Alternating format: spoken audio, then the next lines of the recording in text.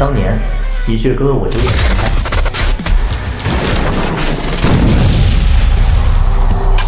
举红龙。此次惊悚游戏主题为阴泉餐厅，提示15分钟后餐厅就要开业了，请到储存间找一件适合自己的工作服。警告，在没有绝对的心理抗压和足够的实力下，请不要踏入餐厅2楼以上的楼层，那里的客人不好伺候，伺候不好就会吃餐厅以外的食物。提示，餐厅以顾客为上帝为宗旨，但难免会遇到一些无理取闹、有坏餐厅名誉的客人，玩家可以适当教训一下。工作的时候要衣冠整洁哦，不然客人看到邋遢的服务员，会影响到餐厅的声誉。代入感很深，我已经是服务员了。穿这个一天，我可能胃酸都得吐出来。打开信息面板。先不说鬼力和鬼物，为什么我会有技能和等级这2项？以前接受辅导时，所有人的面板似乎都没有这2项东西。信息面板升级了，就是说，因为我影响到了鬼的情绪，可以获得随机的奖励。这技能在惊悚世界算挂吧。汪洋、刘佳琪，看来我们都被分配到3号大厅。其他同学也是服务员？不止，餐厅分服务员、迎宾员、收银员、清洁工、厨师这5个最基层的职位给我们全班分配。我们3个是服务员，负责传菜单、传菜式。刘佳琪这个傻女人，以为好心有回报吗？你给她解释，下次有困难一定还来找你，到时后悔都来不及。餐厅生意很火爆啊，一大早就这么些人。挡路了，老鼠。你已被分配到4号餐桌服务，完成客户需要，评价达到一般，完成3单传菜即可完成 F 级任务。我被分配到10号餐桌。我被分到了6号餐桌。4号餐桌，祝大家好运吧。客人，请问需要什么？他被歹徒一刀切开全身的皮，痛苦死去，最后也没能见到最爱的女友最后一面。人皮是他最恶恨的东西，能勾起那段痛苦的回忆。好的，请稍等。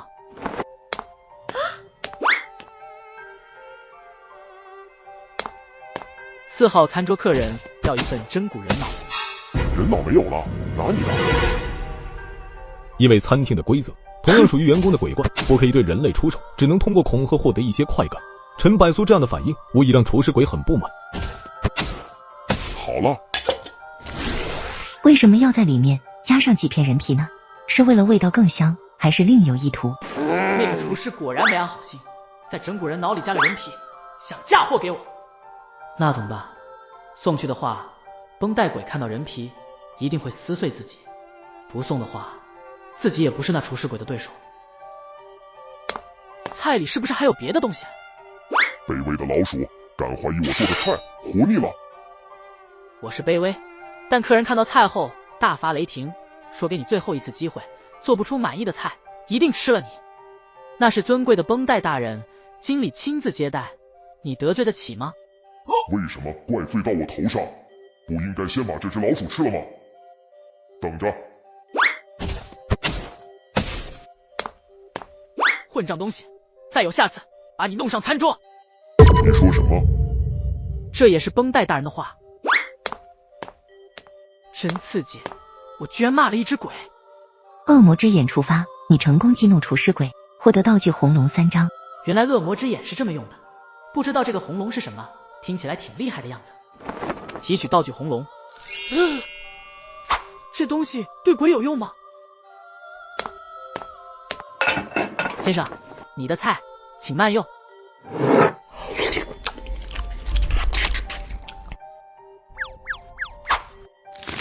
客人，您慢用。100块，土豪鬼啊！恭喜完成第1单传菜任务，顾客评价为满意。第2单，请前往2号餐桌，完成顾客需求。还有2单，今天的任务就完成了，加油！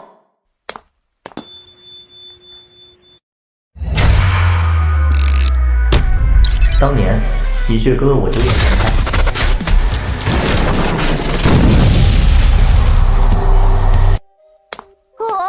陈伯苏，你完成第1单了。好了，现在去第2个餐桌，你呢？我还好，因为紧张出了一些差错，但客人脾气很好，没有怪罪。不过汪洋他端菜时候不小心一根手指掉在了客户手背上，被那只鬼摘掉了右手。是吗？那还真是倒霉啊。陈柏苏跟汪洋不熟，并且曾经在班上还有意无意向霸凌一下存在感低的陈柏苏，现在听到这个消息，陈柏苏内心很平静。对了，唐明在哪个地方？我不知道，不过我碰到刘玲玲，她说她好像是清洁工，负责西区那边，而且听说清洁工这个职位比服务员还要危险。谢谢，你忙你的吧。您好2位，想要点什么？爆炒腊鞭和五脏大补汤。这2道硬菜啊。路过的鬼都看到陈柏苏都露出看食物的目光，但是看到服务员的服装又悻悻地走开了。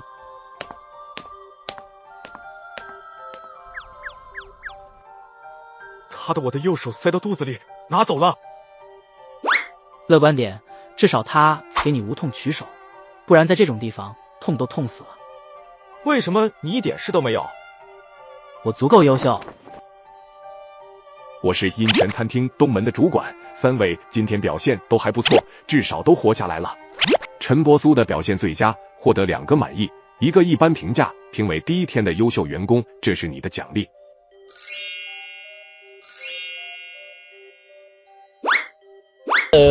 今天工作辛苦了，请按照指示前往你们的寝室休息。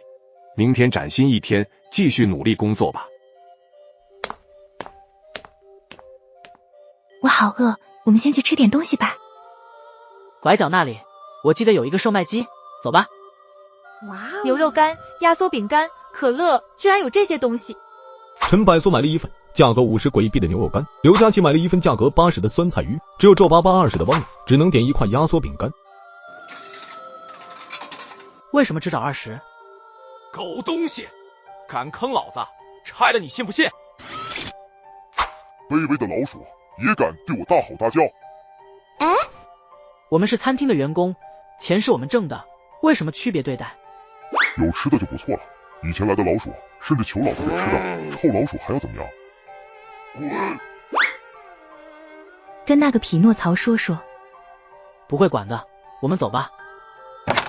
下次带多点钱过来，少的话你们只能吃死耗子。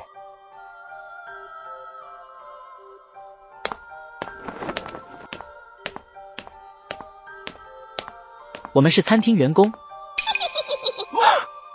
晚上12点别出门，开了门出点什么事概不负责。3个人可以勉强挤1张床，当然如果你觉得男女授受不亲，可以睡地板。这话是不是说反了？人在惊悚世界，小命都难保，哪管什么正人君子风度。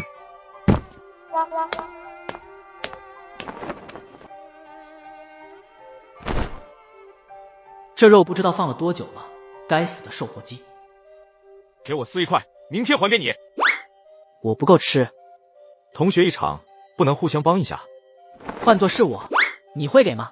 我可不是圣母，蠢到把救命的粮食拱手给别人。你别不识抬举。少1只手，别逞能了，当心把你另1只手也废了。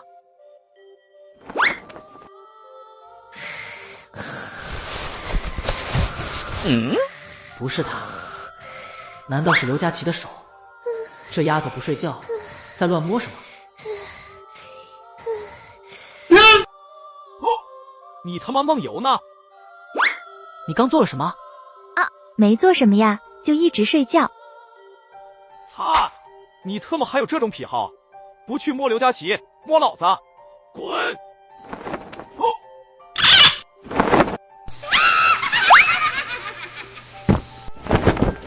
你们是不是开过门？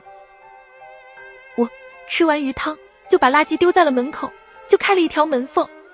白痴女人，你脑子被驴踢过吗？对不起，对不起，对不起，对不起。西西，不是你们邀请我进来的吗？好像不太欢迎啊。那就把你们都吃掉吧。我这有更好吃的东西，你要不？什么？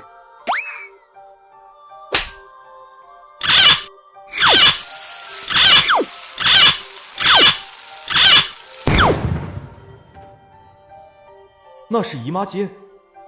这家伙居然随身带着一张带血的姨妈巾，姨妈巾居然还有这种功效。刘佳琪，你还有没有？你开什么玩笑？又不是我给他的。如果有的话，留一张给我。滚！恶心！变态！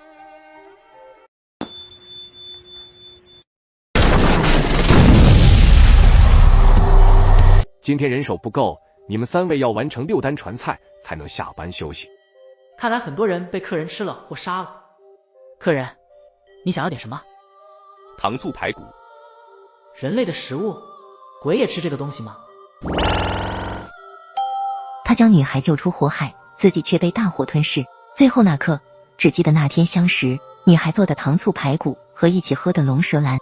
您稍等，敢偷吃，我会把你舌头割下来做菜。一餐饱和3餐饱，我还是分得清。人类的食物，恶心的味道。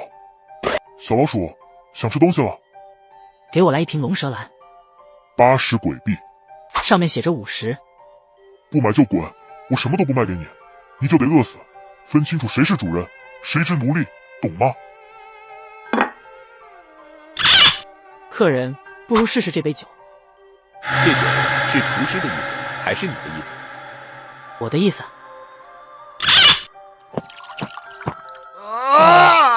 原来他吃的是回忆。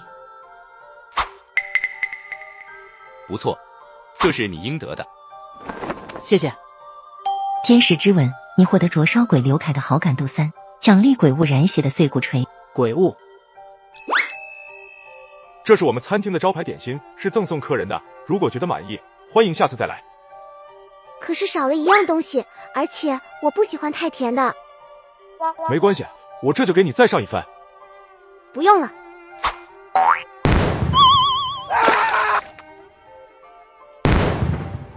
客人，怎么了？客人为了表达歉意，今天的单免了，以后你光顾本餐厅优享5折优惠。是吗？那我明天再来，希望明天的厨师能让我满意。这都没事儿，还有主管亲自道歉吗？果然在惊悚世界，只要你足够强，那么你就是规则，规矩由你来定。我工作完了。你表现得不错，接下来2个小时是你的自由时间，当然，自由仅限餐厅内，不准出餐厅。意思只要在餐厅里，哪里我都能去了。老奶奶，你找什么？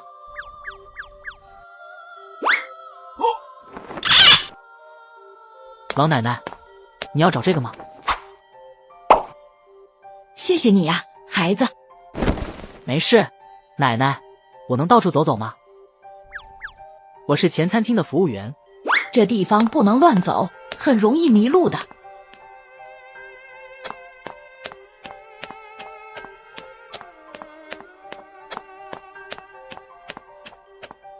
什么鬼？哪来的野老鼠？给我送吃的吗？我是餐厅的服务员。在这里，归我管。操！这鬼物你从哪得来的？老子没点实力，敢来这种地方？再动，老子一根毛发，锤死你信不信？恶魔之眼，你恐吓了墙壁里的鬼，获得鬼物人骨钉。问你一句答一句，老子就不弄你。这栋楼里有多少人类？昨天来了20个，死了4个。有没有看到一个戴头套的？高高瘦瘦，穿红衣服的。对，他在哪里？他负责打扫这一层楼的卫生间，但我觉得他应该死了。你想知道原因，去走廊尽头的洗手间看就知道了。洗手间的钥匙在1楼的婆婆那里。你在做什么？为了防止你搞什么诡计，先把这颗钉子留在里面，如果我能安全回来，再帮你取出来。你个该死的老鼠！婆婆，我又回来了。婆婆，我能问你借一下2楼洗手间的钥匙吗？我想上个厕所。我可以跟你做交易。你想救洗手间里的男娃？帮我找到我那调皮的孙子，我可以给你钥匙。可以，请问你的孙子在哪里？他很调皮，经常到处乱跑，可能在地下室，可能在天台，可能在某个角落。可以，婆婆你先等着。还有，帮我找一下我的眼珠子。真巧啊，我又回来了。把那个钉子拿出来。别着急，我的事还没办完呢。那个1楼那个鬼婆婆的孙子在这栋楼里乱跑，你知道他去哪了吗？不知道。告辞。那小鬼往3楼去了，现在可以拔出来了吧？你老老实实，等我事办完，一定帮你拔出来。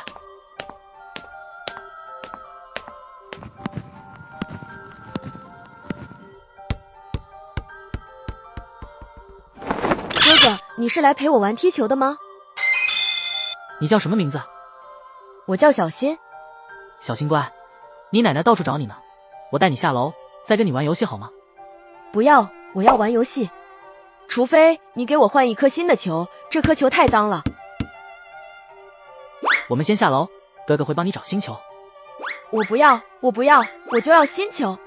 哥哥把头拿下来给我踢好不好？奶奶以前经常拿别人的头给小新玩的。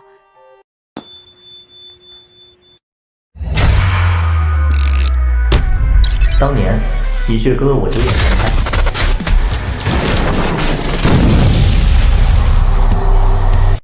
如果不是怕那个老婆婆，真想直接给她来一锤子。哥哥的头不好玩，这样你待着不要动，哥哥下去帮你找找看，好不好？不好，我现在就要新球，没有新球，小新就要拿哥哥的头来踢。小新乖，哥哥给你找到球了。是吗？在哪呀？你回头看。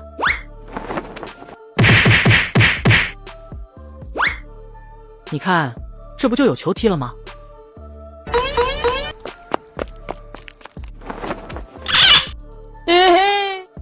耶，小新有新球踢喽！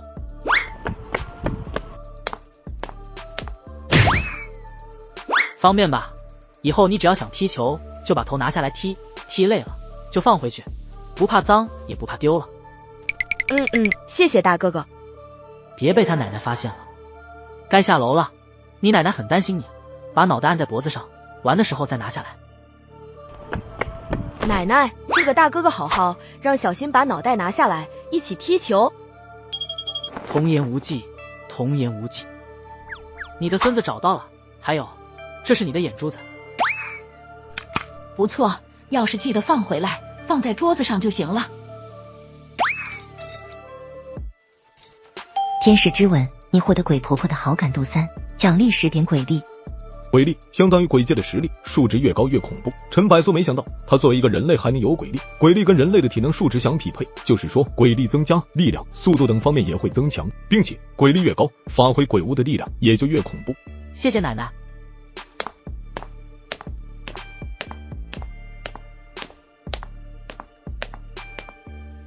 怎么，还想我赏你一颗钉子？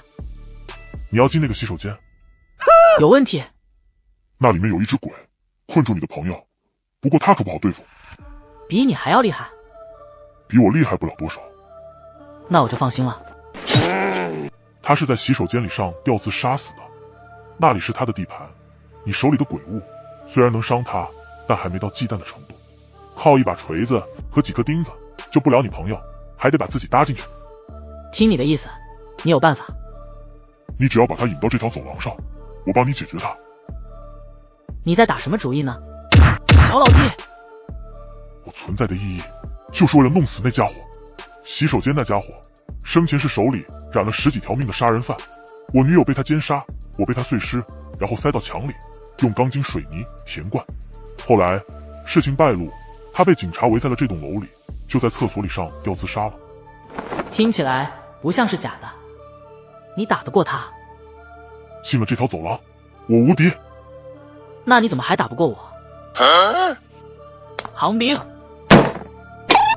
不好意思，开错门了，你忙。快擦完了，快擦完了，督工说擦完就可以下班了。加油，加油，欧力给！脏啊，好脏啊，怎么又脏了？老陈，你怎么来了？还有我这脸怎么这么疼？有用，看来那10点鬼力能把他的幻术给解了。没事儿，你刚中幻觉了，应该是不小心撞墙上了。莹，这2天你不知道我是怎么，没时间听你嘤嘤，先跟我离开这里再说。厕所打扫干净了吗？没干净吧？滚回去，否则我就把你的肉一块块撕下来。我这厕所根本擦不完，你想把它永远困在这里，直到累死。多了一只老鼠，正好，你们两个一起作伴吧。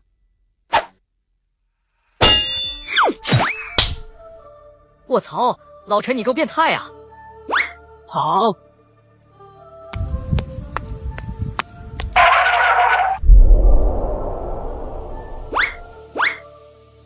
你们跑不掉的，朋友都是鬼，你帮人类，怎么你不认得我吗？你是那该死的，同归于尽了。他死了，哦，应该是灰飞烟灭，是办完了，可以帮我把那钉子拔出来了吧？这家伙这么厉害，为什么还怕我的几颗钉子？居然跟一只鬼合作对付另外一只鬼，这他娘怎么办到的？好兄弟，我这朋友脑子不太灵光，往后几天如果遇到麻烦你多多照料一下。你也不是什么好鸟。别这么小气，我一直觉得我们是朋友。滚！切，拔钉子不认人，告辞。餐厅的工作人员对人类很不友好，后面还有5天，你自己小心点。我不是每次都能帮到你的。厉害了我的哥，我会注意的。时间要到了，我得回去了。奶奶，这个东西好好吃，我还要。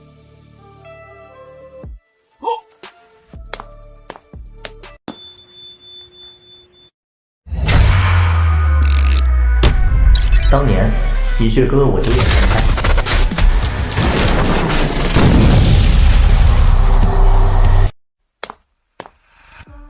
陈伯苏，现在只有你能救我了，求求你帮帮我。你的菜出了问题。我完成了5单，但有4单都是不满意评价，如果最后1单不是满意以上的评价，我就彻底完蛋了。那匹诺曹一定让我看不见明天的太阳。同学一场，你必须帮帮我。你去厨房找1瓶料酒，倒半勺，记住，料酒的是白酒。要回去吗？要不你帮人帮到底，帮我拿去家吧。汪洋，我帮到这已经仁义至尽，多的我不可能再帮你。你的小命你自己把握。这种草菅人命的世界过于善良，最后受害的只会是自己。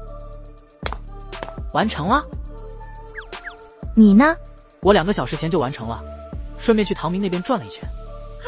这才第2天啊，他居然就跟自家院子一样逛了起来。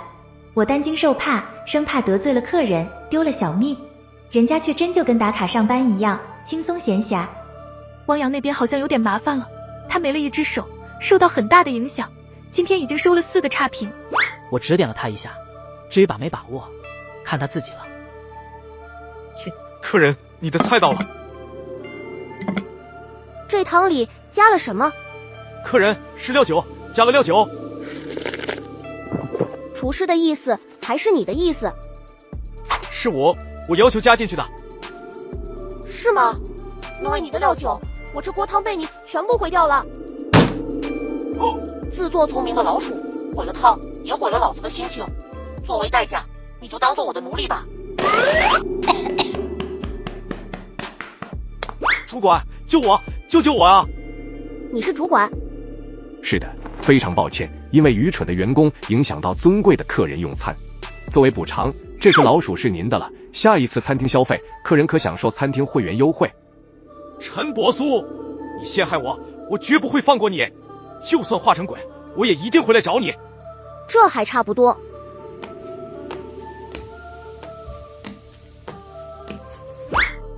王阳被带走后，餐厅恢复安静。匹诺曹瞥了眼秦诺、刘佳琪2人，又少一个人手，真伤脑筋。陈伯苏，汪洋他说的那些话，我让他加料酒，绝对没有问题，但必须是白酒制成的料酒，而不是黄皮。虽然都是料酒，但黄皮的醇口度更低，并且去腥过重，反而盖掉了原本属于汤的香味口感。或许是汪洋贪了小便宜，认为料酒都一样，但就是这点细节，害死了自己。陈伯苏仍是今天所有员工里的最佳员工，这是你的另外奖励。佩戴这枚徽章，你可以拥有一些特权，比如可以踏入餐厅的2楼，干涉厨房的权利。这是个好东西。钱不对，少废话，再啰嗦，老子连这盒粉都收回去。怎么，你觉得这个东西能吓唬得了我？看来还是这个比较实用。找死！恶魔之眼，你获得来自贩卖机的鬼的愤怒值3，获得杀人屠夫的电锯。这是鬼力。慢着，停手！我找你钱，一分不少的找回给你。昨天的呢？昨天的也全部换回给你。还有我朋友的呢？给，全部还给你。你这些钱不对吧？我刚刚给你的是一张面值1000的鬼币。放屁！你给的明明是100。是我记错了，1000，我找给你。看吧，我是个讲道理的人，不知道的，还以为我在敲诈利索你呢。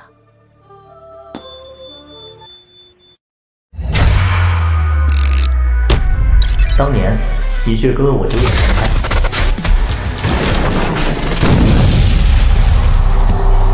今天员工刘佳琪的职位依旧是传菜员，任务是7单量即可达标。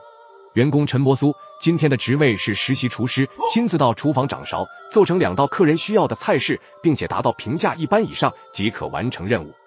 掌厨，这算是在针对我吗？明明昨天还给了我一个优秀员工的徽章。厨师的死亡率毫无疑问比传菜员高得多，突然让我掌勺2道菜，并且都不能有差评，这不是压不压力的问题了，多少是在欺负人。奖励不低。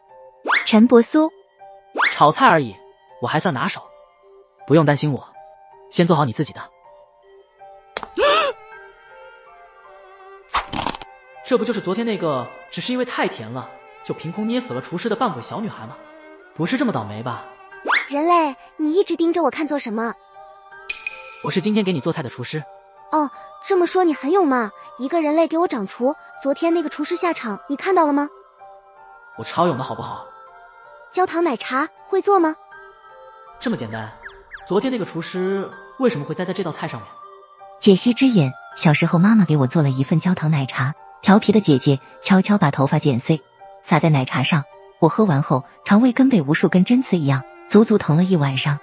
但后来我发现自己喜欢上这种疼痛，变态嗜好让我每一次都偷偷把头发剪碎撒在奶茶上，可怕的疼痛让我在床上辗转反侧，但同时也满足了我心理上某种兴奋的需求。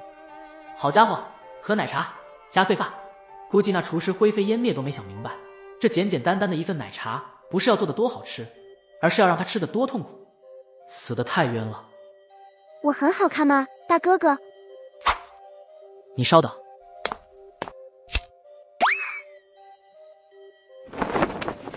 人类，你认真的？请客人慢用。你的菜看起来比昨天那个还糟糕啊！外观不代表什么，吃了才知道。你还挺自信。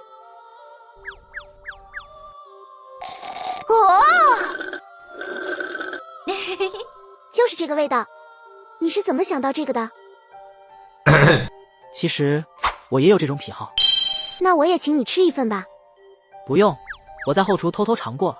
获得扮鬼小女孩的好感度时，获得鬼物雨夜杀人魔的雨衣，杀人魔雨衣穿戴身上可覆盖人类气息，化作鬼的一员，妈妈再也不用担心我走路提心吊胆了。注：掩盖效果仅限普通的鬼，高等级的鬼无效。恭喜获得鬼力值乘20。不愧是扮鬼，奖励还来双倍的。不错，你的茶点我很满意，这是你的小费。500鬼币，这小丫头年纪不大，富婆气质满满当当的。刘佳琪也松了一口气，陈柏苏现在是他的唯一精神支柱，如果他也死了，他觉得自己也撑不了。给我拿这个食材做汤。解析之眼，他生下来就是恶魔，曾有18名女婴在他手里遇害。当这个变态食人魔受到法律制裁时，却意外送入惊悚世界，并且与一只鬼达成协议。成了扮鬼之后，他的变态欲望愈发狂烈，食人食鬼都是他的兴趣爱好。我不会做，那你就跟我走吧。客人，餐厅里确实没有人类婴儿这道菜。菜单没有，不代表做不出来吧？客人，还请不要难为我们的员工。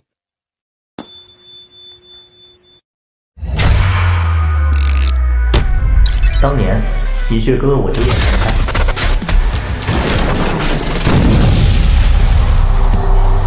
客人，还请不要难为我们的员工。这匹诺曹还会帮人类说话。我认识你们餐厅2楼的鬼，要不要我找他下来跟你谈谈？2楼餐厅的鬼？原来是2楼的朋友，尊贵的客人，原谅我方才的冒犯。这个人类，你随意处置吧。卧槽，这匹诺曹也太现实了吧！没人就得了你，乖乖跟我走吧。哇，好可爱，人类仔仔就跟小猫咪一样，太惹人喜欢了。扮鬼，丫头，你妈妈没告诉你，动别人的食物是很不礼貌的吗？现在是我的了。有意思，还挺狂。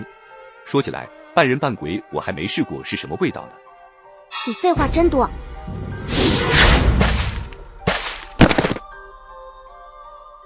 黄毛丫头，今天你非死不可。黄良，我只是吃个饭，你又给我招惹了什么麻烦？我只是点个菜，谁知这老鼠不做，这黄毛丫头抢了我的食材，还把我身体毁了。这是最后一次替你出头，没有下次了。小姐，没事吧？以后叫你小小吧，跟姐姐回去好吗？家里还有个大姐姐呢。你们究竟是谁？你们的事我不掺和了，刚才的冒犯，我向你道歉。我这就离开。下次见了，小哥哥。你欢迎下次光临。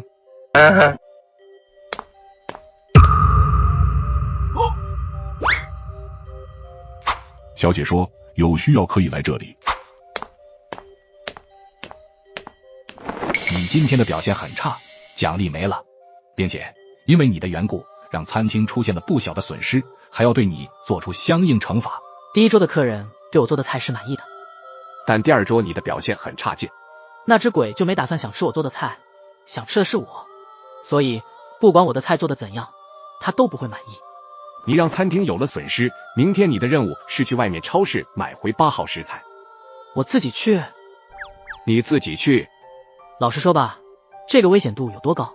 之前的员工里，让餐厅亏钱的都要替餐厅买食材回来弥补损失。你是第55个，之前去的54个，有5个活着回来。拒绝会怎么样？当场抹杀。我劝你选后者，反抗的话，靠你身上的哪点鬼力话，你没有存活的几率。按照我们餐厅的规矩去做，你至少有活着回来的希望。8号食材对我们很重要，那是给2楼一位尊贵客人的菜谱的必备食材。如果你带了回来，你的员工期限提前结束，并且你还可以获得主管以上的职位，得到餐厅的庇护。这个奖励已经非常诱人了，但越是诱人，就越代表它有多危险，有多艰难。我除了双手双脚同意，还能怎么办？不同意，现在就死；同意，有种换死的感觉。陈波苏，你一定能成功的。今天我请你吃东西吧，想要什么随便吃。不用你请客，有人会请我。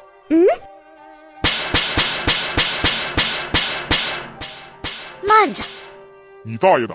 我哪里又惹到你了？又哪根筋搭错了？你没有惹到我，是我心情不好，我需要发泄一下。老伙计，谢谢了。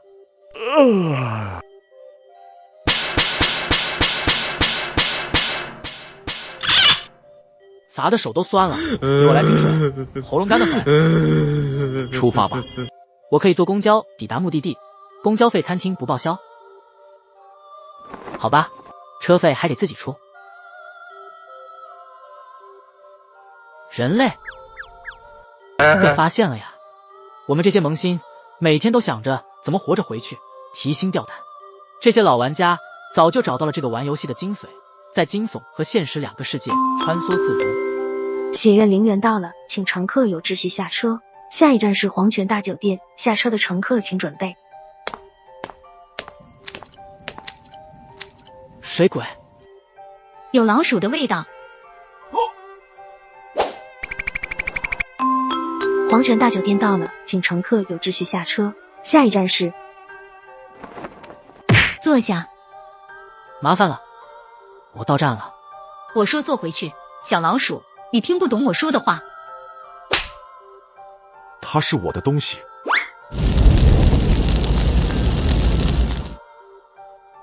开门！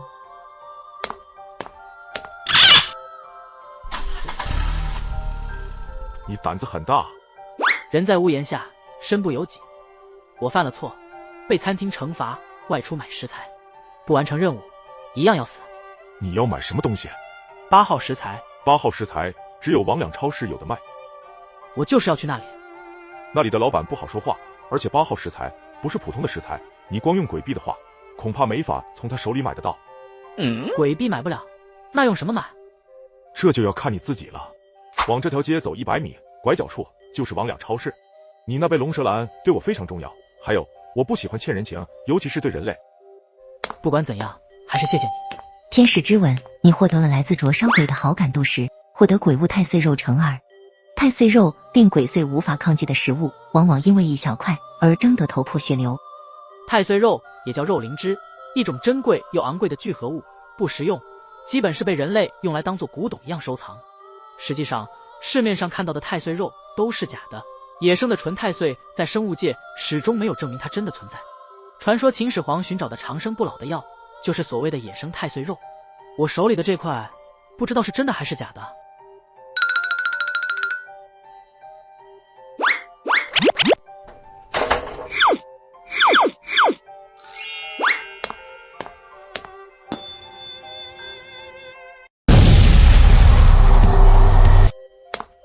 触发被动任务，检测到宿主为阴阳炎体，可融合3只 A 级以下鬼物，所在区域隐藏可融合鬼祟，宿主需要24小时内将鬼祟融合。完成奖励后，可随即获取一个等级宝箱，分为青铜、白银、黄金、钻石、黑曜。任务失败惩罚没收一切鬼物。还能触发被动任务，没了鬼物和直接挂了也没区别了。箭在弦上不得不发啊！人还是鬼？老板，我想买一样食材。肮脏的老鼠，卸去你丑陋的伪装，然后滚出我的店铺！突然感觉这杀人魔雨衣挺劣质的。老板，我只是买样东西就走。看到那个货架上的空位置没有？你再废话一句，你的头就会被挂在那里。不好意思，我是这的老板娘，这老不死的东西不会讲话，不知道吓跑多少客人。我们店里不会针对你是人是鬼，进了店就是我们的客人。你是要买什么东西？臭婆娘，造反了！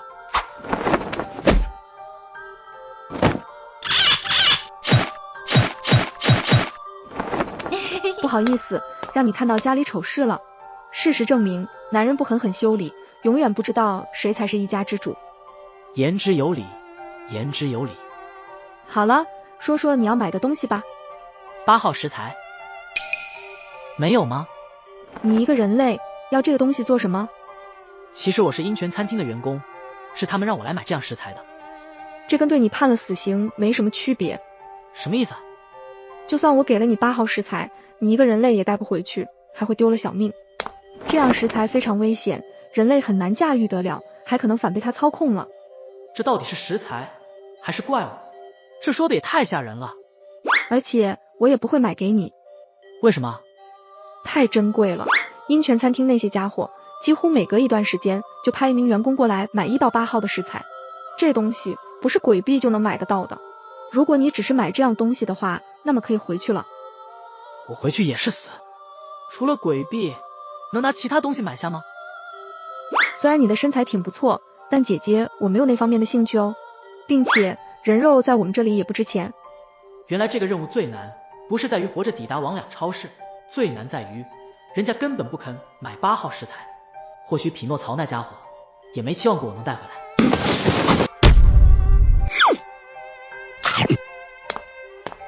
又是那个该死的偷吃贼，老子非剁了他不可！白痴，别把店铺弄得更乱了。你要这么有能耐，早就把那东西逮着了，现在在这瞎折腾什么？又给他偷了8样货品，加起来得有500鬼币。这样的超市居然混进来一个小偷，而且听这话偷了不止一次，是个惯犯。能不能跟我说说说不定我能帮上一些忙。你滚一边去，别妨碍老子！这样，如果你能帮我们抓到那个偷东西的家伙，8号食材我就卖给你了。成交。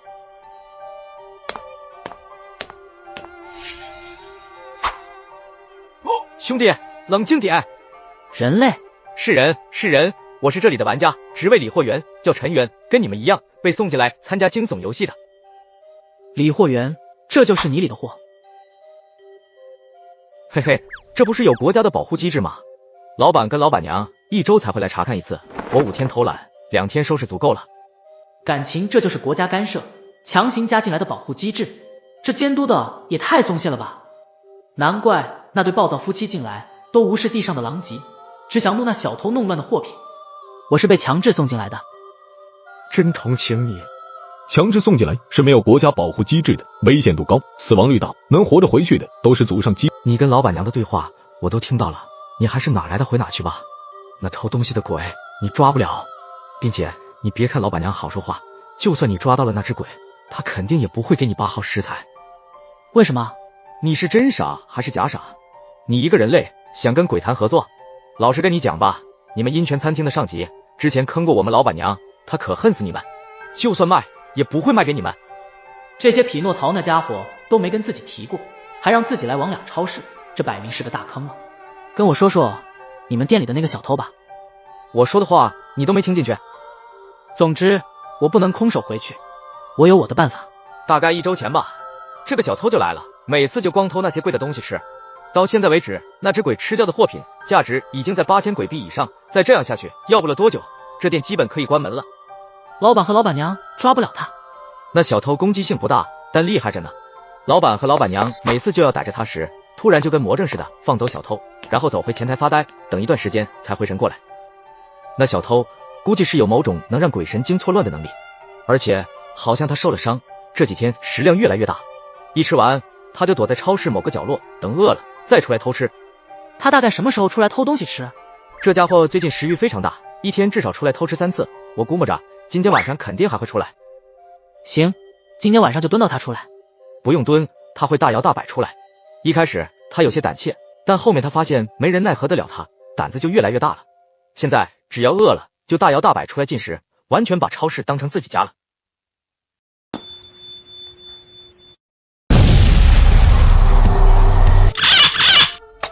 咋样？看到那小偷了吗？没有，但你们的员工成员跟我透露了一些那小偷的信息。今晚我再行动。小陈啦，他确实是不可多得、尽职尽责的好员工，每次我检查他都把货架搭理得整整齐齐，有条不紊呢。尽职尽责，如果你看到他在货架里一边吃着泡面一边打着游戏的画面，应该就不会这么说了。逮着那该死的小偷，想要什么食材我们都卖给你，不说卖送你都行。陈百苏知道他们打的小心思，做出深信不疑的表情。我一定尽力。可算是能出来找点好吃的了，吃了1天的泡面。白天你为什么不敢出来？那是我工作时间，如果不在工作区域内擅自离手，这就会破坏了保护机制。没了保护机制，我还不得被老板和老板娘撕碎？保护机制虽然是为玩家而设立，但也有必须遵守的规则，一旦违规，保护机制就会被破坏，失去作用。所以货物架再闷热，肚子再饿，成员都必须待在里头。这个成员保护机制这条倒是拿捏的死死，这或许是他能安逸的活到现在的原因吧。诺，那贪吃鬼出来了，你不跟我去抓吗？我抓不到，你眨个眼他就能跑掉了，而且就算抓到了，那鬼还能上身，弄得你7荤8素再跑。老板和老板娘吃了多少次瘪，我心里还没点数吗？只要他不烦我，我才不主动招惹那麻烦的家伙。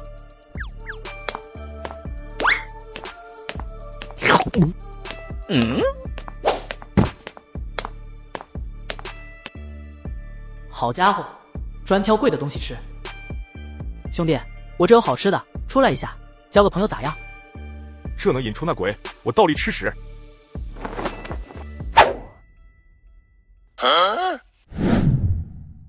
你好。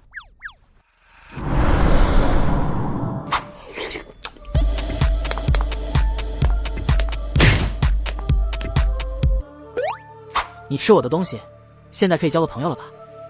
白痴。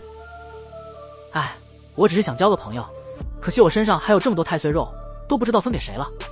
你还有？身上多着呢，要不要跟我这种土豪交朋友？管饱的那种。你们人类最狡猾，也别把我当蠢蛋。交朋友，你是想抓我吧？你身上有好吃的，我直接抢过来不就行了？跟你废话这么多干嘛？好像有点道理啊。坏事，快躲开！让我看看你把好吃的藏在了哪里？怎么回事？怎么操控不了这具身体？喂，你没事吧？还有意识吗？我很好啊。不应该啊。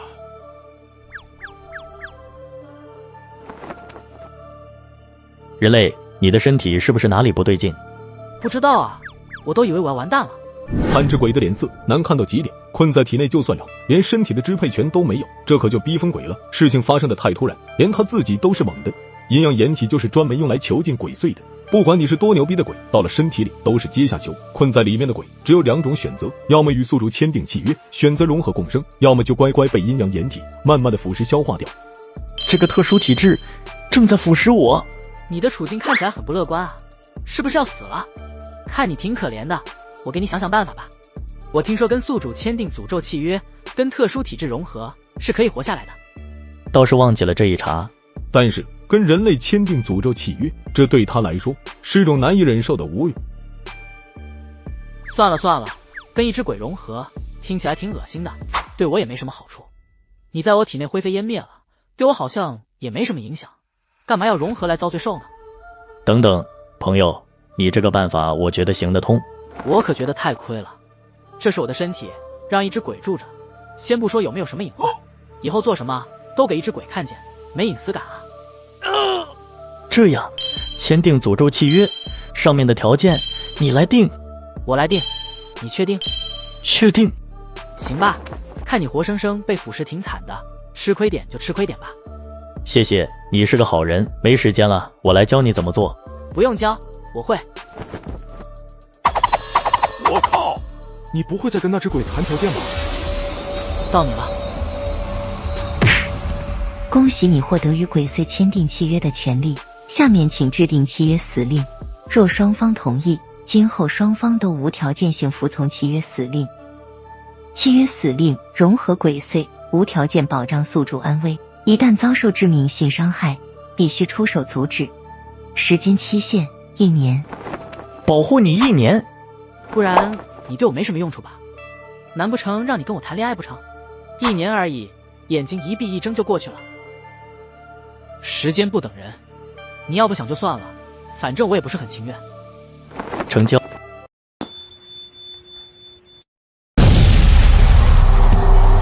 恭喜宿主成功融合鬼祟，等级为 A， 可携带出副本。宿主获取支配权，可随意选择身体某个部位，让融合鬼栖居。右手吧。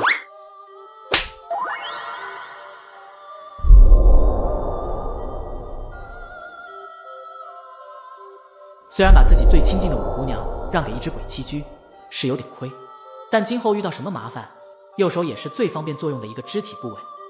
融合鬼，邪眼鬼，等级 A 级，能力精神领域，鬼力3000点巅峰，能力特点9只被诅咒的邪眼，每开启一只，精神支配和鬼力值翻倍式增强。听起来融合的这只鬼不弱呀。我操，你的手！我可是救了你一命，你这是什么眼神？人类，你老实交代，这是不是你从一开始下的套？套？什么套？恭喜宿主完成被动任务，获得白银级宝箱成1。这不是挺容易的吗？鬼，你把那只鬼吃了。他在我的右手上，暂时来说由我支配，给我打工期满1年才能获得自由。这游戏还能这么玩？你可以试试。我才不会这样作死。动静这么大，你想把老子的店给拆了？想要抓住那个小偷，动静大点是必不可免的。你的意思是那个小偷你抓到了？抓到了。怎么抓到的？这个你们不用管，反正现在开始，你们的货品不会再丢失了。你们不信，可以问问你们的理货员，他亲眼看到的。老板娘，他确实逮着了那小偷。真没了那讨厌的味道，那小贼真给抓了。你怎么处置他的？杀了。问题我替你们解决了，那8号食材，你们是不是也该给我？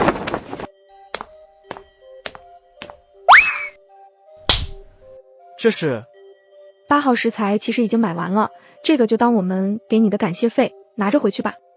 老板娘，你不地道！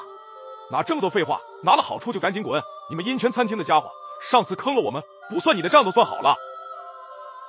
我早说过了，咋就是不听呢？我只知道，这是我们事先说好的。小弟弟，别闹得太僵，吃亏只会是你。8号食材别想了，回去吧。那这样的话，那个小偷我就给你们送回去了。那只鬼在你身上，他附在我身上，跟我签署了诅咒契约。今天我带不回去8号食物，你们的店也不用开了，弄得鸡犬不宁，这样大家都皆大欢喜，不是吗？你是在威胁我们？小伙子，我看你顺眼，才没有撕破脸，别把自己路走窄了。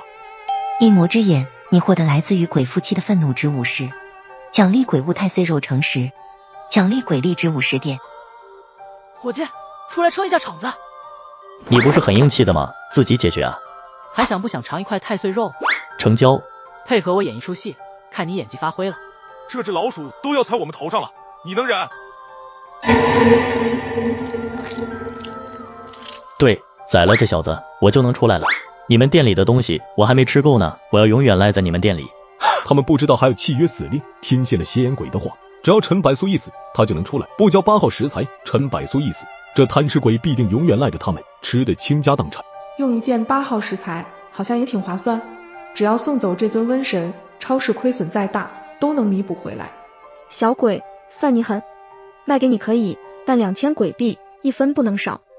当然，那匹诺曹那家伙还有点良心，至少他真的给了我一张刷鬼币的黑金卡。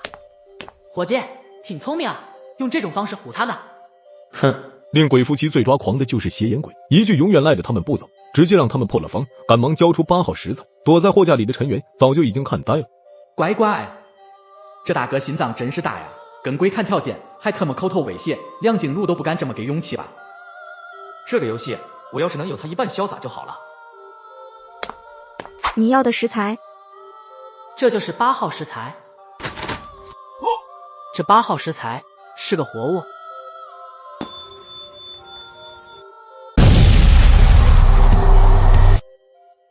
这盒子里到底是个什么东西？一根手指。手指还能这么闹腾？这玩意儿也能当食材？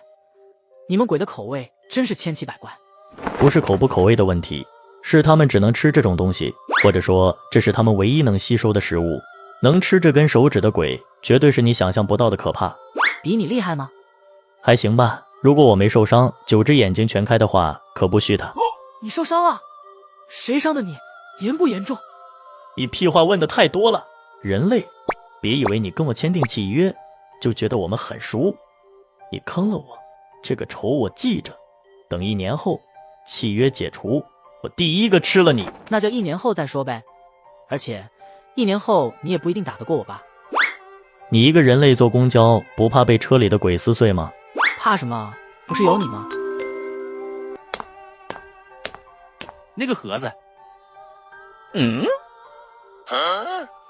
珍贵的食材，滚！一个人类能有恃无恐的坐鬼公交，态度越是这样强硬，他们就越忌惮。丧邪节到了，到站的乘客请携带好自己的行李下车，下一站是。各位应该都对那个盒子感兴趣吧？一个人类再怎么厉害，都压不过众鬼。我们一起上，先撕碎了这个小子，那个盒子里的东西，我们再逐个分了，怎么样？如果给外界听到一个人类把整个公交里的鬼都吓唬的不敢乱动，那真是天大的笑话了。兄弟，怎么想要我把整车鬼都解决了？别异想天开了，我现在受了伤，没那个本事。听我一句劝，想要活命，把那个食材乖乖交出去，这样你能活着到站。那个木乃伊，你打不打得过？一个的话，虐得他老母亲都不认得都行。好，那就干他。现在？对，就干他一个。你是扮鬼？你什么你？老子抽的就是你！从刚才开始就阴阳怪气，见骨头痒了。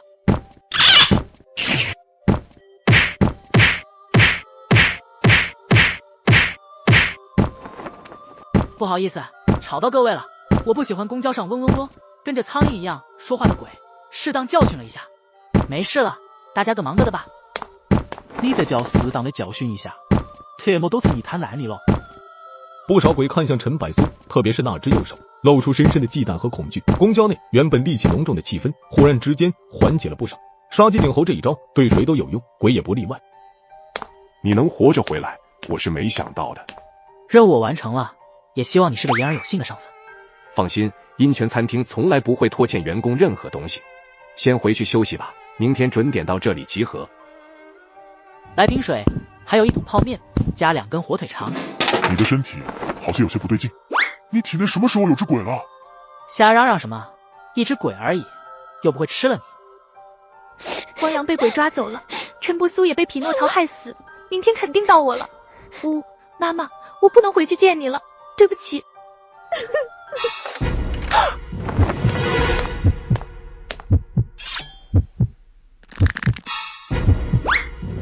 完了，我要死了吗？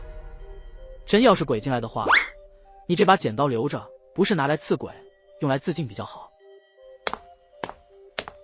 你没死啊？你这话听着怎么像是在咒我呢？你不知道我有多担心你，我都觉得你死定了，我肯定也活不到离开这里。等一下再哭，先让我吃完东西可以吗？我还留着一些吃的，我给你拿去。好饱。好冷。人类别随便碰老子。员工陈伯苏因为将8号食材成功带回来，不仅将功补过，还替餐厅解决了一个难题，立了大功。所以下面是餐厅颁发给员工300苏的奖励。奖励1，周评选最优秀员工新人大红包。奖励2，7天试用期提前结束，晋升餐厅主管，负责管理西门区。奖励3，餐厅特别通行证，佩戴此证员工可无条件出入餐厅任何一个公共区域。奖励4，一件恐怖级鬼物。那我今天干嘛？负责管理好西门的秩序，督促员工完成分内工作，其余时间是你的自由时间。日结的工资是原先的2倍。这个待遇可以说是非常吃香了。主管啊，岂不是说陈伯苏你能管那些鬼了？真厉害。当也是当2天，后天我们就完成这套副本，可以回去了。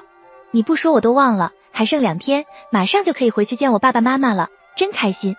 我去工作啦，你也抓紧时间去西门吧。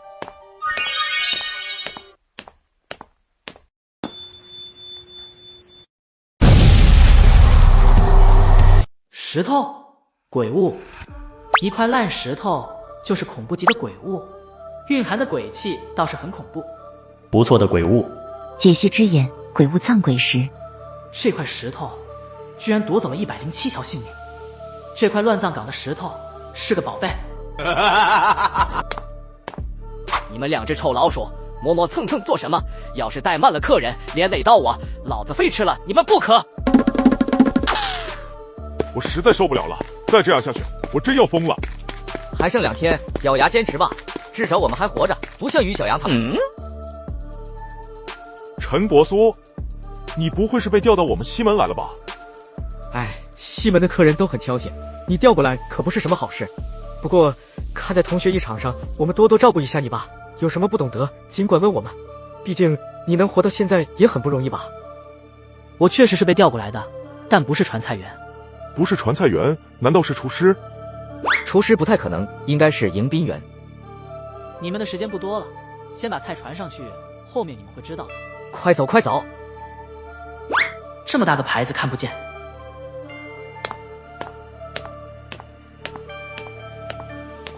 老鼠，你如果还在我身边走来走去，小心我撕了你！你重新弄一份。你算什么东西？你就是新调来的主管。我们餐厅是5星顶级餐厅，卫生、服务都要求无可挑剔，做到一丝不苟。因为你刚才的大喊大叫，大量唾沫星子溅到了菜上，严重玷污了这道菜。你的工资以及业绩评分会按照餐厅的规矩扣除。你敢针对我？因为对上级的不礼貌称呼，再扣除你100鬼币。如果你不按照我说的去做，你的处罚还会继续增加。一只老鼠也想使唤我们吃东西吃傻了吧？把这套衣服脱了，滚出去，少来使唤老子！你要不要看看你自己长什么样？一天天的喊谁老鼠呢？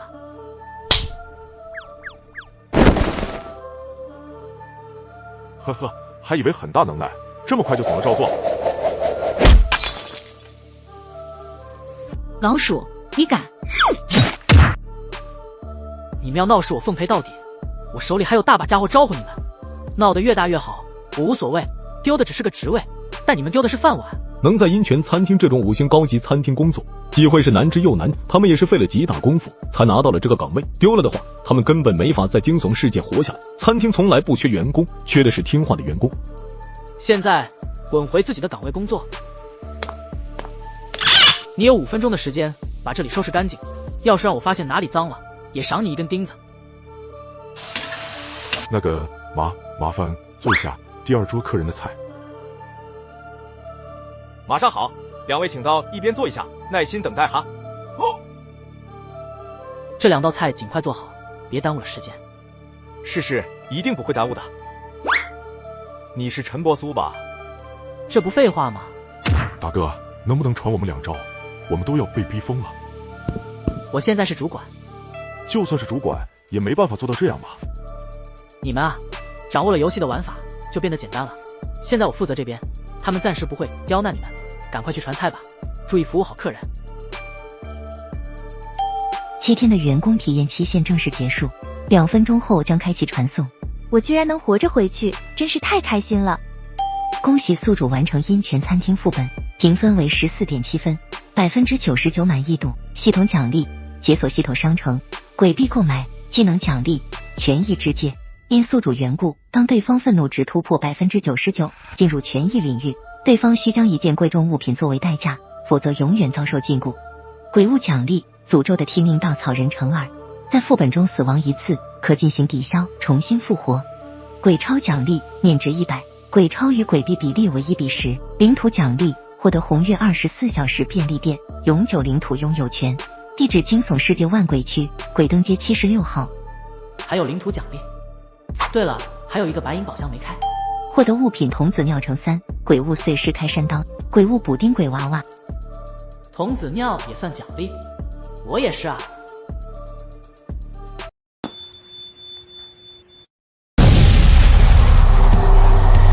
姓名：陈伯苏。性别：18。男。好孩子，我知道这7天你们度过人生中最阴暗的时刻，为死去的同伴感到难过。但记住，你们活着回来了，你们是英雄，要尽快从阴影中走出来。我知道了。医生会不会发现我的右手不对劲？在惊悚游戏中，跟鬼进行契约，并不是什么罪大恶极的行为。此前新闻就报道过大神玩家跟鬼签署了诅咒契约，受到高度的关注，甚至直接进入御鬼者组织为龙国效力。可陈百苏恰恰不想引起高度关注，关注越大，麻烦越大。安心，我能扰乱那些医生的脑神经，造成错觉，帮你顺利过关。你突然这么好心？我也不想被你们人类盯上。老陈，你的副本奖励是什么？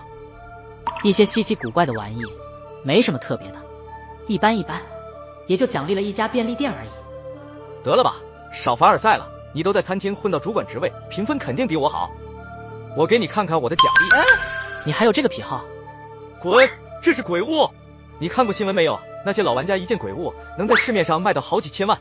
我这个虽然 low 了点，但好歹也是鬼物，应该能买个几十或者几百来万吧。再说癖好这方面，你才最牛逼，谁会没事把一张用过的姨妈巾带在身上？我给你看看我的奖励吧。这是什么？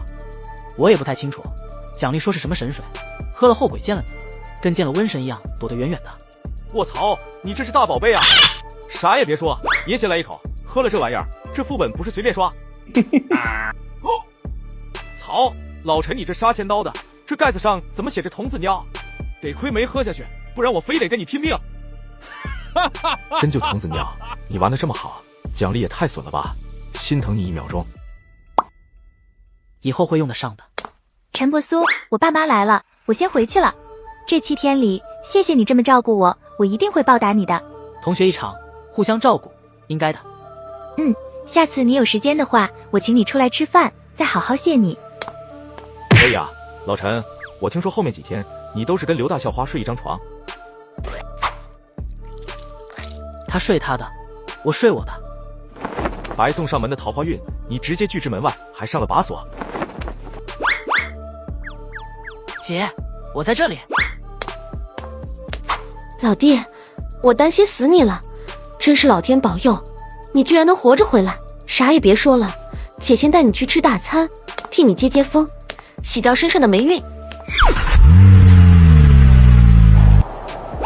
这7天你肯定没吃过好东西吧？其实我伙食还不错，游戏里有一个热心肠的鬼，经常免费给我提供食物，解决我3餐问题。总觉得哪个混蛋在骂老子。姐，咱们去哪吃饭？就去你以前最爱吃那个西餐厅吧。别，我不喜欢。为什么？你以前不是经常嚷嚷着要我带你去吗？现在不喜欢了。你姐不太对，什么意思？身上有诅咒的气息。你确定吗？爱信不信。小鬼老是偷瞄什么？一阵子没见，惊讶自己的姐姐变漂亮了。是的。呀，小薰，你这么快就来了？你弟弟跟你描述的一模一样，是个小色狼呢。哎呀，我去！你别搞我。你们一班同学被强制送入惊悚世界后，这7天可引起不小的轰动。我知道，被强制送入惊悚游戏并不少，但以往都是随机挑选各地的幸运儿，像这种在意外发生中将整个校车的学生全部送入惊悚游戏，还是首次事例。在进入惊悚游戏后，你在哪个副本？职位是什么？任务是什么？这算什么？盘问？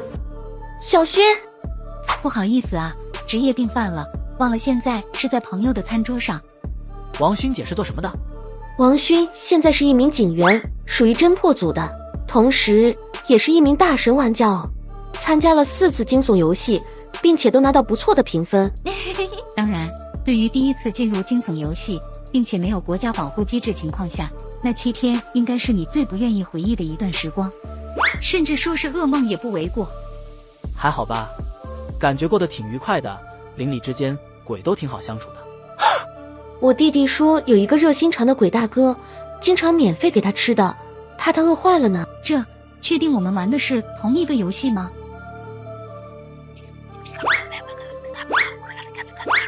他们在说什么？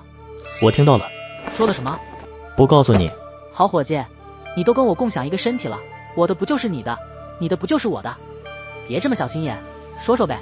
说可以，1块太岁肉。这玩意儿很贵重，不是街边烂番薯。那就半块。成交。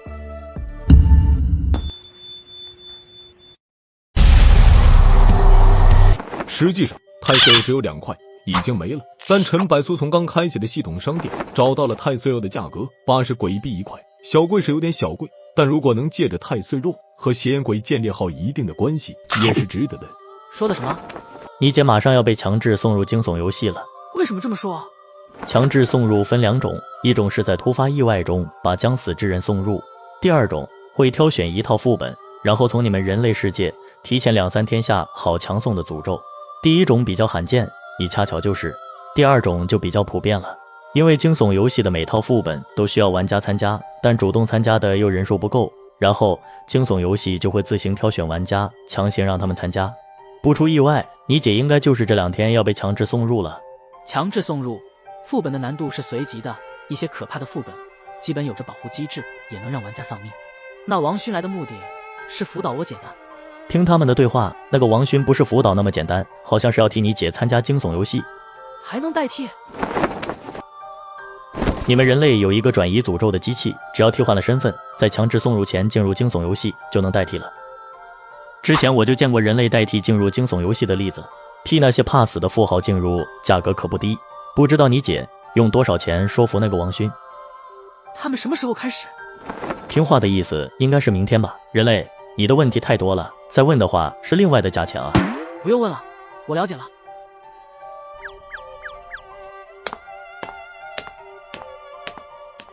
姐，你们刚刚聊什么呢？这么久？我们女生之间的小秘密，男孩子不要问这么多。还有，明天王勋还会来咱们家做客，你穿的正式点，别这么邋遢。哦，知道了。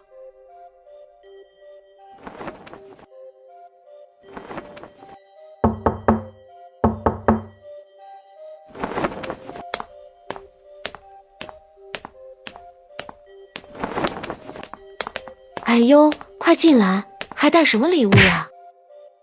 小弟弟又见面了，今天倒是看着比昨天帅气不少。我听姐说，你今天要来，就提前换了套衣服。话说姐，你是不是打算把王勋姐介绍给我啊？臭弟弟，说话就不能含蓄？勋姐，这黑色箱子是什么？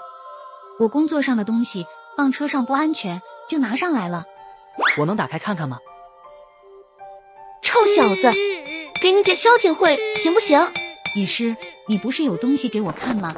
带我去你房间吧。臭小子，老老实实坐在这里，知道吗？小勋，那个箱子放在外面没事吗？没事，那箱子有密码锁，坚固得很。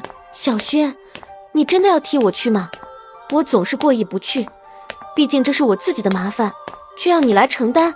咱们这么多年姐妹，你帮过我这么多，有什么过意不去？你没参加过惊悚游戏，如果你出事了，我反而才最过意不去。我有4次进入经验，惊悚游戏的规则我比你熟悉得多，不用担心。可是我听说很危险。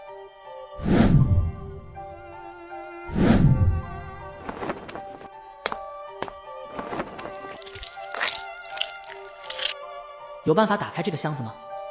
你要替你姐去。王勋虽然有经验，但惊悚游戏的不定因素太多了。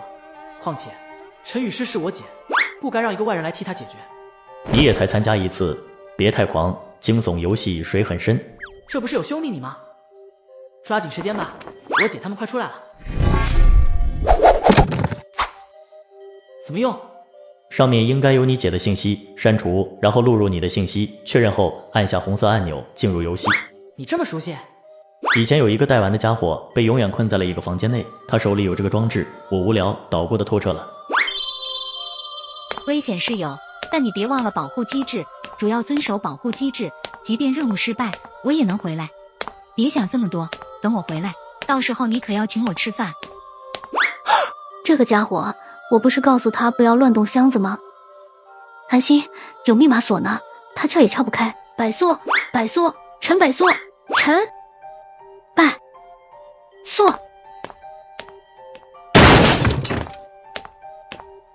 不在，我东西的定位也不见了。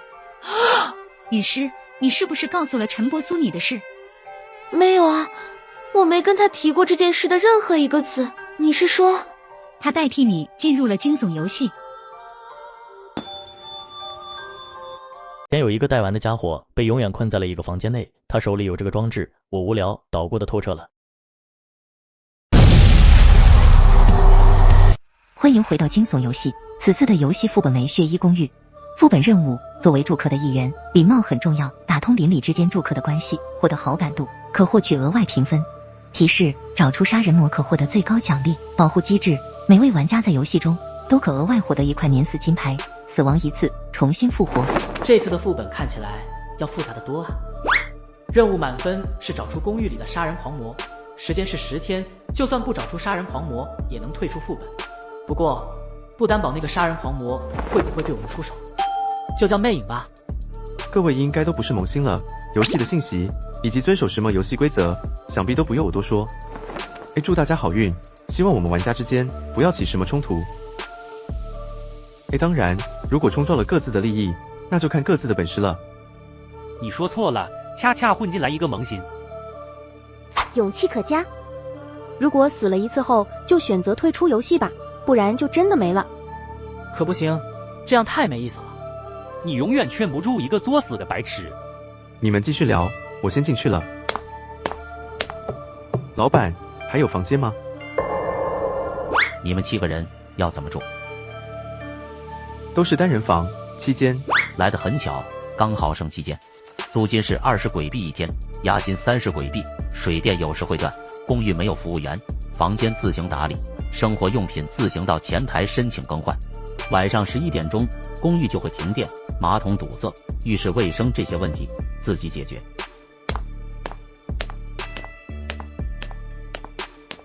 还有，公寓的一些住客脾气很差，别随便乱走，出了意外概不负责。现在我的鬼币有320，鬼钞有100，加起来住个100天都不是问题。但吃喝是问题。你好，我是新来的住客。游戏时间是10天，如果是王勋的话，不在乎评分，估计直接宅在房间里苟到10天，完成副本就退出去了。加上稻草人4条命的我，怎么可能会苟？额外的评分是打通公寓其他住客的关系，越多越好。住客之间都喜欢聊一些八卦，建立好关系，能有效帮助揪出藏在公寓里的那个杀人狂魔。现在急不来，先睡一觉，什么事放到明天再说。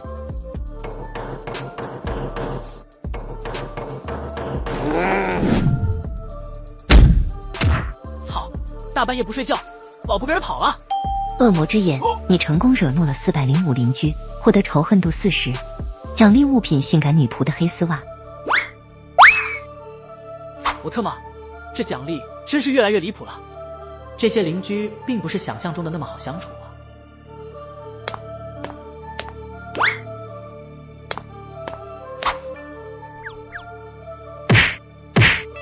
你如果不是买食物充饥的，就让开，别浪费我的时间。我只是想看看，这是不是真的只是抬贩卖机？白痴！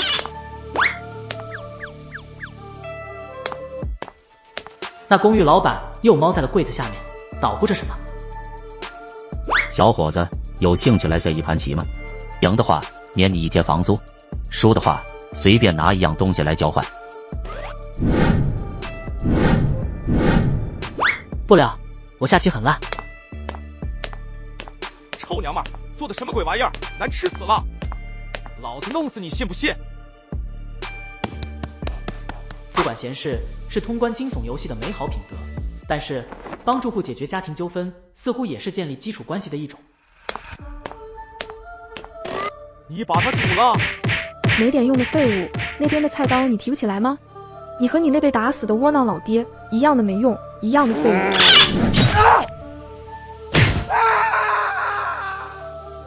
乖，吃饭时候不能笑，会噎到的。你是404的住客吧？吃了没有？要不要进来吃一碗？不用了，刚吃饱。我听这边吵得厉害，就过来看看，要不要帮忙？不用，我们一家子很和谐，偶尔吵一下架也正常。要不喝碗汤再走？和谐？这是一个刚把自己老公给杀了，作为妻子的台词。下次吧。好不容易遇到一个热情的邻居，但怎么也没法跟对方建立良好关系。这一家子已经不是用诡异来形容的了。疯子？不，疯子至少疯得正常。这么一对比，突然发现405的住户显得是那么的正常，至少人家是单纯的肥宅啊。这一整栋公寓的住户都不简单，这公寓有让我感到难闻的味道。什么味道？有吗？这公寓里藏着一只很可怕的鬼，小心它。擦，这说的该不会就是那杀人狂魔吧？他在哪里？我只是感受到他在某个角落。这说了等于没说。思考我这句话，这栋公寓的住户都不简单。哥，我脑子笨，别给我猜谜语行不行？只是说你想说啥不行吗？得，感情你出来就是搞一下我心态的。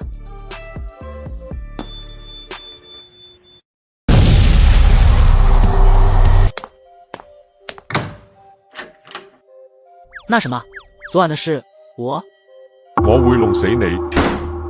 真就结仇了。既然建立不了好感，自己也没必要客气。如果对方要弄自己，先把他整死再说。见过403和405住户后，现在就剩401和406了。希望这2家住户能稍微正常一点。邻里之间的关系咋这么难相处呢？贱人，婊子，老子要宰了你！这小两口的事还是让他们自己解决吧。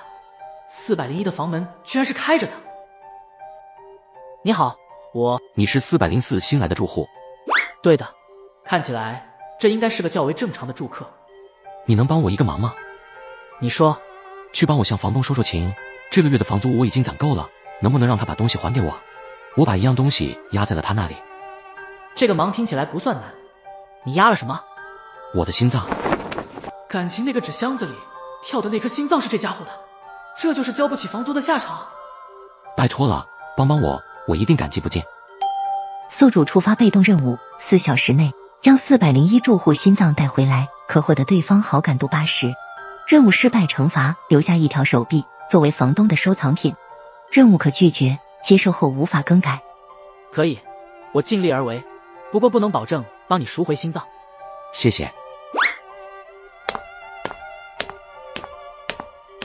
这不是我们的小萌新吗？这不好好待在房间，出来做什么？一个邻居丢了样东西，让我帮他拿回来。这新人居然这么快就跟这里的住户打通关系了。你好，我浴室断水了，可以借用一下您的卫生间吗？你也要洗澡？是的，方便吗？正巧我也要洗澡，要不要一起啊？我可以给你递肥皂，也可以给你捡肥皂。卧槽，这住户里边有同志。你的那几位邻居很好相处吗？挺好相处，邻里之间都很热情。你帮住户拿的东西在哪？房东老爷子那里。看来我们的目的都一样。我接到一份低级任务，替202住户从房东那里拿回他的眼珠子。我的也是地级，替506住户拿回一条手臂。那老头喜欢收藏别人身体的部位，恐怕没那么容易拿回来。你错了，住户之所以交出身体的部位，是因为没钱抵房租，只能用这些抵押。换句话讲，我们只需要用鬼币换回来就行了。老爷子，我们想替几位住客拿回他们抵押在这里的东西的。为他们赎东西？你是他们什么人？没关系，单纯的3个乐于助人的好心人。这说辞，鬼都不信。可以。需要多少鬼币赎回？我不缺那东西，来给我下一盘棋吧，赢的话就拿回去。如果输了呢？拿你身上一样东西。来吧，小伙子，如果赢的话，不仅让你们拿回一样战利品，房租也减1半，怎么样？老爷子，你下棋厉害吗？好说，以前拿过市区冠军，还代表市里参加全省比赛，同样拿了奖项。如果有段位的话，勉强9段吧。老爷子，打扰了。房东，您还是呲个下巴。老爷子，我们不怎么会下棋，您跟我们对弈没有任何挑战性。现在的年轻人缺乏激进呢，下次再打扰我下棋，每人留下一样东西吧。老爷子，我们来下一局吧。你这个年轻人不错，那来吧。老爷子，不介意我一边下棋一边玩手机吧？年轻人做事还是不要一心二用。没事，下棋这块我不用认真都能赢。艺高人胆大，当着面作弊，这新人一直这么勇的吗？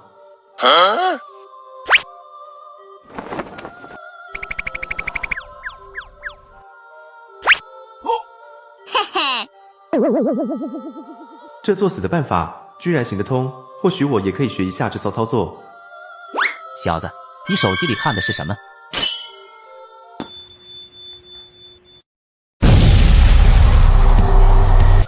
小子，你手机里看的是什么？这给老爷子气的脸都气歪了。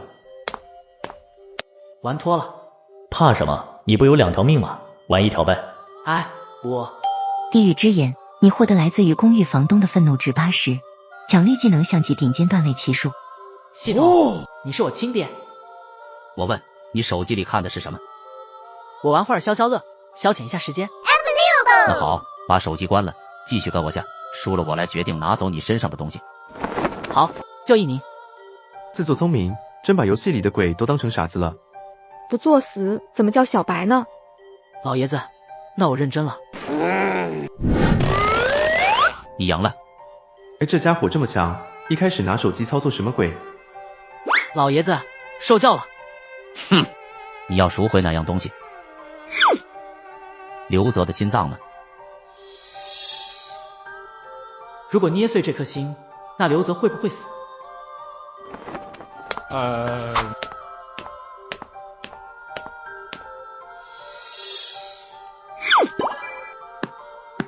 以后你有什么麻烦可以找我。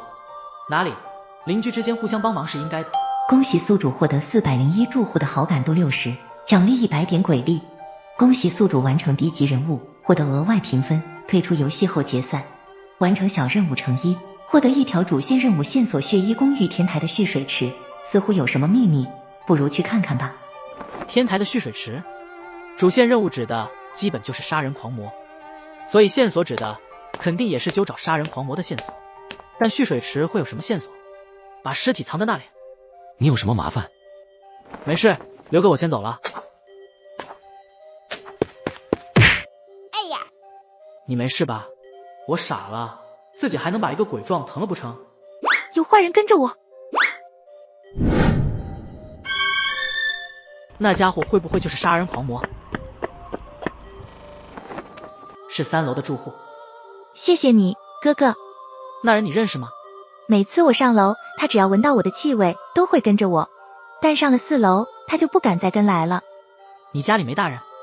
我爸爸妈妈都在家里，不过他们都不太喜欢出门。哥哥，你要进来坐坐吗？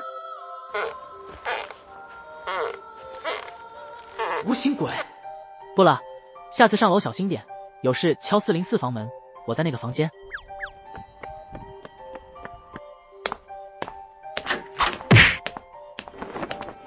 我没有恶意，只是想请你帮个忙。阿姨，有什么事你开口就行，突然开门拽人，很容易出事的。我担心那个混蛋回来了。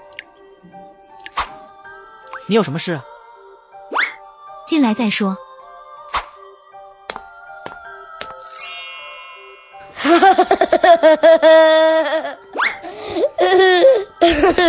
来，喝完汤。人肉。血衣公寓的住户早上都有出门买菜的习惯，结合上次鬼公交看到的那对母子，那么惊悚世界存在一个专门屠宰人类的市场，经营售卖。你有什么直接说吧。我想让你帮我杀了我丈夫。为什么我来？而且你丈夫跟小强似的，我可杀不死。他的确很难死，但有一个人能杀死这个畜生。谁？我的女儿。这死孩子一看就很凶。你还有一个女儿？是被他亲生父亲掐死的。那个畜生每次喝酒回来都会揪着头发打我，我也习惯了。有一次我被打得奄奄一息，女儿很害怕，但还是从房间里出来哀求他别打了，然后他就活生生掐死了自己的女儿。你女儿现在在哪？301房间，那是我们曾经住的房间，她被困在那里，哪里都不能去。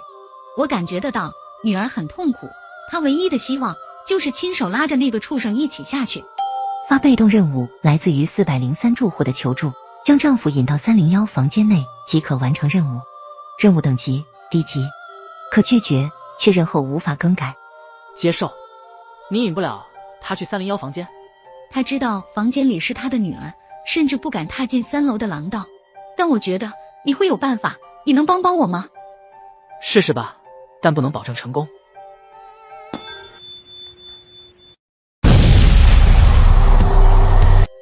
没关系，你是个善良的人，真的不打算坐下来吃个饭吗？不用了，下次吧。伙计，一块太岁肉，帮个忙。直接说想怎么做。联手把那人渣鬼弄到301房间去。你想法太天真了，不过你要是就试试。这丫头到底是来做副本任务，还是来度假的？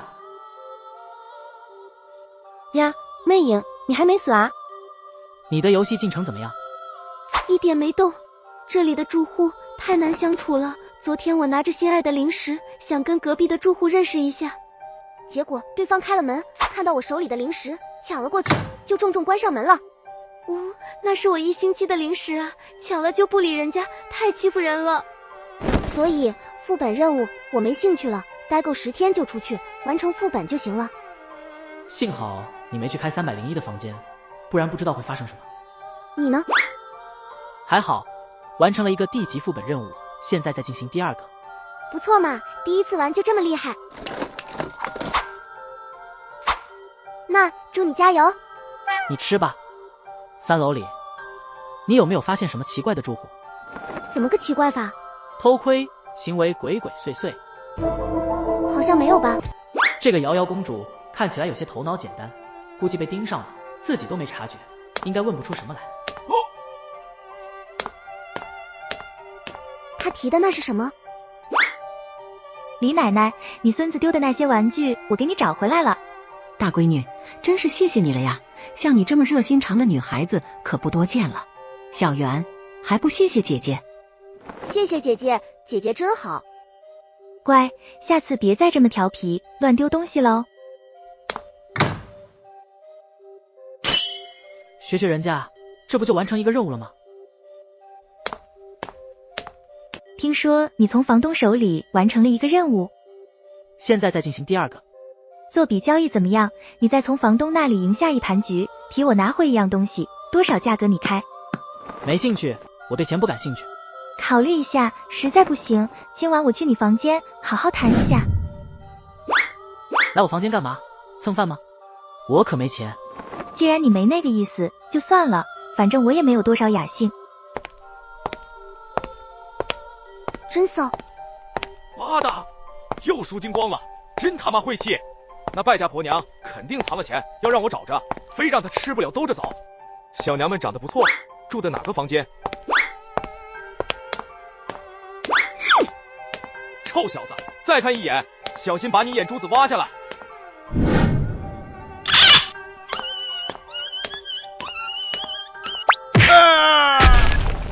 这家伙在做什么？这可是公寓的住户啊，难不成就因为对方骂了你一句，你就要灭了人家？他是扮鬼？他不是第一次参加惊悚游戏吗？什么时候融合了一只鬼？怎么回事？我早说过行不通。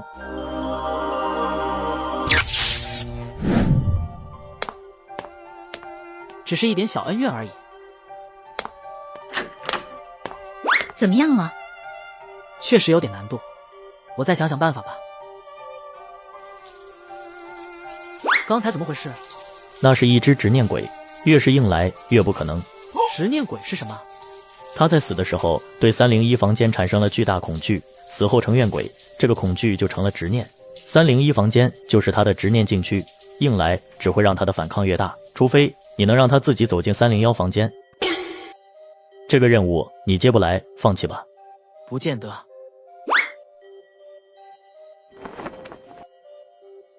哦，去哪？当然是继续任务。先说好，再要我出手，得要好处了。不需要你了，今晚你负责看戏就行。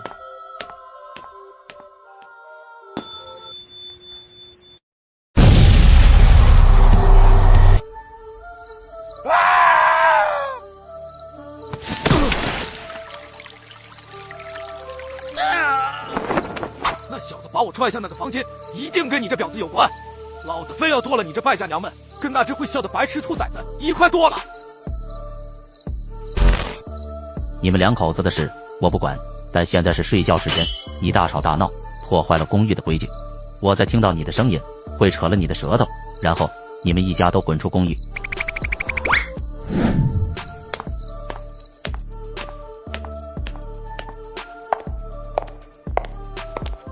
你们一家的事我打听清楚了，你再愤怒又能怎么样？你又杀不死你的老婆，不如跟我合作，我替你杀了你的老婆，怎么样？这话并不假，他们两夫妻已经互相厮杀了多年，却始终没有把对方杀死。就算是粉身碎骨，第二天他们也都能回到403房间内。这么好心帮我，你想做什么？公寓里有我讨厌的几个家伙，替我解决掉他们，这是我的条件。不过听起来我好像还是比较吃亏啊。那你还想要什么？这就要看你的表现了。可以去我的房间，我好好的表现给你看。进来吧。不对，你不是白天的娘们，这是圈套。爸爸，你来啦！既然都到门口了，就见见自己的亲生女儿吧。父女多年未见，重新相认，这是多么温馨而感人的画面啊！你说是吧？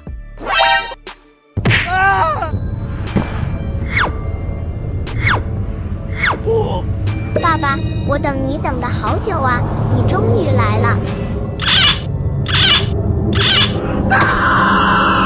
火影鬼王，这是当初结束第一套副本时从白银宝箱里获得的道具，它能对鬼祟制造出幻象，让周围景象幻化的同时，自身也能变成对方内心最渴望的东西。除非你能让他自己走进301房间。你身上到底有多少鬼物？不过不得不说，你这个办法确实挺妙。那人渣沉浸在吃喝嫖赌，已经无法自拔，抵抗力和辨别力基本为0，所以我相信他会中这么拙劣的圈套。吓死我了！你大半夜不睡觉，在3楼走廊鬼哭狼嚎什么？不是我叫，是楼上的住户的声音。你做了什么？做了一件好事，帮一个慈祥和蔼的老父亲见到了多年未见的好女儿。两父女正在301房间里相拥而泣呢。你的丈夫进了301的房间，应该不会回来了。我知道，女儿她已经告诉我了。谢谢你，帮我女儿了结了心愿。邻居之间帮点忙应该的。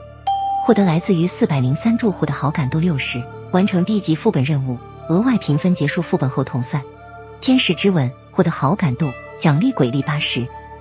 那阿姨好好休息，我不打扰了。你的房间被别人进去过，你确定？有其他同类的气息，信不信随你。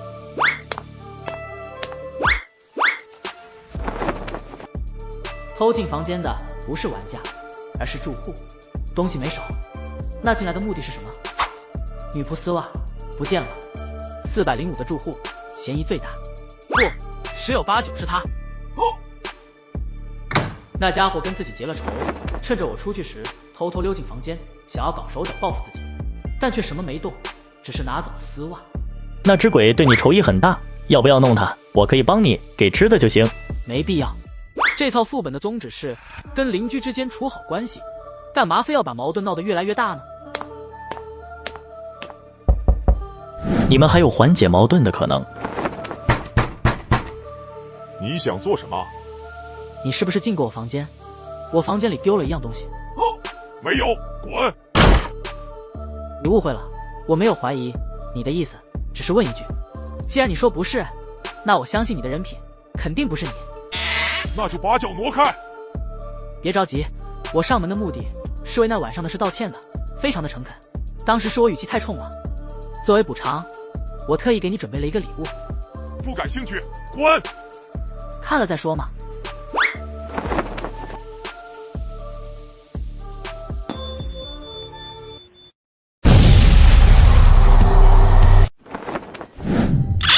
这是我的传家宝贝，费了很大功夫才弄到手，触感一流。睡觉的时候抱着它，就像是抱着自己的老婆，那种感觉别提有多美妙。我把它送给你，当做道歉礼物，收下吧。你确定？我又有些后悔了。说出的话，泼出的水，它是我的了。满是横肉，衣服撑开，水缸一般的腰跌出一层层的肥膘，妥妥的肥宅。那条女仆丝袜，绝对是这逼偷的。现在能接受我的道歉了吗？接受，接受。恭喜宿主获得来自于405住户的好感，完成隐藏地级任务，额外评分退出副本后同算。天使之眼，你获得来自405住户好感度100，获取奖励鬼币100。10鬼币，从系统商城买一个抱枕，不仅完成第3个地级任务，还拿了翻10倍的利润，这波买卖简直不要太赚。肥宅鬼并不知道这是花式鬼币买来的，以为真是陈百苏的最重要的宝贝，眼睛感动的几乎流泪。以后你是我兄弟，有困难赴汤蹈火。兄弟，好好对我的宝贝。它质量不好，容易捅坏。怎么瞎了一只眼？少他妈去叫老子！老子虽然没了一只眼睛，但至少得到线索，锁定藏在公寓里的杀人狂魔。你知道杀人狂魔是谁？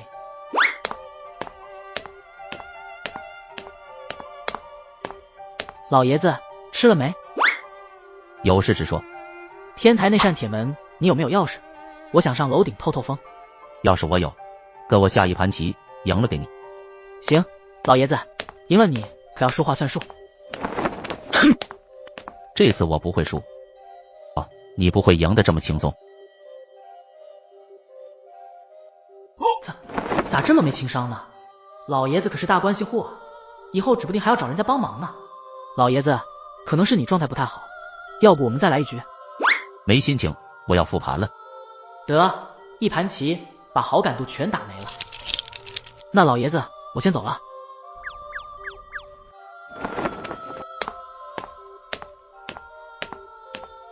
你要上天台？吹吹风而已。别把我当成那老头。你上天台8、9不离10，跟主线任务的线索有关。你也有线索？昨天完成的第2个副本任务提供了一条线索，天台蓄水池。这线索还是共享的，居然一模一样。本来黑玫瑰拿到这条线索后，费尽了一天都没能从房东老爷子手里拿到钥匙，没想着刚巧碰见了陈百苏，然后就有了现在这一幕。走吧，一起上去。陈百苏挺不愿意，但想到昨晚好歹是用人家身体来诱惑那人扎鬼的，心有愧意，就没拒绝了。听说黑熊锁定了公寓的杀人狂魔？不清楚，那家伙昨天跟隔壁房的住户起了冲突，被摘掉了一只眼睛，今天莫名其妙突然就兴奋起来了。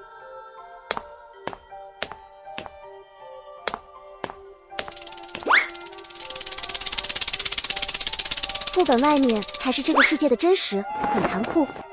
这栋公寓相当于我们的保护伞，在副本范围里，我们遵守游戏规则，鬼不会动我们。但一旦出了公寓，这些规则全部失效，我们瞬间变成过街的老鼠，随时都可以把我们吃掉。不就是出趟副本吗？我去过呀。你出去过？第一套副本被强制送入的，当时老板派我出差，我就去了。上公交的时候，一些鬼对我有想法，被我揍一顿后，就老老实实坐回去了。你们男人都这么喜欢吹牛？信不信随你，我也没心思跟你讨论这个。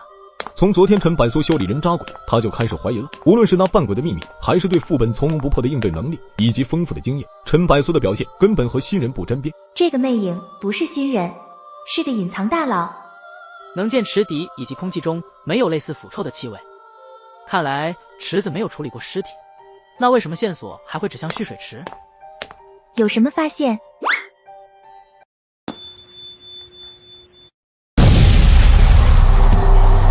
有什么发现？没有任何发现。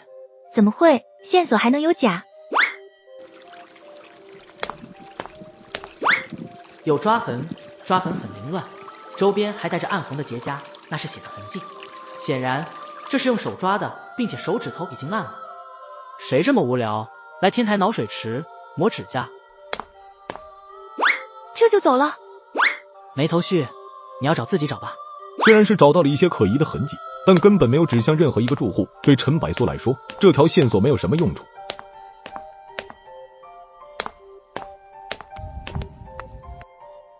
你又被那个坏人跟踪了。这一次他还想抓我，不过好在3楼有个住户出来倒垃圾，他又跑了。看到他往哪个房间跑没有？没有。3楼301、302、306这3间房可以排除嫌疑。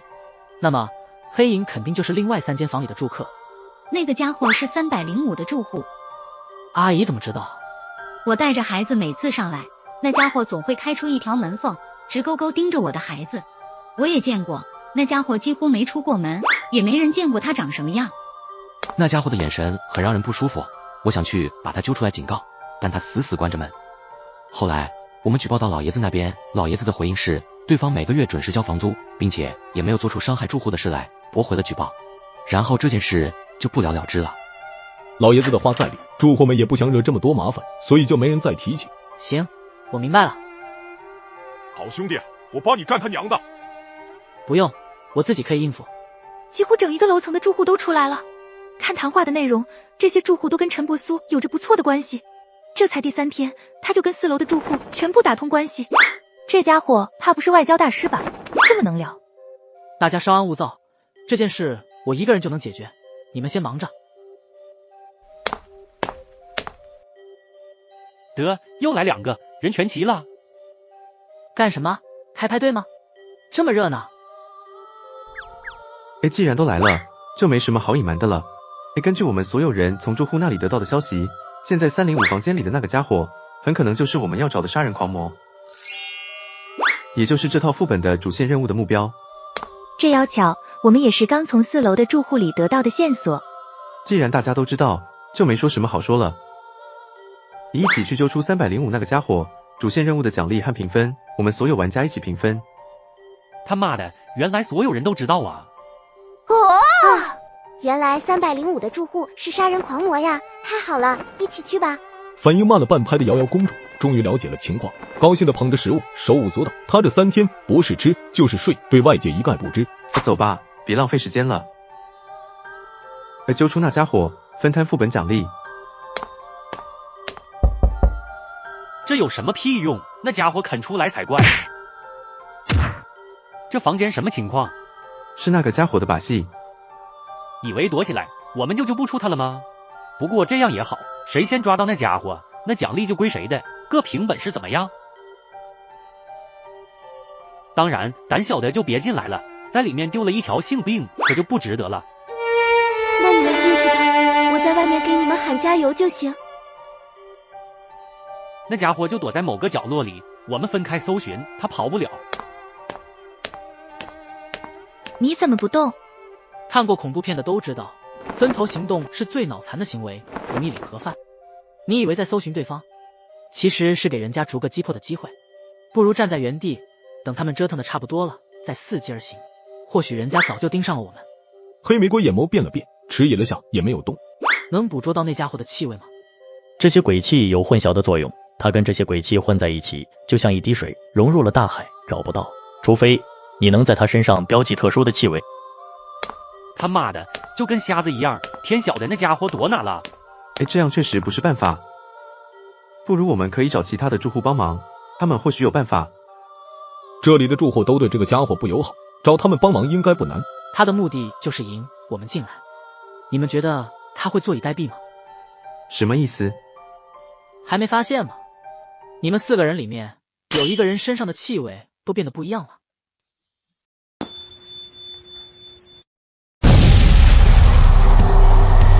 看我干嘛？老子一点问题都没有。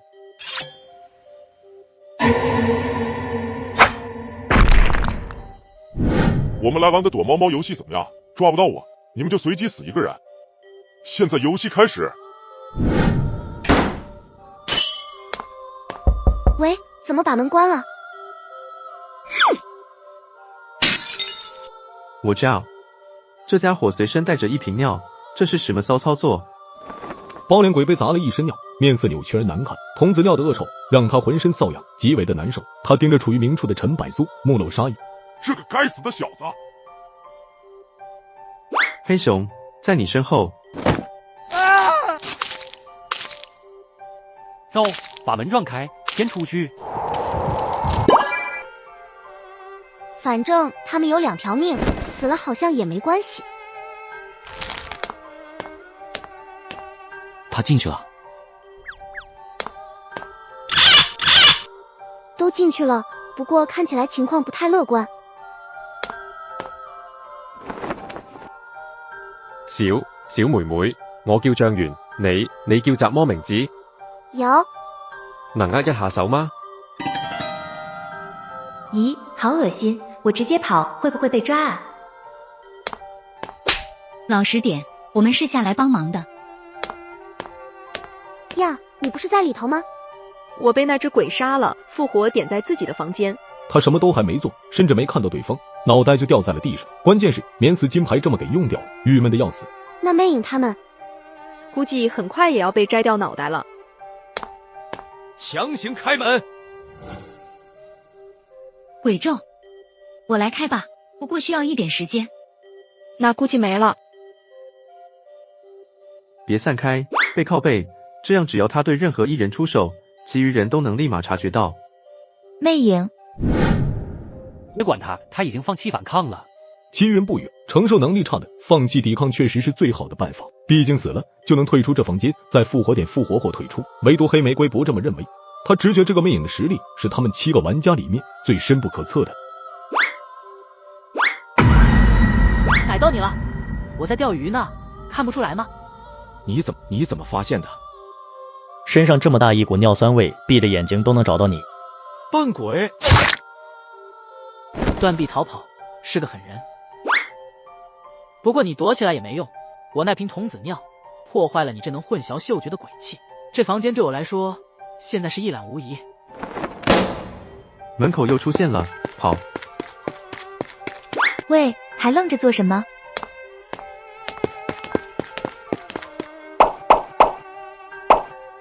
他怎么没出来？谁？你是说魅影吧？他没有出来。那家伙肯定没了，你进去的话，兴许还能捡到他的脑袋。你的嘴再吐出一句话，我会让你脑袋开花。其余人也不敢说话了，看着这诡异的一幕，内心惶然的同时也带着懵逼。这些不是公寓的住户吗？跟魅影什么关系？反应怎么这么大？我进去找他。我也去。我的好兄弟如果出半点意外，里面那家伙等着变成肉酱。这么多人堵在门口干嘛？不闷吗？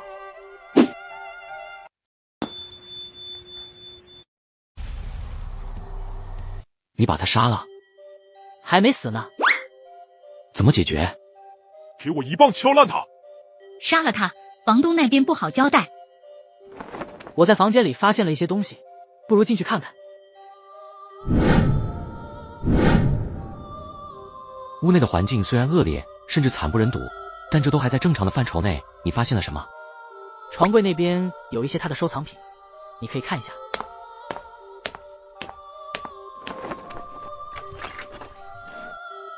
这些都是小女孩才戴的发夹。结合包脸鬼平时盯着小孩的变态眼神，再看这些发夹，有些事情不言而喻。墙皮。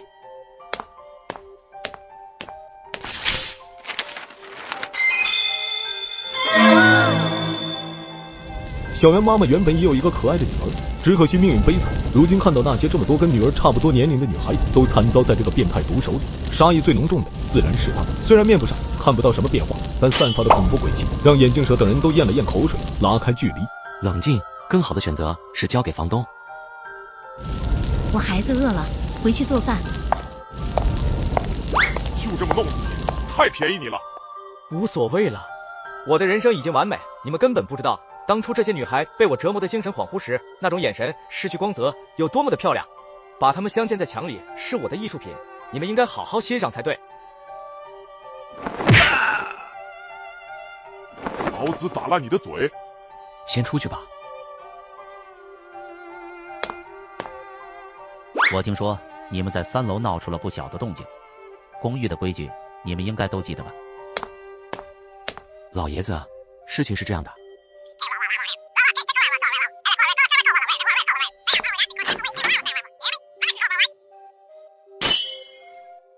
知道了，把它交给我。这件事不要再提起了。305房间暂时不外租，房间内我会打扫。当初我应该坚决强硬一些。当初住户们投诉包脸鬼被房东老爷子驳回，然后为了招惹不必要的麻烦，包括刘泽在内的住户们都睁一只眼闭一只眼，让包脸鬼住下。果断并且强硬一些的话，这个变态就早上几年被处理掉了。至少没有让他逃掉。我先回去了，有事敲门。在住户们离开后，眼镜蛇等玩家此时已经没有去在意305的事，而是去关注更为重要的事。陈百素独自揪出了那305的变态，就是说主线任务的奖励给他自己一个人揽收了。有没有副本任务的播报声？恭喜宿主完成副本 C 级任务，成功将305住户揪出，交由住户惩治，额外评分会在退出副本后进行统算。不是主线任务的奖励，只是一个隐藏的 C 级任务。怎么回事？那家伙不是我们要找的幕后杀人狂魔，只是普通的 C 级副本任务。造孽，我居然被一个副本任务给杀了。他是杀人狂魔，但只是简单的杀人狂魔。副本要我们找的另有其人。他姥姥的，这主线任务太坑爹了，老子不掺和了。在理，老老实实做副本任务，到时间了，副本结束就出去，这不香。305住户不是杀人狂魔，但天台蓄水池的线索究竟起到了什么作用？那些抓痕根本没法让人有嫌疑的指向某一个住户。你很失落吗？没有，只是在想一些事情。至少你的评分是我们7个里面最高的，这套副本的 MVP 已经无可争议。MVP 什么的我没大兴趣，我更喜欢挑战一些感兴趣的东西。哼，难怪我这几天走在这条走廊上总觉得不舒服，有什么盯着自己。幸好把他抓住了，不然……大哥哥能把那个坏家伙抓出来，真厉害！大家都帮了忙，不止我出力。不如明天大哥哥来我家吃饭吧，我爸爸妈妈听说了这事，也想当面感谢一下你。那2个无形鬼绝对是不能招惹的存在。恭喜宿主触发第1级副本任务，请在24小时内到402房间内与住户进行午餐。可以，明天中午可以吗？当然可以，大哥哥不要放我鸽子哦。当然不会。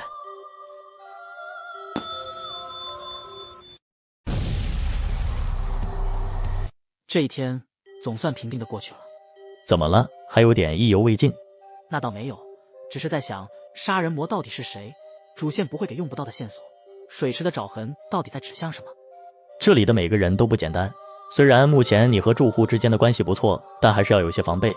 知道。你这是什么操作？506住户断水了，我作为好心的邻居，帮一下忙。屁的好心邻居，要不是这是506住户的副本任务，谁遭这罪？牢牢的从1楼单上5楼，还是10桶，来回5趟。你呢？穿这么帅做什么？跟鬼谈恋爱？也是副本任务，去402那里蹭一趟饭局，就算完成了。不聊了，回见。大家都是人，凭什么他是干饭，老子是干活？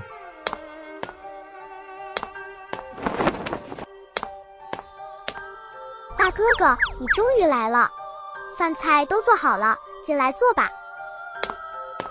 坐吧。没想到桌上的菜式都是正常的，满满一桌子都是平时常吃的菜。我知道的，大哥哥跟我们不一样，所以我专门做的都是大哥哥能吃的。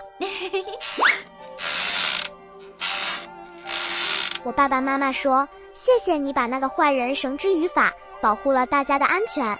大家都帮了忙，不只是我的功劳。大哥哥，快尝尝我的手艺，看看怎么样。番茄炒蛋是放糖的，这不是陈百苏喜欢的口味，他是咸党派。不错，有我小时候吃的那个味道。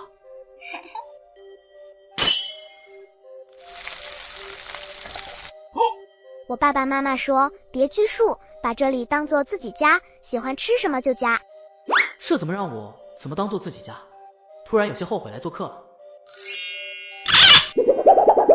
能不能走？我很不舒服。怎么个不舒服法？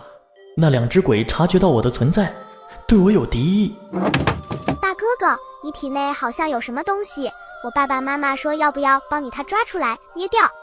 我和他是朋友，麻烦跟你爸妈说。不用了。哦。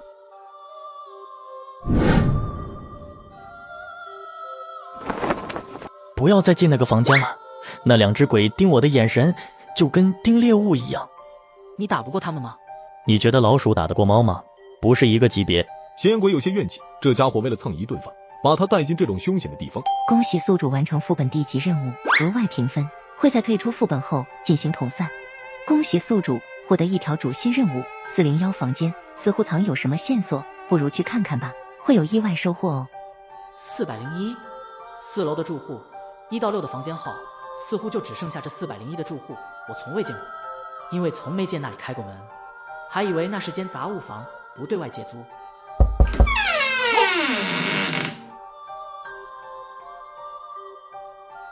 你好。嘿嘿嘿嘿嘿，傻子，房东老爷子怎么会允许一个神经有问题的女孩住一个房间？孙女，线索只在401房间，那必然是藏有什么东西。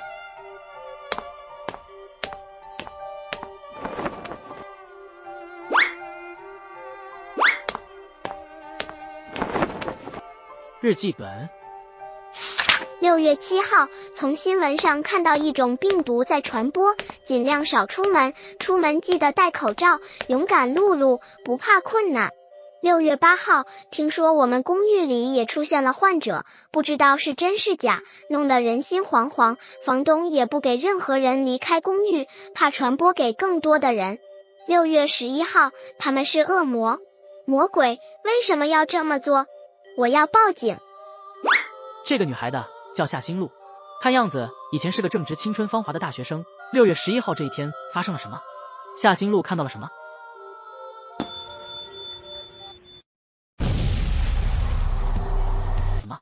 夏心露看到了什么？呀，大哥哥，你怎么在这？我看401的房门是开着的，就进来看看。这个女孩是谁？她叫夏心露，以前是这里的住户，后来父母出车祸没了，她跟着傻了，也没人照顾她。我看她可怜，就一直照顾她。原来如此，那我不打扰了，你忙你的吧。等下。怎么了？大哥哥，我还不知道你名字呢。叫我百苏哥就行。好，百苏哥，我叫刘梦，你也可以叫我小梦。从之前的日记来看，夏星路是一个人生活的，无论是大学期间还是实习期间，他是个孤儿。但刘梦却告诉我，夏星路的父母死于车祸。日记是写给自己的，夏星路不会撒谎，撒谎的只能是刘梦。刘梦为什么要对我撒谎？还是在掩盖什么？毫无疑问，402那个丫头，目前为止嫌疑最大。你干嘛这样看着我？我无聊。将军，老爷子承让了。虽然输了，但这一次你只胜我一筹。是啊，士别3日，刮目相待。上次我还杀的老爷子你只剩一个帅，现在居然还剩这么多棋，差一点输的那个人就是我了。老爷子，你这棋力突飞猛进啊！老爷子，问你个事呗。我就知道你突然找我下棋，没安好心。不过老头子我心情好，你说吧。401的女孩，你知道不？知道啊，挺苦命的一个孩子，几年前车祸父母双亡，自己也傻了，让402那丫头照顾到现在。你问这个做什么？房东老爷子的说辞和刘梦是一样的，难道刘梦那丫头没有撒谎？房东老爷子吐出一口烟，见陈百素一直沉默寡言，还以为他在斟酌这盘棋，抖了抖烟灰，将老烟枪搁置一边。要不再来一盘？这一盘老头子我信心可是十足的。下次再下吧，我肚子有点痛，先回去了。还没下就怕了，年轻人呢？怎么了，孩子？我想问一下401的情况，你了解吗？回答全部一致。难道应了网上那句话，谁会把真心话写在日记上？那是脑残加下贱的行为。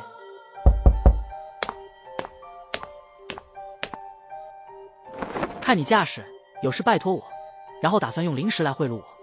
不是，我没钱了，都拿去买吃的了。仔细算了一下，后面5天好像交不起房租，所以想问问能不能把这些零食卖给你。我不吃膨化食品。好吃的，行行好嘛，你完成这么多副本任务，出去鬼币肯定也不少，这又不是亏本买卖。陈百素鬼币是积攒了不少，但不是隔壁的肥宅鬼不吃美女发胆卖萌这一套。我隔壁那个兄弟应该很乐意帮你。不行，他会吃了我的。怎么会？我那兄弟对待美女最友好了，赴汤蹈火在所不辞。我还是求一下玫瑰姐吧。各位玩家注意，副本时间过半，游戏模式改为大逃杀模式，主线任务 NPC 将会主动出击猎杀玩家。玩家在被猎杀前都可指认杀人狂魔，指认错误当场暴毙，指认正确即可完成副本，提前结束游戏时间。玩家死亡，现实中也会死亡。怎么办？听起来很恐怖啊。你的话，抱大腿是你唯一活下来的希望。那我能抱你大腿吗？想都别想。其实也不用这么慌张，游戏还有5天时间。如果我是杀人狂魔，不会1天内就杀光所有玩家，那样太无趣了。并且别忘了，我们都有2条命，杀人狂魔出手的话，一定知道他是谁，复活后指认他，游戏就结束了。对啊，我怎么没想到？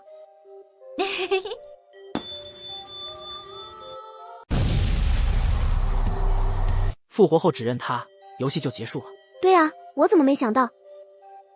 所以所谓的大逃杀模式对我们玩家而言更有利一些。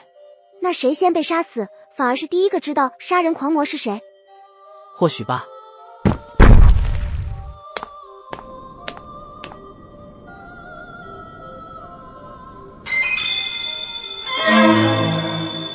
大逃杀模式开始不到2分钟，就直接开始猎杀玩家了，众人都不由自主地屏住了呼吸。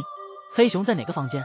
众人先是一愣，接着也都反应过来。对了，黑熊被杀就一定会在房间复活，那家伙肯定已经知道杀人狂魔是谁。206房间。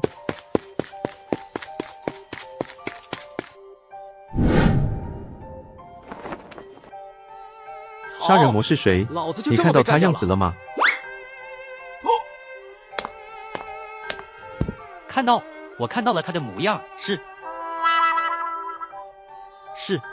对了，是谁呀？啊，我一定知道他是谁，但为什么就是想不起来呢？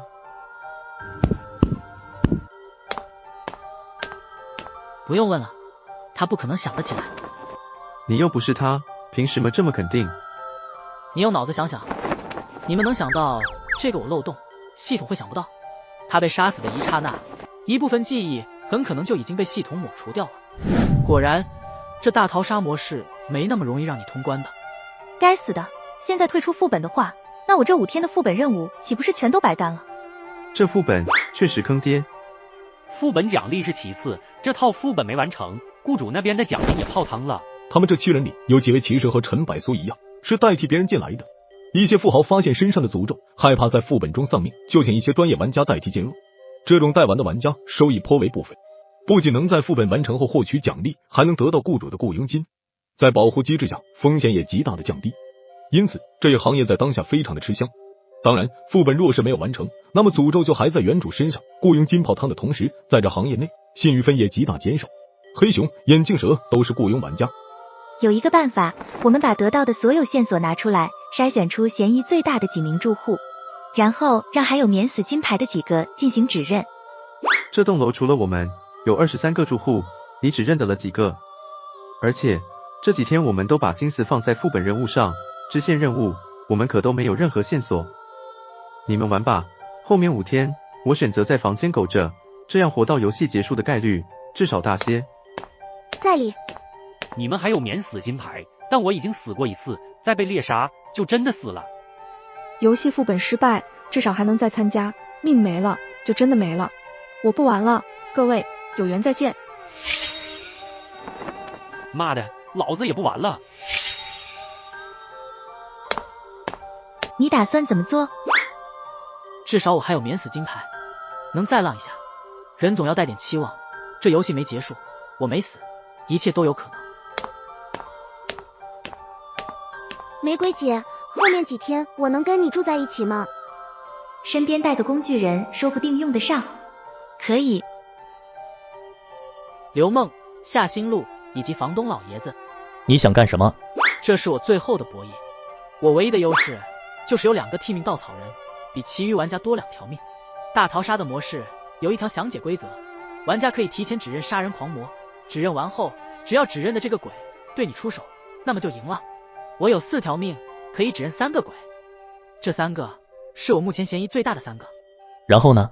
比如我现在指认嫌疑最大的陈梦，然后在本子上划掉他的名字，后面我会被抹杀，摘取掉看到杀人狂魔的记忆。如果我复活，那么陈梦就洗脱嫌疑，然后我会回到房间，看到这个笔记就知道陈梦已经可以排除，接着我就可以认证下一个嫌疑目标。你小子脑子转的还挺溜，别忘了刘梦那对父母也有嫌疑，并且你怎么自信杀人狂魔就在这里面？这栋公寓有23个住户，如果都不是，那我只能跟那些家伙一样，苟到游戏结束。3条命都用完的话，就退出游戏。大不了奖励不要，帮我老姐再参加一套副本。你这是要拼一把了？爱拼才会赢，不拼坐等死。我玩游戏从来不服输的。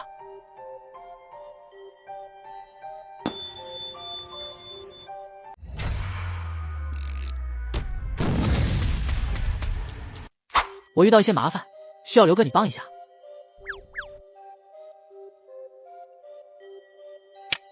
老爷子，再帮个事呗。你拿了2个押金还不知足？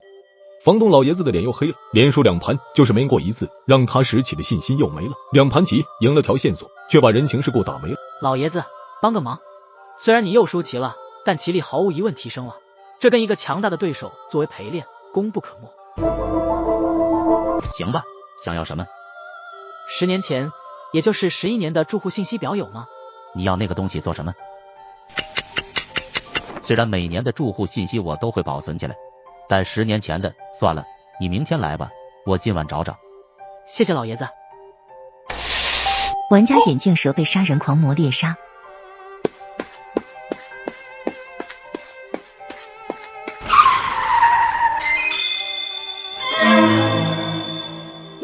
跑得这么快，复活了。他猎杀玩家是随机性还是带有某种规律性？他还在这里。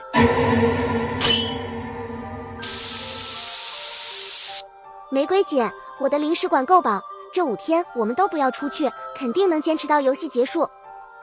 你真是单纯又可爱。唉，我先洗个澡，你乖乖待在床上。呢。玩家眼镜蛇被猎杀，玩家魅影被猎杀，连杀2名玩家呀，魅影也被杀了，那他岂不是还剩1条命？这2个人基本是要和黑熊他们一样退出副本了。还以为魅影会让游戏出现转机，现在看来，在惊悚游戏绝对的难度面前，人类再聪明也没用。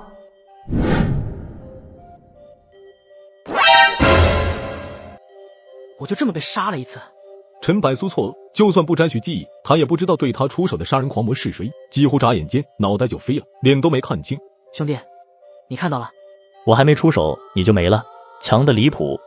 上条命我只认了刘梦，但现在游戏还在继续，也就是说刘梦洗脱了嫌疑。第2个是夏星路。人有2面，神经病有双人格，谁知道在单纯无害的外表下，会不会藏有一个杀人狂魔的人格？玩家眼镜蛇提前退出游戏，副本完成失败。还是4条命骚啊！使用替命稻草人，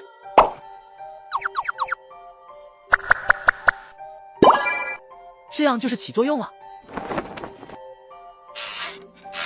老爷子罕见的没有下棋，而是躺在睡椅上，哼着小曲儿。老爷子，东西找到了吗？最迟明天这个点数还。没问题。当时的小圆一家3口，准确说是一家4口，还在301房间。小圆妈妈名为高欣然，肥宅鬼也入住405，名叫海无名，刚毕业，无业游民。406的刘泽是一个干苦力活的建筑工人。302的刘梦一家，父母则是普通的文职员工。刘梦当时正上着高中。你现在说这些信息有啥用？是不是水时长？当年这一带地区被建筑工程建质量监督部门全面检查，不合格要被强制拆迁血衣公寓，就在不合格的范畴内，但房东老爷子和住户们用了一些手段蒙混过关了。再后来6月份，这座城市爆发了一种病毒，只能通过血液传播，感染者死亡率高达 20%。 这个应该就是夏星路日记里的病毒了。一次意外，我们发现公寓里2个住户也感染了这种病毒，病状一模一样。我封锁了整栋公寓，想将感染者交给有关部门，但其余住户阻止了我。发生激烈的争吵，有个人提出了一个大胆的想法，一个可怕的想法。因为各种原因，我被说服了，让他们去做。但后来我们却发现那个女孩不见了。所有人搜寻公寓每个角落，直到从楼外听到了一个闷响声。会是他们吗？肯定是他们。他们只是感染者，又不是杀人狂魔。游戏里说了，杀人狂魔杀了。继续说啊，话说一半，你知道会憋死鬼的吗？我突然有个猜测，可以解释房东、小圆妈妈他们为什么和刘梦的说辞一模一样。为什么？不告诉你，我自己去证实。先把住户本还给房东。我晕了，你自个慢慢玩吧。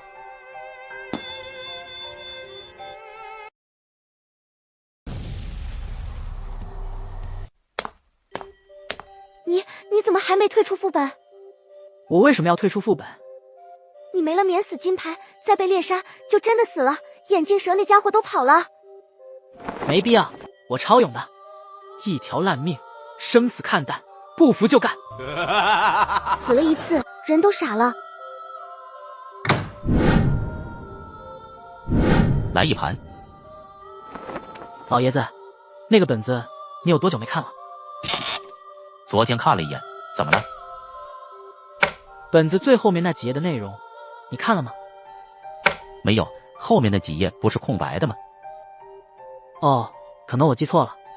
年轻人专心下棋，你这样心不在焉的聊别的，棋力迟早下降。老爷子说的在理。赢了？可不是，老爷子现在的棋力已经跟我不相上下了，这才几天时间，真是宝刀未老。你获得来自于公寓房东好感度50，鬼力90。老爷子，今天就下到这里吧，我有事先走了。今晚我会被猎杀。为什么？那个家伙已经开始着重关注我了。你看到他了？没有，猜的。但猜的不会错，因为我不断在接近真相。他慌了，并且夏星路已经排除嫌疑，只可惜确认了指认目标就没法再更改。倒也无所谓，今晚可以借助夏星路再次确定自己的猜测。房东老爷子的嫌疑也已经排除了。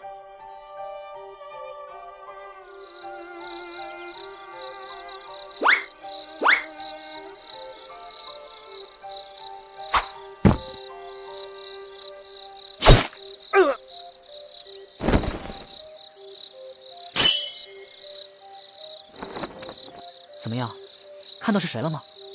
说出来可能吓你一跳，是那个死肥宅。对，没错，就你隔壁那胖的跟猪似的家伙。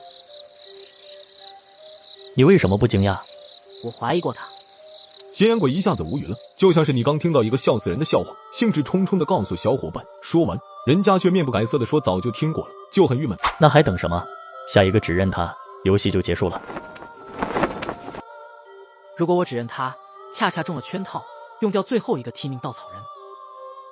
对呀，这次明显弱鸡很多，上次那个连反应机会都没给，明显不是同一个鬼。也就是说，杀人狂魔不只是一个鬼，而是有很多个。这个公寓所有的住户都是杀人狂魔，我说的对不对？对不对？真相直接给自己一口气说了出来，这种感觉就特么很 nice。错了，是一个鬼。这脑残的副本游戏，你自个儿慢慢玩吧。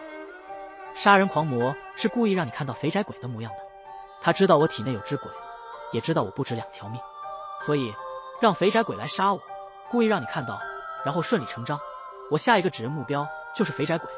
等我把提名稻草人都用完了，筹码也就都没了，这场游戏赢家就变成了他。邪眼鬼感觉心好累，陈百苏在大气层，杀人狂魔也在大气层，只有他在最底层，智商被拿捏的死死。玩家魅影被杀人狂魔猎杀。玫瑰姐，你听到了吗？魅影他这是第2次被猎杀，岂不是说他真正的死了？真是个疯子，为了一个主线任务，命都不要了。唉，可惜了。玩家江小白被杀人狂魔猎杀。玩家江小白提前退出游戏，副本完成失败。江小白也退出游戏了。那这样算下来的话，现在就剩我和玫瑰姐你2个了。杀人狂魔下一个目标就是我们了。黑玫瑰沉思片刻，取出一个骷髅发簪戴在秀发上，同时取出一个大头鬼娃娃。房间的墙上，这2件是黑玫瑰最强大的鬼物，拼死一搏。他可不想8天的努力全白费了，无论如何，他都要撑完最后2天，完成这套副本。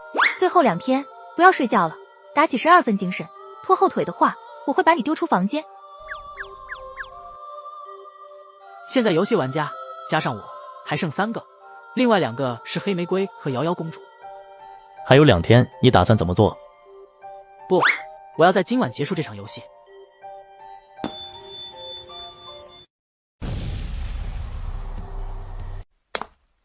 兄弟，大半夜你要去哪？屋内闷得慌，出去散散心。哦，我听刘泽说，昨晚你房间里有很大的动静，是不是遇到什么麻烦了？跟兄弟说说，一定帮你摆平。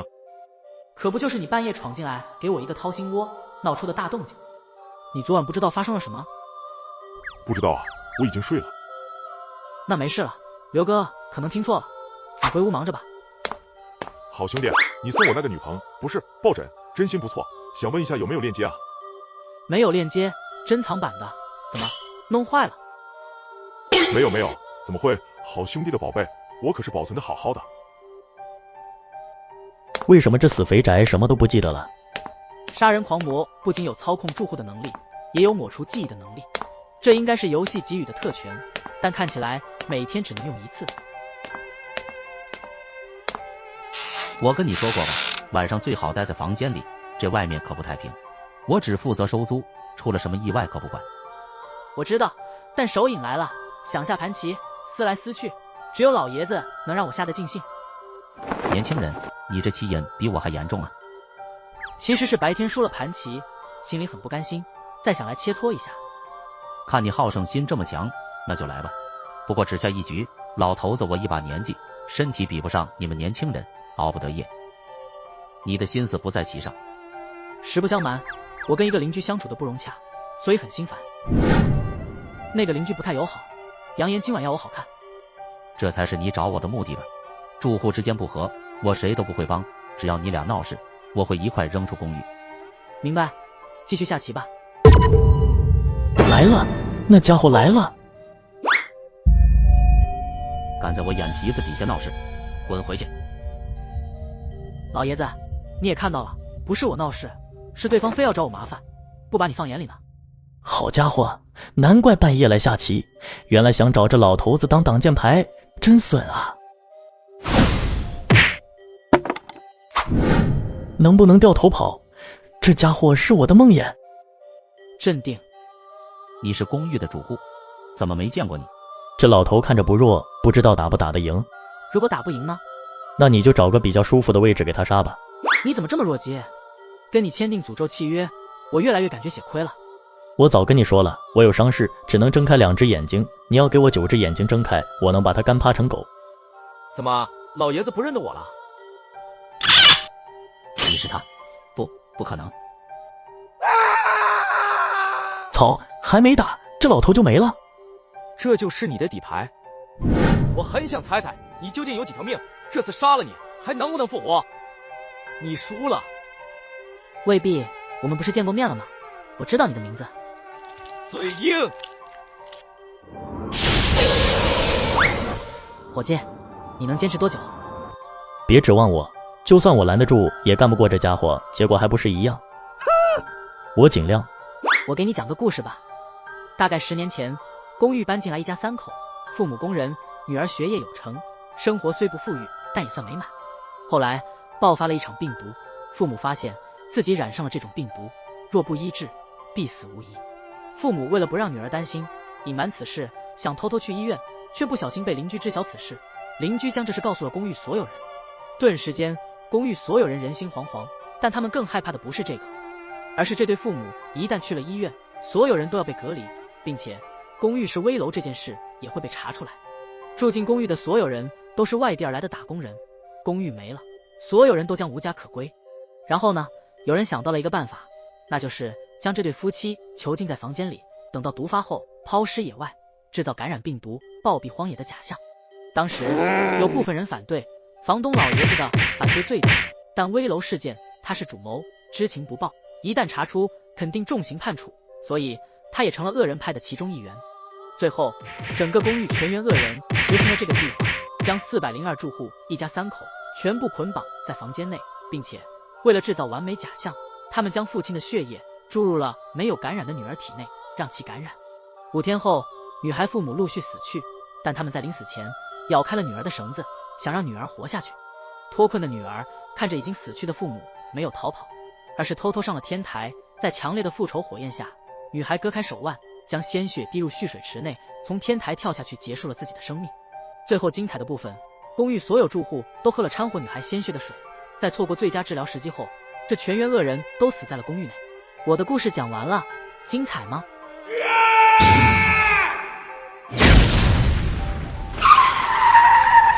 我操，你有病吧？不帮忙就算了，还在疯狂刺激他。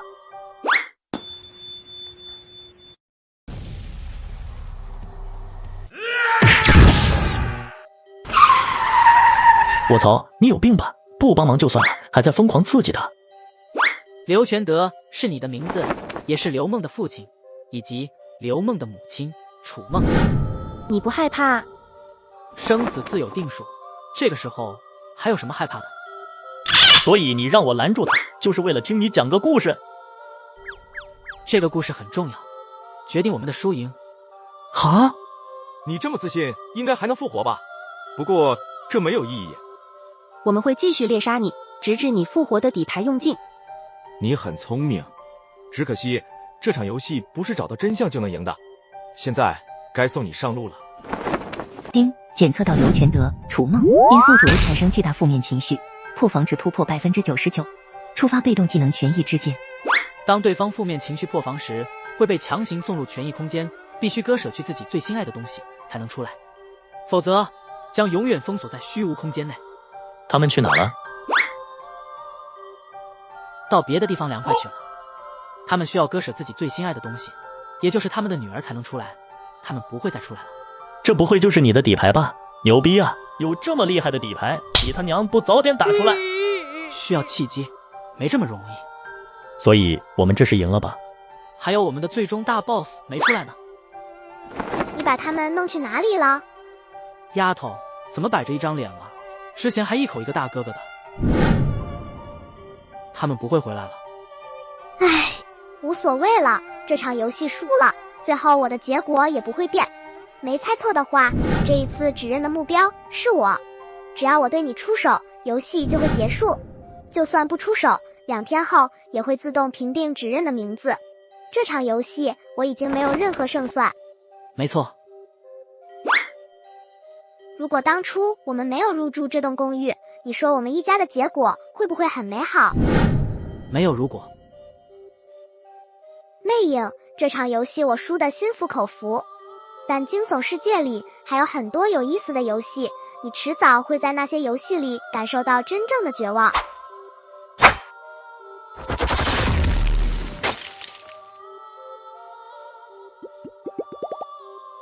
这下子，这场游戏总算是落下帷幕。得亏没让那王勋进来，不然给100条命他，恐怕都没法完成。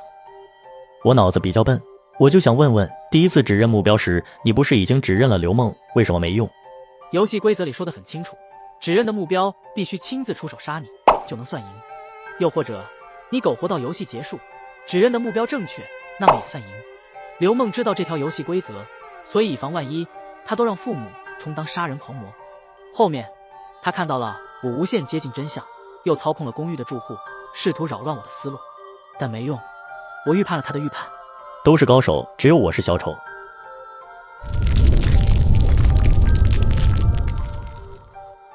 不是永久性副本。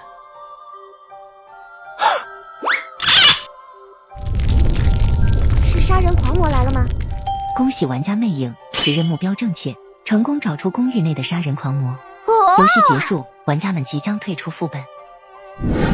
你怎么会有3条命呀？我不止3条呢，谁知道呢？黑玫瑰自然清楚，陈百苏不会说。副本的奖励千奇百怪，评分越高，奖励也难以想象。他见过那些大神级玩家手中的鬼物，甚至强行改变游戏的规则，好比哆啦 A 梦的百宝箱，什么能力都有。他猜测陈百苏肯定用了某件鬼物续命。所以杀人狂魔是谁？402住户，我也是懵的，想着最后1条命，不如拼一把。没想到幸运女神还挺眷顾我。运气成分高，忽悠傻白甜呢？真的呀，陈波苏你运气真好，让我们也完成了这套副本。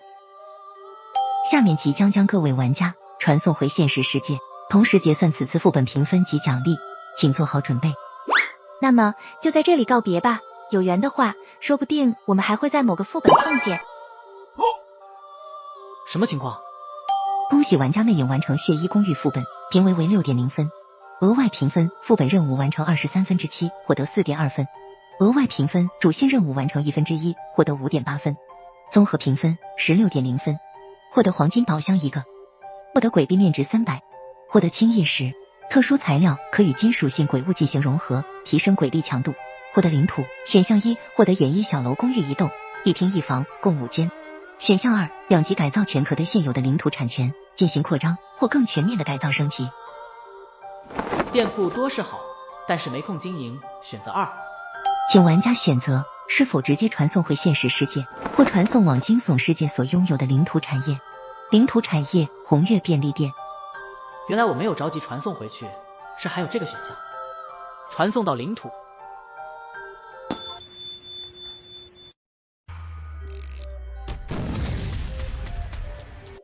又回来惊悚世界了。你为什么会在这里？来看看我的店经营的怎么样而已。你在这个世界还有自己的店铺？我这人喜欢低调。要什么自己找，货架都有明码标价的标签。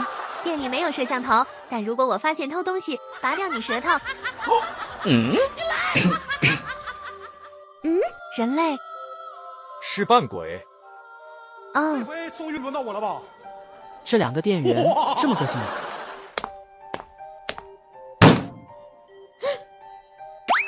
老板，上班时间玩忽职守，这个月你们的全勤奖没了。老板，我只是小小休息一下，下次不会了。老板好。别藏，我都看到了，你也一样。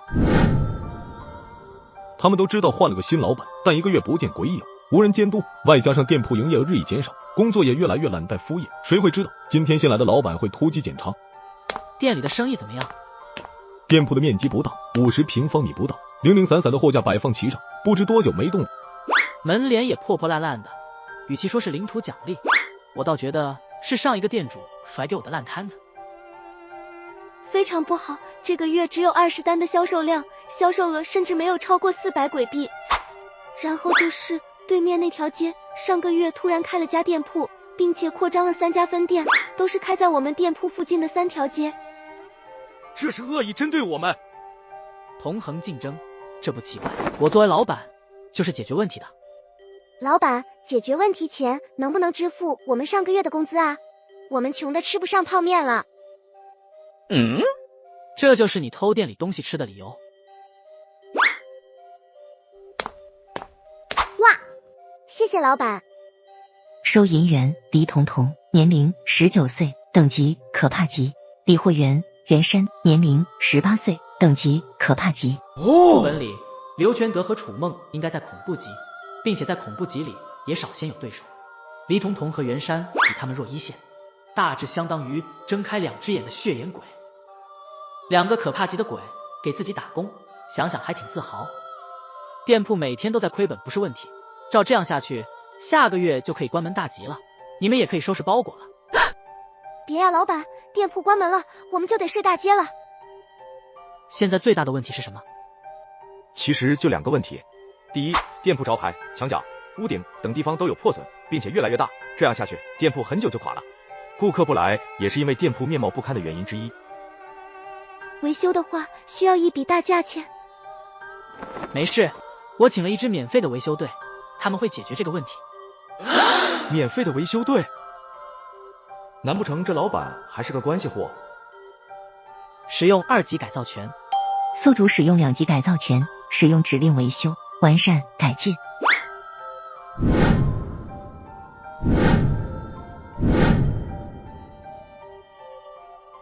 没有动静，不是应该像哈利波特里面一样，各种材料漫天飞舞，自动组件维修吗？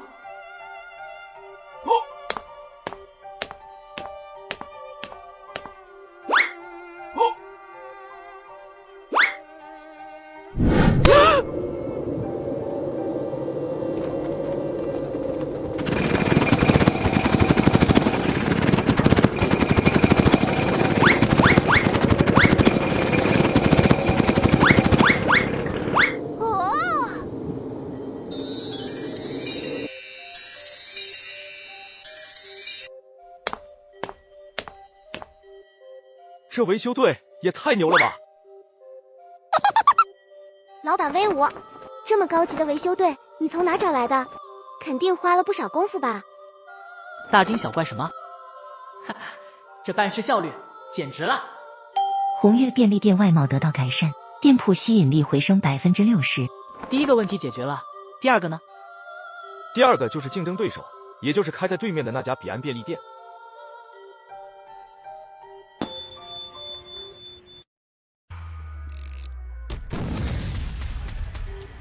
第二个就是竞争对手，也就是开在对面的那家彼岸便利店。这个不是问题了，红月便利店面貌焕新，跟他们硬刚就是。现在店铺这牌面，还怕抢不了生意吗？是这样说没错，可问题是我们的货源被切断了，店内一直没有进货，很多商品都过期了，也没法更换。货源断了？对面那个混蛋老板不知道用了什么手段，贿赂了厂家那边，已经跟红一便利店断了合作关系。那个老板，你别看我偷吃，我吃的都是快过期食品，只是不想浪费。那老板什么来头？不知道。老板，你是要亲自上门去讨公道吗？真帅气。不是，对方来头肯定不小。我一个平平无奇的人，单刀赴会，可没这么傻。惊悚世界的鬼对人从来不友善，对扮鬼亦是如此。血眼鬼这弱鸡可保护不了我。你礼貌吗？嘿嘿。哦。检测红一便利店面临的问题，建议宿主可以解锁职员板块。职员板块。需求玩家等级3级解锁，可解锁副店长、清洁工、货运司机。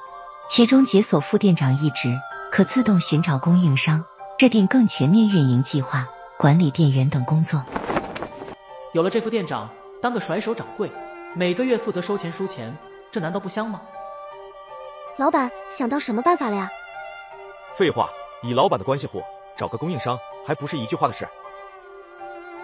给我点时间，这个问题我会解决的。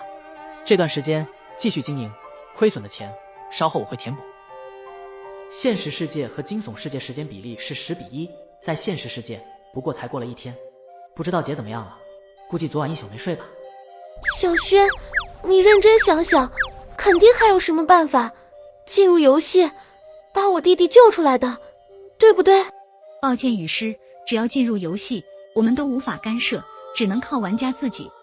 但你弟弟能从强制进入的惊悚游戏里出来，拥有保护机制的惊悚游戏，他也一定能出来。所以你要相信自己的弟弟。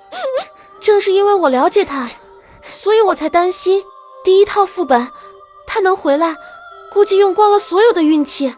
他那么蠢，怎么可能靠自己回得来啊？这是亲姐吗？哪有这么损弟弟的？嗨，姐，我回来了。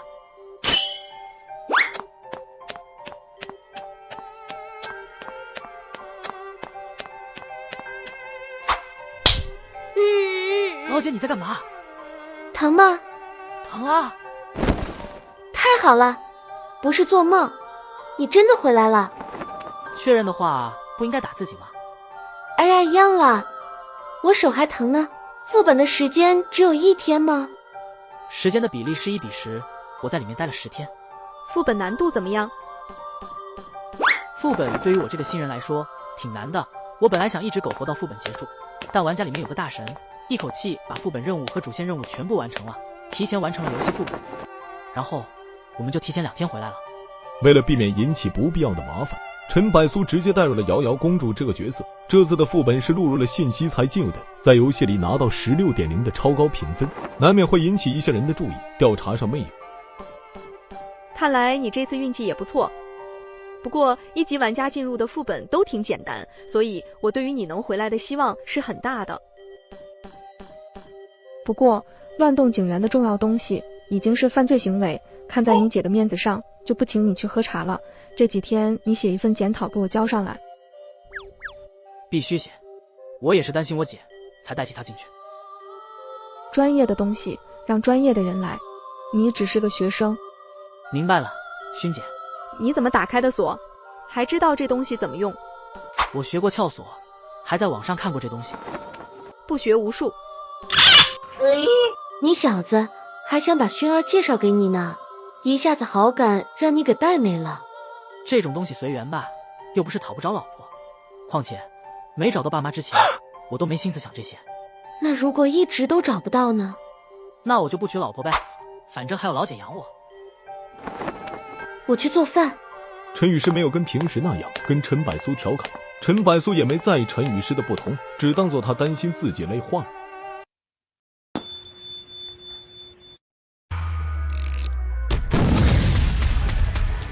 严朵什么时候回来的？这次副本怎么样？我中午的时候就退出来了。才1天就回来了，应该挺容易的吧？唉，老实说，这次的副本给我的感觉很不对劲。不对劲？什么意思啊？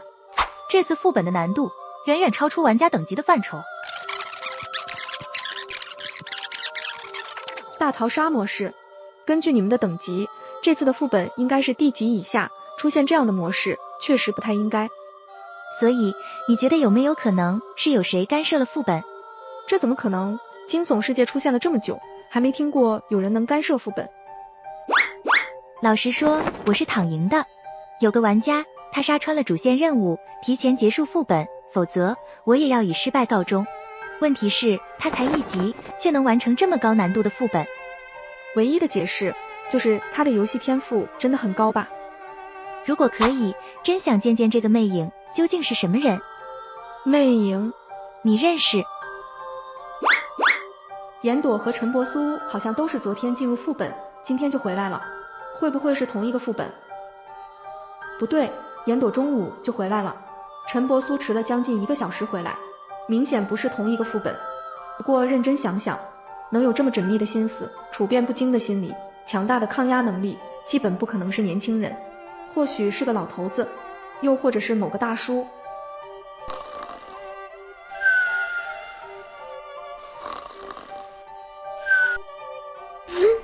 去朋友家做客，很快回来，不要乱跑。这话说的，怎么有种被当宠物养的感觉？哪位？你们找谁？你是陈百苏，有事吗？现在有空吗？跟我们走一趟吧。现在没什么空，我还在吃早餐呢。而且我不跟陌生人走，你们也不像警察的打扮，难不成是因为魅影的身份调查到我身上了？你一个人吗？我们可不可以进来？不太好，我家地板很干净，我怕脏了。别担心，我们不是什么坏人，只是要给你们讲解一些东西。你的同学们应该已经到了。讲解一些东西？有血缘鬼在，对付2个普通的成年人还是绰绰有余的。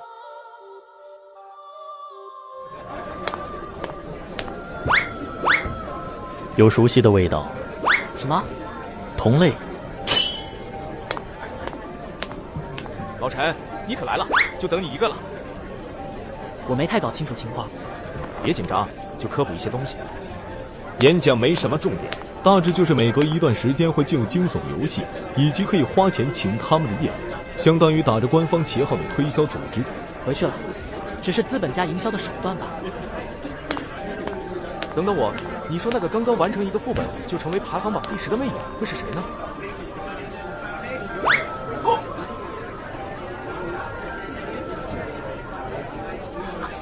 我跟你说过，不要随便出来的吧。即便在现实世界，扮鬼如果碰面，也会发生猎杀。你想害死我吗？我嗅到了同类的气息。你是说，刚才那些学生里有扮鬼？而且受了伤，我可以吞噬。能不能把刚才那些学生全部杀了？他一定在里面。死太多人，我会很麻烦。找出他，找出他！我快饿死了。放心，他跑不掉，我有办法找出那藏有鬼的小鬼。刚才在那个地方，我很不舒服。又不舒服了？你是说你的同类？我察觉到他，他也察觉到我了。那又怎样？在现实世界碰面，你们之间不是应该产生异国老乡的亲切感吗？难道他还能吃了你不成？不会吧？扮鬼之间本就是猎杀关系，扮鬼是一种很特殊的存在，介于人和鬼之间。如果同时扮鬼猎食对方，可以得到极大的裨益，大程度的增强实力。你最好小心点，他肯定不会善罢甘休。你打不过他？他看出我受伤了，才敢盯上我。这不还是打不过？有些麻烦了。现实世界用不了任何技能和鬼物，唯一依仗的只有血眼鬼。但如果睁开第3只眼睛，它就是我的甜品。怎么让你加速恢复实力？吃的。太岁肉。那玩意儿只是好吃，不能恢复实力。找当初类似8号食材那样的食材，但又不要这么恐怖，我吸收不了。看来不得不提升实力了，处处都是危机，万一牵连家人朋友，可没地方后悔去。懂了，我会尽快帮你弄到手。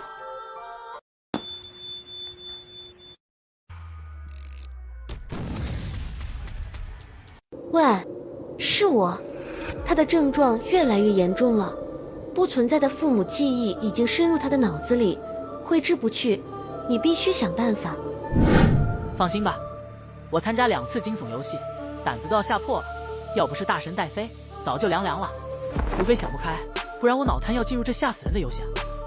你大可不必这么骂自己。能找到我姐藏起来的启动器吗？小意思。欢迎玩家魅影再次进入游戏。本次游戏副本圣亚西精神病院，玩家人数20人，游戏时间15天。玩家以护工身份进入精神病院，照料临床病人，通过病人要求随机触发副本任务。副本模式黑夜梦魇，存活15天，直至副本结束，又或者提前完成主线任务，结束副本。增加了一个梦魇模式，该不会看我上一套副本评分太高，可以增加难度吧？该升级一波装备了。宿主使用物品清夜时融合鬼物碎骨锤，正在进行融合，时间估算6至8小时。恭喜宿主开启黄金宝箱，获得物品荆棘女神的皮鞭、怪医黑杰克的医用箱、雷电法王的白手套。这就是黄金宝箱开出的东西吗？怎么感觉骚里骚气的？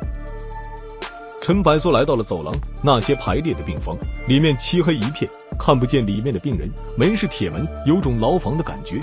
里面是病人还是怪物？需要这么关着？话说回来，到现在还没看到个人影或者鬼影，没有副本 NPC， 怎么知道自己负责哪块区域的病人？你好，我是新来的护工，请问院长办公室怎么走？你应该看到墙上的警告牌，不要靠近病房。我只是看他好像有什么需要。跟我来。那些眼睛似乎有些忌惮修女。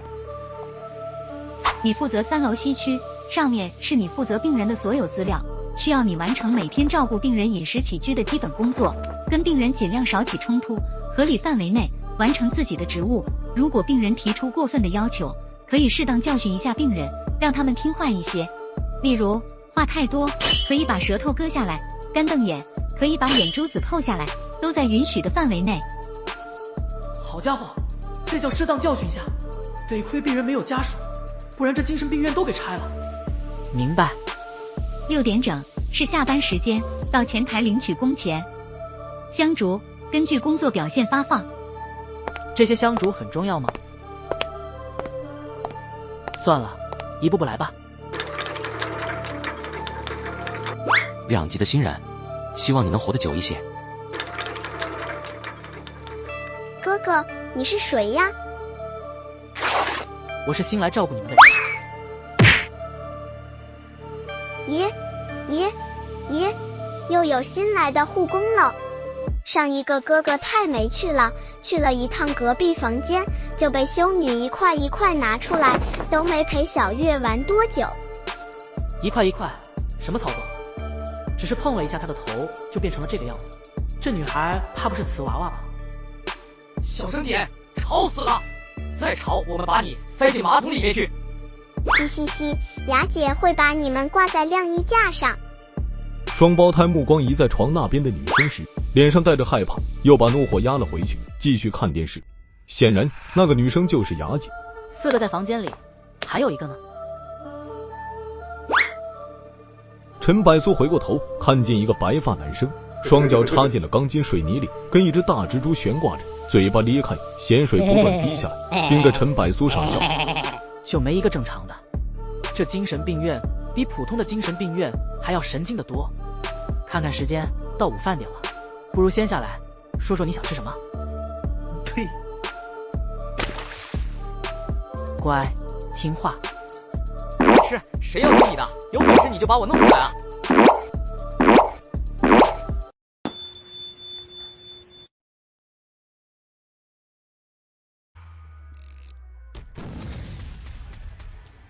白痴，谁要听你的？有本事你就把我弄起来啊！那好吧。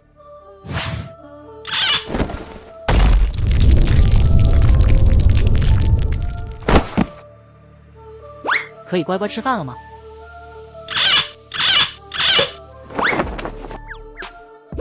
各位，现在是饭点时间，说说你们想吃什么，我去看看能不能安排一下。有没有什么想吃的，可以和我说。闭嘴！吵死了！没看到我们看电视？再吵，把你舌头扯下来！拿来吧你！只给你一次机会，把平板给我。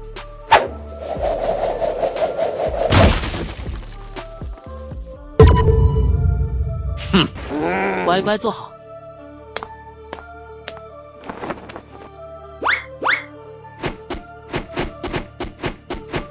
抱歉，我看不懂。看他们的眼神就知道，很怕这个哑巴女孩。雅姐说，我们的食物都是固定的流食，没有菜类选。那些东西很难吃，每次小月都要吐了。但修女说谁都要吃完，如果发现有漏的，后果很严重。那个修女，她看起来好像不是很可怕，至少没有让血眼鬼感到恐惧，肯定不如刘梦的父母。还是说他们害怕修女别的什么东西？雅姐说，我们1个星期吃的都是流食，好久没吃过彩虹糖果了，能帮我们弄一些吗？彩虹糖果，彩虹糖果。恭喜玩家触发D级副本任务，帮303集体病人弄到彩虹糖果。这个糖果，你们每周都要吃？只要我们听话或者修女开心，每周都能吃到一次。但这2周我们都没有吃到，小月要馋哭了。馋死了，馋死了！雅姐说，洋娃娃给你去拿彩虹糖。监督你们的饮食，合理范围内完成你们的需求，是我的职责，这是应该的。哥哥，你不要那个洋娃娃，说不定会后悔哦。你们在房间待好，我帮你们准备午餐以及你们要的糖果。西区401病房的午餐，他们饿得厉害，麻烦给多一些。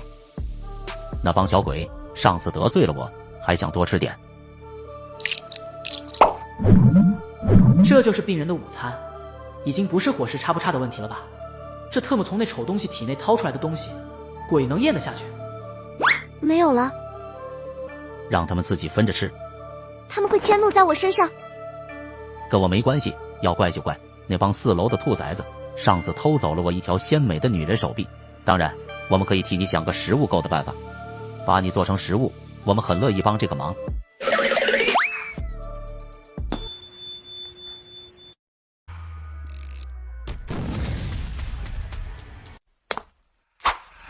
东区202房间病人的午餐。多脸鬼没有刁难他，反而似乎还有些好感，从体内掏出了几摊刘氏午餐，还搓出了2颗布满血丝的肉团子放在盘子上。呜呜呜，让202的病人吃好。玩家松了一口气，暗窃喜。对了，202的病人说还想要些彩虹糖，你们提供吗？交易物带来了吗？交易物是什么？他们没说这个。原来他们没跟你说啊，那我明白了。我可以用鬼币交换。鬼币在这里没有任何用，还不明白吗？他们把你当做了交易物。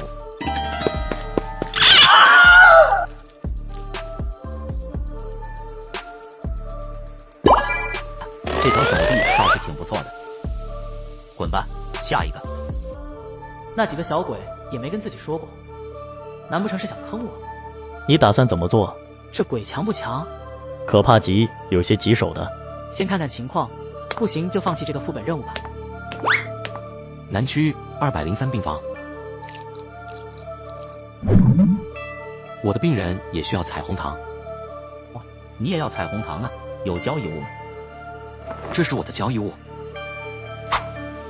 不错，是个好东西。太少了，那颗心脏不止这个价。老鼠可没资格谈价钱。你们猜猜那颗心脏我是怎么得来的？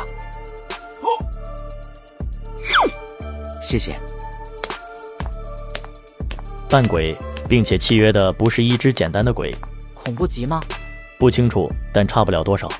天子，这是那个金发男子的游戏 ID， 名字很黄，看得出实力应该很不俗，不然没点实力，起这个名字很容易挨揍。不过他过来时候看一眼我是几个意思。下一个。西区301病房的。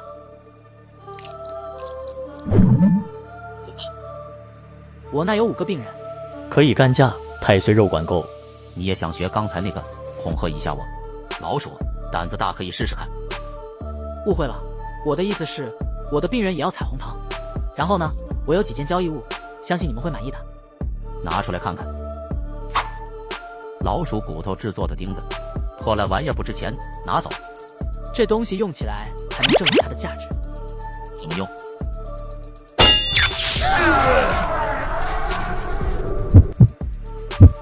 感受到它的价值了吗？你找死！获得来自于多脸鬼的愤怒值100，奖励鬼币120。怎么样？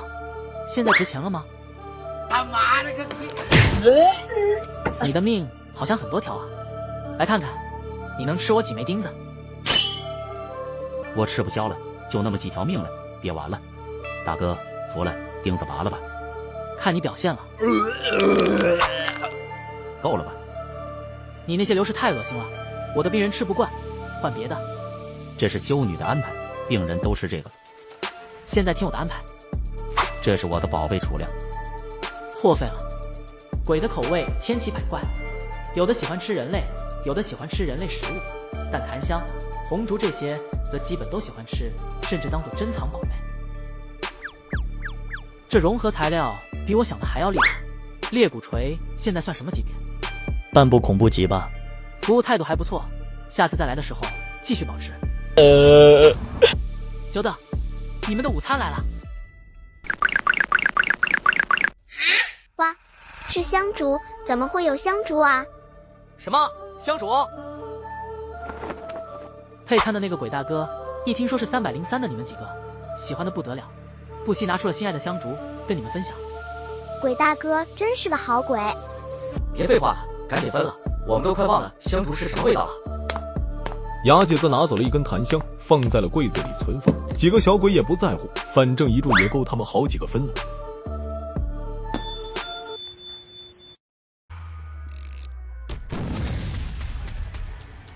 真美味。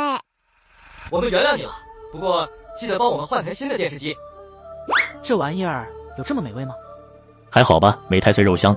唉，不过我也快忘了太岁肉是什么味道了，命苦啊。我还不知道你的小心思，不过现在不是说这个的时候。你们托付我带的彩虹糖果，我带了回来。哎，不对啊，你怎么能？是啊，我也想好好的问问，为什么没人跟我提交易物这个东西？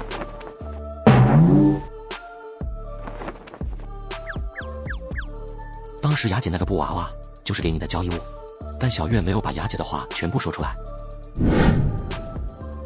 我舍不得那个雅姐的娃娃给糟蹋。感情当时那句话是这么个意思。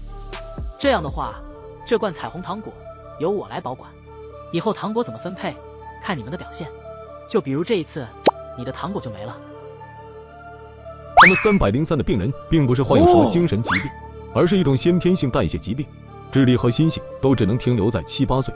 白菊、双胞胎、小月看起来都快成年，或有已经成年的，但实际上他们永远都是7、8岁的孩子，任何东西都局限在一个固定的区域内，无法再扩大。雅姐是唯一一个被治疗恢复正常的病人，所以她一直扮演着小月4个母亲的角色，管理他们，约束他们。她很清楚，一旦病人失控，在圣地亚哥精神病院里，最后会是什么结果。雅姐并不是很喜欢吃，小月在眼巴巴地看着她，眼神充满渴望。雅姐迟疑一下，却是把糖果全部放进了自己嘴里。获得来自于雅姐的好感度加90，奖励鬼物10鬼骨成1。怎么就获得这个哑巴丫头的好感度了？我区别对待小月，为什么作为大姐头的她没有给她出头？该去大厅那边结算今天的工作奖励了。不出意外的话，我的表现应该不会是差评。今天先到这里吧，后面的时间点你们自觉自律的安排好，明天我会再来。哼！啊！雅姐说302房间你去之前要做好准备。301那几个病人很怪，你最好不要和他们接触。管辖区域内所有病房护工都要干涉，放心，我会小心的。还有，尽快去领取香烛，这个很重要。晚上待在房间，不要出来，否则会发生很可怕的东西。雅姐让你谨记，天黑火烛放在身边，必须燃着。如果一旦熄灭，只要在房间里，无论发生什么事，都不要睁开眼睛。这个副本模式怎么听都要比上一套副本的大逃杀模式要危险得多。天黑之后究竟会出现什么东西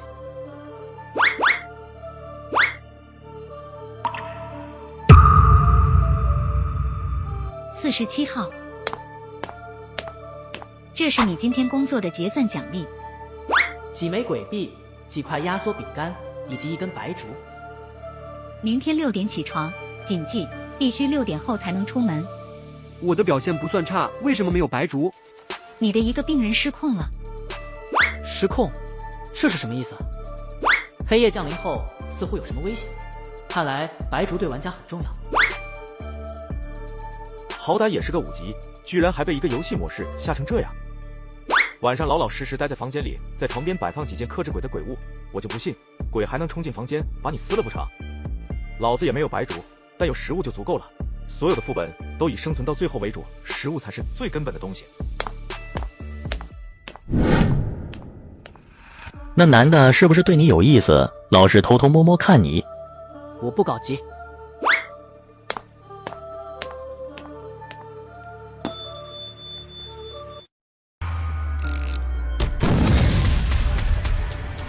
精神病院外面被白雾笼罩，全是白茫茫一片，看不见景象。不知道这家精神病院在什么位置，离阴泉餐厅有多远。算了，还有10几天的时间，想这些事太早了。天黑了，似乎也没什么变化。并不是有什么东西在靠近精神病院。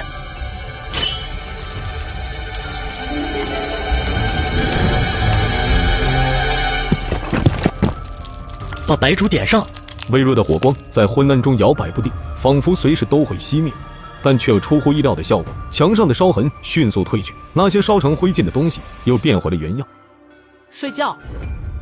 天黑火烛放在身边，必须燃着。如果一旦熄灭，只要在房间里，无论发生什么事，都不要睁开眼睛。很快，陈白苏进入了梦乡。才怪，这种情况谁睡得着？隔壁房突然传来一声闷响，是那个罗姐，她跑出房间了。那个罗姐在敲门，这特么是门被打开的声音。不是说在房间待好就安全了吗？特么门外的东西都直接开门进来了。烛火熄灭了，这在游戏和雅姐口中保命的东西就这么失去作用了。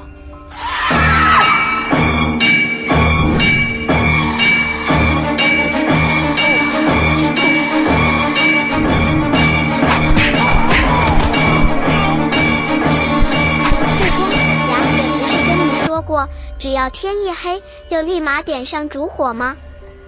因为你的手脚慢了，导致那些东西都能进来，幸好我来得及时，你可不能死啊，至少先把那罐彩虹糖果给我，再死也不迟。小月的声音，303，那些小鬼来救我了。这个房间不能再待了，雅姐已经安排了一个安全的地方，你赶紧跟我走，那些东西很快又会再回来的。是小月的手，真是那些小鬼来救我了。不对，这家伙不是小月，那丫头的手的指甲跟刀子一样尖锐，撕下来都费劲。这次抓得这么紧，我的脚却没有半点疼痛。快点起来，跟我走，快点快点，来不及了。小月的声音还不断的在耳边响起，不断的催促，似乎因为陈白素的倔强，声音该带着一丝哭腔，仿佛被急哭了。只要我不睁开眼，对方怎么也伤害不了我。他走了，他真的走了。我是真的好吧？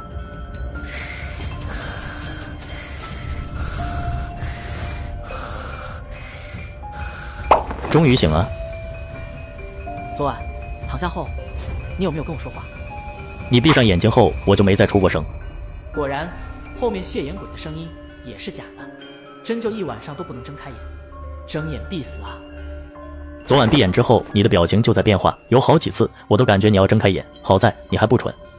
要是我反应再慢一丝，估计就没了。到底是什么东西在作祟？不知道，只知道很恐怖，并且黑夜降临后，你的房间的一声各个角落都传出很多凄厉惨叫的声音。我操！我的房间还真不干净，除了我，还有很多宿友跟我同居。不是鬼，只有声音，类似回光返照。你的房间以前应该死过不少人。这什么运气？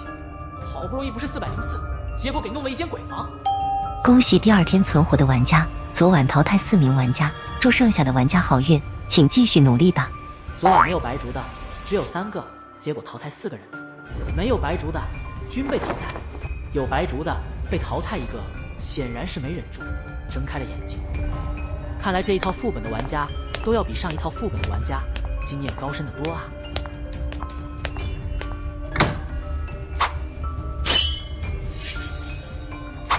黏糊糊的，明显凝结的时间有几个小时了。昨晚什么都是假的，唯独隔壁房罗杰拼命敲我的房门是真的。这家伙手指都抓烂了吧？这白烛真是保命的东西，看来今天的工作表现绝对不能有差评。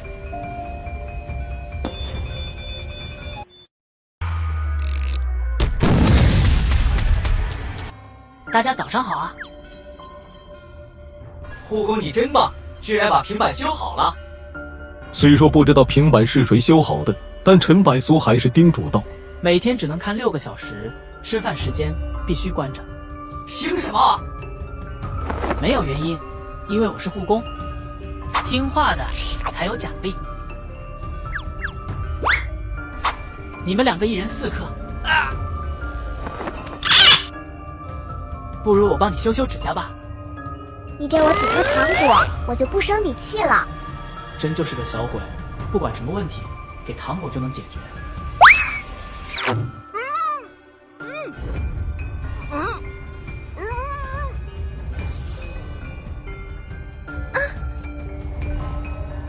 白渠呢？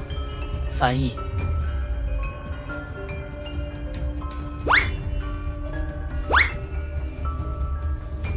我在这呢，护工。这小子上辈子怕不是个蜘蛛？雅姐说，昨晚没有出什么事吧？还好，算是有惊无险。天黑后，我就没再睁开眼睛了。雅姐说，只要不睁开眼，就不会有事。今天我得去看302的病人，你们自觉一点，不要乱跑。302的病人很残暴，喜怒无常。上一个护工就是被他们撕碎的，你一定要小心。不行的话就逃出来，他们一般不敢出病房，怕修女。明白。空气中似乎还弥漫着血腥味。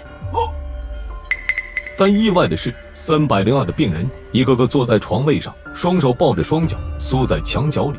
他们看着陈柏苏，眼神带着好奇，表情没有狰狞，很平静，并且看起来有些内向。你们好，我是新来的护工，从今天开始负责照顾你们的饮食起居，有什么问题可以尽管跟我提。他们直勾勾盯着陈柏苏，就好像打量着什么新奇生物，气氛尴尬而诡异。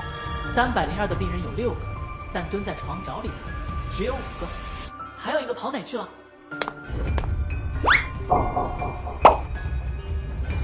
这他娘什么情况？不小心踩一脚，不至于流这么多血吧？还是说，其余5个病人联合起来把他打死了？新来的护工吗？你好，我叫月琴。我刚刚上厕所，忘记洗手了。没事，我不嫌你脏。可是我嫌你脏啊！陈柏苏伸出手，和女人的手握在一起，黏糊糊的触感让陈柏苏感觉很不舒服。问好。护工好。你身上的伤是怎么来的？还是哪个病人欺负你？你可以向我投诉，事后我会让修女处理。不用了，是我让他们打的。这里又痒了。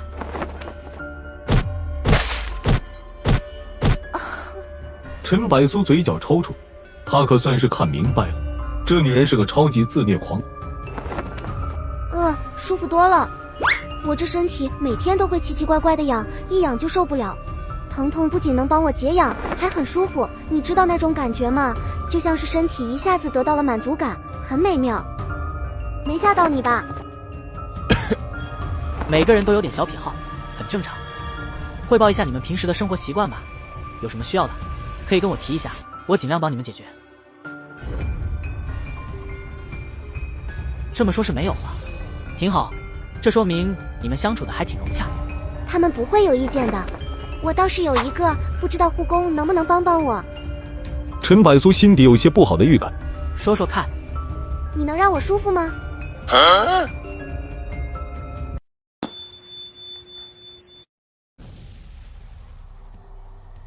你能让我舒服吗？月琴盯着陈柏苏的眼神带着一种不怀好意，这句话换作平时肯定会想歪，但从这个变态的女人嘴里说出来，陈柏苏知道肯定不是这个意思。我看你现在挺好的，而且我想我应该帮不了你这个忙。走。没什么问题，我先走了，稍后到点我会把午餐送过来。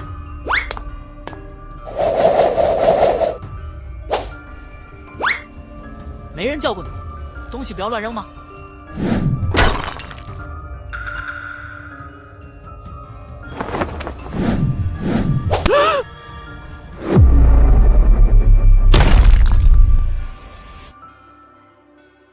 没人叫你们病人和护工之间要友好相处吗？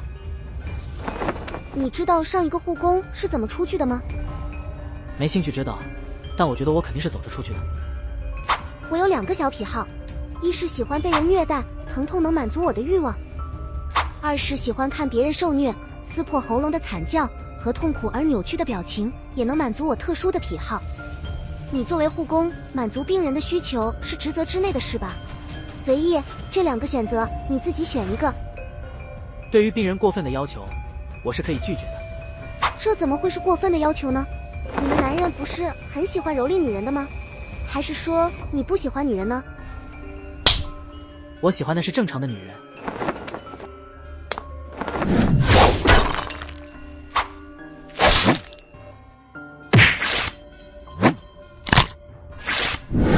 这个女人很棘手，不要跟她耗了。好的话，今天很可能得收到个差评。那你就满足一下她呗，这女人这么正点，你又不亏。你还真考虑上了。既然她有这个癖好，那我就满足她，给她从未试过的快感。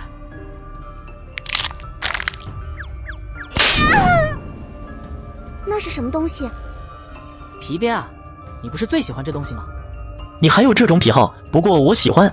陈白素没做解释。谁他妈没事带根皮鞭？荆棘女神的皮鞭对鬼抽打可附带癫狂的沉迷效果，抽打的力度和痕迹决定效果的大小，到达一定效果可令鬼着迷。女人，你喜欢被蹂躏，那我就成全你，但提前说好，这辫子很粗，你得忍下来。没关系，请尽情蹂躏我。我特妈，这种女人不狠狠抽一顿，都对不起广大看到这的观众朋友们。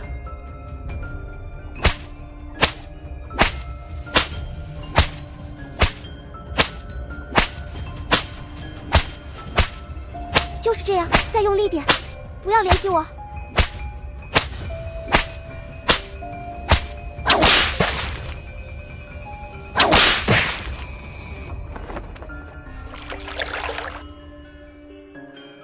不会把他抽死了吧？你就算把他脑袋拧下来，他都死不。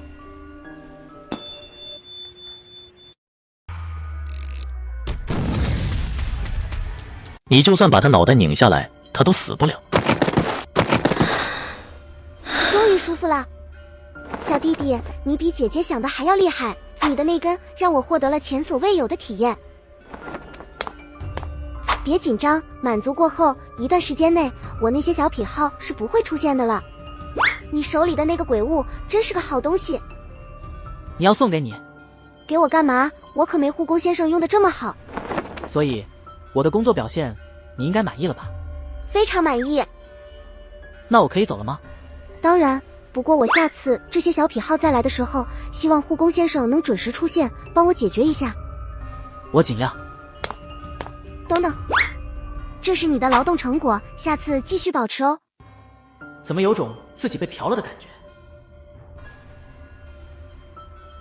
这个伤势是个大问题。对了，怪医药箱，不知道有没有用？这医药箱这么厉害，到底还是黄金宝箱开出来的东西，没有水货，是我大意了，并且这还只是消毒绷带的效果，还有其余药物。我的病人，滚！下一个！多脸鬼怒吼，昨天的受辱让他憋了一肚子的火，但他的这种狠劲，闻到陈白苏时，却瞬间消失殆尽了。怎么，今天的工作很不顺心？没有，这不是盼着哥你来，心情霎时就变好了。多脸鬼瞬间转变为卑微的笑容，心里却充满了悲愤和屈辱，但惧怕还是占据更多的成分。下次别甩脸色了，除非你又想我赏你几颗钉子。要善待我们护工，都很不容易的。臭老鼠等着，这个仇我一定会报的。雅姐问你是去了302吗？去了。你居然是完整出来的？怎么，看我现在好好的，很失望？因为以前的护工从302出来，要不是一块块扫出来，就是断胳膊腿出来。你是第一个完整出来的。这分配的到底什么鬼病房？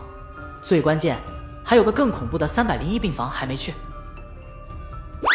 雅姐说，其实301的病人都是很怪的人，只要你不管他们就行了，完成自己护工的工作，不要打扰到他们，很少有危险的。意思是只要把他们当成空气，做好本职工作，例如午餐放置那里，确认病人都在，就可以退出房间了。这倒是个不错的提议。明天我再去301，这事急不来。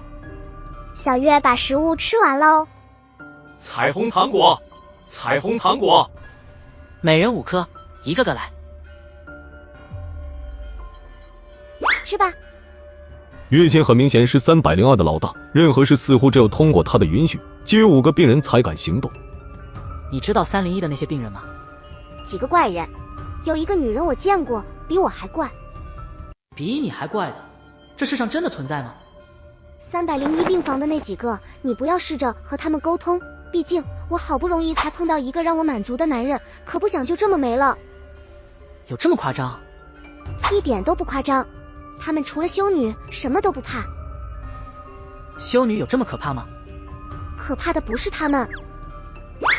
要不要我帮你？不用，我自己挠一下就好了。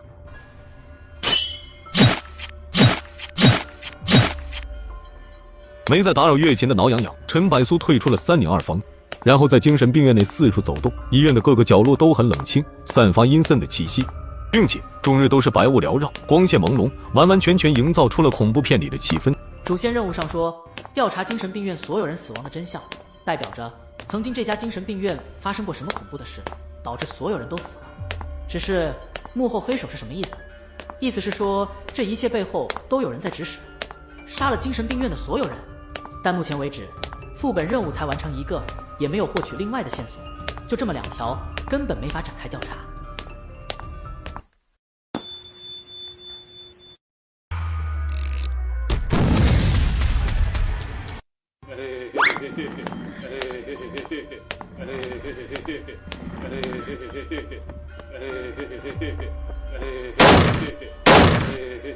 回来，坐着。出去！我要出去！再说一次，回来坐着。金发男子反应很快，后撤1步，但脖子上还是被病人不知道从哪里倒出的刀子划出来了一条血痕。所幸伤痕并不深，如果再进1寸，恐怕喉咙就破开，血全喷涌了。摸了摸脖子，金发男子看着手指上的鲜血，额头顿时有青筋暴跳，脸色阴沉到极点。嘿嘿嘿嘿嘿嘿嘿，我要出去！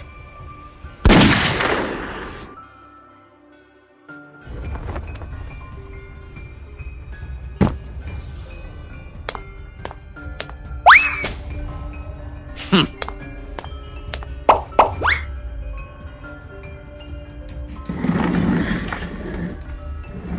这个家伙居然把病人给杀了，这脾气未免有点火爆了。那把左轮是个不错的鬼物，再厉害也没用了，他还能把修女也干了不成？护工把病人杀了，这已经不是一个差评的事了。金发男子今天的表现分很可能归零，没有食物和鬼避是小事，没有白烛这是可就大了。希望明天还能看到他吧。这是什么地方？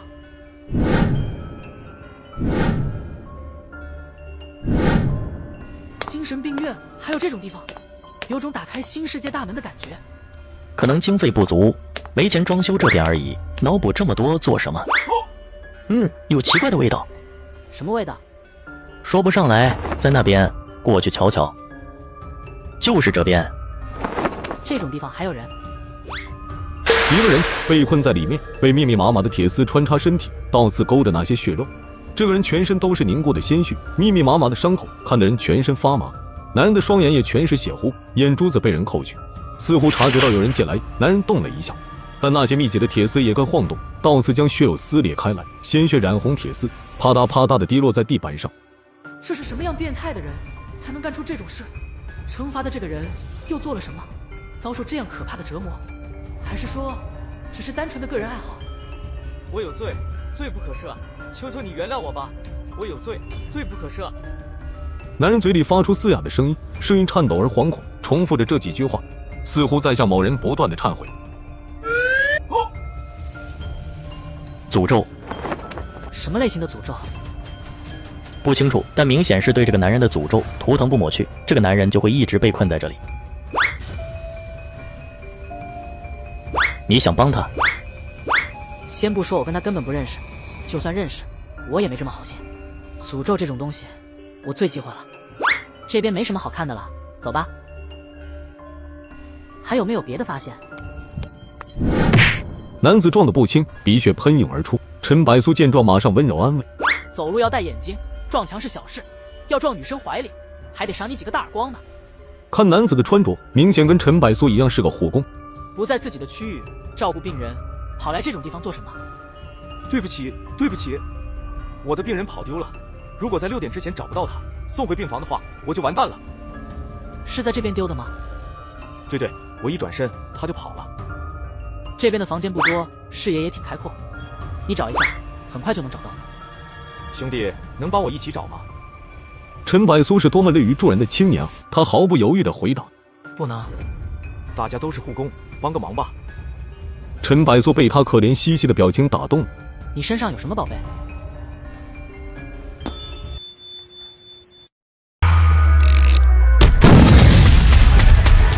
兄弟，能帮我一起找吗？陈百苏是多么乐于助人的青年啊！他毫不犹豫地回答：“不能，大家都是护工，帮个忙吧。”陈百苏被他可怜兮兮的表情打动了。你身上有什么宝贝？也太现实了吧！这个可以吗？现在这种情况，你请我抽烟，脑子思维挺新奇啊。这不是普通的烟，是我其中一套副本，一个老头给我的奖励。他说这是个好东西，不过不知道为什么我一直打不开这包烟，就一直留着了。副本的东西，好东西。既然分配到同一个副本了，陈百苏也不是那种不见兔子不撒烟的主。行吧，相见即是缘分，刚好我烟瘾犯了，就帮帮你吧。恭喜宿主获得恐怖级鬼物康斯坦丁的香烟。康斯坦丁的香烟，事后一根烟赛过活神仙，点上被诅咒的香烟，可获得通灵能力，在丧命现场重新召唤亡灵出现，进行沟通。香烟燃尽，通灵消失。通灵？人都在惊悚世界了，还需要通灵吗？走吧，别愣着了，不是说时间快到了吗？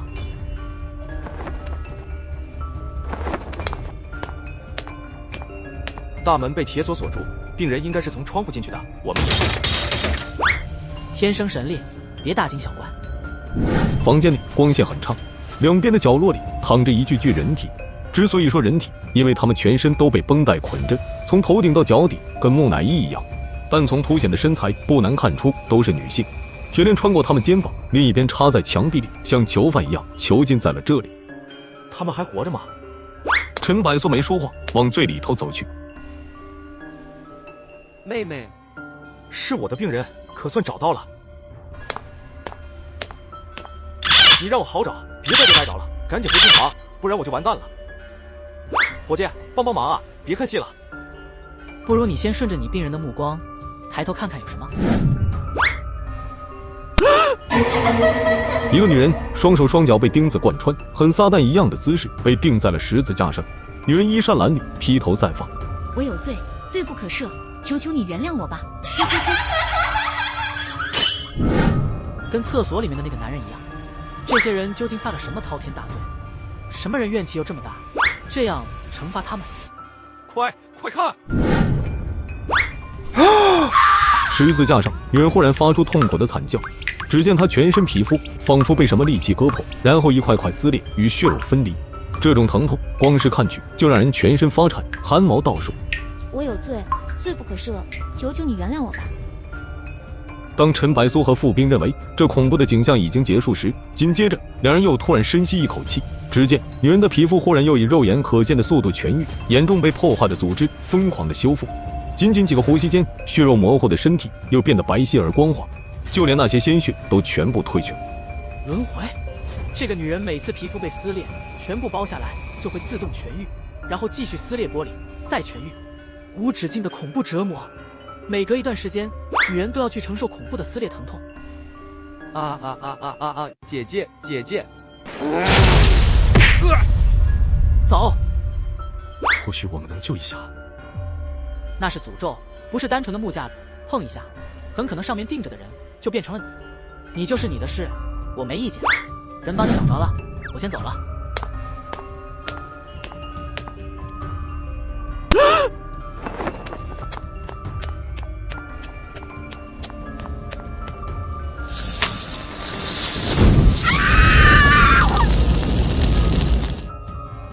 同样的诅咒，但这些女人明显没有那十字架上那女人折磨的恐怖。她究竟做了什么？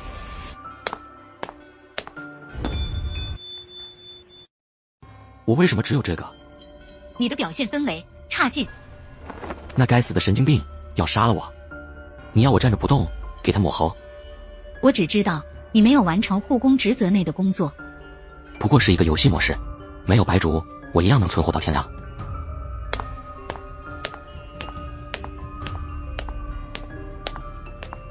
呀，朋友，咱俩真是有缘啊，居然在这里遇见你。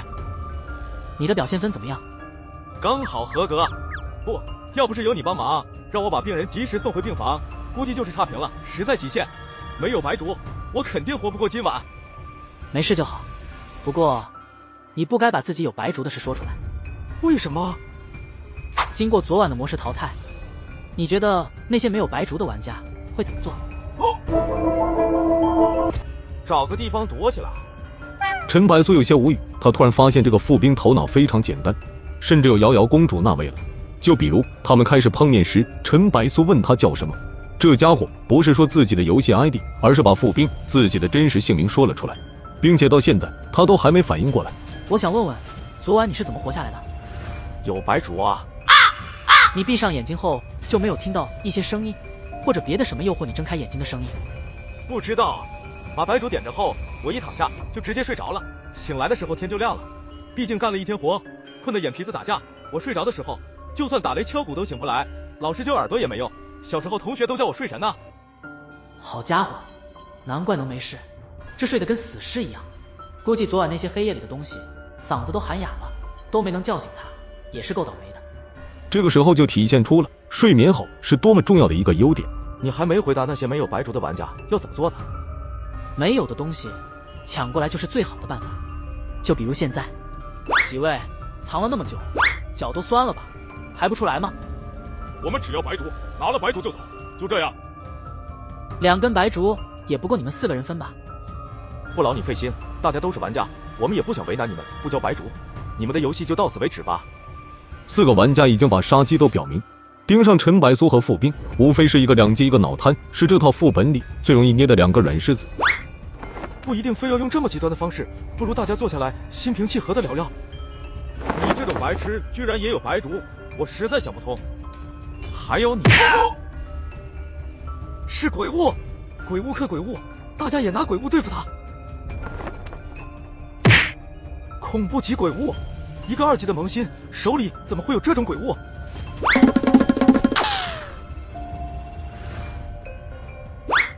兄弟，你这石头哪来的？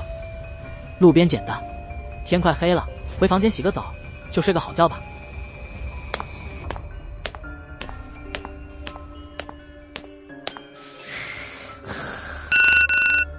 昨晚的睡眠要比前晚好上许多了。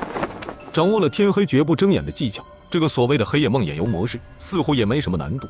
实际上，陈百苏早就醒了，只是不确定现在究竟是黑夜还是清晨，便迟迟没有睁眼。昨晚出了大问题。什么意思？你看看昨晚的白烛，你看看柜台上的白烛，白烛没有烧完。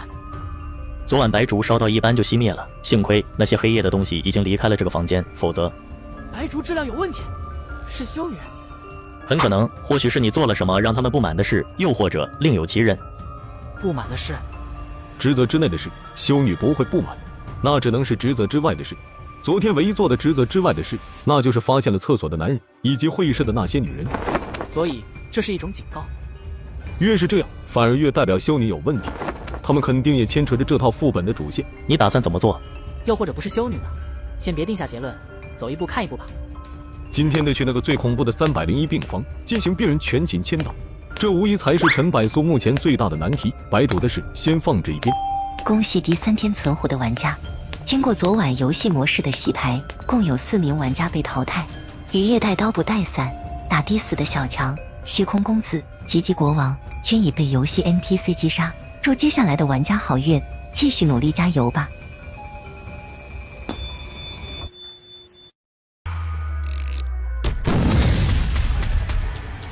又淘汰了4个，居然没有天子的名字。那个金发男子居然真的从黑夜梦魇里活了下来，实力这么不俗。王子全身都是伤势，半边脸都被血染红了，很难想象他昨晚经历了什么。什么叫职业精神？这就叫职业精神。伤成这样还坚持打卡上班，这是我们的劳模榜样，知道吗？你一天不说句骚话，浑身难受。彩虹糖果。陈百苏避之不及，被抓个正着。不过这一次，小叶直溜溜地滑在了地上。原来他锋利的指甲全被剪了。那边雅姐正将一堆锋利的指甲拨入垃圾桶。别着急，听话的都有份。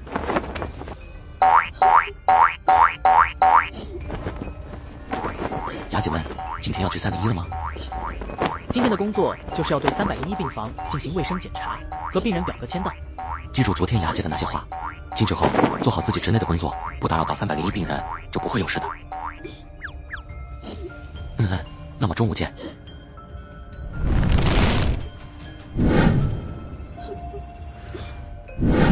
月琴呢？呀，弟弟，姐姐终于把你盼来了。琴姐今天造型挺独特。还好，就是头皮屑发痒而已。你今天精神看着不错，姐姐身体又痒了，要不用你的小皮鞭帮姐姐舒坦一下？现在没什么空，我还要去301签到，下次吧。没劲，这么快就不行了，还以为你有多厉害呢。没有食欲，身体一点劲都没有，好想被蹂躏鞭策啊！今天你要去301吧？说实话，姐姐真怕你出不来，以后都享受不到那根小皮鞭了。要不姐姐陪我去一趟？一般情况下，病人是不可以踏进其他病房，这是修女定过的规矩。而且我去的话，反而给你惹不少麻烦。什么意思？不告诉你。啊！这一鞭抽得很舒服，姐姐突然就有食欲了呢。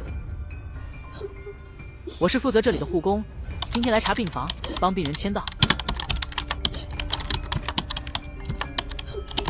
地中海，白背心，拖鞋，看报纸，这装扮 cos 火云邪神呢。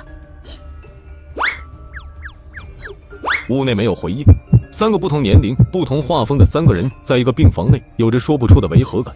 唯一相同的是，他们都把陈百苏的话当成了空气，没人搭理他。陈百苏早有预料，只想做好护工职内的工作，就赶紧走人。早在第1天，邪眼鬼就提醒过，301房间的病人跟刘梦父母一个级别，只强不弱。怪异的气氛伴随着恐怖的压迫，陈百苏心跳莫名的加快，他现在只想尽快做完自己的事，然后赶紧走人。病人都在，完成每日签到。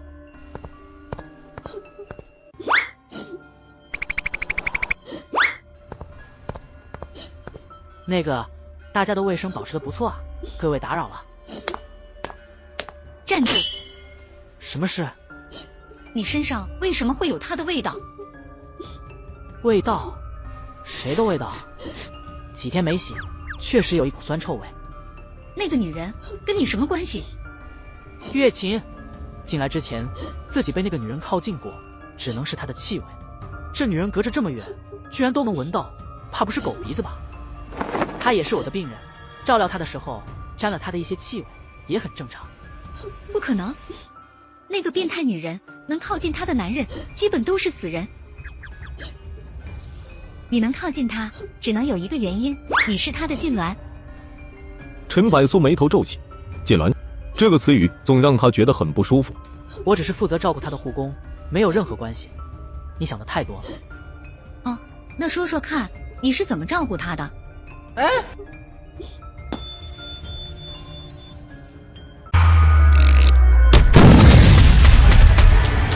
显然，这个女人也知道月琴那些变态的癖好。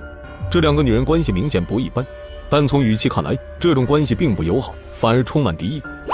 我最喜欢的就是摧毁那个女人的东西。不知道，我把你的人头当做礼物包装起来送到她面前，打开后她会是什么表情？不管什么表情，反正我一定是开心的。我美吗？老实说，女人的底子本来就不差，配上精妙的妆容，更凸显了一种不染凡尘的惊艳美感。这样美丽的女人问这样的问题，对男人来说是非常乐意回答的。但陈百苏此刻却说不出一句话，女人的眼神让他感受到了强烈的杀意。终于明白月琴为什么说她跟着来，反而会更招人麻烦。这2个女人感情早就有仇了。姥姥的，月琴那女人只字不提，这不是坑我吗？快跑！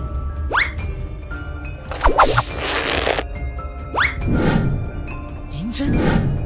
床上，正太小孩织了网纹，戴上了头戴式蓝牙耳机，继续专心打着游戏。老头依旧抖着腿看报纸，似乎见怪不怪。你杀我的理由是什么？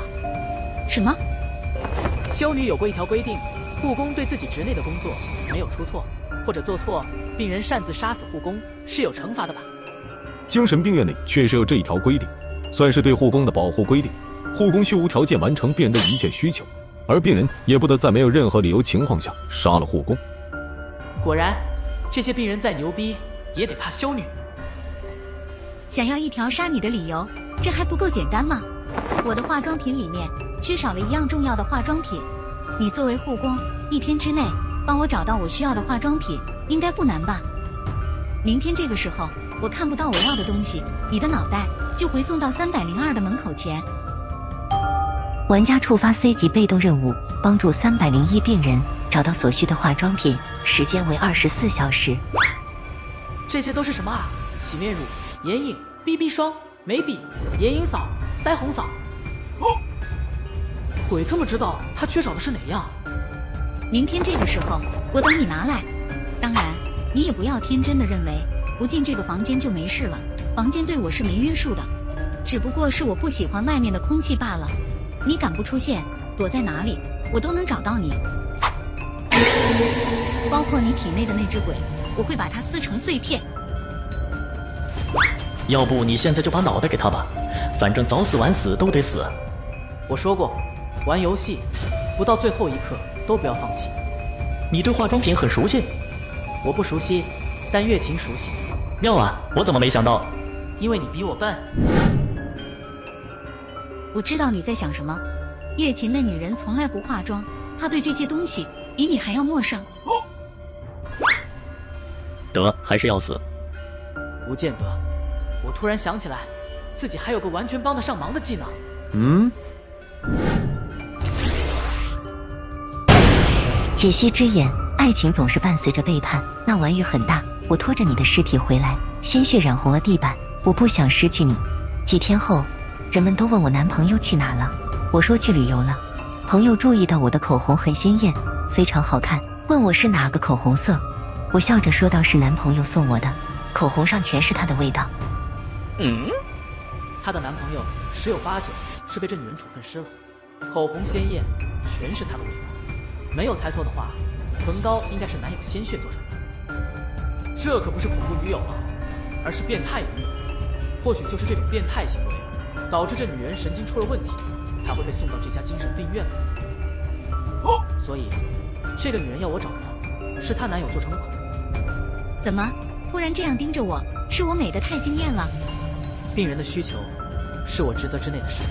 明天这个时候，我会把你丢失的化妆品放到你眼前。你突然好像很有把握了。大不了一死，我可以走了吗？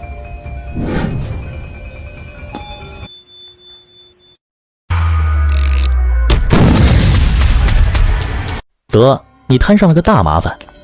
不见得，或许我还能借此完成一个 C 级副本任务。你知道那女人丢的是哪样化妆品？大概吧。你从301房间回来的时间比我想的要快啊！你是不是该说点什么？说什么？301那个女人嗅到我身上有你的气味。那你居然能完整的回来？是完整出来，但不完全完整。那个女人让我找一样化妆品，明天不放在她心爱的化妆台上，我的脑袋就会送到你面前。你们2个女人到底什么恩怨？以前是舍友，我和她都喜欢抢对方的东西，然后呢，我就勾走了她的男朋友。没想到过去这么久了，那女人还这么记仇。不过说实话，她的男朋友真的弱爆了，跟你差远了。不要拿我比较。你知道那个男人后来怎么样了？不知道，失踪了。不过按照那女人的手段，我想她男友一定很惨。我最喜欢看到她破防的模样。那个男人被她从阳台推下去，然后可能是分尸，血被她做成了口红。难怪以前那女人交的男友这么多，每次分手后都跟失踪了似的。原来是被分尸了啊！男人血做口红，那说不定那几个男人都被他吃掉了，脂肪刮下来做了蛋糕呢。真是个变态女人呢。跟他比起来，我还是觉得你变态一些。他要我找的化妆品，就是她男友做成的口红。你们关系这么好，应该知道这口红在哪吧？我不化妆，怎么知道？因为你的气味，我才摊上这个货。我知道，谁知道那女人的狗鼻子还是这么灵？而且我从来不化妆，那些东西只是丑八怪的遮掩品。陈百苏脸色沉了沉，他听得出来，月琴并不想帮自己。如果我死了，那根皮鞭我会把它烧成灰烬。帮你可以，后面几天的每天，我身体需要的时候，你都得随叫随到。这个女人拐弯抹角，就是想的这个。可以。1个月前，那个女人犯了点错误，修女把她的化妆品全部没收了。你要的那个口红，我觉得应该在里面。而且，那个女人对自己尤其心爱的东西，都会贴上一个卡通大头标签。所以在修女手里？不会。修女一般没收的东西都会丢在顶楼的杂物间，那里有人会专门的处理销毁。不过1个月了，可能已经被销毁了。陈百苏脸色低沉，这可不算是个好消息。别怕，大不了你待在这里，姐姐在这儿，那女人碰不了你。作为护工，我不可能一直待在这里，只能去碰碰运气了。杂物间在哪里？顶楼601房。看守杂物间的那个家伙是个变态，你小心点。这精神病院怎么这么多变态？做得不错。必须的。希望你这不是打着什么坏主意，不然你的脑袋肯定会多出几枚钉子。就是这只老鼠。没错，记住了，按照计划行动。这样一来，今晚这老鼠必死无疑。你不怕它报复？天黑后的那些东西有多可怕，你还不清楚？我就不信它能撑到天亮。就算没死，也肯定半死不活了，对我构不成威胁。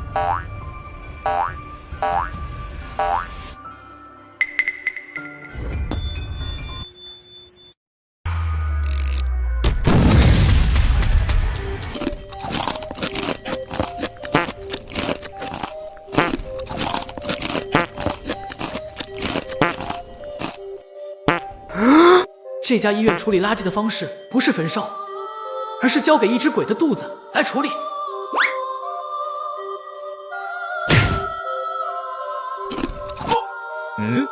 哪来的老鼠？滚出去！我来。我说了，滚！别激动，我就说几句话，马上就走。老鼠不配和我说话。我帮你干他，2只眼睛，吊打他。和气生财，我是来找东西的。用暴力解决不了。我想问问，上个月修女没收的东西都已经处理了吗？上个月，哼，就连昨天的垃圾都在我肚子里碾碎排了出去。你说呢？虽然来之前陈百苏已经有最坏的打算，但亲耳听到后，心底还是出现了一丝凉意。哦，胖次，胖次，胖次！难怪连月琴那样变态的女人都说这吞食鬼变态。这是第99件宝贝。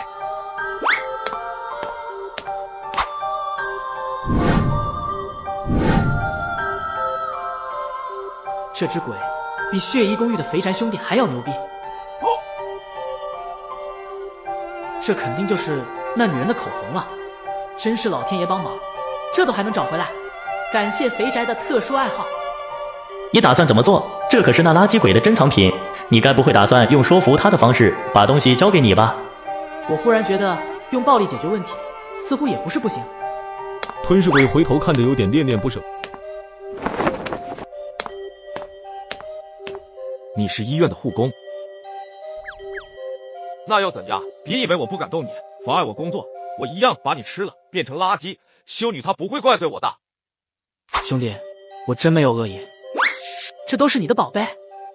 你在觊觎我的宝贝，你敢碰一下，我会把你砸成肉酱。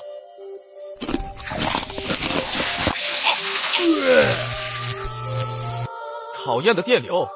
兄弟，我也有几样珍藏品，你感兴趣的话就送给你，全当交个朋友怎么样？他想了想，还是决定先来软的。如果跟当初肥宅鬼一样，一个抱枕就拿下来了，那无疑省事的多。天下肥宅是一家，这个道理准没错的。你那些垃圾也想跟我的珍藏品比较？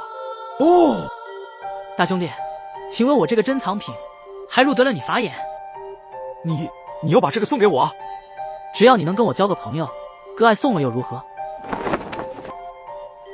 好兄弟，啥也别说了，以后谁敢欺负你，我一口把他吞了。不过修女除外。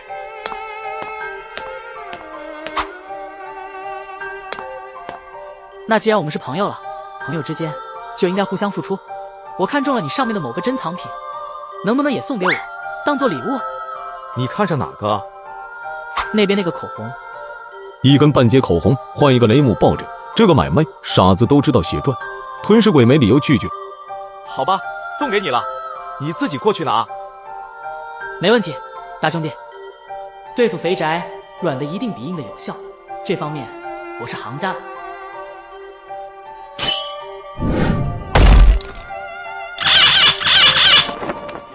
兄弟，这又是什么意思？我突然想到，为什么要跟你交朋友呢？直接把你砸成肉酱，抱枕不一样是我的吗？这样还能省下我的一件珍藏品作为交换。这只鬼比肥宅鬼要聪明啊！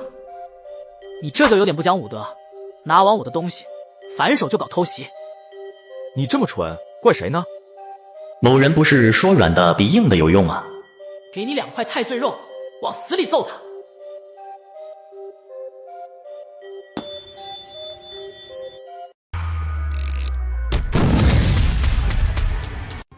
给你2块太岁肉，往死里揍他！成交。死！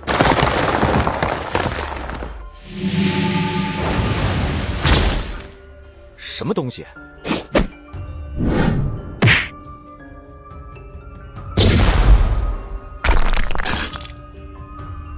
兄弟，直接拿雷姆抱枕不香吗？非要搞无耻作死这一套。小老鼠，你刚才是在给我挠痒痒吗？怎么回事？我说我打得过他，但没说打得死他，他血太厚了。谁也别想碰我的宝贝。没多少时间在这耗了，我的鬼力一直在被消耗，他吃垃圾就可以恢复。他或许怕一样东西。什么东西？挠痒痒的拳头。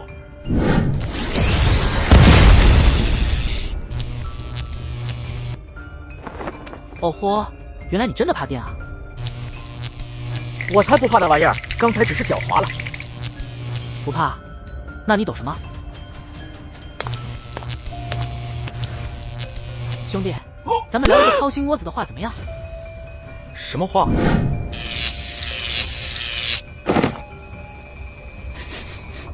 烤肉的味道。雷电法王杨老师的传家宝还是厉害的，专治各种不听话。这才是正宗的男友唇膏，男友做成的唇膏。把他的货架毁了。陈百苏想了一下，还是消掉这个念头。毁掉一个肥宅的宝库，比杀了他还可怕。更主要还是修女那边投诉的话就麻烦了。留个雷姆抱枕给吞噬鬼，相信他识相点会知道怎么做。决定自己把人头送上来了。你怎么可能找得到？他只是找个借口想杀了陈百苏，根本没想过他能找回来。费了些功夫，毕竟自己男友做成的唇膏可不好找，不能随便拿一根口红就可以搪塞过去。那个变态女人告诉你的？不对，她不可能知道这些。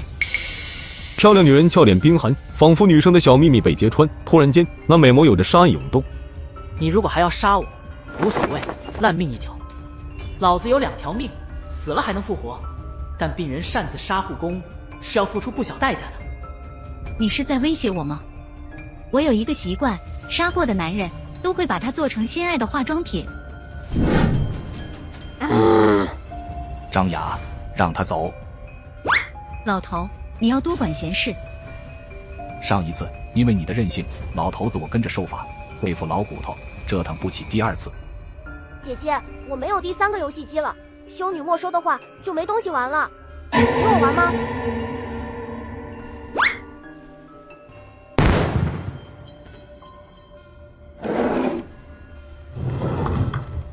陈百苏看到抽屉里还有不少口红，不出意外的话，这些都是她的男友。回到走廊，陈百苏才感觉到身后冒出的冷汗，浸湿了背心。301的那3只鬼，毋庸置疑都有着恐怖级的实力，却偏偏都极其害怕修女。这里面的疑点实在太多了。修女究竟是靠什么来统治管理精神病院？这么多可怕的病人，为什么都忌惮她的存在？恭喜玩家完成 C 级副本任务，额外评分，在结束副本后结算。恭喜玩家获得一条主线任务线索。精神病院每天晚上走廊都会传来奇怪的歌声，不如找到声音源头，看看是谁在唱歌吧。恭喜玩家获得任务奖励，躲天使的油灯。点燃油灯后可驱赶黑暗，免疫一切精神干扰。这次的副本任务居然同时获得一条主线任务和一件游戏奖励物品。这盏油灯的作用似乎和白烛差不多，免受精神干扰，或许是天黑后不会再听到那些诡异的声音，有点加强版的味道。主线任务的线索是要自己天黑后去探索，天黑后出房间，作死也不能这么作死啊！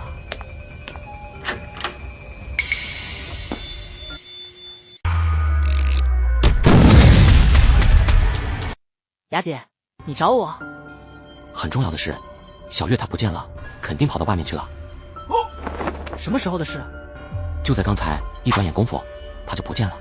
一般来说，小月不敢违背雅姐的话，擅自出房间，肯定有什么原因。修女说过，白天不能出门，只能你去找了。那死丫头就会添麻烦。哼，我去找，你们在房间待好。陈百苏不想浪费时间，赶忙出了门。6点前，如果管理的病房内有病人丢失不在房间内，这属于护工的失职。现在距离6点整仅剩3分钟，廊道上有许多黑影在窜动，他们都是护工。2天时间，出现 NPC 护工的数量越来越大，似乎不仅仅是玩家被淘汰这么简单。是因为医院里的病人越来越多了。所幸的是，没多久在5楼找到了小月。不幸的是，时间已经是6点4分，超过了4分钟。陈百苏无奈，他已经预想到不妙的结果。小月呀，你输了，给我彩虹糖果。糖果？你说的啊，我们捉迷藏，如果我找到你的话，你就给我糖果。谁带你出房间的？你呀，说要带我去个好玩的地方，还说不要告诉雅姐他们。很明显了，这是有人故意下的一个套，目标不是小月，而是我。我得罪的仇家有几个？无非就这么2、3个。多连鬼那家伙中午的时候笑得那么诡异，嫌疑无疑最大，当然也可能不是他。你在想这一次躲哪里吗？我在想，等会儿你的屁股可能要开花了。什么意思啊？我把小月带回来了。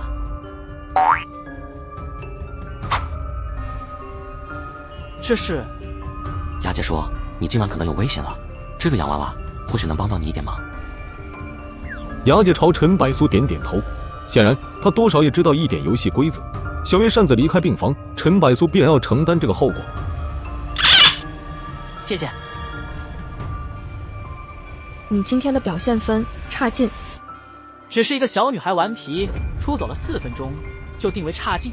金发男子表现分也是差劲，但他可是把病人杀了，评分一样，性质可是天差地别。只有1块鬼币，昨天分发给我的白烛有问题。白烛不会有问题。修女在针对我，又或者这本身就是副本的游戏机制，当玩家调查主线并且有了突破时，就会增加难度。陈百苏去了一趟食堂，多连鬼早就不见踪影。他是觉得我活不过今晚，提前躲起来了吗？油灯的效果更好，更主要的是它具备移动性，看来得到的那条主线线索不见得就是一无所用。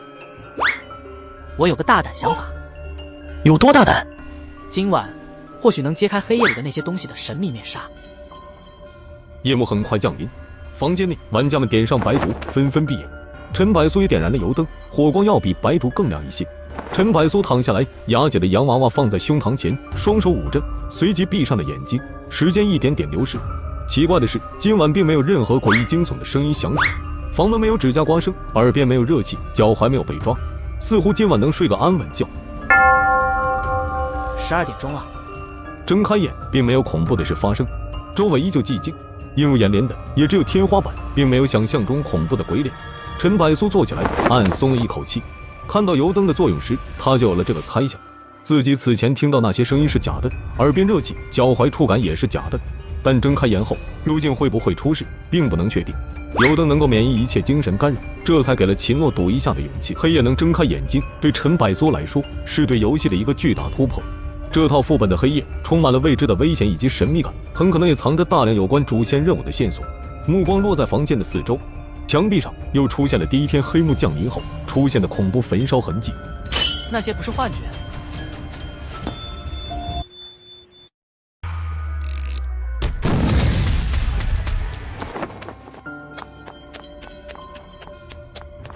你这么勇，游戏嘛，总要勇敢尝试和探索。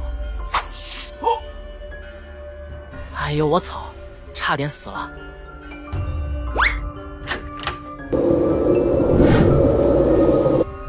嘿嘿，黑暗中传来一些惊悚的动静，有东西在黑夜中窜动，向陈柏苏这边迅速靠近。但很快他们就停住，油灯的火光仿佛一条禁忌界限，让他们无法跨越。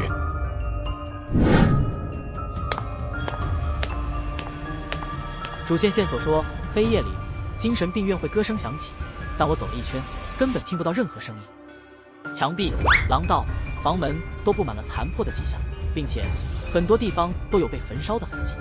这家医院以前被一场大火吞噬过，如果我猜想的没错，那么这家精神病院的所有人很可能都是死于那场大火。会不会幕后黑手就是那场大火的纵火者？有水声。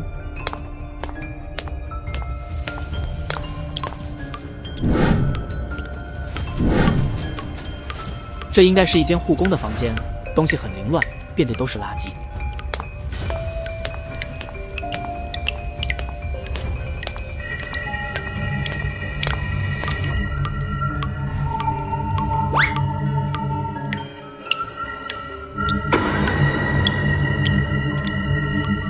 割腕自杀，玩家不可能这么无聊，只能是医院的人员。看样子是个女护工，为什么这么想不开？难道是遇到了渣男？可惜了，不管为了什么，伤害自己都是不值得的。浴缸的下面似乎有东西在发光。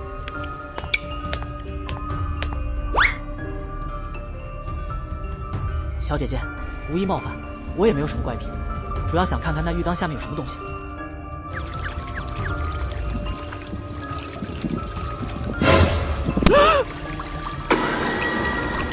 我刚刚是不小心碰到的，没有那个意思。女人没有说话，手抓的却是越来越紧。陈柏苏没有什么痛觉，毕竟右手是给邪眼鬼寄生的。陈柏苏试着强行抽出来，结果缠得反而越来越紧，甚至陈柏苏看到右手的皮肤一点点被撕裂，流出鲜血。我给你客气几句，别以为我就真的好欺负。说着，陈柏苏的右手撕裂出一只斜眼，女人的手触电般的松开，黑发下那女人的眼睛却依旧死死地盯着陈柏苏，怨气滔天。显然她不只是对陈柏苏有恶意，而是对所有男人都充斥着恶意。你死跟我没关系，再瞪你，我让你灰飞烟灭。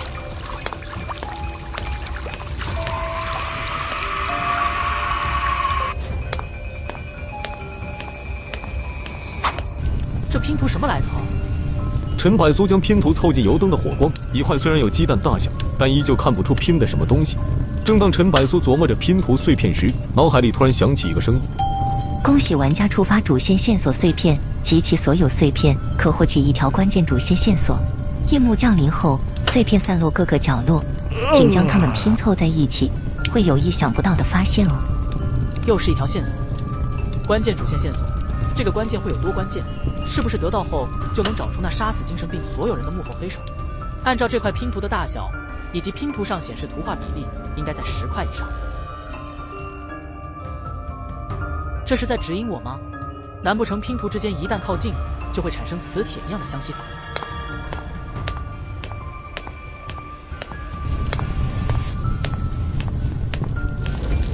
在这附近。很轻的脚步声，有东西在靠近我。好小子，要不是我反应快一些，免死金牌就得用在这里了。对方也提着一盏油灯。玩家，你跟在我身后也没安什么好心吧？我只是好奇，发现能在黑夜行动的第3个玩家会是谁？第3个。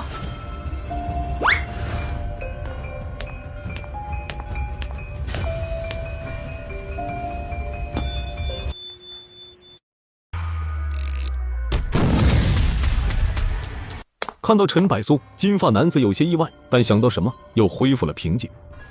有什么发现？费了些功夫，但也到手了。我说怎么拼图一直有反应？原来你手上也有一块啊！黑发男子看向陈柏苏，眼神带着不怀好意。他和金发男子是合作关系，是因为双方都是高等级玩家，都清楚各自的实力，强联手的话，很大机会完成这套副本的主线。但一个2级的新人玩家，他可不打算合作。这块蛋糕本就不大，谁都不想再分多一块。怎么，想抢我手里的这块？那你可能得脱一层皮。新人，你的底气从哪来？靠那把刀吗？你可以试一下。蓝烟，你会吃亏。为什么？因为他叫魅影。还真是个2级新人呐！我以为那些家伙在夸大陈词。陈柏苏有些意外地看着金发男子，了解魅影身份的玩家并不多，多数集中在晋州内。这2人十有8九是晋州人，难怪此前这家伙老是盯着自己。朋友，刚才我就开个玩笑，别介意。既然你手上也有一块拼图，有没有兴趣加入我们？这种笑里藏刀的合作，我没兴趣。你拿着拼图，肯定也对这套副本的主线感兴趣。没有各自手上的拼图，谁也拿不了关键线索。没有永远的朋友，只有永远的利益。既然我们利益相同，笑里藏刀的合作又如何？金发男子嘴角勾起，笑容很僵硬，显然几乎不怎么笑过。我就喜欢你这样坦诚的人，不虚伪，合作愉快。蓝焰脸上有些不自然，总感觉自己被内涵了。3人的关系似乎霎时间变得融洽了许多，但各自心知肚明，这份合作只维持在拼图完成前。一旦拼图完全拼齐，得到了关键的主线线索，合作立即土崩瓦解，各自变为敌人。根据我们的推测，拼图很可能有12块，整体相框大小，并且这些拼图碎片只有晚上才会出现，也就是说，这几天晚上我们都得出来搜寻。油灯只能维持24个小时左右，也就是2晚。我们2天时间找不齐拼图，就必须通过副本任务继续获取油灯。我们分开搜寻，黑夜里有很多不怕油灯的鬼，一定要小心。毕竟我们都不知道玩家死亡后，拼图碎片究竟是消失，还是继续散落其他地方。陈柏苏只是点了点头，他们2人讲的东西实际没有什么有用的信息，还是得找，只是多了2个人，效率会更快些。那么继续分开搜寻吧。油灯的光很宝贵，不是用来给我们唠嗑的。昨晚你没有白烛，也没有油灯，是怎么撑到天亮的？我有我的办法。金发男子脸色淡漠，明显不想聊这个话题。你看到黑夜里那些东西了吧？究竟是什么？蓝烟也看了眼金发男子，这个问题他也一直想问来着。金发男子沉着脸，眼睛里还透着昨晚留下来的阴影。那是真正的梦魇，你们不会想知道的。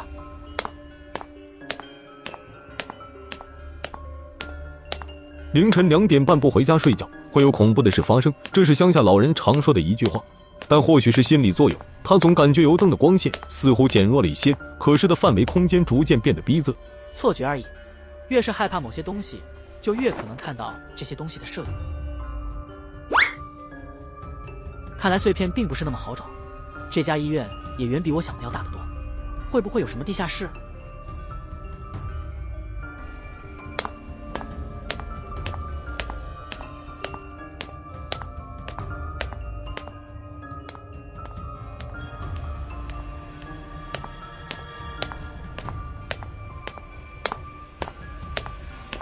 拼图碎片。一个老人正靠在沙发上，闭着眼睛，不知道是睡着了还是……对面是一台电视机在开着，可能是信号不好，里面的画面不断切换屏闪，播放的似乎是某部动画片。陈柏苏迟疑一下，放轻脚步走过去，注意着老人的动静。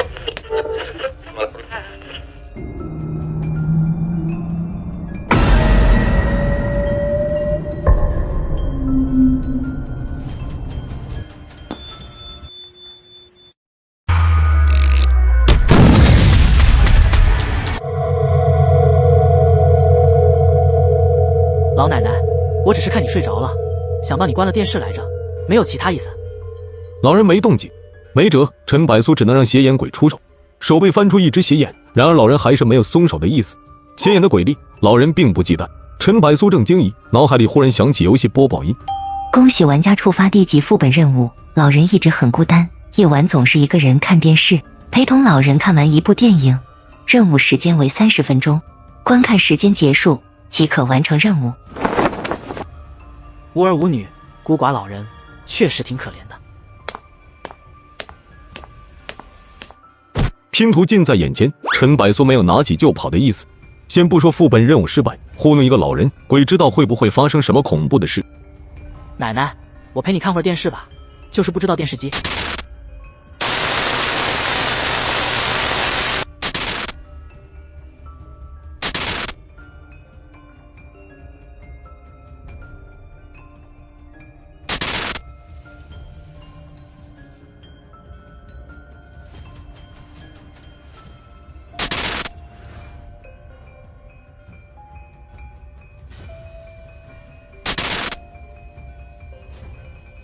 在这里，陈百苏多少看出来剧情，丈夫破产，老人是累赘，不得已送去了养老院，至少有份养老费支撑着。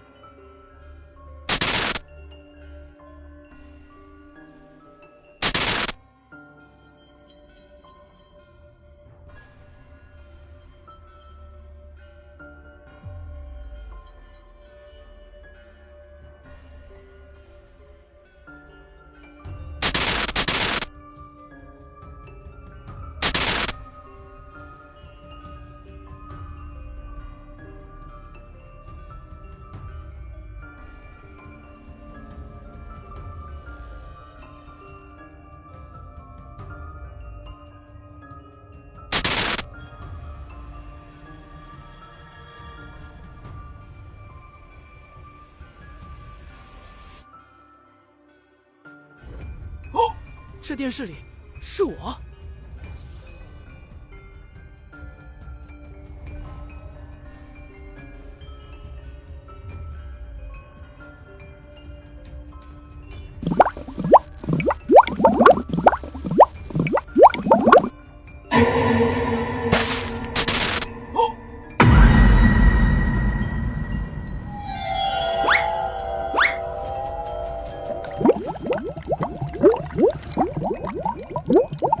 这是怎么回事啊？这些都是幻觉，如果你因为恐惧离开了椅子，那就真的糟糕了。定下心来，是你现在该做的。副本任务还有10分钟，离开了座位就是任务失败，很可能还会激怒老人，下场跟电视机里的夫妻一样。电视机里夫妻的尸体挂在了电风扇上，跟腊肉一样，但滴下来的不是油脂，而是黑血。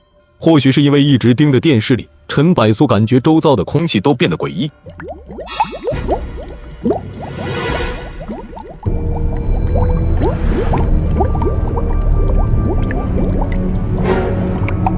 克服恐惧的办法就是直面恐惧。我越是表现得无所畏惧，他们就越没办法，越是恼羞成怒。有本事就弄死我！显然不断朝陈百苏逼近，肠子气脏拖了一地，但不管多恐怖，始终没有触碰到陈百苏。那仿佛要将陈百苏撕碎的邪手在眼前摆动，也始终没有抓下来。不知道过了多久，墙上的钟忽然响了一下，凌晨3点半，半个小时终于到了。陈百苏突然转头，显然已经消失，地面也没有黑血流淌，电视机闪烁着雪花，边框积满灰尘，哪有鲜血溢出过的痕迹？恭喜宿主完成低级副本任务，额外的评分会在完成副本后结算。陈百苏松了一口气，这是一场心理上的较量，只要坐在这里陪老奶奶看完电视就不会有危险。这个副本任务无论恐怖度和难度都不该是地级，难道是因为黑夜梦魇模式下加强了？沙发上，老人安详地坐在那里，双眼合上，嘴角挂着一丝笑容，似乎是因为有人陪着看完了一场电影，满意而安详地睡了过去。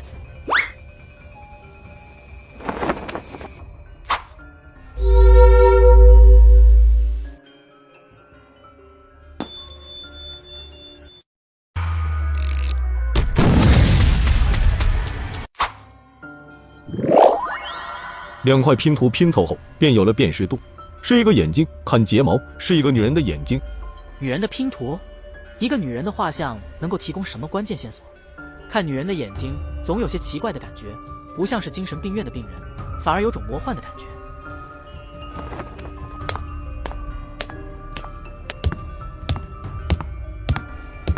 陈百苏收起拼图碎片，继续提着油灯在精神病院内走动。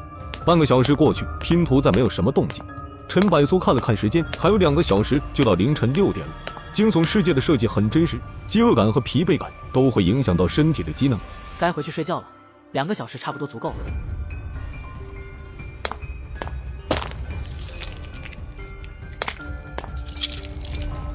是玩家，这应该是没获得白烛或者油灯的玩家，实力不俗，差一点就坚持到天亮了。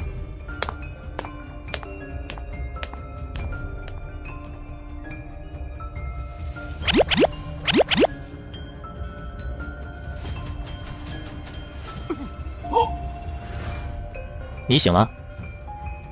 刚刚有什么奇怪的地方吗？没有啊，挺正常的。是吗？奇怪了，明明有油灯，还是感觉有鬼在摸我。清晨的昼光穿过朦胧的阴霾，射进房间内，黑暗已经被完全驱散。经过一晚上，油灯消耗了一半。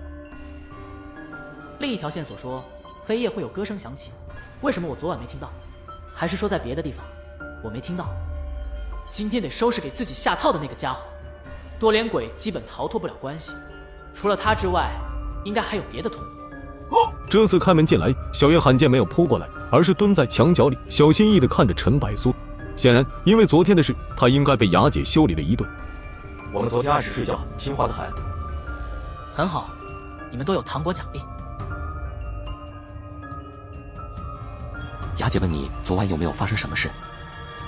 挺好的，大晚上闷得慌，我还出门出去透透气了。黑夜那些东西没有伤害你？他们怕火光。雅姐说，黑夜里的东西不止一种，火光不代表就真的安全，晚上还是尽量不要出门。不止一种。雅姐显然不能透露太多，只是让陈百苏小心。陈百苏也没再多问，完成表格签到，便退出了303病房，去了302病房。一进302病房，陈百苏就看到地板上的一滩鲜血，顿感一阵不好的预感。果不其然，月前的瘾病犯了，身体痒得厉害，正用刀具折磨着自己。看到陈百苏，自然是跑不了。没辙，张雅的事，月前帮了忙。再说这是护工职责之内的事，所以陈百苏勉为其难，掏出荆棘皮鞭，又狠狠地满足了一顿这个变态女人。一阵兴奋的叫声下，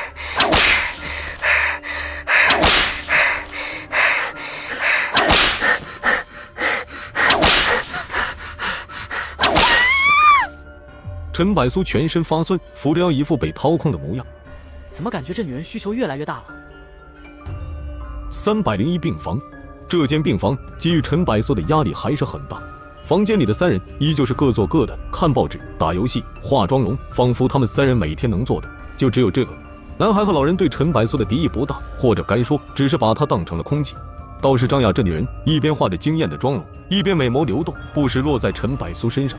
这种眼神，陈百苏太熟悉了。这个女人显然没打算放过我，得想个办法解决。能够应付这女人的，除了修女，就只有房间里的小孩和老人。得到这2位的好感，作为靠山的话，张雅这女人应该就会收敛很多。但是另外2个也不是善茬，兴许弄得他们一个不快，下场可能比张雅这女人还要惨。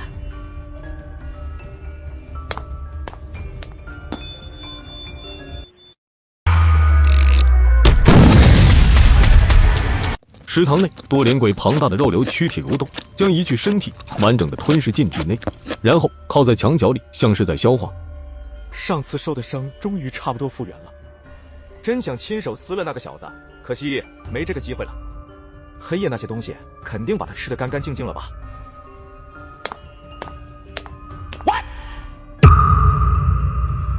你怎么会还没死？死了？这不是报仇来了吗？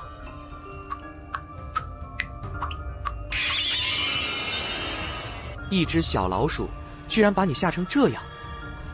拉鬼，你找死是不是？这种恶作剧还有下一次，我一定宰了你！你确定他昨晚没有白烛？那些白烛是我做的，你说呢？昨晚我亲眼看到那倒霉的小子只倒出来的一块鬼币。上一次白烛做了手脚，让他好运逃过一劫，这一次白烛都没了，你觉得他怎么活？不见得有护工能从黑夜里活到天亮。你疑心病太重了，快到你工作时间点了，我不和你扯嘴皮子了。还来？你真觉得我没有底线？我没听懂你的意思。是吗？不如你回头看看。两位，听说你们日盼夜盼想见我。你是怎么从黑夜那些东西手里逃出来的？你猜？要不是你，我都不知道医院的夜晚这么刺激呢。所以我准备了一些礼物给你，当然还有你这位朋友。陈百苏斜睨友善的目光落在蜡鬼上，蜡鬼可能是吓出汗了，一层层的辣椒从身上脱落下来。下一秒，他身体突然散开，迅速朝着那漏斗钻去。陈百苏拿给他这个机会，藏在身后的两只手握着猎骨锤和人骨钉，两枚人骨钉跟子弹一样打进了蜡鬼体内。侵蚀附带的阴雷在蜡鬼体内肆虐，凄厉的惨叫回荡在食堂内。很快，惨叫声消减，就像是将2块烙铁塞进了奶酪里面，蜡鬼直接变成了一滩蜡水，融化开来。陈百苏偏过头，那朵脸鬼已经缩到了角落那边，嘴巴却还很硬。老鼠，你也就靠那个锤子跟钉子，没这2样东西，你也就是我的一块点心。来，点心在这等你吃。大兄弟，我开玩笑呢。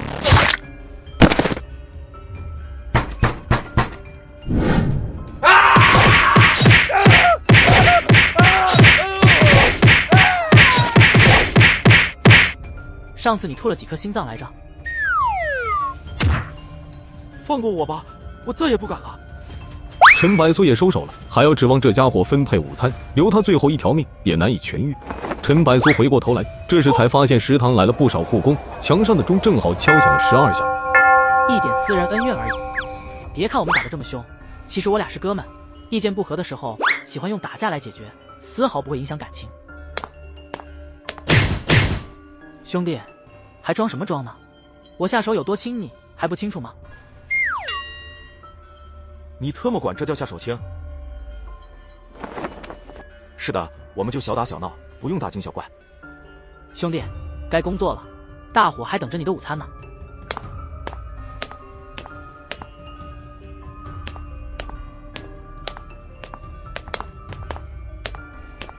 昨晚得亏你拦我一下，不然应该是一场恶战。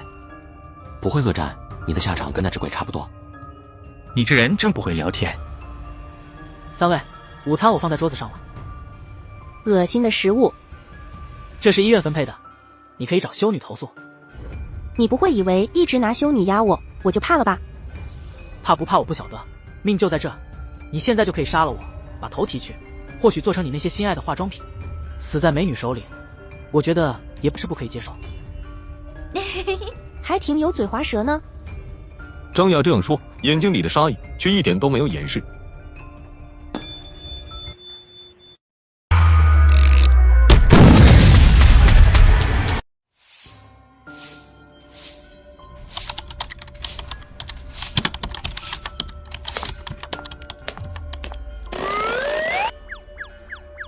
小伙子，你在挑衅老头子我吗？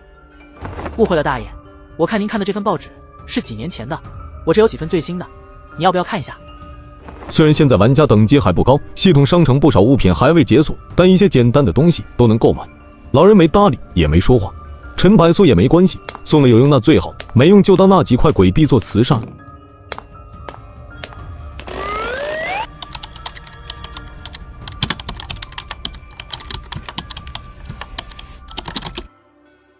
这小鬼玩什么不好，非要玩这一款史诗级折磨人的游戏？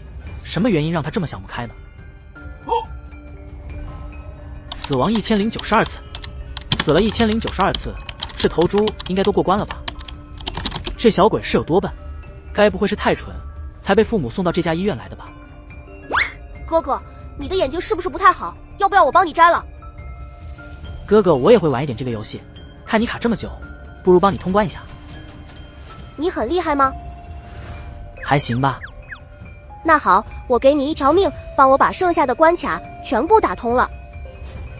1条命太难了，甚至说不可能。可你刚刚还说你是高手，才帮我通一关，算什么高手啊？这样吧，你死一次，我就拿走你1颗眼珠子或者1根脚趾头，这样你就有很多条命了。要不你继续玩吧，我不打扰你了。怎么，刚才说帮我玩，现在又不帮我玩，你是在糊弄我吗？这我可就要生气了，生气的后果是很严重的。看到这个眼神，陈百苏忽然就明白了，这个小鬼一开始就知道他的目的，那简单谦虚的几句话反而激怒了他，这是故意找个理由拿陈百苏泄愤。这小孩才几岁，就这么腹黑了。恭喜宿主触发低级副本任务，帮助301病房童真小孩通关游戏，时间为2个小时内。那边的张雅美眸也投了过来，见到陈百苏的情况，笑靥如花，继续化妆，还哼起了小歌儿。想什么呢，哥哥，开始吧，快开始！还有免死金牌和替命稻草，把一条命交代在这里，当个教训也无所谓，只是给一个小鬼拿捏，实在有些丢人。陈百苏脸色微沉，忽然他想到当初跟老爷子下棋的情景，跟此刻的情况多少有点相似。陈百苏眼睛稍亮，或许可以再试一下那个办法。哥哥是要放弃吗？那我要惩罚喽。不是，我的意思是，你是真的菜。你说什么？单单第6关，你都能死1000多次，就算把一头驴牵来，死了这么多次，蹄子乱踩，也应该通关了。我很难想象你的脑子是有多笨，当然，这不怪你，也可能是父母遗传的，你爸妈太笨了。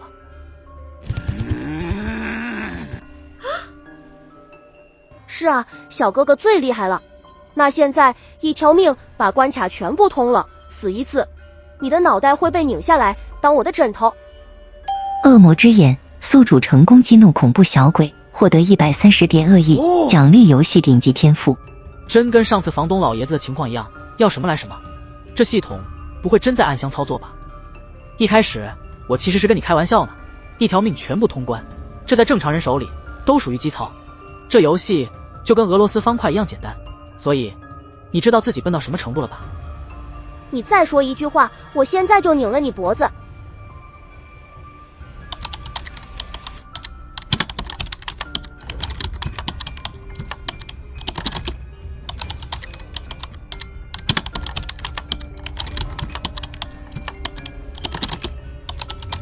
退不来啊，居然超过了5分钟，终究是老了，手脚不灵活。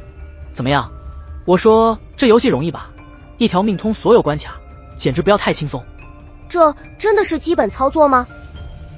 基本操作。那你能教教我吗？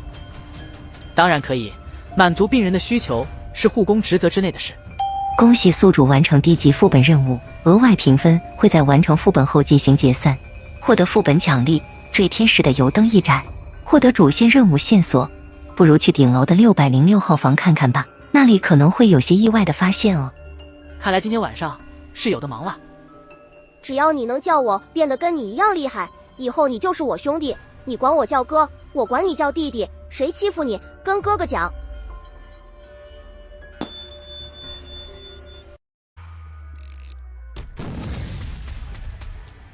只要你能叫我变得跟你一样厉害，以后你就是我兄弟，你管我叫哥，我管你叫弟弟，谁欺负你跟哥哥讲。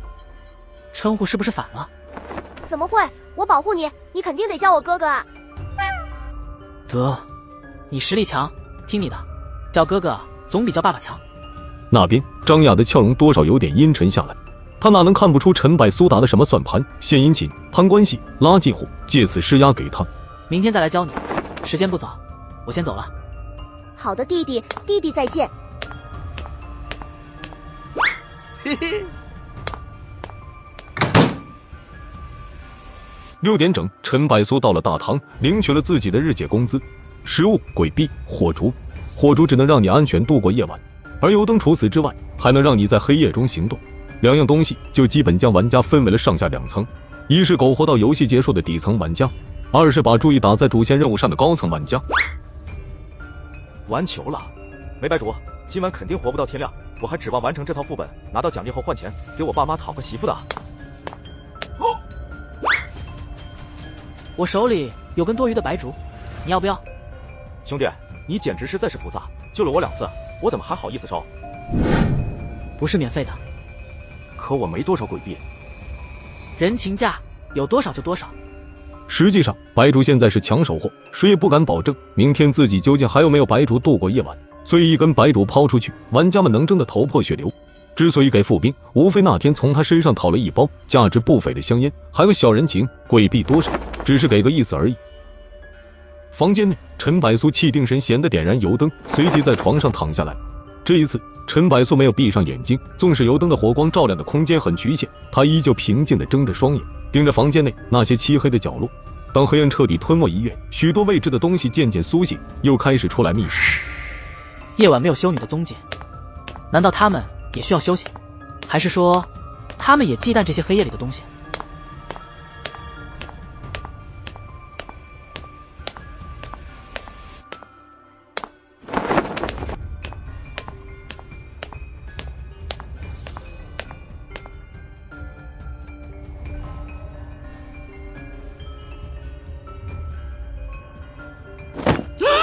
是你啊！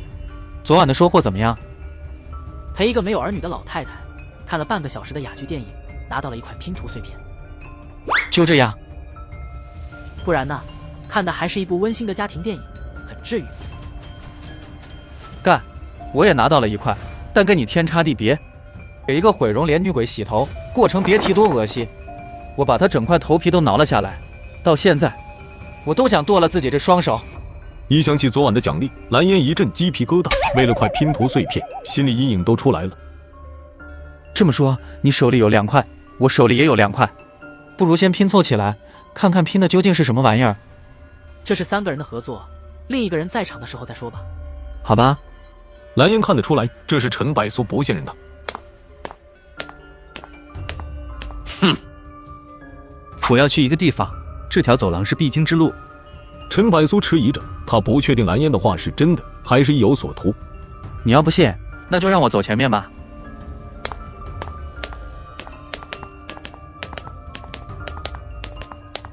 到最后，两人突然才发现，他们要去的地方都是606房间。你不会也得到那条线索了吧？陈柏苏无语，这606房间居然又是一条共享线索。那就一块进去吧。共享线索的话，信息量都不会少。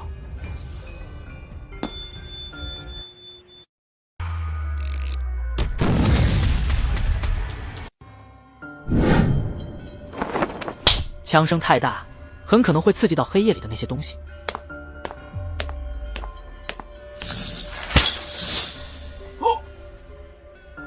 两人相继进入房间内，通过火光看出空间不大，很多杂物堆放在这里。最里头躺着一具尸体。医院的修女。陈柏苏和蓝烟脸色都是微变。修女在这套副本一直是最神秘的存在，这里居然会有一具修女的尸体，并且被折磨得这么惨。陈柏苏抬起油灯，火光照亮了墙壁，一个巨大的血色诅咒图腾涂画在墙壁上，跟之前厕所、会议室看到的那2个图腾一模一样。惊悚世界里的死人总感觉很古怪。蓝烟喃喃想伸手去碰一下尸体，但最终还是没胆子收回了手。黑夜的东西，鬼知道碰一下后会不会当场诈尸。陈柏苏则是有些迷惑。按照之前2个的情况，诅咒图腾出现代表着无止境的折磨，但这个修女已经是具尸体，还怎么折磨？难道说是灵魂的折磨？这个房间除了一具尸体啥都没有，这算哪门子的线索？难道是让我们解剖这具尸体？线索确实就在这个修女上，但不在尸体，应该在灵魂上。灵魂？副本会给这么难的线索？那你让灵魂给我们说个话呗。别说，说不定真呢。挺牛啊，副本还带烟，瘾这么重。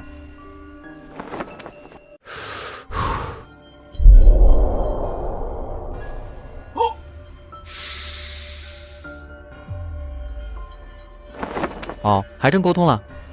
这里虽然是医院，但也是我们所信仰的宗教，神圣而干净。但一个女人玷污了它，罪不可遏。利用宗教的方式，我们处决了这个罪人，那个女人生下的肮脏后代。我们排斥她，折磨她，肮脏的清洁工了肮脏的她。同龄女孩用刀片划破了她的脸，她在惨叫，我们却笑得很开心。直到后来，宗教的人拖着她出来，将她烧死。噩梦也从这里开始。我忏悔，我有罪，罪不可赦。终于来了条有用的线索了。你不觉得很惊悚吗？这是惊悚游戏，难不成你还还把这当成一款温馨的治愈游戏。这是这位修女的话，不出意外的话，血字里的这个他，应该就是我们要找的幕后黑手了。你觉得是哪个？我怎么知道？医院这么多病人，一个个都神经质，找得出来才有鬼。至少，我们确定她是个女的，这样，嫌疑人就去掉了一半。说的煞有其事，搞白天还不是就知道幕后黑手是个女的？这房间没什么好摸索了。你那烟挺厉害的，给我来一根呗。10万鬼币一根。得，拒绝的还挺委婉。得到了共享的线索，陈柏苏和蓝烟分头行动，开始把重心放在拼图碎片上。昨天晚上似乎没这么冷，这是什么情况？天气转寒，有浓郁的鬼气在医院里弥漫，是个很恐怖的鬼，并且不止一个，你小心点。恐怖的鬼，应该指的是黑暗里的东西。油灯应该能让他忌惮，应该不用担心。如果连油灯都不怕，那这个副本真没法玩了。第3块拼图碎片，这不就来了吗？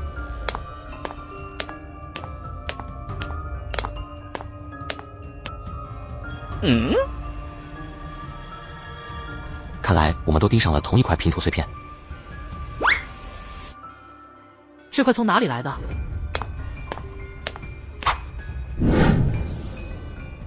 你们干的？我也是刚到。他发了疯的攻击我，我先把他做了。拼图碎片是从他喉咙里抠出来的。这块拼图碎片倒是没费什么劲。现在算算，天子手里有3块，我手里有2块，魅影手里有2块，总共7块。拼在一起的话，应该能大概看出拼的是什么东西了。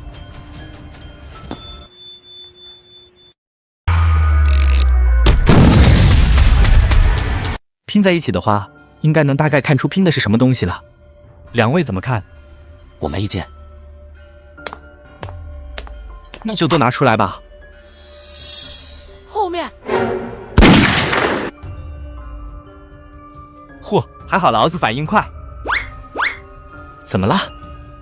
白痴，这是黑夜，你知道开一枪的动静有多大？刚才那情况，你还顾得上这个？况且我们不是还有油灯？闭嘴！蓝烟当即闭上了嘴，倒不是有多听话，而是他也察觉到了不对劲。廊道内的黑暗温度急剧降低，并且空气中还弥漫着浓郁的鬼气，有什么东西在黑暗中窜动，但始终没有进入油灯火光的范围内，这让3人都松了一口气。黑暗里的东西非常恐怖，但好在还是忌惮油灯的火光。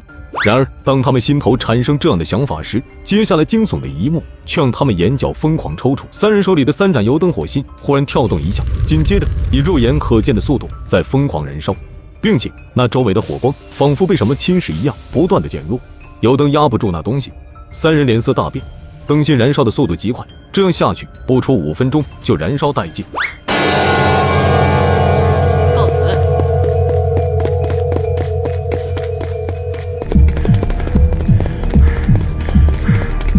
这样要跑去哪里？跑回各自房间。房间是界限，黑暗里的东西肯定进不来。3个人拼命的跑，但后背袭来的刺骨寒意让他们知道那白影紧紧追着他们。我的油灯快要烧没了，等等我！金发男子和陈柏苏仿佛没听见，脚下的速度一点没减的意思。蓝烟暗骂一声，看着手里的灯枯油迹，他的面目扭曲。但他娘的，跟那东西拼了！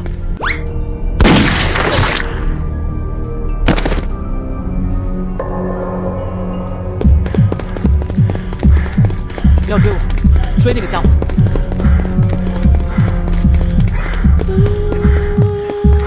有人在唱歌。第一时间，陈柏苏就想到了第一条线索，歌声从窗户外传来，似乎隔着不远。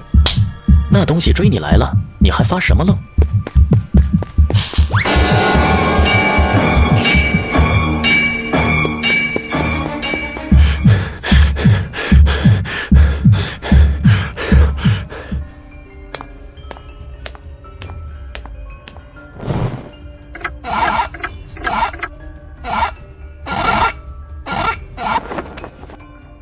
一声枪响造成的后果。那个叫蓝烟的好像油灯烧没了，在身后喊什么没听清楚，不过应该是没了。人没了是小事，关键他手里的拼图碎片，玩家死亡，拼图碎片是消失还是继续散落在医院内？陈柏苏挠挠头，一阵头疼。突然间发生的变化打乱了他所有的节奏和心绪。这个变化也让陈百苏知道油灯不是万能，真正恐怖的鬼连油灯的火光也压制不住。那白影是什么身份？只是单纯的增加副本难度才添加的 NPC， 还是玩家要找到的幕后黑手？如果是幕后黑手，那这游戏真是没法玩了，油灯都压不住，玩家拿什么对抗？陈百苏思索间又想到走廊里窗外传来的歌声，难怪连续2晚都没听到所谓的歌声。歌声从窗外进来，那唱歌的人不在医院里，很可能在医院外。你现在打算怎么做？睡觉。今晚先到这里，什么事明天再说吧。第二天清晨，意外的是，今天没有游戏播报音响起，没有玩家被淘汰。陈百苏出了门，往别人楼的去的途中，碰见了金发男子。两人见面，脸色都有些不好看。昨晚的意外让两人的心情都很差劲。昨晚你俩跑的倒是挺快啊。你从那东西手里逃掉了？逃个屁，老子还没反应，就感觉天旋地转，死的时候才意识到是自己的脑袋掉了。这么说，你只有1条命了，还要继续游戏，这么勇？不是所有玩家都只有一个保命道具的。拼图碎片呢？还在手里，合作继续。继续可以，不过必须把你那把脑残的猎枪收好。我的错，我的错。昨晚拼图拼凑被打断了，现在要不要继续？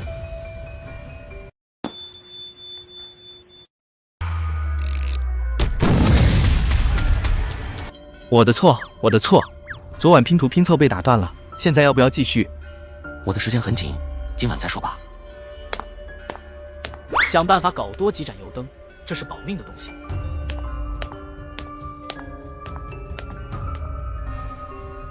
雅姐问昨晚是不是出事了？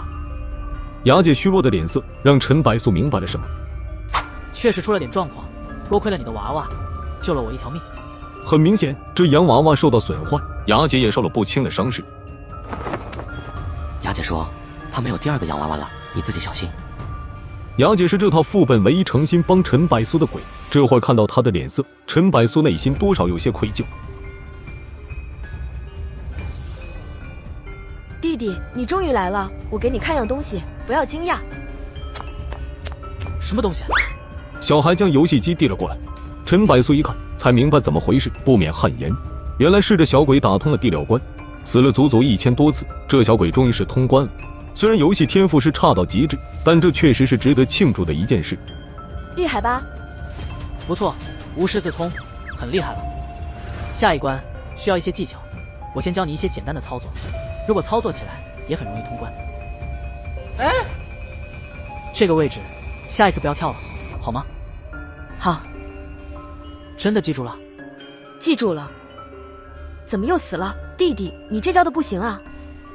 你特么，老子足足说了45次，这个地方不能跳，你耳朵聋了？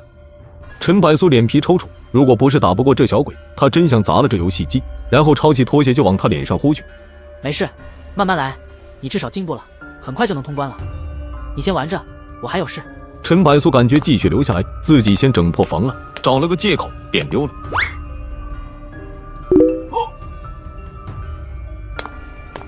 大爷，昨天那份报纸看得挺新鲜的吧？还好，不过报纸现在不合我口味了。什么意思啊？陈百苏一怔，忽然才反应过来，老人今天手里拿着的不是报纸，而是一份杂志，一份周评选最佳性感女郎的杂志，封面上全是穿着比基尼的评选模特美女。我日，这老头子人老心不老啊！一把年纪了，不好好养老，还折腾身体。这说不错，就是只有一本，反反复复看，有点腻了。这都不是暗示，是明示了。大爷，我那不小心买多了几本学习资料，放着也碍地方，不如给你垫一下桌角吧。当然，你感兴趣想看也行，反正只是一套没啥营养的学习资料而已。可以，先放着吧。你获得301病房生活乏味的老人，好感度加140，奖励鬼币加200，还挺要面子。你的好感度已经出卖了你，一套杂志，估计心里都乐开了花。那大爷，我就不妨碍你学习了。获得了这2位的好感，这下张雅应该不敢为难我了吧？哥，问你个事。什么事？弟弟尽管说。白天你能不能出病房？可以出，但修女有规定，被发现后果很惨。那晚上呢？也可以出啊，但时间不能太久，规定的时间要睡觉。今晚想不想出来？我带你去玩。玩什么？比游戏还要好玩的东西。你想忽悠我，带我出去，肯定没安好心。这小鬼果然忽悠不得，拥有完全不属于这个年纪的心智。好吧，我确实有事找你帮忙，就直说了。昨晚我给一个家伙揍了，想让你给我出出气。弟弟给人揍了，作为大哥出头不过分吧？有道理，帮你可以，帮我通关。嗨，以为多大事呢？这小事一桩。是帮忙教我，让我通关。耶，我真厉害，今天足足通了2关。累死我了，这比我打通关都难。那约定的是？你调个时间，今晚上闹钟响了，我就会来了。不过到了固定的钟点数，我就要回去睡觉了，熬夜不好。熬夜对身体确实不好，要不咱俩通宵吧？小鬼，这么明显的忽悠，你看不出来吗？到了晚上，很多东西都是忌讳的。要你管，弟弟的事就是做哥哥的事。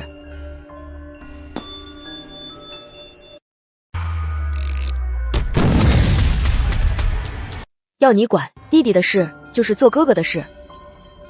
真是天真的小可爱呢，被卖了还帮人家数钱。你怎么说也好，我从没想过要害谁。如果小孩哥也打不过那白影，那到时候大不了一起跑呗。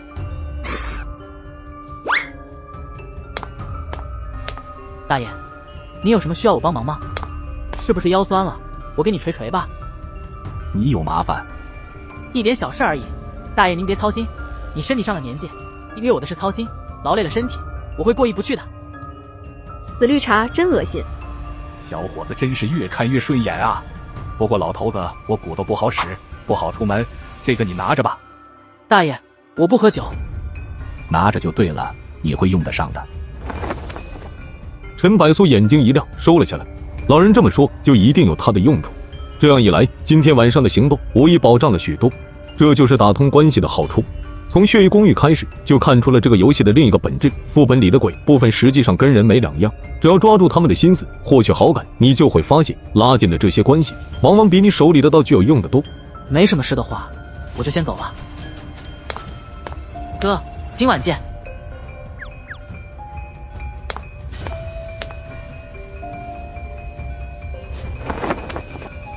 只有我们3个是油灯，其他人都是白烛。看来这是在主线任务上取得突破性进展带来的裨益。正愁没有油灯，这就送来了。这游戏倒也不是没有人性。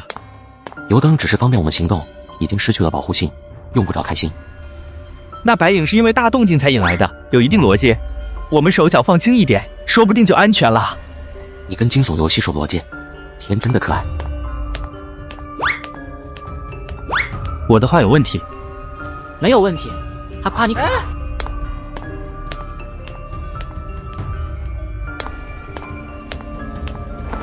小屁孩可要来啊！西西，弟弟，我来了。不能正常走过来吗？我差点心肌梗塞了。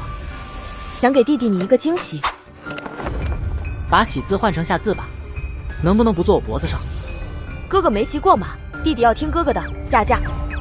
陈百苏无奈，只能任由他了。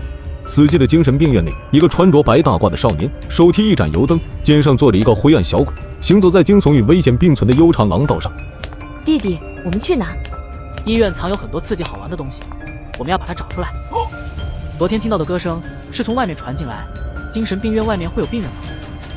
精神病院是绝对封闭性的，副本的范围仅局限在医院内。既然是封闭，歌声是怎么从外面进来的？阳台。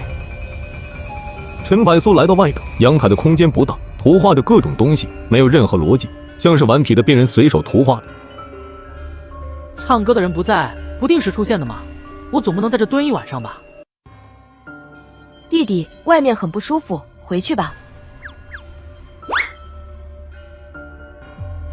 原来惊悚世界还有月亮。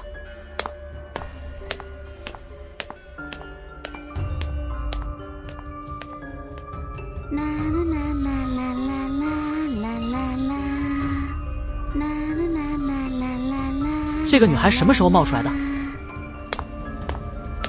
小妹妹，怎么自己在这儿？你父母呢？你要搭讪吗？哥哥可以帮你啊。你把妹的方式太 low 了，哥哥有经验，我教你。你可以先闭上嘴吗？小妹妹，有什么需要帮忙的吗？我丢了一样东西，你能帮我找回来吗？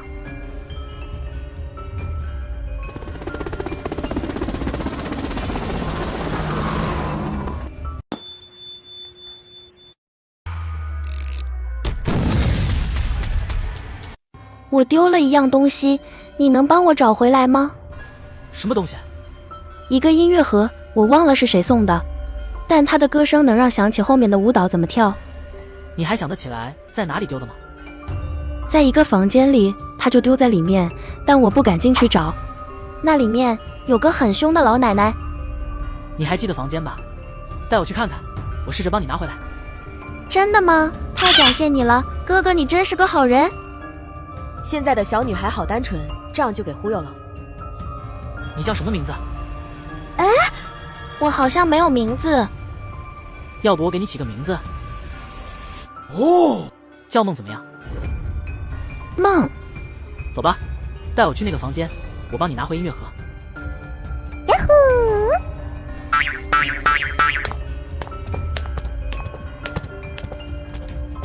一点劲都没有，这就是你说的好玩的事？别着急，要不你先打会游戏。我咋没想到？就在里面，老奶奶很凶的，你小心点。为什么要凶你？你做错了什么事？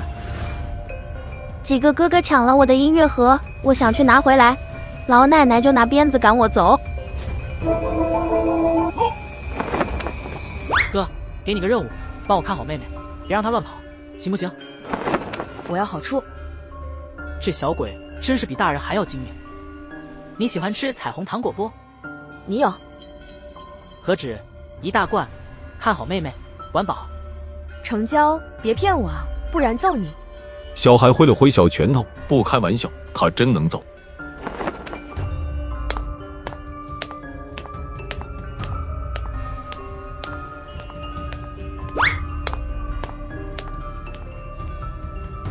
有人吗？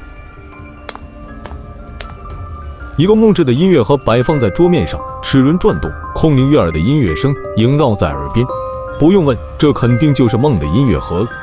客厅里，一个老奶奶坐在沙发上，双手支着衣服，一件件小衣服挂在一边。老奶奶一动不动，头歪到一边，衣服也才支到一半。虽然这种可能性不大，但说不定真能偷走呢。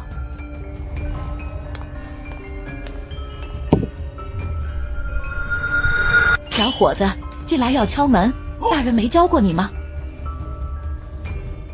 那什么，我看你睡着了，不好意思打扰你。你想要这个音乐盒？我妹妹说在这里丢了一件东西在这里。音乐盒不是她的，让那丫头别打心思了。年纪一大把，居然还跟一个小女孩耍无赖。奶奶，要不我跟你换一个新的音乐盒吧？你这个旧了，声音都变了。别的不要，就这个，它能帮我把孙子都哄去睡觉。你该走了，如果你吵到我那些孙子，我会把你做成玩具，给我心爱的孙子玩。正说着，这里头的房门猛地被撞开，大量鬼气涌入客厅内。陈百苏没看到鬼，却见到墙壁上出现密密麻麻的小脚印，不规则的走动。乖孙儿们，都回去睡觉好不好？老奶奶朝着四周喊着，将音乐盒的声音加大。脚印果然少了一些，但还有个别顽皮的还在到处钻。最终，奶奶亲自起身，将剩下顽皮的孙子丢回了房间里。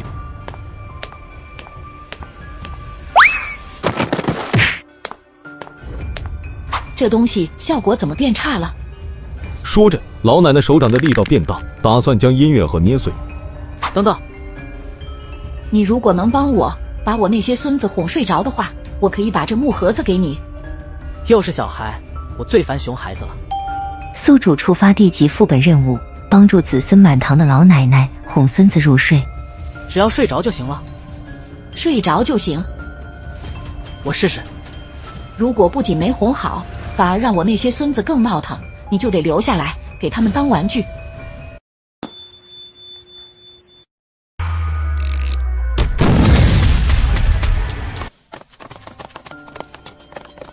你打算怎么哄？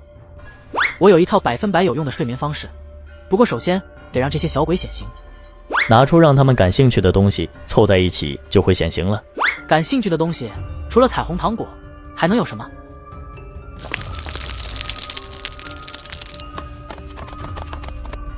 出现了。还有，那你们吃饱了的话，能乖乖去睡觉吗？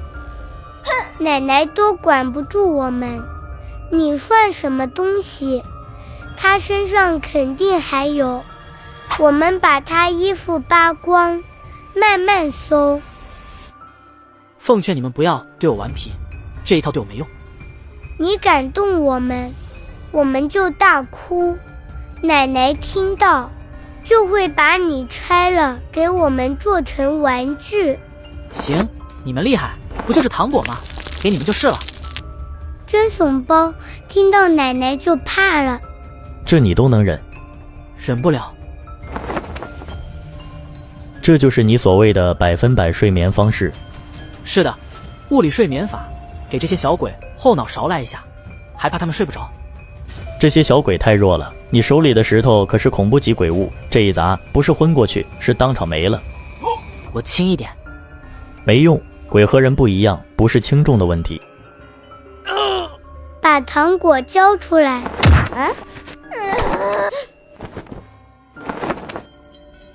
你这什么东西？镇定剂。这样的话，事情就变得简单了。哥哥怎么睡了？你哥哥困了，来吃糖。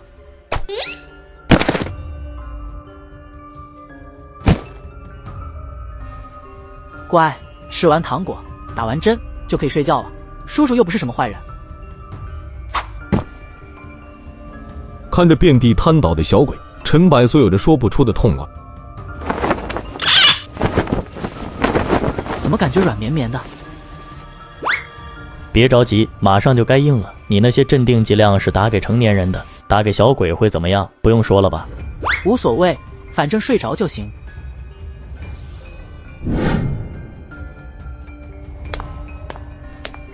奶奶，你的孙子都睡着了，而且睡得都很香，很安详。你进去不到10分钟。不信的话，你可以去看看。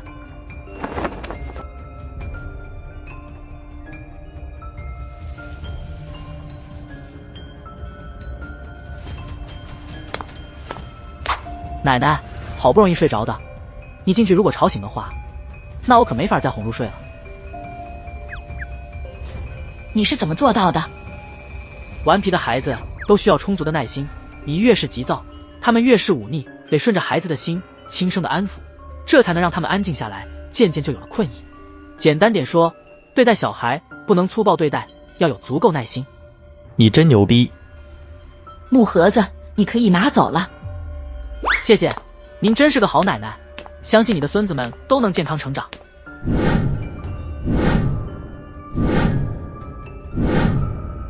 能给我玩玩吗？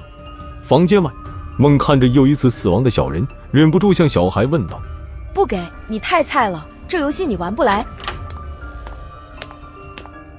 怎么样了 ？Easy。你是怎么拿回来的？帮老奶奶哄几个小鬼睡觉就解决了。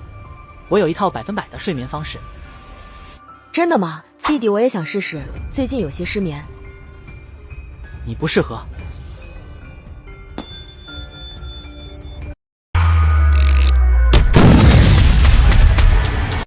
你不适合。快走，快走。担心老奶奶发现自己的孙子们睡得太死，陈百苏带着小孩和梦离开了1楼。梦，你有没有想起来什么？不记得了。那你记不记得自己是怎么来到这个医院的？我记事的时候就在这家医院了。我不喜欢白天，喜欢晚上，夜晚很安静，也很美，所以我总是拿着音乐盒在走廊上跳舞。那个时间是我最快乐的时间。家人呢？不记得了。朋友呢？你是第一个。这失忆也太严重了，身边连一个人都忘得干干净净。不过想想似乎也不奇怪，毕竟这是精神病院。只是这个女孩每天晚上这么自由的走动，那些修女不管的吗？不是说分开行动吗？为什么你们两人总是跟在一块？蓝烟和金发男子没有应话，而是紧紧盯着梦和小孩，只是一刹那，他们就确认这是两只鬼。尤其是肩头上的小孩，给予两人极大的压迫，绝对是恐怖级。小孩打着游戏，没搭理蓝烟两人。哥哥，这是你的朋友吗？算是吧。这是怎么回事？这是我哥们，今晚跟我一起行动。弟弟，你说你被欺负是这两个吗？这是难兄难弟，我们一起被欺负了。这是你的病人。么病人？我俩是兄弟。蓝烟两人霎时就明白了情况，这家伙居然找了个鬼来做保镖，他们还是指恐怖级的鬼。精神病院的病人有多难伺候，他们再清楚不过。小孩跟陈柏苏称兄道弟，着实让他们大受震撼。兄弟，传点经验，怎么做到的？这东西教不来，看人品，我的人品就很完美。不说就不说，犯不着还夸自己一波吧。金发男子脸有些不自然，感觉这话在内涵他，毕竟他之前还把病人的头给爆了。我不想进去。这味道不止血腥味，还很恶心。都小心一点。三人进了房间里，里面浓烈的臭味顿时涌出门外。邋遢的房间里，一具尸体躺在床上，全身都是恐怖的伤势。三人的目光往下移，表情抽搐，都下意识感觉自己的裆部一凉，血淋淋一片，显然是被什么利器割去。看嘴那里，只见尸体的嘴鼓鼓的，像是被塞了什么东西。霎时，三人的表情日了狗一样，恶心到了极点。这人怕不是脚踏几条船的那种渣男，不得不说，杀他的人真是太狠了。他的脸我好像见过，白天的护工。拼图碎片指向床上的尸体，而尸体身上没有衣服，那就代表拼图碎片在尸体体内。谁去拿？我再死一次就得退出游戏了。猜拳。无聊。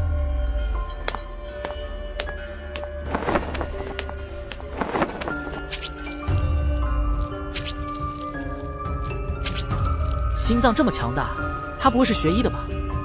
有可能是个法医。找到了。小心点拿出来，别太刺激到。好像粗暴点也没什么问题。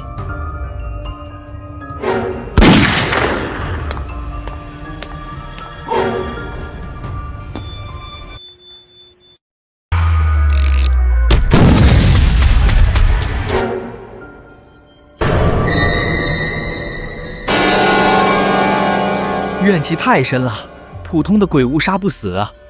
反正拼图到手，管它深不深，跑就对了。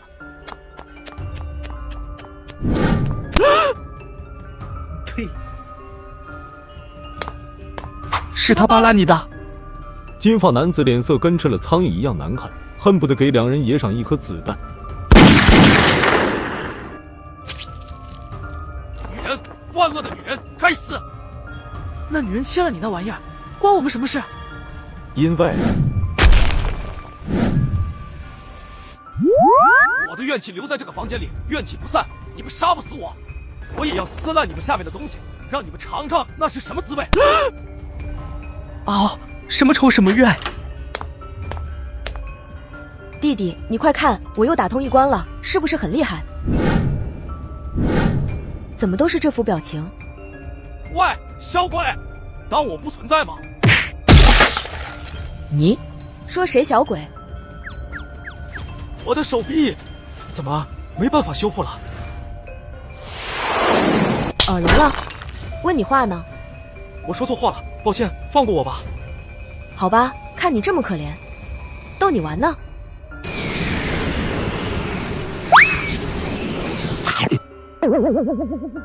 这东西果然这么难吃。金发男子和蓝烟已经惊愕的说不出话，这小鬼未免太猛了。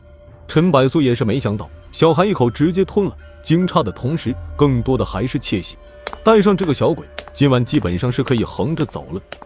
弟弟，你还没回答我的话呢。进步很大，再接再厉，这是你的奖励。你进来了，梦呢？没事，他在外头呢。小孩的话让陈百苏顿感不安，连忙往门外奔去。门外梦没有乱跑，正站在角落那里，看着地上的黑血，又看着自己的小脚，表情写满了纠结，不知道该不该跟过来。如果没猜错，这是第8块拼图碎片了吧？恭喜玩家魅影、天子、蓝烟完成主线任务进程70%，获得主线线索辅助奖励坠天使的圣水乘3。坠天使的圣水，这是制裁恶魔的圣水，也是希望的圣水，拥有湮灭罪恶存在的力量。注：这是玩家唯一战胜幕后黑手的武器，请谨慎使用。一瓶圣水只有1次使用效果，当使用在任何一名副本 NPC 上，将失去作用。主线上的奖励出现，就代表着这套副本要进入最后的阶段了。获得主线上的奖励，不完全是件好事，游戏难度也会大幅度增加，很可能那个幕后黑手要出手了，又或者说他已经出手了。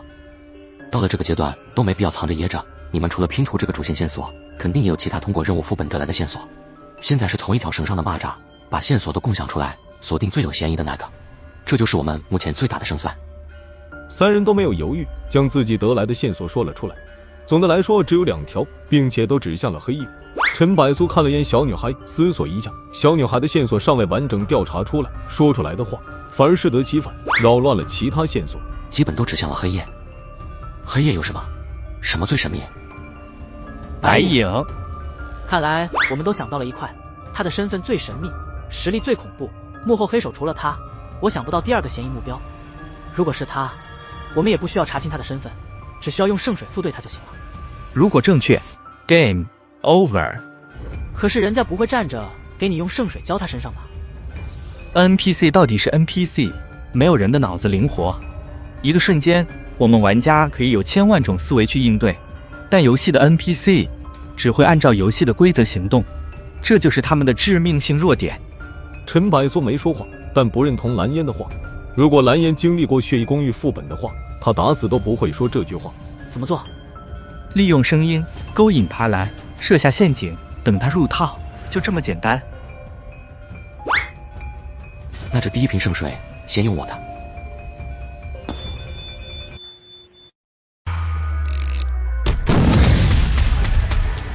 那这第1瓶圣水先用我的。金发男子如果真的用自己的圣水击杀了幕后黑手，那他无疑是全场 MVP， 评分肯定会比陈百苏和蓝烟要高。好，陈百苏对最佳评分的奖励并不怎么看重，他没什么所谓，随你吧。这个时候产生分歧，对大家都没好处。谁来勾引白影？第8块碎片是我拿的。我最后1条命了，带死的话，圣水可就没了。你们不希望看到吧？人的目光都落在了陈百苏身上。你不是有你那好哥们吗？他可以保护你，这人选非你莫属了。你们要聊到天亮吗？还走不走了？我们在商量今晚上最刺激的重头戏，并且我们2个是主角。什么样的重头戏？先保密，马上就开始了。梦，你躲好点，发出什么声音都不要出来。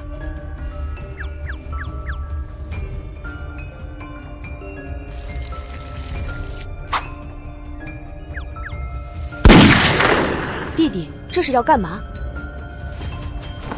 揍我的那个人马上就要来了，待会儿看你能不能帮我报仇了。哦，没问题啊，谁来哥都帮你揍他，吃了也可以。陈百苏不语，因为他感觉到空气迅速冰冷了些。哥，他来了！欺负我弟弟的都没有好果子吃的。弟弟，哥哥困了，回去睡觉了，有什么事明天再说吧。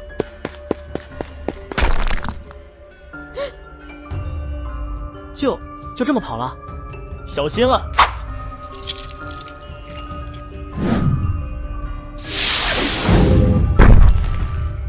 动手！天子，完蛋了！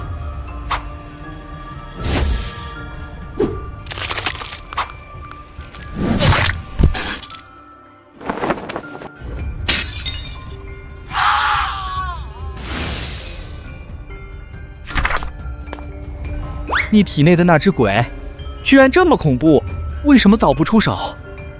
我跟只蚂蚁一样被他掐住，轻易被撕掉一条手臂，你觉得恐怖吗？那怎么回事？我留了部分的圣水涂抹在手上，笨蛋才会将所有圣水都用在鬼物上，鬼物被摧毁，底牌就直接没了。奖励说得很清楚，主要圣水没有侵入体内，就不会失去效力。对方肯定也知道这一点，提前做好防备，只能出其不备。聪明啊！你的手怎么样？问题不大。玩家受到的伤势回归之后会受到恢复治疗，但王子体内的灼烧鬼肯定有了不小的伤势。那个是白天那些修女吗？不清楚，这就是黑夜梦魇的真面目。看来修女身上还有我们不知道的秘密。更糟糕的是，精神病院没有任何变化，游戏播报音也没有响起。我们全都猜错了，黑修女不是幕后黑手。第一瓶圣水作废了，三人脸色都有些沉重。线索基本都指向黑夜，可黑夜除了这些修女还有什么？拼图，8块拼图碎片可以拼出个大概来，里面一定有其他的线索。先拼来看看。又有东西在靠近了。用我的圣水。你这一瓶可能不太够。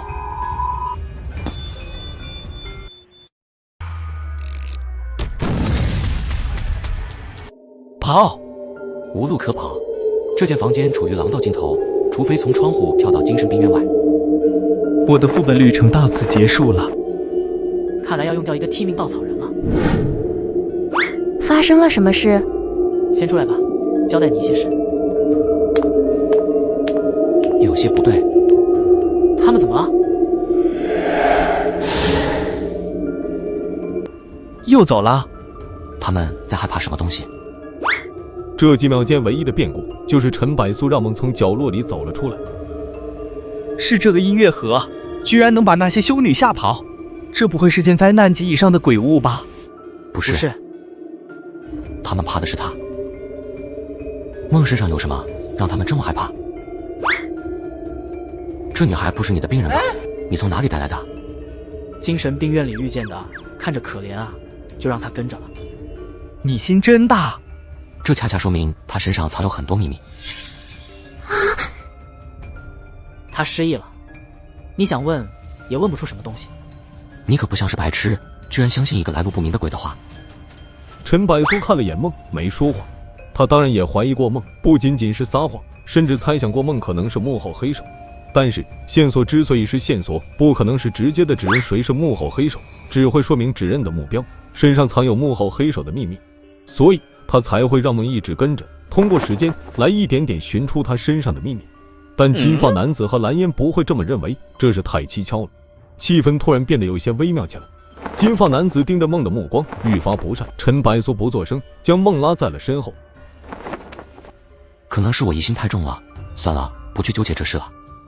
天快亮了，今晚的行动就到此为止吧。虽然游戏进入后阶段，时间开始紧迫，但今晚我们至少也有收获，查清了白影的身份。很明显，黑夜的修女只是幕后黑手的棋子，天亮之后他们就会变回白天的修女，管理着病人和护工。我们从修女入手调查，一定会有收获。所以我们白天行动，可以的话当然最好，但从病人身上触发副本任务还是最主要的。魅影大神，你有什么问题吗？我和你想的一样。那就没问题了，先回房间休息，什么事天亮之后再说吧。我先去上个厕所。我也去，刚才吓得不轻，差点尿了裤子。两个大男人一起上厕所。你要继续跟着我吗？我不喜欢白天，白天我都会找个地方睡觉。明天晚上你还去那个阳台找我玩吗？我每晚都在那里跳舞的。可以，明晚我再来找你。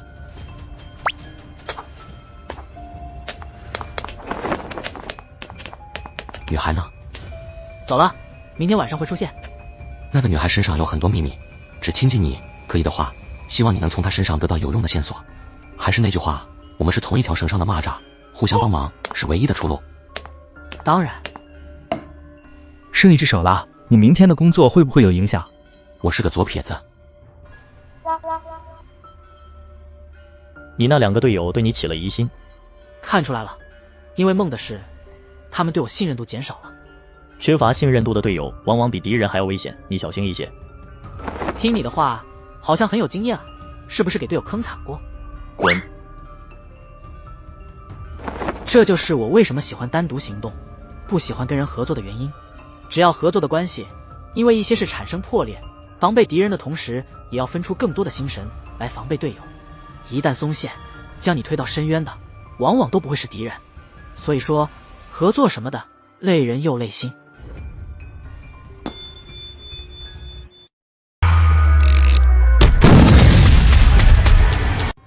雅姐问你昨晚有没有出门？出了，不过不用担心，我跟301房间的2个病人关系不错。301那几个病人喜怒无常，不能太亲爱。陈百苏很赞同这句话。301那3个鬼都是老油条了，就比如那小孩信誓旦旦说会保护他1晚上，结果看到是修女，魂都要吓没了，自个就先跑了。得亏没有把所有希望放在他身上，否则多半是要用掉1条命。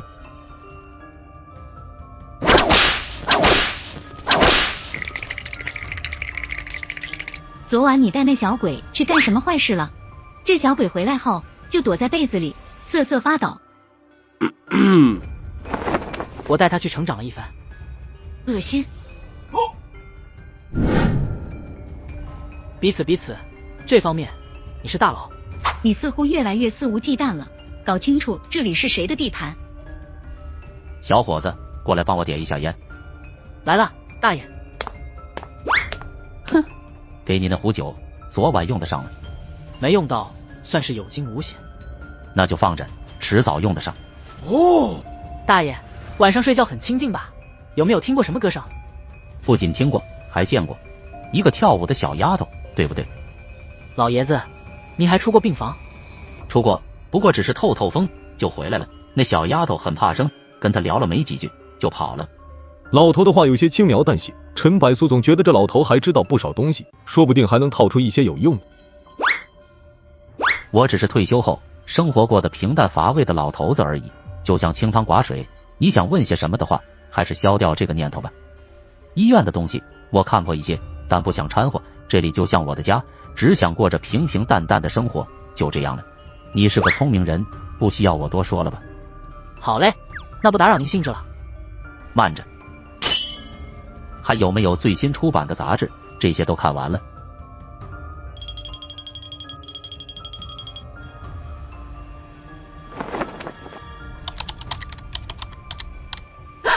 弟弟，你还活着啊？托你的福，昨晚差点没了。是你坑我先的。我要知道揍你的人是修女的话，打死不跟你出来了。我自己都不知道。所以，你们病人怕的其实不是白天的修女，而是晚上的。昨晚要不是我跑得快，就给逮着了。所以你就丢下弟弟，一声不吭，直接就跑了。这兄弟情谊，我可太感动了。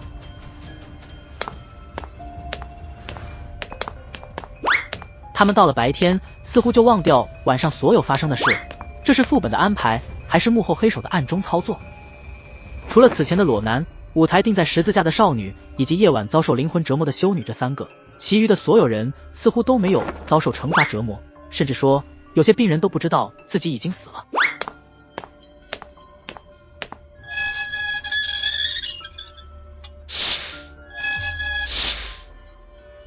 病人为什么会在楼道里照料他的护工呢？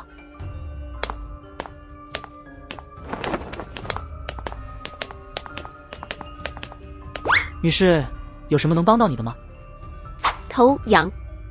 这个女人不会跟月琴一样，也喜欢在脑袋上捅一刀吧？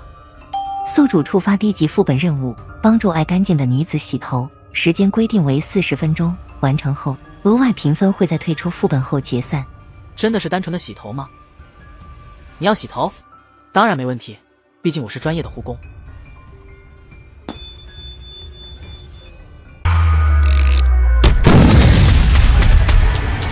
你确定要用这缸水洗？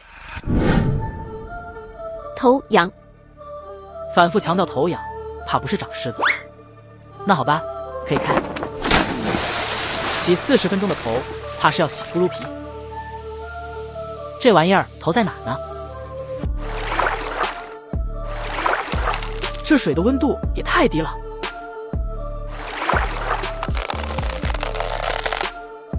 女士，请收起你的顽皮心，你这样我可没法给你洗头。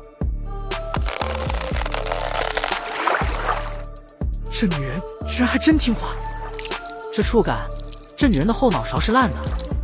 女士，力道还可以吧？要不你洗洗脖子，你不出声，我就当默许了。他不想再去挠头，再继续估计脑勺都要烂了。双手伸进水里清洗一下指甲，陈柏苏的目光忽然顿住。一根手指，看上面的皱褶和茧子，并不像是女人的手指。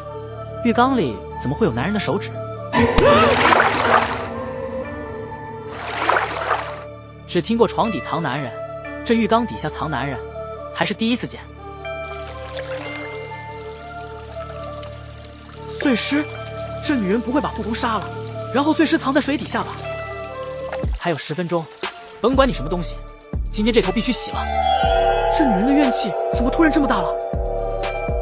宿主触发被动技能解析之眼，一开始的他们可以为了彼此付出所有，但结婚后，女人发现男人渐渐变了，对待任何事都变得不耐烦。她知道他有头皮病，不时会瘙痒难耐。恋爱时，她可以放下手上的任何工作，细心耐心地给他洗头。现在在他眼里有的仅是厌恶，甚至醉酒时抓着他的头往墙拼命地撞去。很快，女人知道男人出了轨，变了心，但选择原谅他，因为她不想孩子在破裂家庭中成长。一天晚上，男人忽然变得贴心起来，知道她头痒，在浴缸放好了水。当女人的头被按入水底时，男人的贴心就变为了狰狞，双手拼命地按下去。女人挣扎中，将提前准备的刀子刺向了男人的眼睛。不久后，浑身湿透的女人手里提着电锯，看着鲜血淋漓的浴缸，露出了释然的笑容。又一个美好且温馨的男女恋爱故事。女人的故事，她不知道怎么评价。为了家庭，女人忍受了男人的厌恶、家暴，甚至出轨。或许在她心里，还抱有一丝男人回心转意的希望。直到最后，男人拼了命地按着她的头时，可能她的心才真正死了。恭喜玩家完成 D 级副本任务，获得主线线索消失的吊坠。这次的线索居然是个物品，除了一颗宝石，并未刻有任何关于主人的信息，就单单的一条吊坠项链。这要怎么展开调查？于是，如果没什么问题，我就先出去了。如果头洗的舒服，可以给个好评。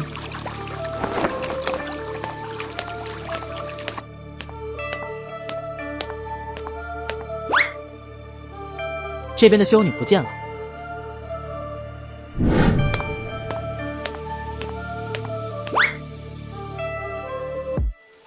很可能是幕后黑手搞的鬼，他将那些诅咒的人全部带走，恰恰说明在他们身上藏有我还不知道的秘密。这不仅仅是个坏消息，更是个危险的讯号，代表幕后黑手已经开始出手，并且这只是一个开始。见过这条项链吗？哪来的？见两人的表情，陈柏苏收回了项链，看着挺值钱，从病人身上扒下来的。这家伙穷疯了吗？病人的东西都敢偷。你们呢？忙活一天，总不会也没收获吧？我们有一条，并且非常关键，关键到我们几乎锁定了幕后黑手。暂时保密，今晚你就会知道。你说过我们是同一条绳的蚂蚱，应该坦诚相见，结果现在你们两人却在防备我。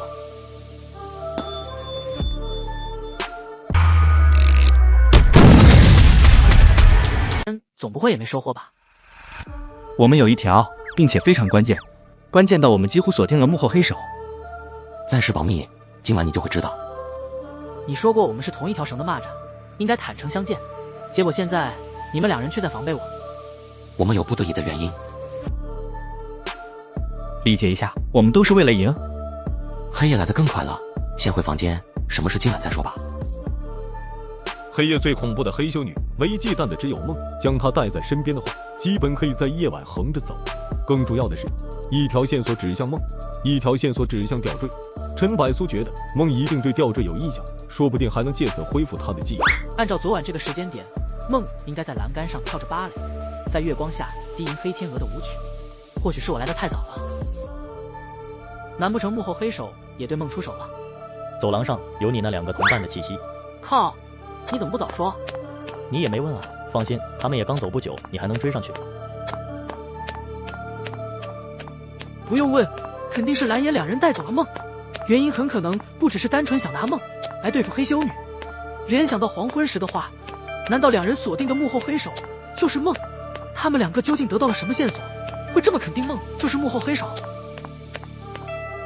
你们说带我找哥哥，他真的会在这里吗？他不在这里，不过按照这个时间，可能已经在医院里四处找你了。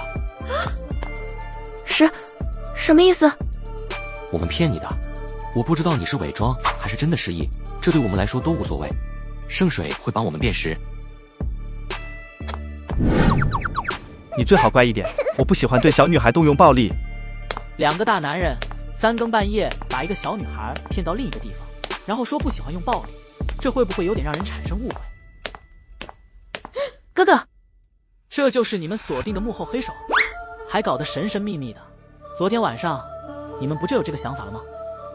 昨天晚上我们只是怀疑，并且某人一直可笑的在袒护一只鬼，我们不想撕破脸皮才没动手。我没有袒护，只是不想再浪费一瓶圣水，没有充足的证据指向他，就用了第2瓶圣水，这跟随便拉一个病人来没什么区别吧？证据现在我们有了。你们白天获得的线索？我们白天根本没有获得任何线索，只是我们昨晚做的这个。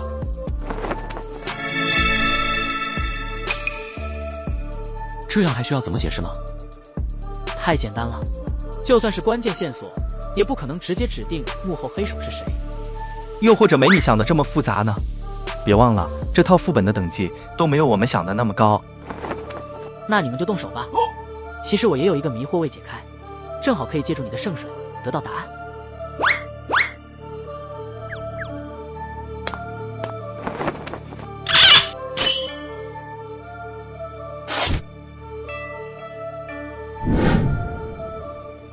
没有作用，会不会沾得太少圣水了？全部喝了。丫头，喝了，没事。好苦。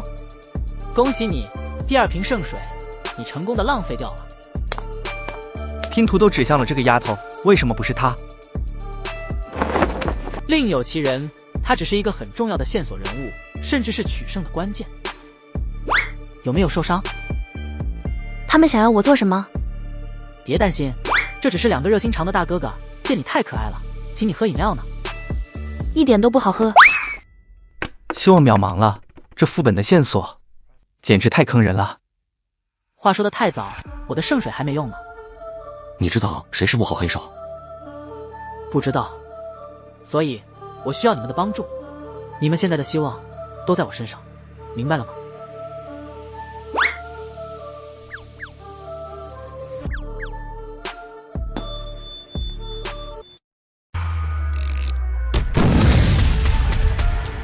分头去找拼图碎片。拼图还有用吗？有用，必须找其他。拼图碎片我来解决，但希望你也不要让我们失望，让我们见识一下你16.0的副本评分并没有水分，而是真实力。尽量，虽然你们2个队友坑了点，但我尽量带飞。这个丫头你要带在身边吗？能不能跟我走？遇到黑修女我就凉了。当我没说吧。这2个坑货浪费了你1个小时，搞了半天还浪费了1瓶圣水。则我早跟你说过，合作什么的没必要，等于给自己找俩拖油瓶。还是有用的，他们替我排除了2个嫌疑目标，并且拼图碎片还得摆脱他们。我有更重要的事要做。什么事？不出意外的话，今晚上应该是要分出个胜负了。我手里的这瓶圣水将决定今晚的胜负。丫头，这条项链你有没有什么印象？有没有想起来什么？想起来一些东西，但是就像片段一样断断续续的。没事，说给我听听。我不知道怎么讲，但我觉得我能画出来。画出来。5楼有一间画室。那就走吧。哥哥，我想起来的只有这些了，其他的很模糊，我努力去想，但越想越头疼。没事，已经足够了。第一块画板里，一个身穿修女服的女人被一个邋遢男人按在地上，双手撕裂着女人的衣服。这孩子真是琴棋书画样样精通。第一块画板透出的信息对他来说并没有什么新鲜度，因为此前通过康斯坦丁的香烟，从那个被诅咒的修女身上他就得到了这条信息。肮脏的女人被肮脏的男人侵犯，女人被钉在十字架上，烈火在下面燃烧，宗教信徒们围在一起，双手捧着十字架，低着头虔诚的吟诵。这也和当初通灵得来的信息吻合。第3块画板的图像和第2块画板的一样，只是在烧死的修女背后多了一个影子，一个小孩的影子。这里的寓意应该是修女偷偷生下了和强奸犯的孩子。第4幅、第5幅的素描画基本就是宗教的信徒们发现修女还有个孩子受尽侮辱和伤害，最后被跟自己母亲一样再次被活活烧死。但当陈百苏看向剩余的画板时，面色却是微变，接着脸色越来越凝重。会是这样吗？是不是离谱了点？有是有，但没有在准确的证实下，终究只是个猜测，所以还是得找齐拼图。我们现在要去哪？去拨开最后真相的面纱。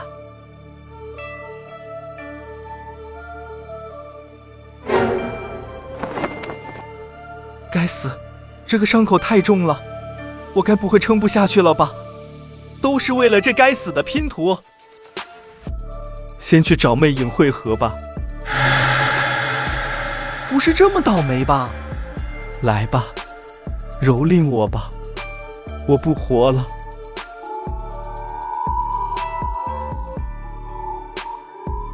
哎，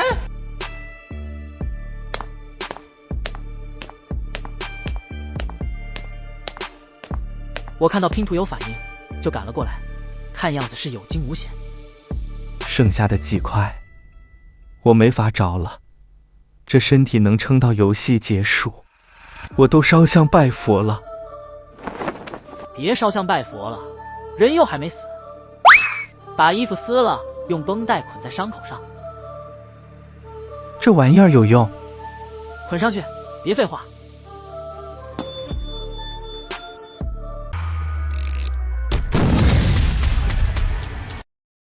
这玩意牛啊！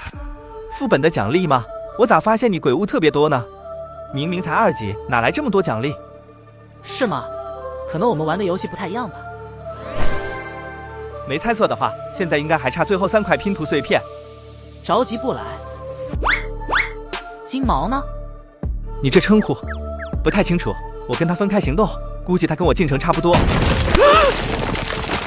去看看。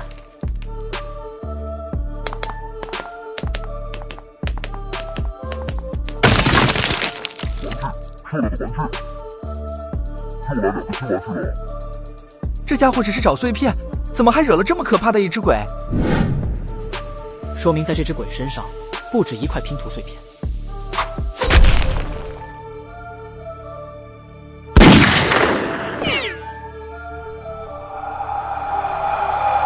他身上就算有碎片，我们也拿不到。这鬼太可怕了，就只有你手里的圣水能对付这只鬼。圣水没有，不知道酒行不行得通。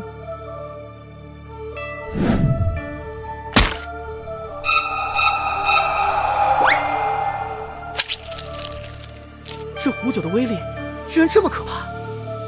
哦，你这鬼物多的有点离谱了吧？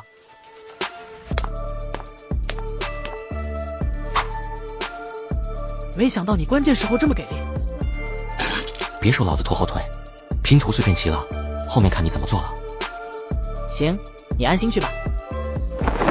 我还没死，不过这套副本的免死金牌一旦用了，复活时间为6个小时，今晚上没我的事了。希望我白天醒来的时候，不是听到你们被淘汰的消息。我也希望是这样。蓝烟看金发男子一口气撑着又断不去的模样，忍不住问道：要不要我给你补一枪？刚说完，金发男子就断脚，看模样像是被蓝烟一句话枪断气了。现在去哪？恭喜玩家蓝烟、魅影、天子凑齐所有拼图碎片，主线任务完成进度80%。接下来游戏将进入主线末尾阶段，幕后黑手将主动出击，猎杀玩家，祝玩家好运。幕后黑手要出手了。其实早就出手了，不过接下来才是重头戏。碎片给我。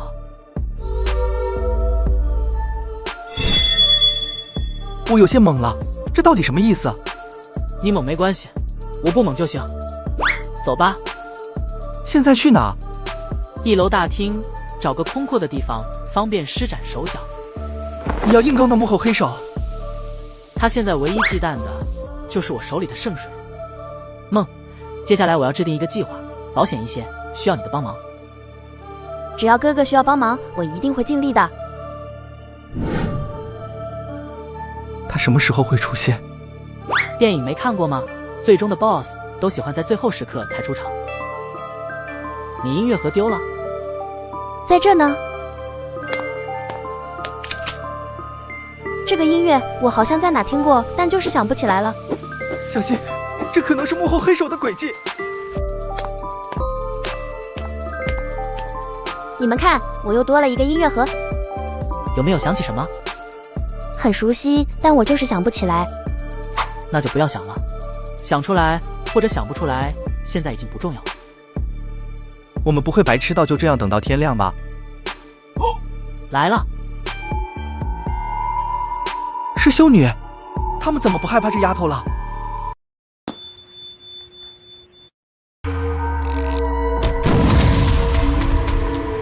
是修女，他们怎么不害怕这丫头了？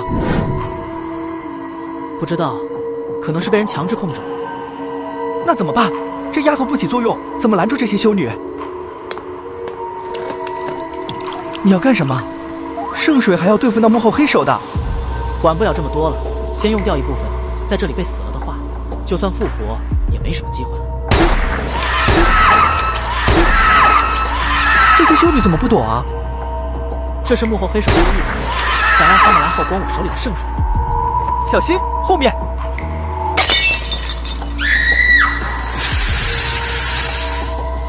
卧槽，你把最后的半瓶圣水都用掉了，太突然了，下意识就……那现在怎么办？哥哥，有一个房间，其实也有一瓶圣水。你确定？瓶子跟你们这个一样的，我偶然一次看到。你之前怎么不说？哥哥也没问我呀。行，你带我们去看看吧。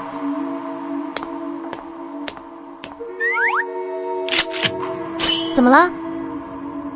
丫头，重新认识一下，我叫魅影。为什么这么说？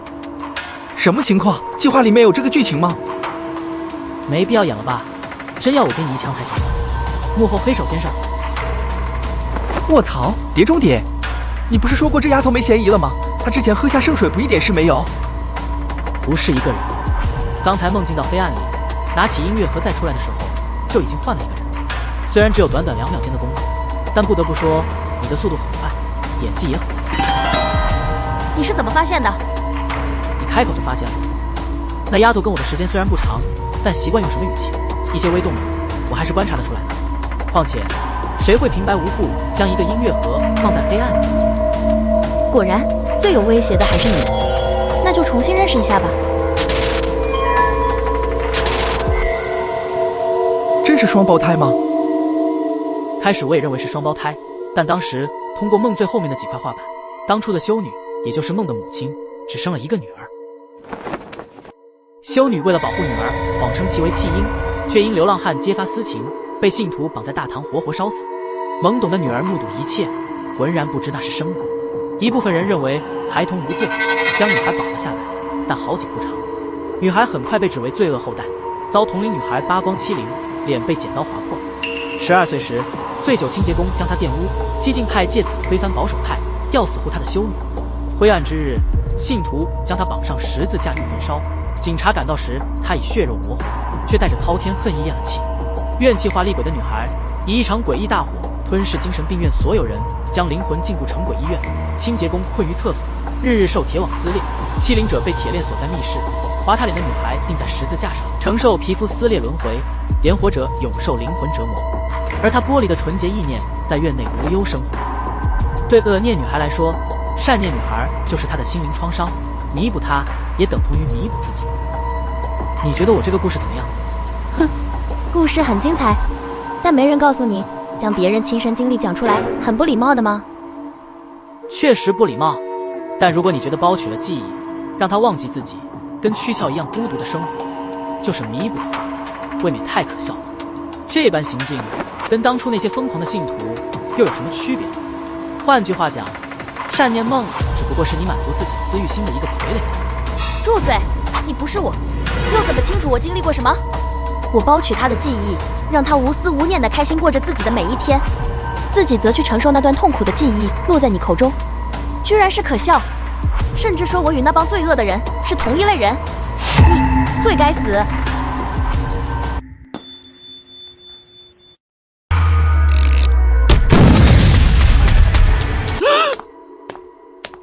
这样刺激他，是不是有点作死？陈百所表情凝重，他作死无非是想跟当初刘梦父母一样，利用嘴遁让恶念梦破防，触发权宜之剑。这样的话，他手里便多了一张底牌。所以，你觉得区区一把幼稚的枪对我有用吗？枪可能没用，但如果是浇了圣水的枪了，你的圣水不是用完了吗？那只是引诱你现身的计策，那些不是圣水，只是老人的酒罢了。你可能不知道，圣水只能对一只鬼起效果。这就是我们一开始设的套，就等着你跳进来。是吗？开枪看看。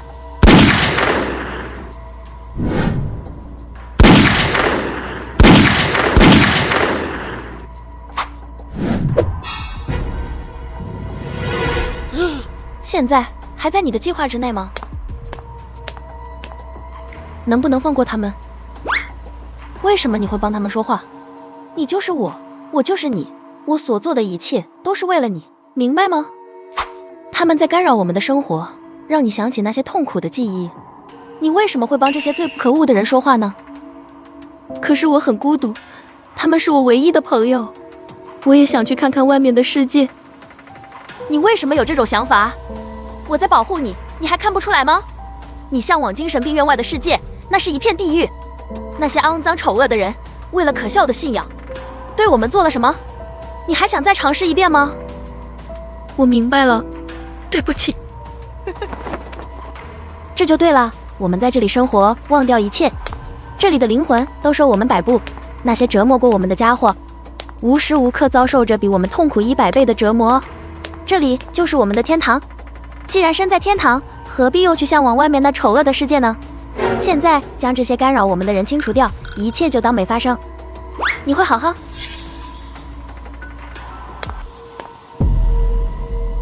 对不起，可能想起那些记忆会很痛苦，但至少我想知道自己是谁，自己叫什么名字，而不是像梦一样永远醒不过来。魅影，原来这才是你打出的最后一张底牌吗？你不需要道歉，我就是你。如果你真的想去看外面的世界，就去看吧。但我相信你一定会后悔，后悔我为你建设的这一切被你亲手破灭了。我想问问，我的名字叫什么？没有名字。我们被生下后，就像是被世界丢弃一样，人们用恶毒的名词来称呼我们，是不是很可怜？我们活着时，甚至连个自己的名字都没有。如果你想的话，梦以后就是你的名字吧。放心，我永远都在你身边。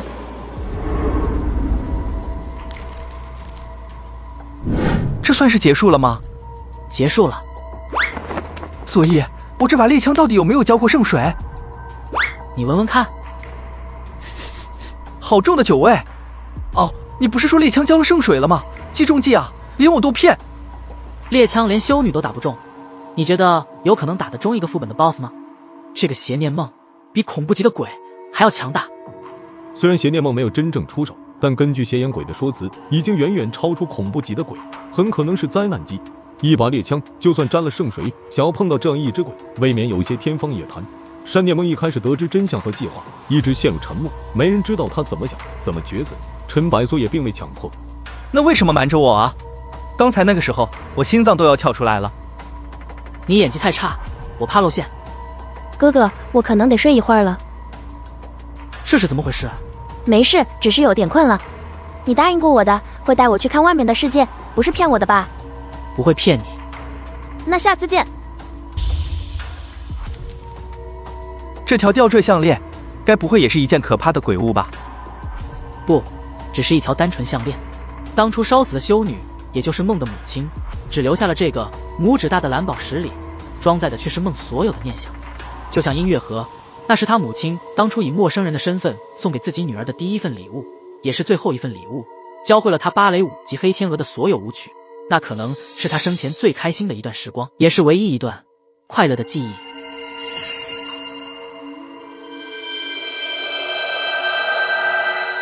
这该不会是？没错，这是。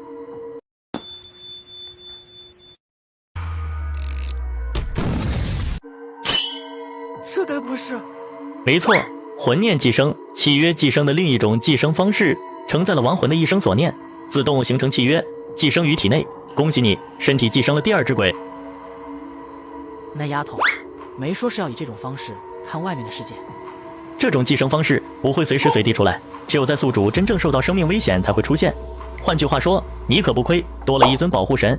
而且这丫头可不是一般的鬼。什么意思啊？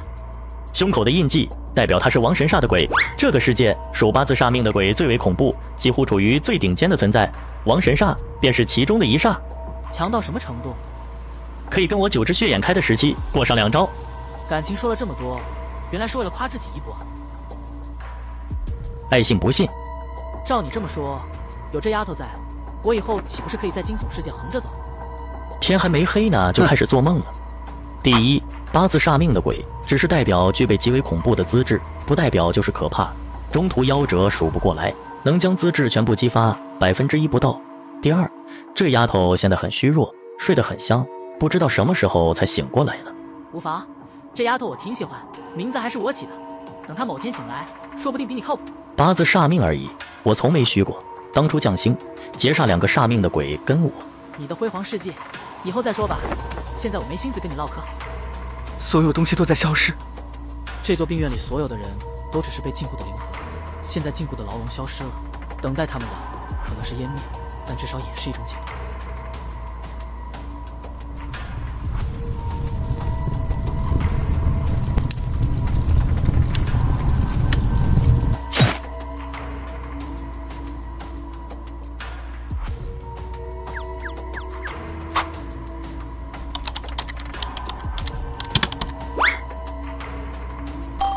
恭喜玩家魅影成功找出幕后黑手，与玩家天子、蓝烟共同完成主线任务。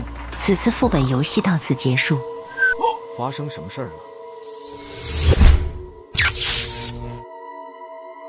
大神带飞，我只是辅助。后面的画面你没看到太可惜了，我特么心脏要跳出来了。我真怀疑你是不是吃了定心丸，能这么冷静。这可能就是人与人之间的不同吧。这套副本恐怕也有16.0的评分吧。啧，2个16.0评分，外面那些公会的人估计又要疯了。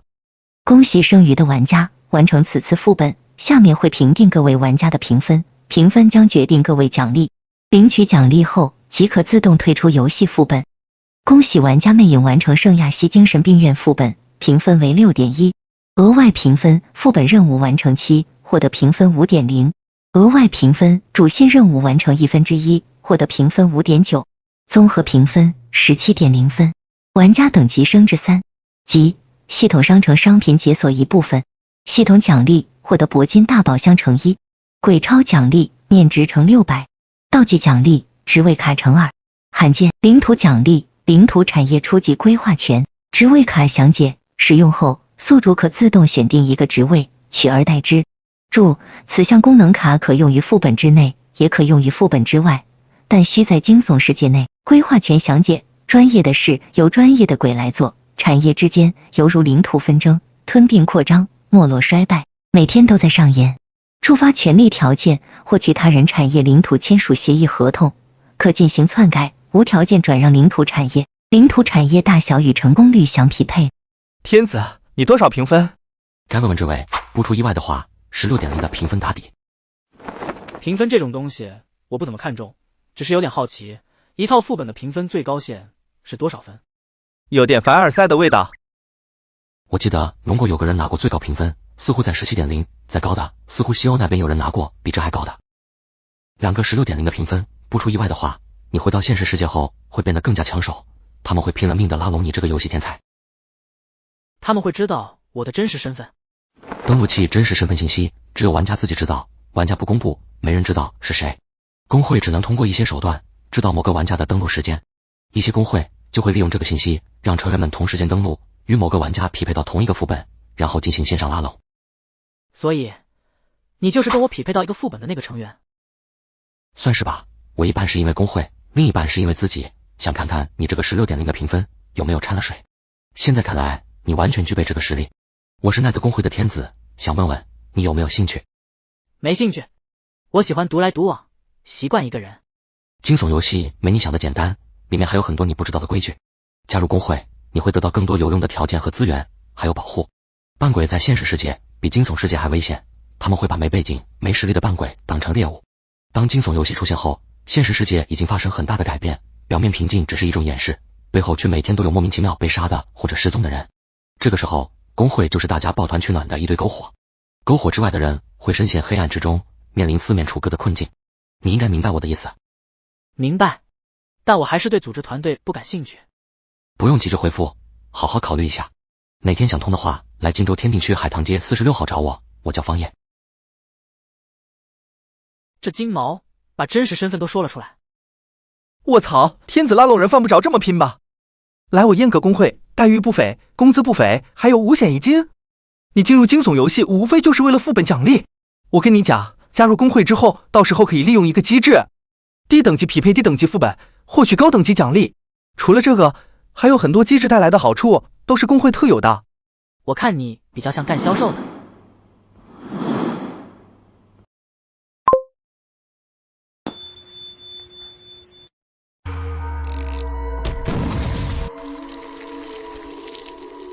再次回来，店铺又有了新一轮的面貌变化，树木花草都经过精心的修剪，店外座椅也被布置了出来。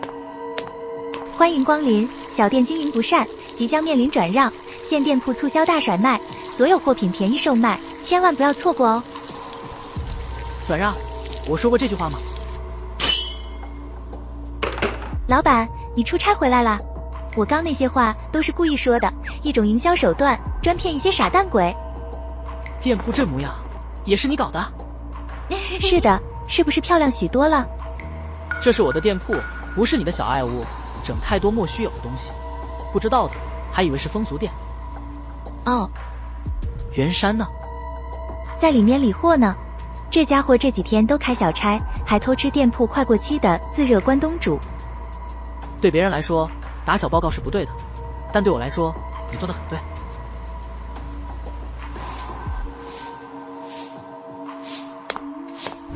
你好，一共29块7毛6。你们的店铺怎么有只老？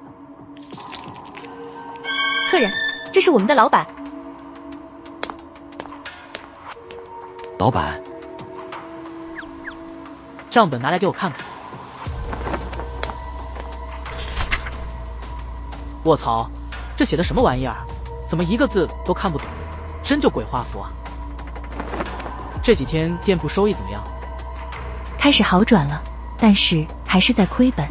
对面的彼岸便利店见我们的店铺改造了，自己也全面改造，然后又开了2家分店，将所有店铺路口的客人流全部封堵，导致我们这里的街道全都冷清清的。而且没了货源，货品很多都过期了。彼岸便利店那个老板还一直在针对我们，这样下去，哼！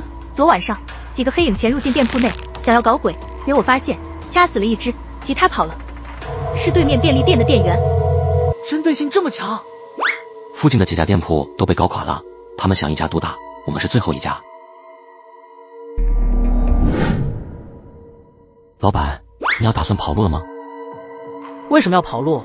我们还没倒闭呢。可是他们的规模太大了，我们的店铺面积连人家一半都没有，引流和投资也比不了，关键我们现在货源也还是个问题。现在玩家等级已经够了，便利店也解锁了新职位，所以我们需要个专业的鬼来帮我们经营。估计没谁愿意来。我已经招到了。